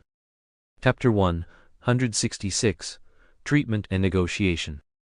Lin-Na immediately guessed whose handiwork Abraxas's poison was. She could temporarily seal the toxins within him, but if the poisonous herb wasn't found, the treatment time would be significantly prolonged. Now under Lin-Na's care, Abraxas was no longer in pain and immediately sat up clamoring. "You did a great job. Do you want to come to my house? Your salary." "It seems that Malfoy is in excellent condition. Let's give him some time to rest." "He hasn't rested well all night," Dumbledore interrupted before Abraxas could finish extending his offer. Lin-Na also nodded repeatedly and, escorted by Dumbledore, left the ward. He didn't want to be a private healer for Slytherin anymore.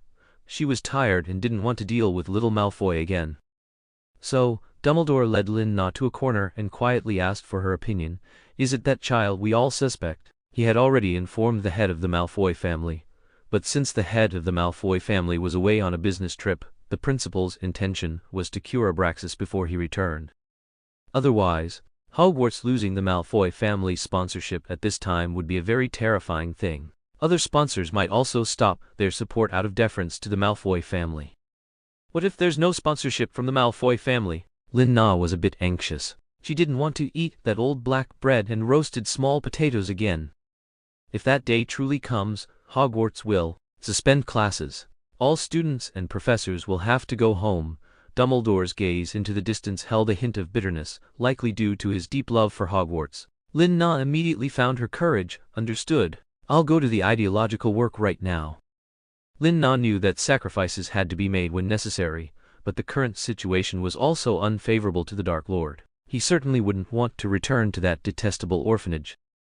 So Lin-Na quickly found Tom Riddle in the library. He was holding a thick book, and unusually, another child was sitting next to him, looking very honest and simple-minded. Was he a Gryffindor? "Tom, I need to talk to you for a moment." Despite her confusion, Lin-Na prioritized the important matter. "What?" "Ms. Serena, I'm discussing homework with a friend. If it's not extremely urgent, can we talk here?" A hint of cunning flashed in Riddle's eyes, and he emphasized the word friend. The boy opposite him showed an even more touched expression, nodding in agreement repeatedly. "Exactly." It seemed he wasn't a very clever fellow. Lin Na didn't bother with pleasantries and directly asked the question. Abraxas Malfoy was poisoned by someone. Do you have any clues? Or suspicious people or events? When did it happen? Last night. Last night, I was with my friend Longbottom the whole time till the riddle glanced over, and the little boy nodded even more vigorously. Lin Na's every word carried a deliberate air of authority. The little chubby boy seemed a bit scared, but Riddle still maintained his not-my-problem amused smile. He had no choice but to continue. Think carefully before you answer. If anything happens to him, Hogwarts might suspend classes due to lack of sponsorship. All of you will go back to where you came from. At this, Riddle's smile froze a bit. He certainly didn't want to be sent back, just as Lin Na had predicted. However, he couldn't admit it directly, but he could show his attitude. I will do my best to cooperate with MS. Serena, Riddle said, giving Lin Na a wink. It seemed he no longer needed a tool person, so he turned and told Longbottom that he needed to go help, then left him. Hopefully we'll find the culprit and a cure very soon. Lin Na also understood his meaning, so she took him away, leaving the confused Longbottom behind, fretting and then going back to write a letter to his father for help. The moment Riddle returned to Lin Na's dorm, he reverted to his original self. You know who did it, right? Even now, he wouldn't admit to anything he had done. Of course. Otherwise, why would I call you over? Lin Na couldn't understand what he was still holding on to. Could she possibly be wronging him? Perhaps you could ask him why he was poisoned. Riddle unhurriedly sat down again, another tug of war with him. Lin Na sighed. With people who were naturally so scheming, she couldn't be direct. So why exactly did he do it? She began her roundabout tactics. Because he deserved it. Riddle's lips curved into a smile. Lin Na rubbed her forehead. She knew she shouldn't have expected anything. Don't forget what I said, you could be sent back at any time. He was poisoned by Oleander, Riddle suddenly blurted out, making Lin Na instantly excited. No wonder, she couldn't guess this toxin at all. With MS. Serena Narcissa's knowledge base, she wasn't that familiar with Chinese plants. Oleander toxins are indeed very strong. Lin Na didn't know where Riddle got it or how he knew Oleander was so poisonous. However, now that she had a lead, she needed to quickly prepare the potion. At this moment, she missed Snape immensely. If he were here, she would only need to tell him Oleander and say please, and Snape would quickly and perfectly research the antidote. It had always been the same. Whenever she had some whimsical potion ideas, Snape would grumble, utter nonsense, and then successfully brew the potion Lin Na wanted, even if it was just a potion for acne or a slimming potion. Lin Na suddenly missed him. She wondered if he was doing well over there, and if Lord Voldemort was bullying him. She remembered he had been taken away. Lin Na decided that once she returned, she would definitely organize a dinner party and invite everyone she wanted to see. Well, maybe her brothers would have to be invited separately. And so Riddle was once again abandoned by Lin Na. Although he had now spared Abraxas Malfoy's life, it didn't mean he had completely forgiven him. He still had more anger and methods of revenge in store. For now, he needed to temporarily clear his name. In the darkness, a shadow flickered in Riddle's eyes. The Malfoy family was becoming a bit of an eyesore. Chapter 167, Mediation. Under Lin Na's unremitting efforts, she finally cured Abraxas Malfoy before the head of the Malfoy family returned. When she poured the potion down Abraxas, all the professors present breathed a sigh of relief, especially when they saw his complexion finally return to normal. Professor Horn, in particular, dramatically wiped the sweat from his forehead, seemingly relieved that his job was secure. Professor Dumbledore also looked very excited, and took the initiative to applaud Lin Na. That was brilliant, MS. Serena, I knew you could do it. His radiant smile made Lin Na feel incredibly embarrassed, as a large reason Abraxas was targeted for revenge was because of her. Lin Na also breathed a sigh of relief. If this little ancestor didn't get into trouble, the whole world would be peaceful for now. However, the head of the Malfoy family, who had just arrived, could not tolerate his son being poisoned for no reason. He demanded an explanation from Dumbledore, or that the student who administered the poison be expelled. It was the first time Lin Na had seen a Malfoy family member get so angry, because they were always very good at hiding their emotions. Even if they were on the verge of collapse, they could still achieve their goals with a smile. So, it was the first time Lin Na realized how terrifying the head of the Malfoy family's wrath truly was. It wasn't just because of the emotional intensity, but also the uncertainty of not knowing the future direction of events, as no one wanted Hogwarts to suspend classes and dismiss students. So, Professor Dumbledore thought of putting Lin Na forward. perhaps to influence Abraxas and have her persuade his father, since everyone knew Abraxas had once been very interested in Lin Na. Lin Na found it a bit strange why they would want her to persuade Abraxas. Did her face just say Malfoy family exclusive? However, Abraxas did seem quite respectful to her, especially after she helped him with his stomach ache, after which he listened to her every word. But Lin Na couldn't guarantee that her words would fully convince him. She could only try. This time, Lin Na returned to the infirmary. The head of the Malfoy family was not present, presumably fuming in Dumbledore's office, where the principal was also trying to soothe the head of the Malfoy family's emotions. Abraxas, meanwhile, was leisurely recuperating on the bed, one hand pillowing his head, the other toying with a golden snitch. Occasionally, he would release it to fly around, then quickly chase it back. His reaction speed seemed to be that of a natural seeker, completely devoid of the pain and weakness he had experienced when poisoned. Many snacks and flowers were laid out before him, all comfort items sent by various pure blood families. What Lin Na hadn't expected was that someone would directly send him an owl for entertainment. It must be said that as a member of the House of Malfoy, material needs were truly never lacking. She remembered when she was Narcissa Malfoy, she often got what she wanted without needing to buy it with money. Many people would spontaneously inquire about her preferences and send things to her. And Lucius Malfoy also doted on her immensely, prioritizing matters that would make her happy and even giving some perks to those who gifted her. Lin Na now thought about how extravagant her previous life was. Compared to now, she wished she had eaten more chicken legs. She would no longer complain about Dobby's greasy roasted meat, nor Lucius's overly sweet homemade desserts. Now, she sat by Abraxas's bed, unsure how to begin explaining to him, oh no, how to plead with him.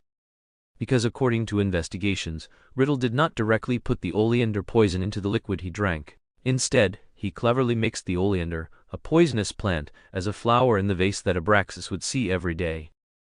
As for how that flower was crushed and appeared in his food, no one has yet figured it out. Lin Na guessed it was very likely the small snake he sent out, which bit the flowers to pieces and fed them into his mouth while Abraxas was sleeping. In any case, no direct evidence could be found to pinpoint Riddle as the culprit. Lin Na could only think of using the art of obfuscation to mislead Abraxas, hoping he would believe her. Merlin, help her. Malfoy, I think I've figured out how you were poisoned. In fact, the moment Lin Na appeared, Abraxas noticed her, and he assumed she was there to plead for Tom Riddle. Therefore, he naturally didn't want to pay attention to her.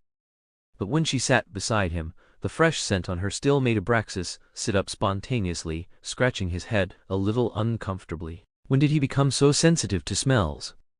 Then tell me quickly, don't try to defend that guy. Abraxas finally put the golden snitch he was holding into his pocket, seemingly willing to face her. Given that she saved his life, he decided to give her a chance to explain. The poison you were exposed to comes from a highly potent toxin from a Chinese plant called oleander. However, it's because this flower was mixed into the vase you see every morning upon waking up, and the flowers in that vase seem to have been sent by your admirer. Lin Na's words made Abraxas interrupt her impatiently. Admirer? My admirer needs to poison me? Abraxas's sarcastic words almost made Lin Na lose her composure, but to trick him, she secretly pinched her thigh to steady herself, looked him directly in the eye, and calmly said, "That's right, that girl probably didn't understand the toxicity of this flower. She only thought it was very beautiful, which is why she sent it to you. The flower language of this flower is pure love."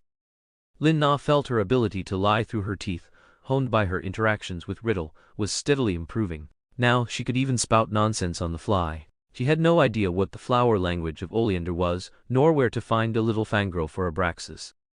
Are you telling the truth? Although Abraxas thought she was lying, men, even teenage boys, always have a certain confidence and expectation regarding their own charm. So, to make this fabrication more believable, Lin Na immediately turned to writing love letters, which had to be based on the perspective of an 11-year-old girl experiencing her first crush. To make it even more realistic, she wrote more than a dozen letters. Unable to find anyone to brainstorm with, she even approached Dumbledore. The result, as one might expect, was that their rumors became even more exaggerated, and the unfortunate blame then shifted towards Dumbledore. Chapter 168 Love Letter. Not long after, Abraxas Malfoy actually received a love letter written by a girl himself.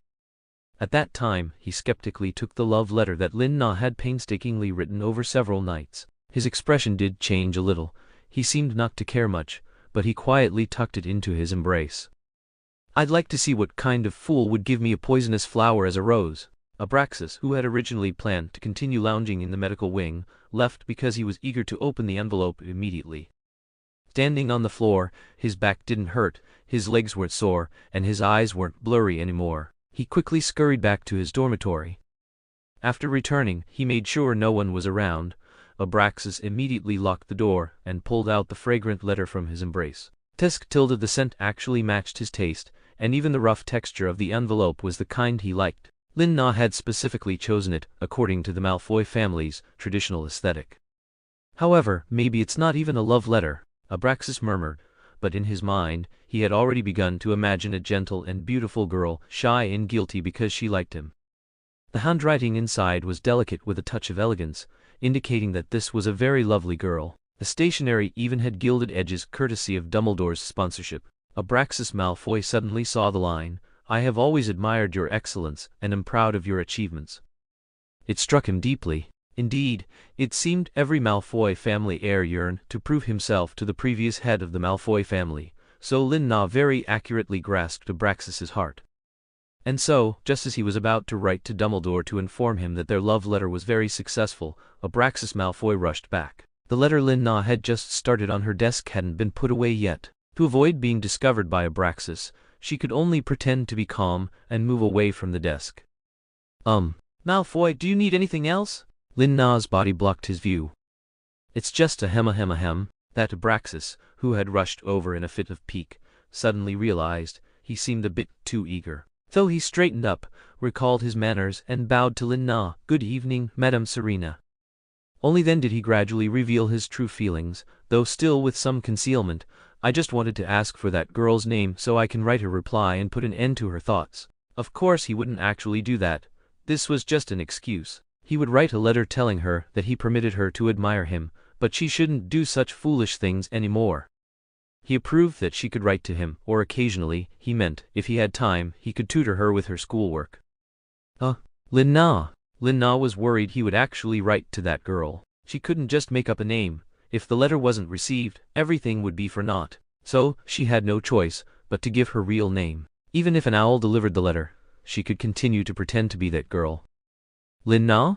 Abraxas awkwardly read the Chinese name, wondering where it came from. It didn't sound like a pureblood name, or even a British one. Was she a foreigner? Having obtained the name, Abraxas quickly said goodbye to Lin Na and went back to prepare a reply for his fangirl. After this incident, Abraxas's anger temporarily subsided, and through his persuasion, he successfully got the current head of the Malfoy family to appease the matter. After all, Abraxas had a good impression of Hogwarts and didn't want to be sent to Durmstrang in Germany by his father. If Hogwarts were to be suspended, his little fangirl would probably cry, right? If she couldn't see him, wouldn't it be like losing the guiding light of her life? And so, this poisoning incident subsided, but Lin Na gained an additional task. To completely become Abraxas Malfoy's pen pal, and she had to do so while disguised as his absolute fangirl.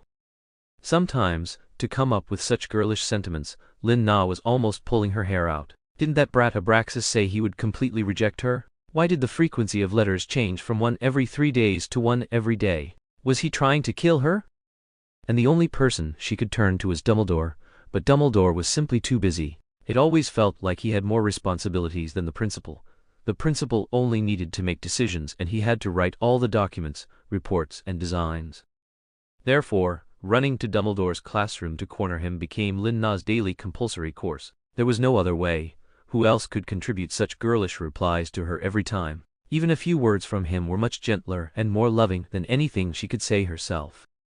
Abraxas Malfoy's condition was also getting better and better. He no longer indulged in Tom Riddle's overshadowing of his brilliance but focused on his own performance. After all, he had an absolute fangirl watching him from behind.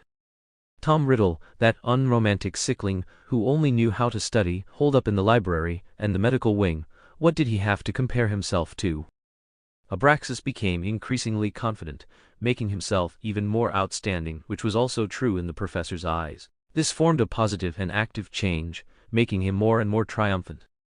In contrast, Tom Riddle, ever since he realized that Abraxas was not to be trifled with, turned his attention to Professor Dumbledore, who was becoming increasingly close to Serena. Countless times when he wanted to find her after class to return to the medical wing together, he would happen to see Lin Na and Professor Dumbledore leaning close, whispering, their relationship intimate, just as the rumors said. Were they really together? Not caring at all about the opinions of the students around them, so boldly affectionate? Riddle felt more and more stifled the more he saw it. Had she forgotten who her friend was? Why would she like such a hypocritical, sanctimonious old man? Riddle completely lost control of the vexation and possessiveness bubbling up in his heart and couldn't quell them. He could only hide in dark corners, tormenting someone's pet or framing someone to find much peace.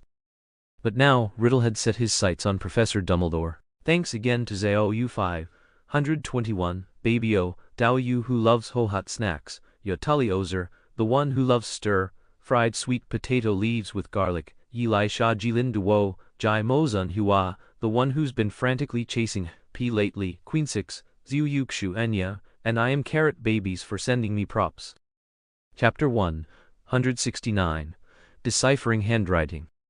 Professor Dumbledore was always busy. Besides being a professor at Hogwarts, he also had to help the aging principal with many school matters, and his relationship with the Ministry of Magic was very close. Moreover, he had already promised Serena, so he wished he could use one day as 3.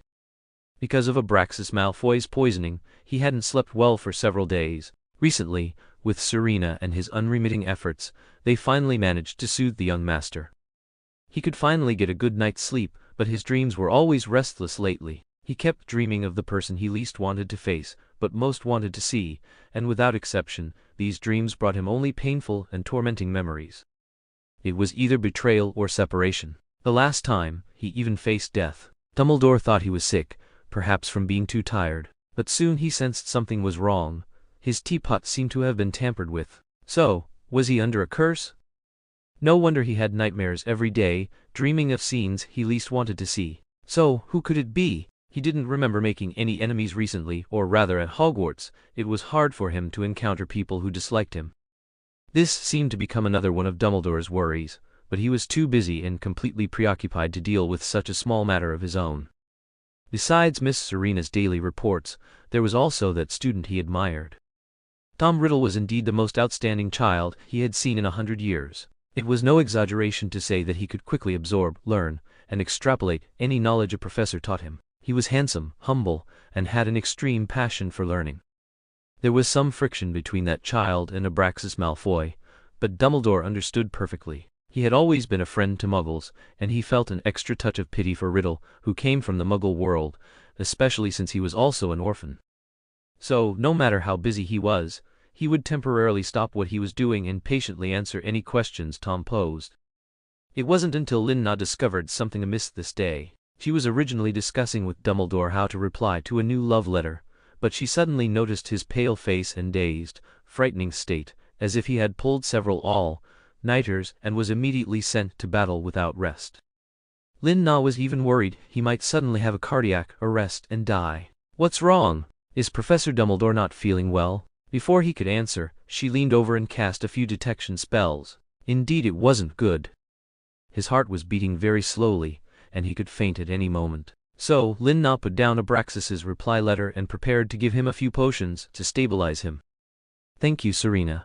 I'm fine, or rather, much better now. Dumbledore sat down, clutching his chest. He did feel some relief, a warm current circulated from his heart, and he felt much better overall. Just as Lin Na was about to turn to get the potion, Riddle appeared before them, holding the letter she had casually placed on Dumbledore's desk. Had he seen everything? Lin Na? Who wrote this to Malfoy? Riddle clenched the edge of the letter, barely controlling himself from crumpling it into a ball. What did she mean? That handwriting clearly belonged to Serena. Don't tell him that pretending to be a young girl and dating Malfoy was also part of her plan. Riddle had originally come to find Dumbledore again to place a curse on him. This was already the 3rd time. With just a few more times, Dumbledore would be bound to this curse. This was a method he had found in the restricted section and had simply tested on his guinea pig, Longbottom. Although he was forced to listen to Longbottom's nightmares all morning the next day, the effect was very significant. He was indeed intimidated by the curse. Even though Riddle did not continue to use the curse on him the next day, Longbottom still had nightmares. Then Riddle confidently came to Dumbledore's office to carry out his plan. However, today, when he arrived, he happened to hear their conversation coming from Dumbledore's inner office, and a pink letter was on the desk. Riddle, as if by some strange impulse, picked it up and glanced at it. At first, he was just curious, but then he noticed that the handwriting was very suspicious. He had seen it countless times. It was Serena's handwriting. So he took the letter and walked inside, directly interrupting Dumbledore and Serena's treatment. "I don't know what you're talking about," Lin-Na panicked, subconsciously realizing that Riddle seemed to have discovered the letter's secret. His dark eyes looked straight through her. Fortunately, Dumbledore was always quick-witted. He used an Accio spell to snatch the letter from Riddle's hand. "Youth is truly wonderful, but passing these things around in my classroom, I'm afraid I must apologize for that. Tilda, if you were a professor, you wouldn't want such things to interfere with learning, would you, Tilda?" Dumbledore's calmness and smile reassured Riddle considerably. It seemed this wasn't a big deal. It was just that the peacock from the Malfoy family seemed to be in love, and Professor Dumbledore had found out, which was completely insignificant. However, only Riddle and Abraxas knew that after leaving that day, Riddle confronted Abraxas to question him about this matter. Who was the woman writing him love letters? Which student was that Lin-Na? This temporarily forged an alliance between the two of them to uncover the true identity of this woman. Of course, Abraxas didn't truly want to become friends with Riddle. He just didn't want Riddle to discover the gradually changing nature of his relationship with Lin-Na, and he wanted to find her without hurting her feelings. Or perhaps it was to shut Tom Riddle up. He didn't want outsiders to know about Lin-Na and his affairs. It wasn't his turn to speak yet. So, with Lin-Na's intervention, Riddle no longer focused on cursing Dumbledore, but instead on uncovering the relationship between Lin-Na and Serena, as well as her relationship with Malfoy. Dumbledore finally got a good night's sleep after such a long time. Coupled with Lin-Na's potion treatment, he really felt a bit reluctant to send her back to the future. Tilda having such an excellent healer was simply a treasure for the wizarding world, and it was through this opportunity that a strange friendship began between Riddle and Abraxas Malfoy. Chapter 170, Alliance.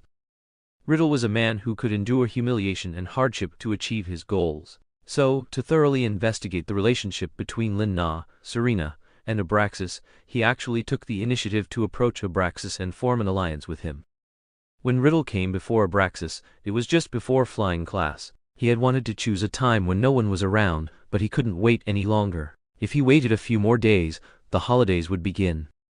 He would return to the orphanage, and that question would plague him throughout his entire holiday, which was too awful. So, Riddle found Abraxas before flying class.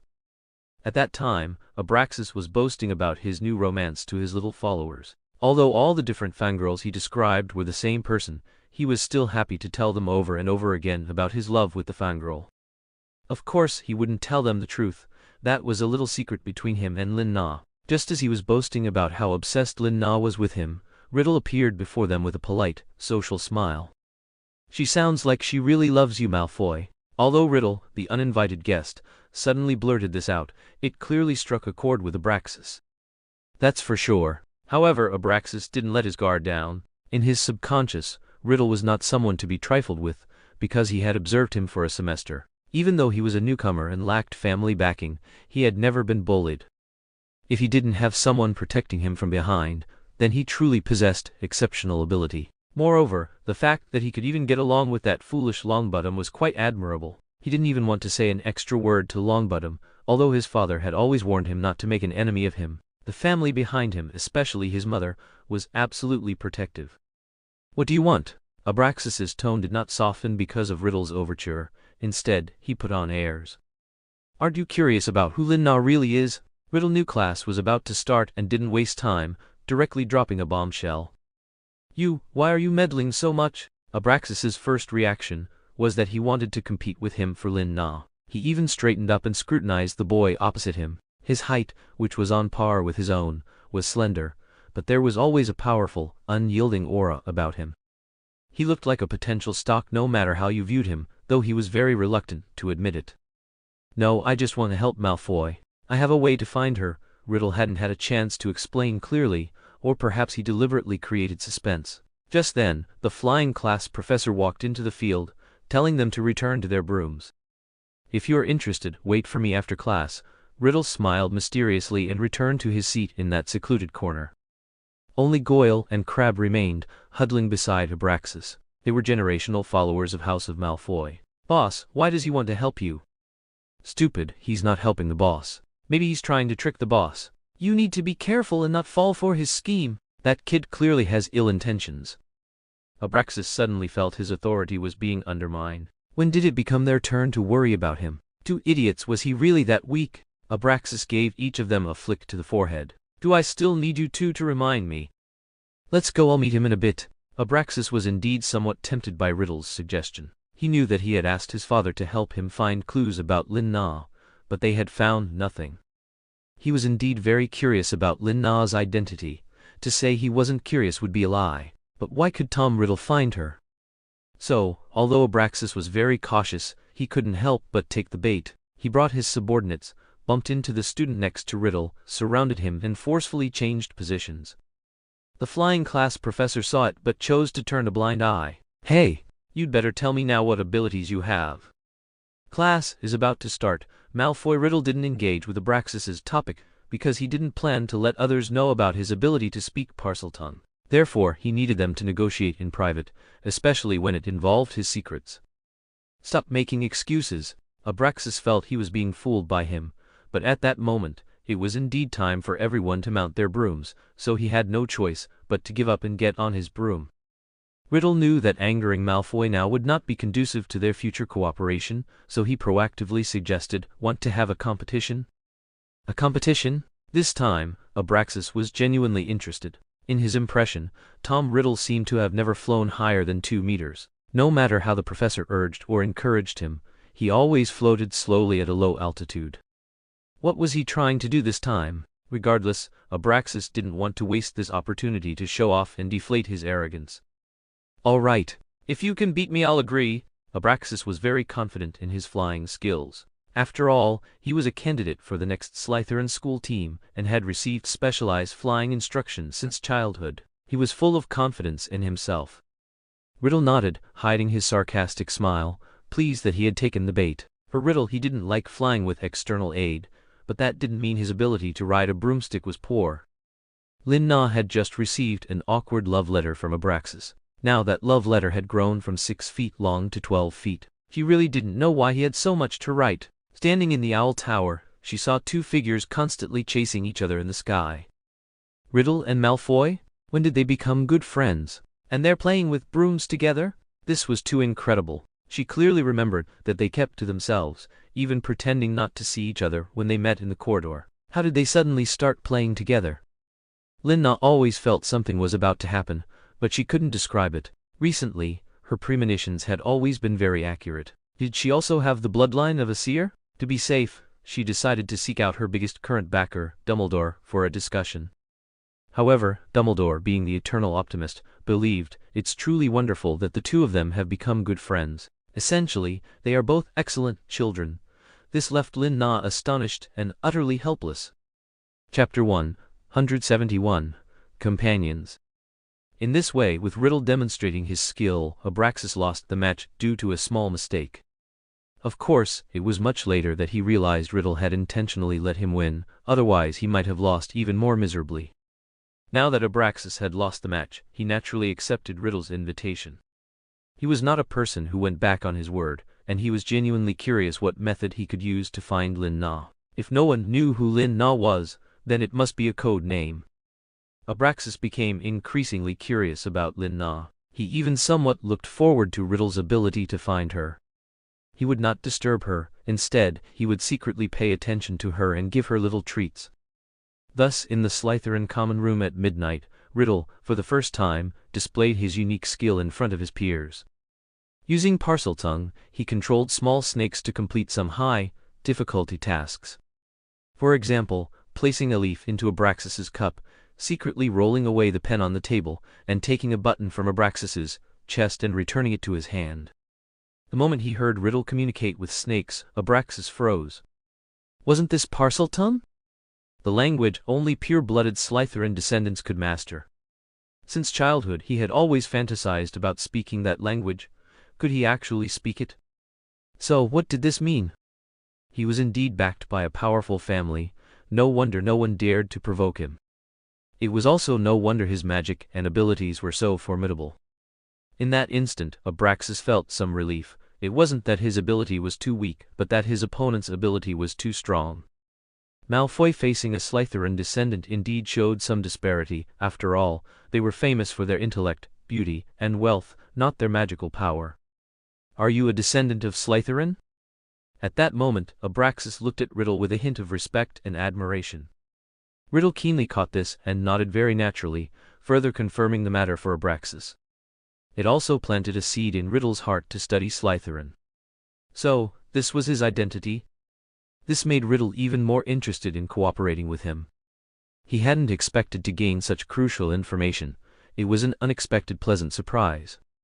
Thus, under Riddle's manipulation, and utilizing Malfoy's influence, these little snakes began to wander freely throughout Slytherin House, conducting a carpet-like search for any traces of Lin-Na. Riddle's main task, of course, was not merely to find Lin-Na, because he was 90% sure he knew who she was. His primary mission was to figure out the relationship between Abraxas and Lin-Na, or rather, Serena.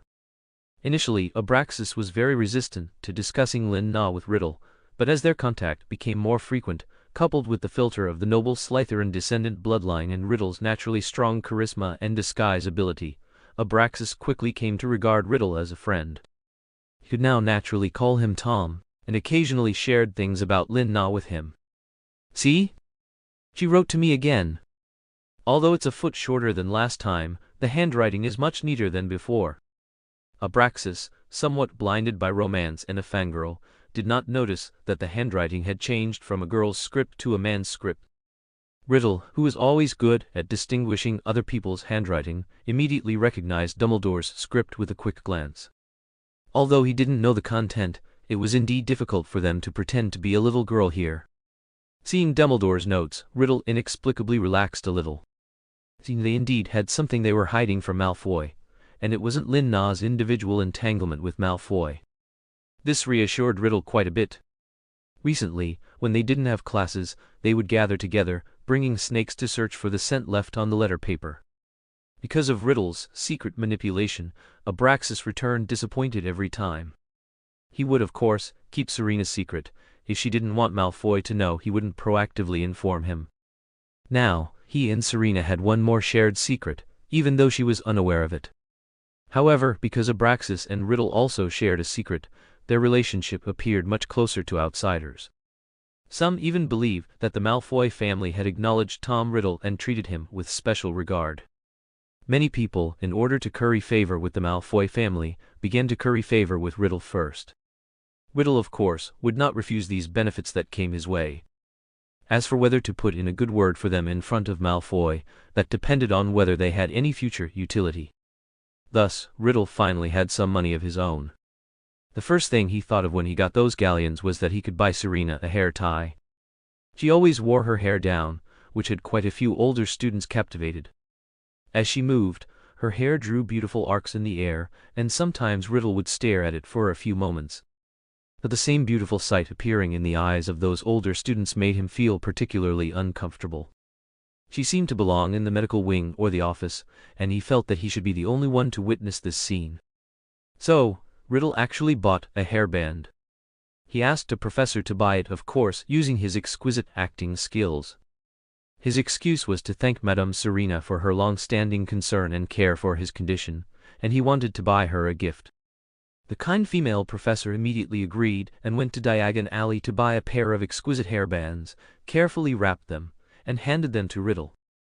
Riddle looked at the somewhat gaudy gift bag, smiling as he took it, then immediately tore off the wrapping.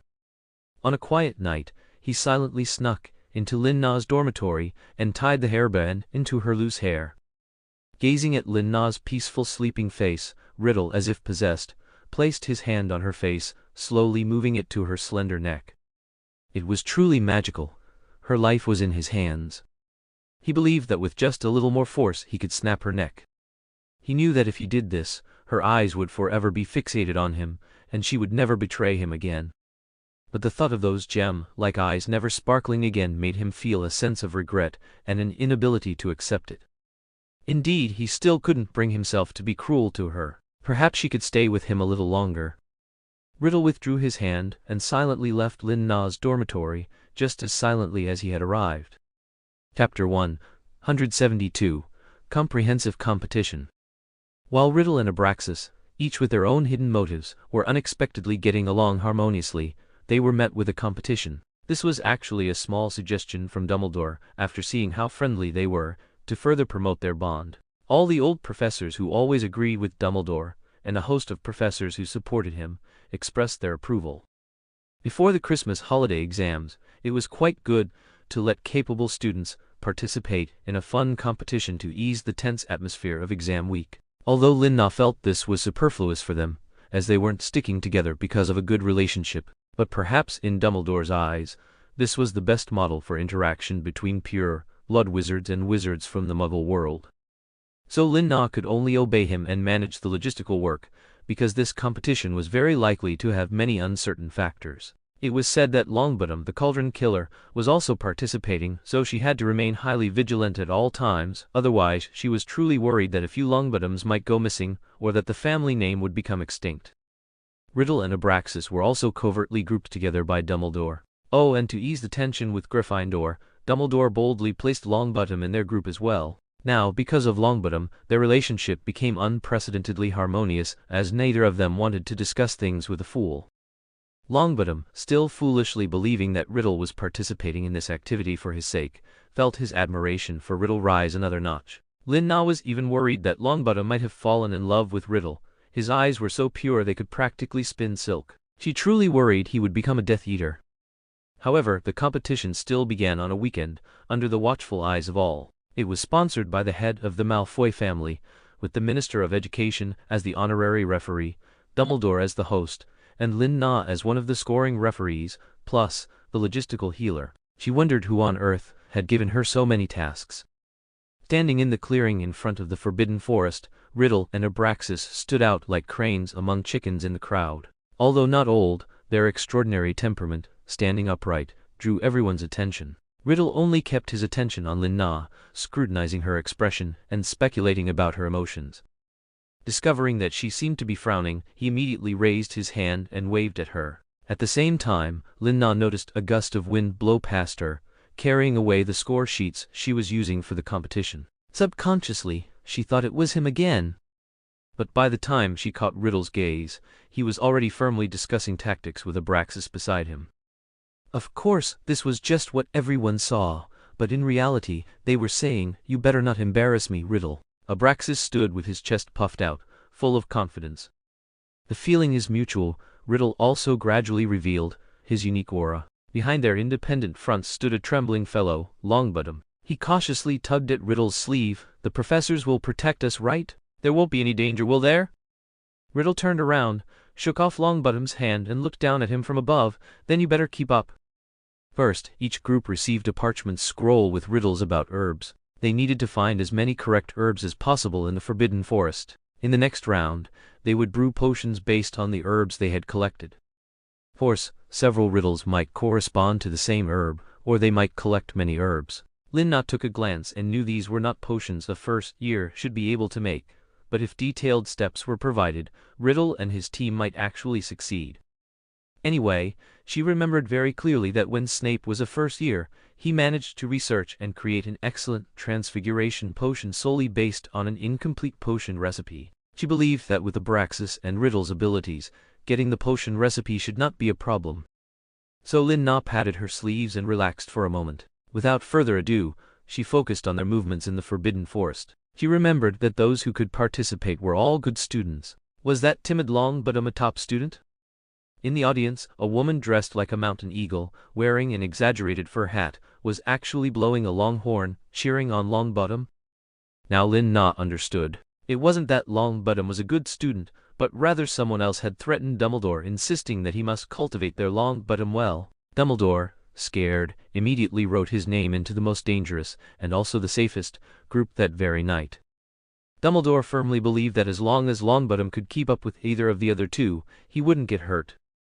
Lin Na couldn't help but marvel at Dumbledore's mind. How had she not thought that all three of them, in a certain sense, were very strong? Ability, money, brains, and background, they had it all. Although Longbottom's brain could only be considered half, fortunately, the other two could make up for it.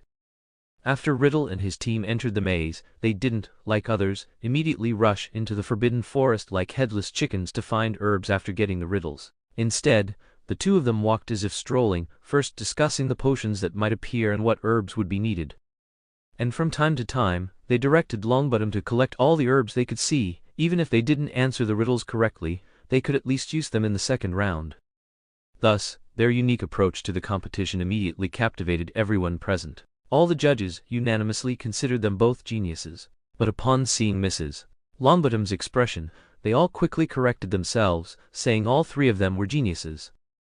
Even Lin-Na greatly admired their thinking. If it were her, she might also be limited to solving the riddles as quickly as possible and finding herbs according to the answers. But they thought so far ahead. And so, in the first round of the competition, they effortlessly gathered twice as many herbs as the other contestants. They not only answered the riddles within their scope of study, but even guessed correctly on riddles beyond their curriculum. Then they entered the second round of the competition. The group that brewed the most types of potions based on all the herbs they had collected would win. When Riddle and Abraxas saw the topic for the second round, they exchanged a knowing glance and smiled at each other in perfect synchronicity. Suddenly, they felt a sense of mutual appreciation for each other. They had both guessed correctly. Their calm demeanor was not at all like that of a first year. Instead, Longbottom excitedly jumped up, constantly shouting to his mother in the audience, "Mom, look, we're going to win!" Chapter 173 Awards. Once they had gathered the most herbs, it was like having the simplest cheat code. They just needed to create the potions they had learned in their minds, and those they had seen but never tried. This was quite good for Abraxas, who had undergone strict air training since childhood, and also very simple for Riddle, who possessed a terrifying memory. The success rate of their potions could reach 70%. Thus, before the end of the competition, they had already completed over a dozen potions. Even the bottles provided were not enough. Of course, the process was not entirely smooth sailing. Lin-Na was busy for a while. This was because Longbottom was still injured by a cauldron explosion and sent to her. Strangely, he wasn't injured by his own team's cauldron, but by the cauldron of the senior team next door, which was their strongest rival. Therefore, Lin-Na couldn't help but suspect that this was all Riddle's scheme to disrupt their strongest competitors. Lin-Na had originally been watching with great interest, as she was also someone with some achievements in potion academia. Seeing them, at such a young age, able to brew potions so perfectly, was truly gratifying, giving her a feeling that talented people emerge from generation to generation. If Snape were here, he might not be able to resist taking a few extra glances. She just wondered if he would take them in as his closed-door disciples. Lin-Na was nervously treating Longbottom's injuries when she heard a piercing soprano voice appear in the venue. "Mrs." Longbottom rushed over with a pitch that was difficult for ordinary people to achieve, holding Longbottom in her arms and comforting him. My dear son. Mama's little darling, are you all right?" Her sturdy figure almost knocked Lin-Na flying. Riddle in the competition arena imperceptibly frowned. "Mrs." Longbottom's shirt buttons burst open, revealing a flash of white. Embarrassed, she immediately covered her chest, and her voice surprisingly rose even higher. However, she shyly left temporarily, taking her precious son who had just recovered from a serious illness. Finally, the scene quieted down. Lin-Na also benefited from returning to her seat. By then, Riddle and Abraxas had completed the competition and systematically submitted all their potions. Without a doubt, they had won the second round of the competition. The third round of the competition was a relay race, but due to Longbottom's withdrawal, only the two of them could participate. The third round was an endurance race where they needed to ride flying brooms for a long-distance relay. With one less person, each of them had to fly a significantly longer distance. This was very strenuous for them, being first-year students, as their magical development was not yet on par with that of seniors. But Lin-Na wasn't worried about Riddle and his team at all, as neither of them were people who won by brute force. Sure enough, not long after the third round began, some contestants inexplicably fell off their brooms, landing in the branches of trees in the forbidden forest. Fortunately, they were caught and did not suffer significant injuries. Lin-Na guessed that they were either targeted by Riddle or bumped by Abraxas, and she really admired their courage. Didn't they fear someone getting seriously hurt? Oh right, why would the Dark Lord be afraid? His right-hand men would naturally be birds of a feather with him. In the end, although they didn't make it into the top 5 in the third round, many people behind them were also eliminated. What shocked Lin Na even more was that, combining the average scores of the first 2 rounds, they actually achieved an excellent second place. But for the Dark Lord and a Malfoy, getting second place was not something to be happy about. It seemed only first place was their goal. So at the awards ceremony, both of them had sour faces, their lips tightly pressed, forming a stark contrast with the optimistic Longbottom behind them. Their minds were probably constantly replaying how to turn the tables and what to do differently next time to get first place. As their award presenter, Lin Na suddenly didn't want to hand them the trophy in her hand. Since they didn't want it, why should she rush to give it to them? So Lin Na swapped with Professor Horn, who was next to her. He was originally responsible for distributing gifts, and now he would do it all. Professor Horn was naturally happy to accept the opportunity to be on stage twice and have a chance to take photos with the contestants. But Riddle noticed that Serena, who should have presented his award, didn't come on stage and handed the trophy to Professor Horn. Why? Why did she refuse? Was it because he didn't perform well, didn't win the championship, so she was disappointed in him? This thought, like a demonic obsession, tightly confined Riddle's heart. He tried hard to calm his irritation, even pinching his thigh tightly, but he didn't cry out or show it on his face. He just stared intently in the direction Lin Na left. "Hey, what's wrong with you?" Abraxas, sensing his accomplice was a bit strange, asked kindly for once, only to be unceremoniously retorted, "Mind your own business, Malfoy." In that instant, Abraxas even thought that the person standing next to him was his elder, sternly lecturing him. And he thought no, he wasn't someone he could just educate. "Get your attitude straight, Riddle. It wasn't me who dragged you down," Abraxas hinted, glancing at Longbottom behind him. It was very clear that if that fool could have held on a little longer, they might have been first place. Riddle also turned to look at the guy, who was still smiling foolishly, non-committal, but not wanting to bother with him. He completed the commendation ceremony with a cold, expressionless face throughout. Professor Dumbledore, thinking the 2 children were just temperamental, gave them high praise and wished them success in winning the championship next time. Soon after the competition ended, the intense exam week arrived, but compared to the exams, returning to the place Riddle detested made him even more uncomfortable. However, he had consulted Professor Dumbledore countless times, and according to regulations, he had to return to his guardian, which was the orphanage dean. He even thought, what if that orphanage dean disappeared from this world, then he could stay at Hogwarts.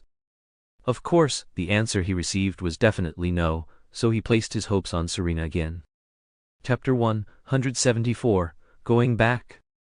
The moment the exams were over, Lin Na was cornered by Riddle in the medical wing. Strangely, she had just heard a student groaning in the office, but when she rushed out, pushing a medical cart, she only saw a solemn-faced Riddle waiting for her by the bed. What? Had he driven them away? What now? Lin Na immediately wanted to push the cart back, but Riddle was quicker and blocked her with a snake. With a hint of fear and some impatience, Lin Na could only stop. "I know your secret with Malfoy," Riddle casually stated, his bargaining chip for the night. If she could ensure he didn't return to that orphanage for Christmas, he wouldn't reveal the secret, and would continue to help her play with Malfoy. "You know?" Lin Na was shocked for a moment but quickly accepted it. After all, Riddle's abilities were evident. It would be easy for him to find out. She just wondered what he was really up to. "Should I call you Serena, or Lin Na?" Riddle said her Chinese name with his hands in his pockets, sounding like a cool white person struggling with an awkward Chinese phrase, which made Lin Na unable to help but laugh. PFFT. She quickly covered her mouth. "What are you laughing at?" Riddle, sensitive, felt he was being mocked. He stood up forcefully, pulled a stack of letters he had borrowed from Abraxas out of his pocket, and threw them on the ground. "It's written like this, Lin Na." Those were all treasures that had been lost for a long time, causing Abraxas immense heartache, yet Riddle just threw them on the ground and even stepped on them a few times. Thankfully, Abraxas would never know. If he did, Riddle might be dead by now. Lin Na could only pinch the web of her hand hard to calm herself down and prevent a bigger laugh from driving Riddle mad. "So what do you want?" "You know, these are all Ministry of Magic requirements. If you want your memory erased, you can tell him and try." Lin Na feigned drawing her wand, but Riddle smirked cunningly. "You can try too, Serena. As soon as I go back and forget about this, Longbottom will immediately send the letter to Abraxas. It's good that he's still loyal." From Riddle's words, it seemed he had prepared to negotiate with her for a long time, but how could Lin Na just agree to be his guardian? She didn't want to become the mother of the future Dark Lord. That sounded too terrible. She would probably end up in Azkaban, wouldn't she? Although she had been there many times, she would rather die than be trapped in Azkaban. After much thought, Lin Na immediately and righteously refused Riddle's request. Riddle stared at Lin Na in disbelief. He hadn't expected Lin Na to refuse him. He had come to her full of confidence, but now he was being sent directly out the door. "You'll regret this, Serena." Riddle left Lin Na with that one sentence as he closed the door, but when he reached Abraxas's door, he still chose to keep Lin Na's secret. But Lin Na was provoked by Riddle. Her mind was now filled with thoughts of Riddle taking revenge on her. Although his current revenge wasn't much to worry about, she didn't want the future Serena to suffer because of her current self. So, during that winter break, she stayed by Dumbledore's side until he helped her find a way back. It was an ancient magic circle, different from a time turner, but it could help her find her true era. Lin Na was thrilled. The thought of returning to her brothers and friends made her want to activate the magic circle that very night. Dumbledore reluctantly tried to keep her. "Perhaps school will start soon. You could say goodbye to young Tom again, and many students who like you will miss you." Dumbledore truly admired a talent like Serena. Not only had she been his right-hand person during this time, but also a very kind friend. "No need, Professor Dumbledore. We will meet again. You and Tom too." Lin Na looked at Dumbledore with a touch of bitterness and waved goodbye with some emotion. "Take care, Headmaster Dumbledore." After Lin Na finished speaking, she vanished in a flash of light, leaving behind a thoughtful Dumbledore. It seemed he had probably guessed that he would become the headmaster of Hogwarts in the future. Finally, Lin Na did not see Dumbledore's farewell to her. "Take care." Another bout of dizziness. The scenery around her stretched and flattened, and she wasn't sure if she had returned to the correct time period. But now, she should be back in a hospital bed. Was she in the medical wing? Or St. Mungo's? No, why was she hearing the sound of a television? This couldn't be the Muggle world, could it? No, she must have returned to her real world? She was home? Indeed, that clear voice came from the old director of her urology hospital. His concerned inquiry made Lin Na's eyes snap open. What? The scene before her gradually became clear. She was in an unfamiliar department. He hadn't expected Dumbledore's magic to be one that would bring her back to the real world. She was back. That moment felt somewhat unreal. "Dean? Who am I?" Lin Na touched her black hair, making everyone think she had amnesia, and they began to babble about her. "Your name is Lin Na, the youngest director in this hospital and the most capable attending physician. People call her the urology saint hand. She's the best candidate for our hospital's future dean, having treated thousands of men and won countless awards." Wait, Lin Na's thoughts finally returned to the main topic. She really was back. "This isn't Harry Potter's world now. Is there a Harry Potter? I want to see." Harry Potter? The old director really didn't know what that was. Is that some kind of celebrity idol? The old director, pushing up his glasses, for the first time lamented that he was old. Luckily, a younger nurse next to him raised her hand and replied, I know. It's the character from the Death Eater's Curse. The one who sacrificed himself in the end." "What? The Death Eater's Curse? What is that?" Lin Na was incredulous. Had the content of Harry Potter changed because of her? "Quick, let me see. I want to see. Are there movies or books?" Lin Na, excited, ran off without even putting on her shoes. "Be careful not to catch a cold. I have an electronic version here." The young nurse handed over her phone, and Lin Na began to hold the phone carefully, studying it intently. Chapter 175, Distortion. In that seemingly brand new magic book, Lin Na felt as if she was seeing these stories for the first time. The main storyline still focused on Harry Potter's timeline, and the stories Lin Na had participated in were glossed over. But now, every line she read felt both so familiar and so strange. However, the story Lin Na read depicted Harry Potter living in a terrifying period overshadowed by Death Eaters. Everyone knew the Dark Lord was lurking in the current wizarding world, waiting for his power to grow and make a comeback. The Ministry of Magic, Hogwarts, and other countries were all infiltrated by numerous Death Eaters, and the side of justice, led by Dumbledore, was in constant peril. The weak and pitiful savior could be exposed to the Death Eater's threat at any moment. Lin Na immediately realized that Riddle was using Regulus's body to hide within the Ministry of Magic, becoming the mastermind behind the British Ministry of Magic, seemingly on the verge of taking complete control of the British wizarding world. Due to Sirius Black's premature escape from prison, he gained his freedom with Dumbledore's help, gradually becoming Dumbledore's right-hand man, and even securing a job at Hogwarts. In a Hogwarts surrounded by Death Eaters, he became Dumbledore's most loyal companion. But even as everyone worried about the future of the wizarding world and the life of Harry Potter, the Dark Lord and the Death Eaters seemed not to be focusing their efforts on the Savior, but rather on desperately searching for one person across the world. That person was Selina Lestrange. Even Dumbledore was surprised. That girl had appeared suddenly and left just as suddenly. For the Dark Lord, she should have been like a fleeting cloud, gone in an instant. After all, they had only spent a year together at most. But he seemed to regard that girl as a very important existence, everything connected, forming an entirely different story, so she was also a part of that story. Lin Na only saw Harry Potter, led by his godfather Sirius Black, arrive at Diagon Alley. There, he met the future potions Professor Severus Snape, and his arch-rival, Draco Malfoy. Just as she was about to flip to the end to see how Harry Potter died, the phone in her hand was snatched away. "All right, Lin Na, you need to rest. You've seen too much."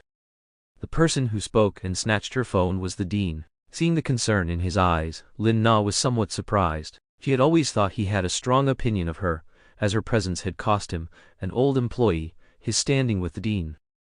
But now, it seemed he must care about her too. Lin Na lay back down on the bed, indeed feeling her head buzzing. Had she had a very long dream? In the dream, her brothers Sirius Black, Snape, and Moody, among others, their faces were so vivid and real, it was hard to imagine that everything that happened was just her dream or perhaps hallucinations caused by a head injury, as the Dean suggested.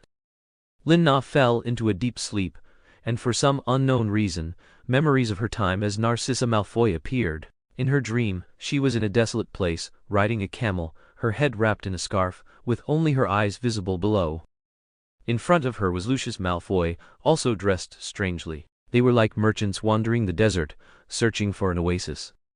Lucius led the camel by its reins, walking unsteadily. Ah, she remembered. That was when they were on their honeymoon, newly married. She had politely declined Lucius's suggestion. She didn't want to go to romantic France, nor passionate Florence, nor even the distant United States. She only wanted to go to Egypt to see the pyramids. So Lucius agreed without a second thought. The result was that they encountered a sandstorm and got separated from their family house elves. The two of them walked in the desert for 2 full days before getting out. Oh, it was Lucius who walked for 2 days. She had been well protected by him the whole time. Even when they unfortunately encountered desert wolves in the middle of the night, Lucius showed no sign of backing down, shielding her and fighting to the death with the pack of wolves. Then, in the low temperatures of the night, their naked bodies pressed closer and closer, growing hotter and hotter, and then came the story of Draco, which Lin Na decided not to recall. Now, Lin Na woke up from the dream of pregnancy with a fright, and fearfully touched her lower abdomen. The flat sensation gradually calmed her down. Right, she seemed to have always harbored resentment about getting pregnant with Draco. When she discovered she was pregnant, Lin Na, as Narcissa Malfoy, was in a cold war with her husband. Because at that time, she discovered that her husband had not stayed away from Death Eaters as he had promised her. Instead, he was secretly sponsoring Death Eaters, especially the Dark Lord. Almost angered to the point of spitting blood, she moved out of the warm big bed and sweet home Lucius had prepared for them. Instead, she simply moved back to her maiden home. And Lucius, feeling wronged, drank too much at a Death Eater gathering and didn't rush to the Black family to coax her immediately, even sleeping for 3 days and 3 nights. Later, it was confirmed to be Barty Crouch Jr.'s prank, but by then, Lin Na had already decided to divorce Lucius. Anyway, she was going to die sooner or later, so she might as well lie flat early and enjoy herself tilde.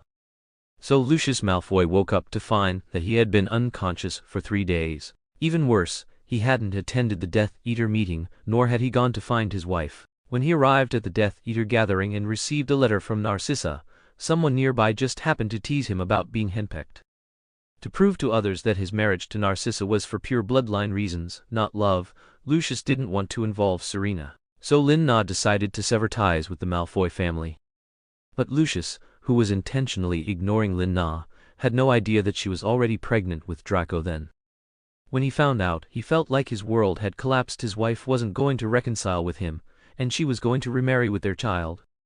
Lin Na could never forget the sight of the dignified head of the Malfoy family, kneeling helplessly at her feet and weeping. It was truly a beautiful sight tilde. Lucius completely cast aside his pride, ready to fight to the death with Lin Na, absolutely refusing to allow Draco to change his surname. The scene he created at that time was truly speechless. Lin Na recalled that at the time, she just found it too embarrassing, so she quickly made Lucius stand up, giving him an opportunity, which was how he managed to coax her so quickly. Chapter 176, Awkward and Touching. Lin Na woke up from a dream, returning to when she was Narcissa, wanting to distance herself from her target, but Lucius still forcibly pulled her back. That memory, no matter how she thought about it, was a bit embarrassing. She sat up in bed from her dream. It was already midnight in the high-end private ward, empty of anyone. Right in this world, she was still alone. The reason she chose this male focus specialty was because of the high scholarship, which allowed her, as an orphan, to work and study. If it were the magic world, her bedside would already be bustling with people, wouldn't it? That lady, Mrs. Mary Jane, Snape, Lucius, Draco, and Moody, they would likely appear harmoniously before her, asking with concern if she wanted something to eat or if she needed a hug. At this moment, Lin Na still couldn't believe she had returned to the real world. She only realized after leaving that even though that world was full of unknown dangers and difficulties, she was still willing to stay there. She had brothers who loved her, her ex-husband and child, and so many good friends. Lin Na lay back down, feeling a bit defeated. In her mind, the dream continued, and she recalled the moment she discovered she was pregnant with Draco. At that time, she suddenly noticed that Creature was even more attentive to her. His address for her was almost changing from esteemed Mrs. Malfoy to Your Majesty. Every so often, he would appear before her, seemingly to confirm that she was well. One must know that although her status in Malfoy family was relatively high, it didn't mean Creature would be so affectionate every time he saw her. His loyalty was only to Mrs. Black, and he had some complaints about her divorcing and moving back to her maiden home. But now, his enthusiasm completely surpassed everything. Looking back, she realized he must have already sensed that she was pregnant with Draco. When Lin Na found out, she wasn't too surprised. After all, Lucius hadn't exactly been gentle with her, but she had thought that if she left, someone else would give birth to Draco for him. Now, however, it seemed she couldn't change her status as Draco's biological mother. But then she reconsidered. Lucius's neglect and deception during those days were likely due to pregnancy hormones. Her emotions were extremely unstable, which was why she wanted to keep the child without the father. But life had to go on. She thought that with the house and assets she would get, raising a child should be possible. Oh right, it would be best if Dobby was also given to her. That would make things much easier. But how could Lucius easily let his wife and child leave him like that? Lin Na remembered that as soon as she sent out that divorce application, Lucius appeared before her. Had he used a time-turner to get there?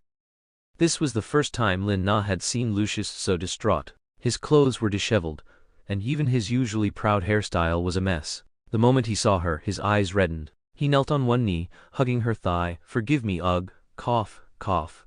His words were fragmented, choked with emotion, and he struggled to express himself, suppressing the urge to cry, his fair face turning beet red. Lin Na looked at the pitiful beauty and almost softened, but then she thought, the mission was going to fail anyway. Why should she still be entangled with Lucius? For his beauty, or for his prowess? She was almost dying. She didn't want to cater to anyone's moods. It would be fine if she just gave birth to Draco by herself. So, she clenched her fists, suppressing the urge to soften. "Let go of me.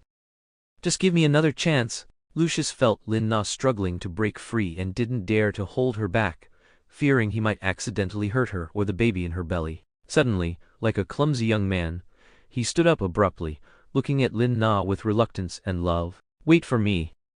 After saying this vow, Lucius left. Lin Na suddenly felt a little disappointed, but it was for the best. She no longer needed a man. She had thought Lucius would need some time to prepare, but he came back very quickly. With his sincerity, he actually proposed to her again? Lin Na happened to be invited by Creature to pick up something she bought for Draco at the door. Because she might run into Lucius, she chose to ask someone else to buy it for her.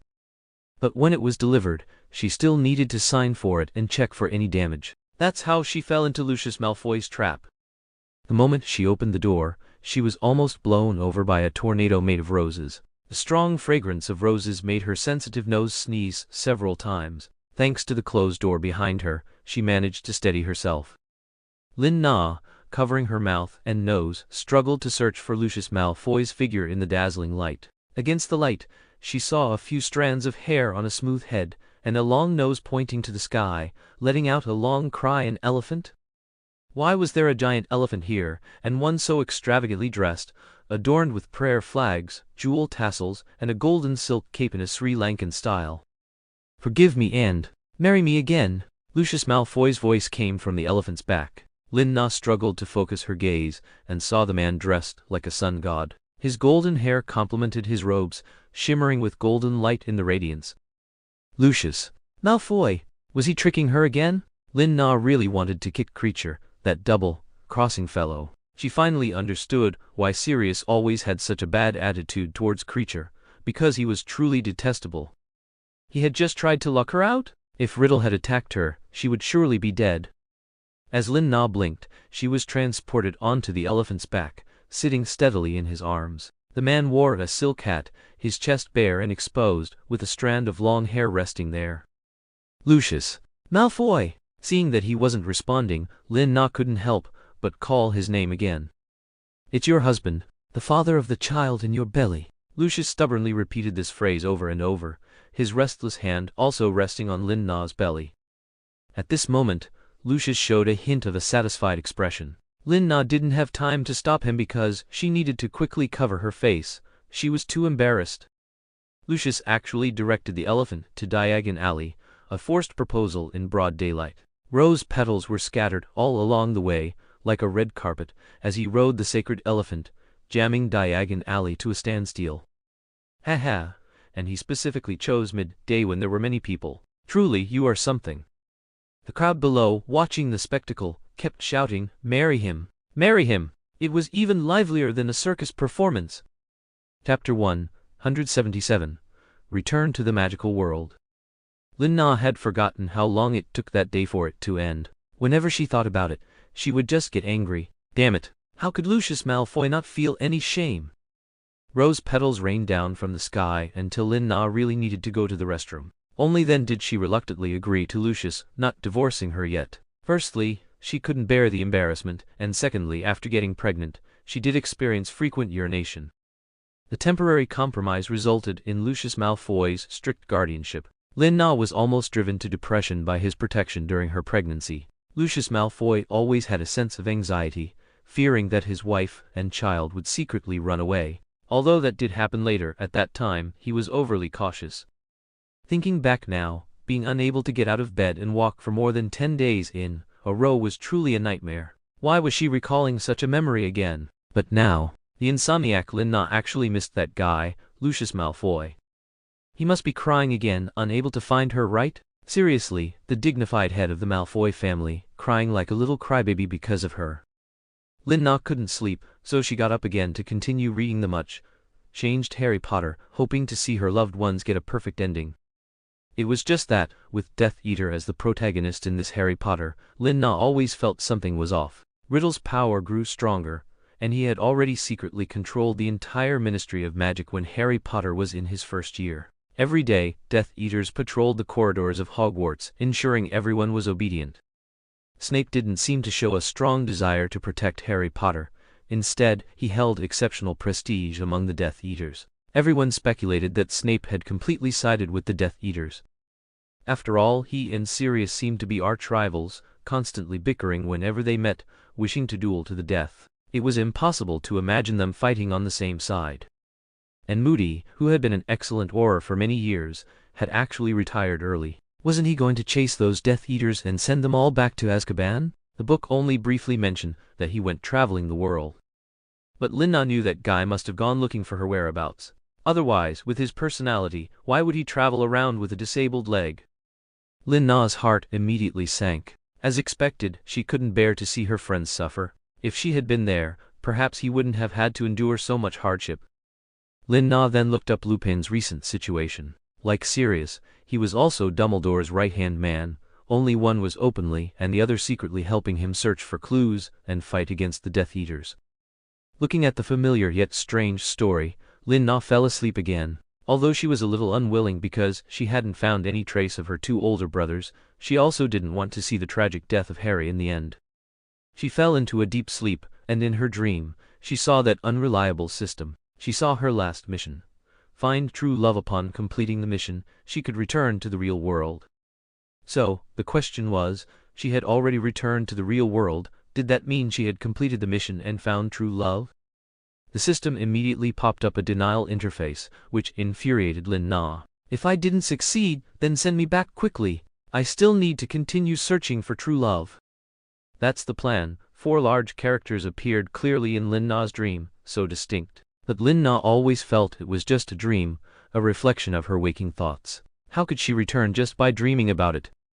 But her body in the real world's hospital bed truly became more and more ethereal, finally disappearing from that space. She returned to the wizarding world once again. Lin Na's sudden appearance excited everyone in the medical wing. Dean Mary Jane, upon receiving the news, even suspended her unshakable morning meeting and rushed over in her white coat, followed by a large group of healers who knew Lin Na or had heard of her deeds.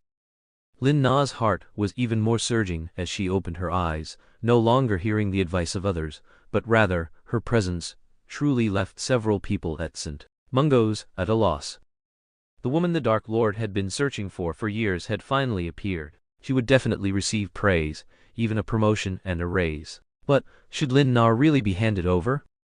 Unfortunately, before Madame Mary Jane could make a decision, Lin Na's presence was exposed. Soon, a figure with golden hair appeared recklessly in the corridors of St. Mungo's, and Lin Na slowly woke up, half asleep, half awake. Looking at the blurry figure surrounding her bed, she thought she was still dreaming. It was Lucius Malfoy again. She really had an indissoluble bond with him. Had she been sold to the Malfoy family? Why did they always appear by her side? Was this another dream from her time as Narcissa Malfoy? Indeed, because she was pregnant with Draco, Lucius was so cautious that at the slightest disturbance, he would pack her up and bring her to St. Mungo's for a short stay.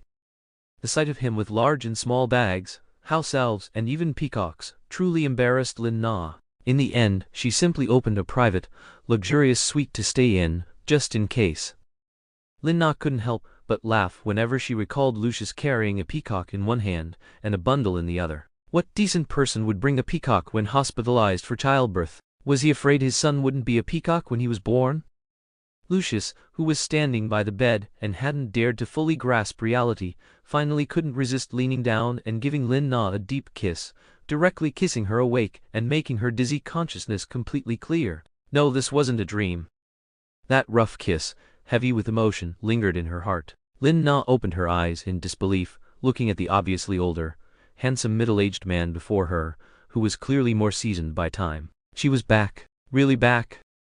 Was that dream real? Was she sent back to continue the mission, to find true love? Help, what a deadly opening this was. Finally, Lucius, no longer feeling the normal breathing of the woman beneath him, scanned her with a slightly worried gaze. He finally discovered the stunned woman, and his heart was filled with wild joy. How he wished he could crush her into his body, so she would never leave him again. You are not allowed to disappear again. Lucius's hair intertwined with Lin Na's. Lin Na nodded in astonishment. She hadn't intended to disappear, it was all a misunderstanding. Welcome home, Tilda Lin Na. Lucius Malfoy wanted to say more, but he seemed to hesitate. In the current world, he didn't know what the future would hold, and whether she could still belong only to him. Chapter 178. Uninvited Guest. Lucius reverently and carefully kissed Lin Na's dry lips, as if wanting to savor her taste little by little, yet not bearing to wake her. Rationally, he knew her status was now vastly different. She would be the woman who could change all their destinies, but emotionally, he simply couldn't stop. Such beauty did not last long before it was shattered. He wasn't the only one with informants at St. Mungo's. Soon, a pale-faced man rushed in. His eyes were sinister, and his movements were ruthless. He grabbed Lucius by the collar with a sharp claw and lifted him up, almost tearing out his hair.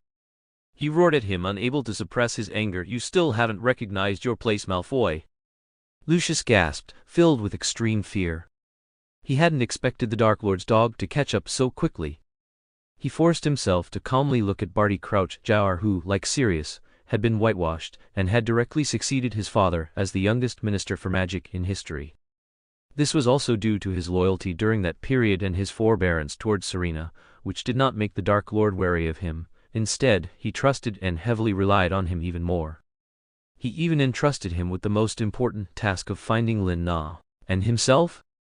Due to his inexplicable prying into Lin Na in the past, he was not highly regarded by Riddle, but because the Malfoy family's financial support was needed, he became a fringe figure, a money bag without power. However, this was also good. Lucius's intention was to bide his time until Lin Na returned, and after Lord Voldemort's downfall, they would claim they were forced into it. But Lucius had never stopped working. Who knew when Riddle would discard them? Before that, he needed to plan an escape route for his wife and child. However, no one expected that Riddle, despite holding the most advantageous position, did not annihilate the side of justice, meaning Dumbledore's people. Instead, he gathered all manpower and resources to search for Lin Na, that mysterious girl. Now his carefulness had also been noticed. He panicked for a moment, but quickly calmed down. If prying into Lin Na, prying into the Dark Lord's woman, was a fatal problem, then not only did he have it, but Barty Crouch Jr. did too. He had nothing to lose. "You know what you're doing, Malfoy," Barty said, pulling out his handkerchief from his pocket. He dabbed it with some warm water, he conjured and carefully began to wipe Lin Na's lips, as if they had been stained with something dirty. He was so meticulous, like a soldier maintaining his weapon or a mother comforting her child. "What am I doing?" "Helping the master confirm whether this person is a fraud using Polyjuice potion," Lucius calmly replied. He figured Barty wouldn't spread it, he wasn't one to meddle. But he forgot that Barty Crouch Jr. Most important person was Lin Na. Barty didn't even lift his head. A fraud? The esteemed head of the Malfoy family risking his life for a fraud? Truly admirable. His words were full of sarcasm. He bent down and picked up Lin Na. He was taking Serena away now, then bringing her back to the Ministry of Magic, where the master was waiting for her. Of course, before presenting her to the master, he needed to have a good conversation with her about Riddle's matters. Therefore time was pressing, and he had no time to waste words with Lucius Malfoy. He picked up Lin Na by the waist and prepared to leave. He was merely warning Lucius and reminding him that he knew his little schemes, so he shouldn't provoke him casually. "Where are you taking him?" Lucius, of course, understood his meaning, but that didn't mean he would back down. All his goals and concessions were for the future reunion of their family of 3. "Don't forget, your schemes are no less than mine." Barty Crouch Jr. was dismissive, even scoffing. "MPH, mind your own business. LD, by the way, the master is going to the United States on a business trip this time. You didn't receive a notice, did you?" Barty's words made Lucius's face turn pale. Was he going to find his father? He had indeed not received any notice. The Dark Lord had truly given up on him. This was not important, but he could not accept his father being dragged into it. So Lucius could only silently, but anxiously watch as Lin Na was brazenly escorted away by Barty. Barty Crouch Jr. strode out of St. Mungo's carrying Lin Na. People saw them all along the way, but no one dared to stop them, all making way. Now, everyone knew that the Ministry of Magic was the Death Eater's domain, and it was already a rare thing for the Ministry of Magic to continue functioning without brutal massacres and destruction. Everyone knew that such a day would come, and they were constantly preparing for it, but no one knew when everyone would pick up their wands and fight for justice, nor did they know if the future would be dark or bright. Barty had directly wrapped Lin Na in his robe. Her physical condition looked good, but she was very light. He could easily carry her around a few times. Incredibly, time seemed to have left no trace on her. "Finally, we meet again. Senior." "Oh no." Serena Barty finally released his infinite affection for Lin Na after returning to his dormitory at the Ministry of Magic. He carefully placed Lin Na on his bed, covered her with a blanket, and lay down beside her. He reached out and caressed her swollen lips, not knowing if it was because of that damned Malfoy, or if he had wiped them too cleanly just now. A hint of excitement and thrill appeared in Barty's eyes. He had finally waited for this day. She was back. Now she was on his bed in his arms. Then he leaned in close to her and fiercely kissed Lin Na's lips, a stormy siege, until his reason was overwhelmed, then found again. He needed to leave. The Dark Lord had told him to send her to the United States to meet him as soon as possible, but Barty was a little reluctant to just give away the woman he had finally found. So he decided to deliberately pretend to miss the ship to the United States. Let him think who could help him share some of the master's anger. That Malfoy would do nicely. Barty smiled maliciously, stroking Lin Na's back of the head, holding her body, and falling into a deep sleep. He hadn't had such a peaceful sleep in a long time, not needing to think about anything. His most beloved woman was in his arms, and she wasn't looking at him with disgust but sleeping peacefully. What a beautiful world. Chapter 179. Reunion after a long separation. When Lin Na woke up, she found herself sleeping in a very exquisite and tasteful bedroom. The bedside decorations, and even the sheets she was on were understated yet very particular, clearly expensive but comfortable. The entire room's color scheme was cool-toned, unlike the flamboyant design of the Malfoy family, so it was certain that this place did not belong to the house of Malfoy. So whose could it be? This style would suit Regulus well, but he was now one with the Dark Lord. Wait, she was back. Lin Na touched her face, then looked down at her hair color. It had changed back. And her magic wand. Lin Na excitedly waved her magic wand, and the comb on the table turned into a mirror. Looking at her familiar face, Lin Na's joy was evident, yet there was also a hint of annoyance. If she had known she could come back, she wouldn't have thought about sleeping. She would have stayed up all night to finish reading that book with the changed protagonist. She still didn't know how Harry Potter died later, but now Lin Na had a clearer understanding. The Death Eater would win. Did she still need to choose a side? Hesitantly, Lin Na got up and put on the shoes she had conjured, preparing to go find Snape to discuss things. It was strange. In her subconscious, Snape was still the most reliable. Lucius was also very good, especially to her. But compared to the etiquette of the Malfoy family, she wasn't very confident. After all, she had once pleaded with him not to become a Death Eater, but he still broke his promise, so she wouldn't easily trust him again, even if he truly loved her.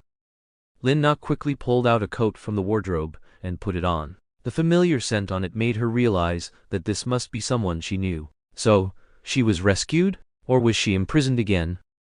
Putting on her hood to cover her face, Lin Na blended into the bustling Ministry of Magic hall. It seemed she was at the Ministry of Magic. Thankfully, her memories from several lives meant she still knew a bit about this place. She quietly moved against the flow, and followed the flushing toilet back outside. She immediately apparated to Spinner's End, and skillfully pulled out Snape's key from under the broken flower pot by the door. She didn't expect that after so many years, he still remembered to leave a key for her. Tilda looking at the key preserved in a bag, Lin Na felt a little emotional, because that guy would definitely never forget to bring a key, so she could be 100% sure that this was prepared for her. After all, she couldn't think of anyone else who would come to his house. Opening that door, many memories flooded back. Lin Na seemed to see a young Snape standing at the stove with an apron on, forced by her to make breakfast, or in front of that sofa, stern-faced, waiting for her to treat his potion, burned arm, or reluctantly sweeping dust from the floor under her nagging. However, it seemed he hadn't been back for a long time now. Otherwise, why would there be no trace of life? Lin Na sighed, then prepared to go to Hogwarts to find him via the Flu network. But looking at the fireplace, full of cobwebs and constantly dropping spiders and bat droppings, she recoiled. Maybe she should clean it first before going. So Lin Na used a magic spell to automatically clean the fireplace. She turned and entered Snape's bedroom, to use his bathroom. Snape, far away at Hogwarts, immediately received a notification that his home had been broken into by a stranger. He quickly finished his lunch and rushed back to his house. He hadn't been back for a long time, because the Death Eater was growing stronger day by day, and he had many things to attend to. Dumbledore was stretched thin, and there weren't as many people standing firmly on the side of justice as one might imagine. More people feigned ignorance, refusing to acknowledge Lord Voldemort's return, living as if nothing had happened. But every rustle of leaves startled them. Snape rushed back, not worried that Death Eaters would come looking for him, as he was still somewhat favored by Riddle and could speak his mind. It was unlikely that anyone foolish would cause trouble, except perhaps Mad Eye, who might come periodically to discuss Serena's matters with him, and Lucius, who would come to find him. But he was very worried that the letters hidden in the false bottom of his drawer would be discovered. Those were letters Serena had once written to him, and his replies that he could never send. Snape appeared, dusty and travel-worn, in his own fireplace, just in time to be doused with a bucket of water. Someone was doing a thorough cleaning of his house. He covered his nose and mouth, wiped away some water, detected no abnormal gases, and quickly used a drying charm to make himself normal. Hearing the sounds from his bedroom deep down, he harbored a hope. There was only one person in this world who would clean for him. Could it be that she had returned? Snape's hands trembled with excitement. Every step he took was light yet slow. He yearned so much to see her, yet dreaded that it might not be her, which would only cause him greater pain and despair. A feeling of the closer to home, the more timid one becomes arose. Finally, he pushed open the door, clutching his magic wand tightly. The sound of water from his ears grew clearer. Someone was washing their hands and cleaning his bathroom. Lin Na heard a commotion outside and was a bit surprised. Had the cleaning broom outside broken something? That wouldn't be good. That guy Snape was not to be trifled with. She quickly pushed open the door to see what was happening. As a result, she ran right into Snape, and was hit by the old scent on the man, coughing incessantly. Snape, unable to hide his excitement, handed her a handkerchief. "Thank you." Cough cough cough. Cough cough. "There's too much dust here." Cough cough. "You've returned." Snape now bore some traces of age, but it only gave him a more ascetic aura. Why were his eyes red? She didn't remember her strength being that great.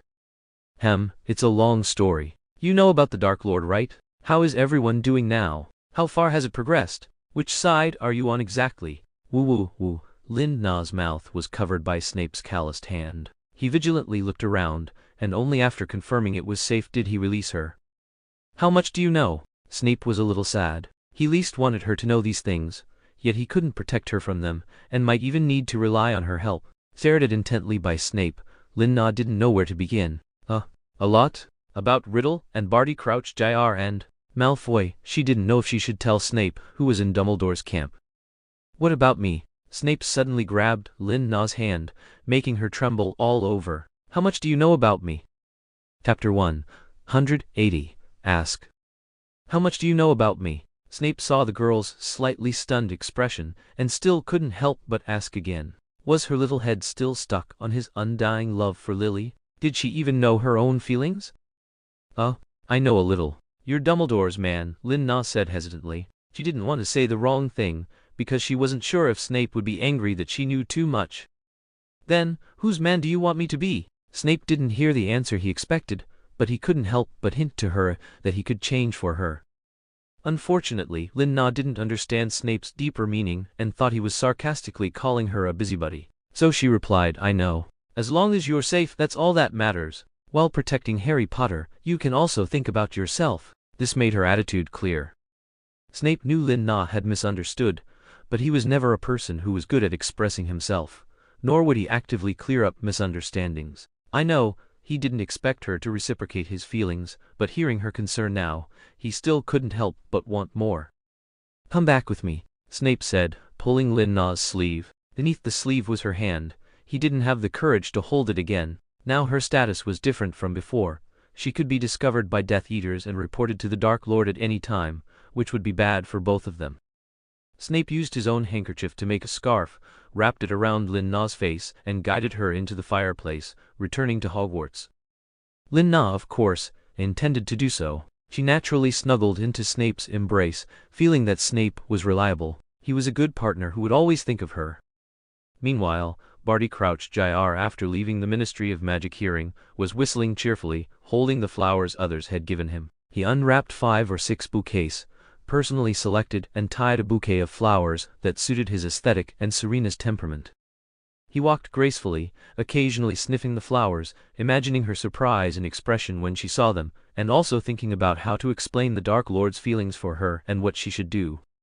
But when he returned to his dormitory and found that the woman was not in bed, he panicked, desperately pulling back his quilt, opening his cabinet, and then burning his curtains. Finally, he chose to believe the reality. She was gone. She had left silently. Then Barty Crouch Jr. erupted with all the suppressed anger of those days, overturning the table, trampling the bouquet prepared for Lin Na underfoot, and rushing out the door to find her. Losing her at such a critical moment, not only would the Dark Lord not forgive him, but he himself could not forgive himself. But where to look? Barty Crouch Jr. Violent nature gradually appeared on his face. As soon as Lin Na returned to Hogwarts with Snape, she was called for a talk by Dumbledore. Long time no see, Lin Na. Dumbledore was still dressed in the exaggeratedly colored wizard robes from her memory, always sitting there with a kind and benevolent look, holding a glass of pumpkin juice and a plate of cockroach clusters beside him. His unhurried nature calmed Lin Na's previously chaotic heart somewhat. It seemed he had a kind of magic that made people believe that anything could be easily resolved in front of him, and that he could solve everything with his abilities. We meet again. In Lin Na's eyes, they had only just said goodbye. It seems we just met, didn't we? Just before you came back. Dumbledore read her meaning in her eyes. She had returned from that time period. That's right, Tilda. Under Dumbledore's gaze, Lin Na easily told the truth. She didn't intend to hide anything. What year is it now? Harry is about to start his first year. Time really flies. Oh, by the way, he's been missing you a lot, always talking to me about you. Dumbledore suddenly mentioned it, deliberately enticing Lin Na to be interested in Harry Potter's affairs, and at the same time, handing her his tea. First year? Doesn't that confirm the time the story begins? Wait, he said. Harry Potter always talked to him about her. Wasn't he always living with Aunt Petunia in the Muggle world? Seeing Lin Na not speaking for a long time, but looking very puzzled, Dumbledore paused and continued to explain. Harry's godfather, Sirius Black, as we know him, was wrongly accused. He was reborn 2 years ago. It was confirmed that the real traitor was Peter Pettigrew, not him. So he now has custody of Harry Potter. Oh, Tilda. Lin Na wasn't surprised by this at all. After all, she had read in the book that Sirius had directly arranged for Harry to live with him at Hogwarts. Harry Potter lived every day like a happy puppy with his family godfather, fighting their common enemy Professor Snape.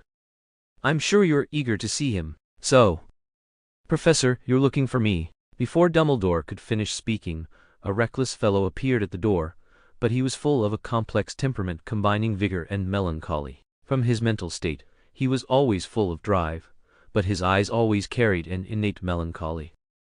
Therefore his actions were not annoying, but rather refreshing, making him a rare handsome man. When he pushed the door open and came in, he froze in place, his eyes meeting Lin Na's, forgetting what he wanted to say, his mind a blank, leaving only one striking name: Selina Lestrange. Lin Na also felt awkward the moment he entered. She naturally knew her mission and naturally wouldn't think that Sirius was her true love, otherwise, it would have succeeded long ago. Now looking at him, she only felt endless embarrassment. Hi. Lin Na could only cheer up and wave to him, but Sirius still couldn't believe his eyes. He was back? Did that mean he could make up for the mistakes he had made in the past? Serena, you for a moment. Sirius didn't know what to say first, even stammering a bit. Dumbledore, seeing this, helped him start a conversation. In a few days, before school starts, Sirius will take Harry to Diagon Alley to buy school supplies. Lin Na, you can go with them and keep Harry company for me. Huh? Why did she have to accompany Harry Potter? The Dumbledore winked playfully. Just consider it returning a favor to me, please. Oh, he was talking about the time he helped her return. Lin Na didn't want to owe him a favor, so even though she was extremely reluctant to be with Sirius, she could only agree first. Unexpectedly, Dumbledore had more requests. Chapter 181, Black Hair, Family.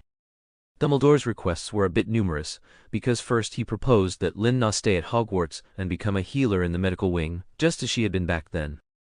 He praised Lin Na's superb healing magic, professional ability, and diligent and responsible attitude, which he greatly admired. They all knew that a major war was imminent, and as innocent students, their lives could very well hang in the balance, so she was greatly needed to help these poor children at a critical moment. He didn't need Serena to fully side with justice, he just hoped she could lend a hand when necessary. Lin Na said she needed to consider it, but then that guy Dumbledore took advantage of Sirius's distraction when he arrived and proposed that she accompany Harry Potter shopping. This made it difficult for Lin Na to refuse again, much like a child's mother who wants a pony might find it hard to get, but if she settles for a lollipop, she's very likely to be satisfied. So Lin Na became Sirius's partner, only she didn't know that accompanying a child to buy school supplies would require pre-meetings, and several nights of them at that. This was not the first time Sirius had insisted on staying in her dorm to rehearse with her. Lin Na was speechless. She had emphasized to him countless times that her past entanglement with him had been an annoyance to him. She was young and ignorant then, but now she had grown up. He didn't need to feel guilty or repay her for anything. But each time, Sirius would act foolish, seemingly pretending not to understand. Or he would deliberately express his thoughts. I understand, we're certainly not children anymore, we should put the wedding on the agenda as soon as possible. After all, our engagement has been so long. Harry has grown up too, he can be our ring bearer, and that little girl from the Weasley family can be his match. No, I don't mean that, there's no wedding. Right, we need to make up for an engagement dinner first at the Black ancestral home perhaps? Or do you want it at Hogwarts or the Burrow? We might not be able to host a very large one right now, but I'll find a way to invite all our friends. Stop! My point is that I don't like you anymore. I won't tie you down. You can go find your true love. Lin-Na was parched from explaining, making her point, but Sirius was still passionately continuing his topic. I've already found it. I think this is great. Oh, let's rehearse again. I'll drop Harry and you off at Madame Malkin's, then I'll go. Sirius looked at Lin-Na expectantly, waiting for her answer. You go by owls. Lin-Na didn't know how many times she had repeated this plan. She didn't want to practice anymore. Excellent. Sirius put his arm around Lin-Na's shoulder like a good buddy, happily swaying with her. They looked like the closest of brothers at this moment. After I buy the owls, we'll go to meet at the Three Broomsticks. Lin-Na couldn't resist Sirius, who was like a silly dog. His strength was astonishing. That's right, you remember very clearly, Nana. I'll appear suddenly, with a cake, singing happy birthday, and then you'll cover Harry's eyes and tell him to make a wish. Sirius greedily enjoyed being close to Lin-Na. Although her expression showed discomfort, he wasn't worried at all. He believed that one day Lin-Na would fall in love with him again. He was very confident, and besides, he had his secret weapon. On the very first night Lin-Na returned, Sirius couldn't wait to tell Harry about it. He directly picked Harry up, lifted him over his head and spun him around. Harry, do you know? Your godmother is back. Ha ha ha ha, you're going to have a mom. Our family of three is finally going to be reunited. Harry, holding tightly to his glasses to keep them from flying off, was bewildered. He thought his godmother was the one hanging on the wall, didn't he? How did she come back to life? But hearing that he was about to have a mom, he immediately became happy. Listen, Harry, our family's future happiness depends on you. You must help me win over your godmother. Sirius calmed down and carefully instructed Harry on some precautions, including but not limited to strictly preventing that guy Snape from getting close to Lin-Na, and also that guy Lucius Malfoy. Oh, and that guy Moody.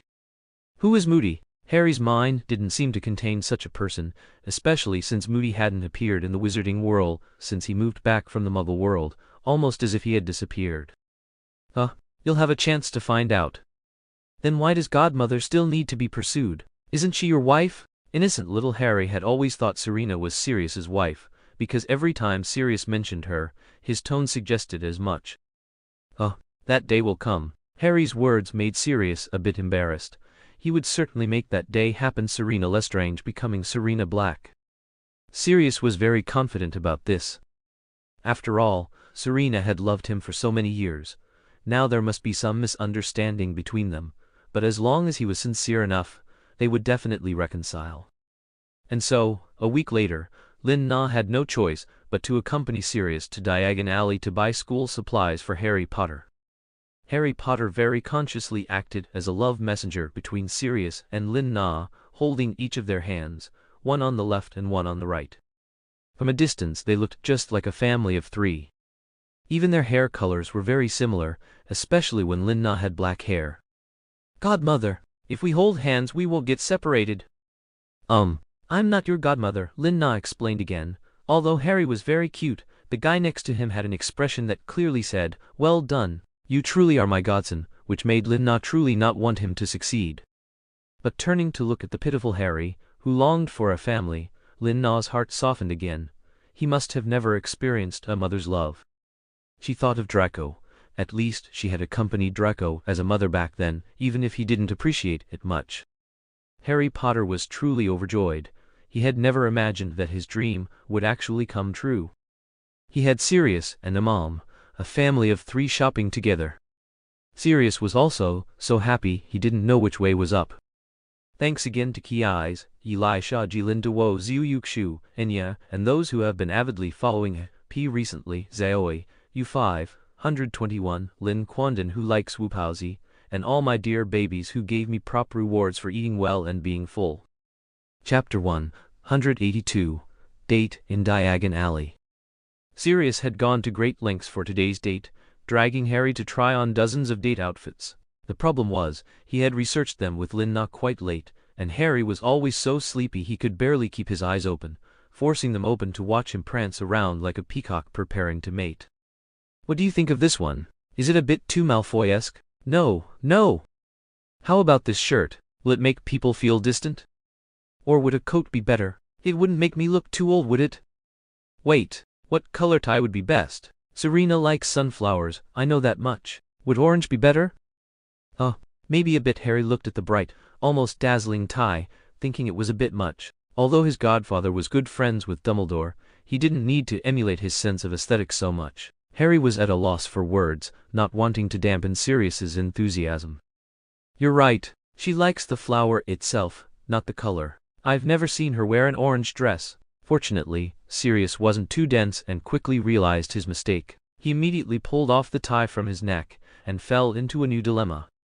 Finally, after countless hours of deliberation, Sirius chose a gentlemanly, understated, and quality trench coat, even making it a matching parent-child outfit with Harry. This would significantly increase the chances of them being mistaken for a family of 3 outside.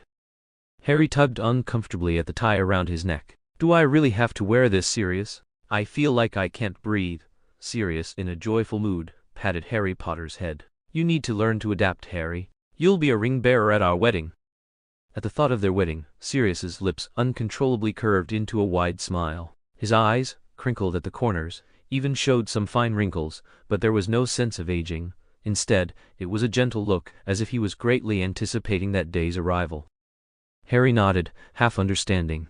Based on how Sirius and Serena had been interacting these past few days, he felt that what Sirius was saying was a long and arduous journey.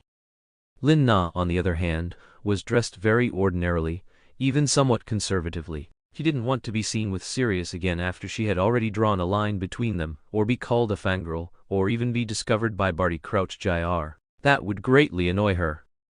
No one wanted to be targeted by those two perverts, Riddle and Barty Crouch Jr. In Lin Na's mind, their current level of perversion was equally matched. Therefore, Lin Na specifically found a robe with a large hood and wrapped herself tightly in it. She almost asked Professor McGonagall for some hair to use Polyjuice Potion, but then she thought it was a bit underhanded and decided against it. So, when they set off, Lin Na held the hand of the bright and handsome Harry Potter, who in turn held the hand of Sirius, who exuded a dashing aura at all times. The trio appeared on the streets of Diagon Alley. Sirius constantly tried to communicate with the two of them, hoping to liven the mood, but Lin Na, to avoid being recognized by others, tried to answer with as few words as possible, never using 3 words if 2 would suffice, and never 2 if 1 would do. This left Sirius a bit frustrated, but he couldn't show it in front of his godson. So, he regrouped and initiated Plan A. This plan had 2 parts. One was his agreement with Serena to lead Harry to Madame Malkin's, and the other was that he had already instructed Harry to speak well of him to his godmother. So, Sirius winked at both of them, leaving them some space, and quickly went to buy an owl for Harry. After Sirius left, Lin Na visibly sighed in relief. Being with Harry Potter had far less impact than being with Sirius. Come on, Harry, we need to get some school robes custom made for you. Lin Na smiled as she pushed open Madame Malkin's shop door, only to see a large and small blonde peacock standing inside. Her smile immediately froze on her face. Right, how could she have forgotten that in the original story, Harry and Draco first met here? Although it was a bit awkward, she was still happy to see Draco. However, compared to Lin Na's mixed feelings of awkwardness and joy, Lucius Malfoy, who was in a state of pleasant surprise, was clearly more expressive. Ms. Serena tilde his gaze flickered with various emotions, love, longing, desire, and more. But he didn't know if a Death Eater was with her, or if it was the Dark Lord, so he could only suppress his feelings and call her by the most distant address. Mr. Malfoy! After all this, Lin Na had also become much more cautious, not daring to show intimacy with anyone. Godmother, you know each other? Although Harry was still quite slow when it came to emotions, he had thoroughly memorized the task Sirius had given him. Absolutely no other females were allowed near Lin Na, so he immediately jumped out to assert his presence and emphasize her identity. Sure enough, Harry Potter's words instantly made Lucius withdraw his loving expression. He frowned and scanned Harry with great disgust. Unfortunately, I knew her long before your godfather, and I haven't heard of Miss Lestrange marrying into the Black family. Even Draco's eyes were a little red when he saw Lin-Na holding Harry Potter's hand. So, just because he said a few things to her, she didn't want him and his father anymore, choosing that pure-blood traitor Black? How could she have such bad taste? How was he not as good as the savior? How was his father not good enough for her? Ever since Lin-Na left, Draco had been missing her a little, and it gradually spread into a deep longing for that gentle, mischievous woman. Although her words were always annoying, her presence made him feel like he had a home. Father had indeed become dispirited because of her departure, becoming even busier every day, even unwilling to take him places anymore. Whenever he mentioned Selina Lestrange, Father would become somewhat flustered, and sometimes when drunk, he would even make him call the woman in the photo Mom. So, in his subconscious, Draco still hoped that woman would come back quickly and make everything normal again. But today she appeared, and she was with the person he disliked the most. This made Draco feel wronged, stifled and angry. Chapter 183. Show Off. Draco Malfoy truly detested Harry Potter, and it wasn't their first meeting. He had secretly drunk Polyjuice potion and followed them to Sirius Black's trial, where he had witnessed everything. Harry Potter was there at the time, and everyone's eyes were focused on him. Even though he was just a little kid and hadn't done anything, he received everyone's admiration and affection. But in Draco's eyes, he was just a dirty, poor boy who probably hadn't even touched a flying broomstick.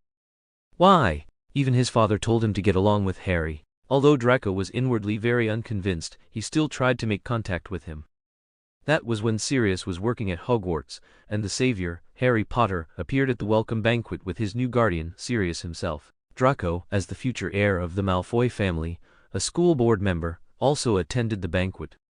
He mimicked his father's negotiating style and extended an olive branch to Harry Potter. At that time, he still had a certain curiosity about the savior.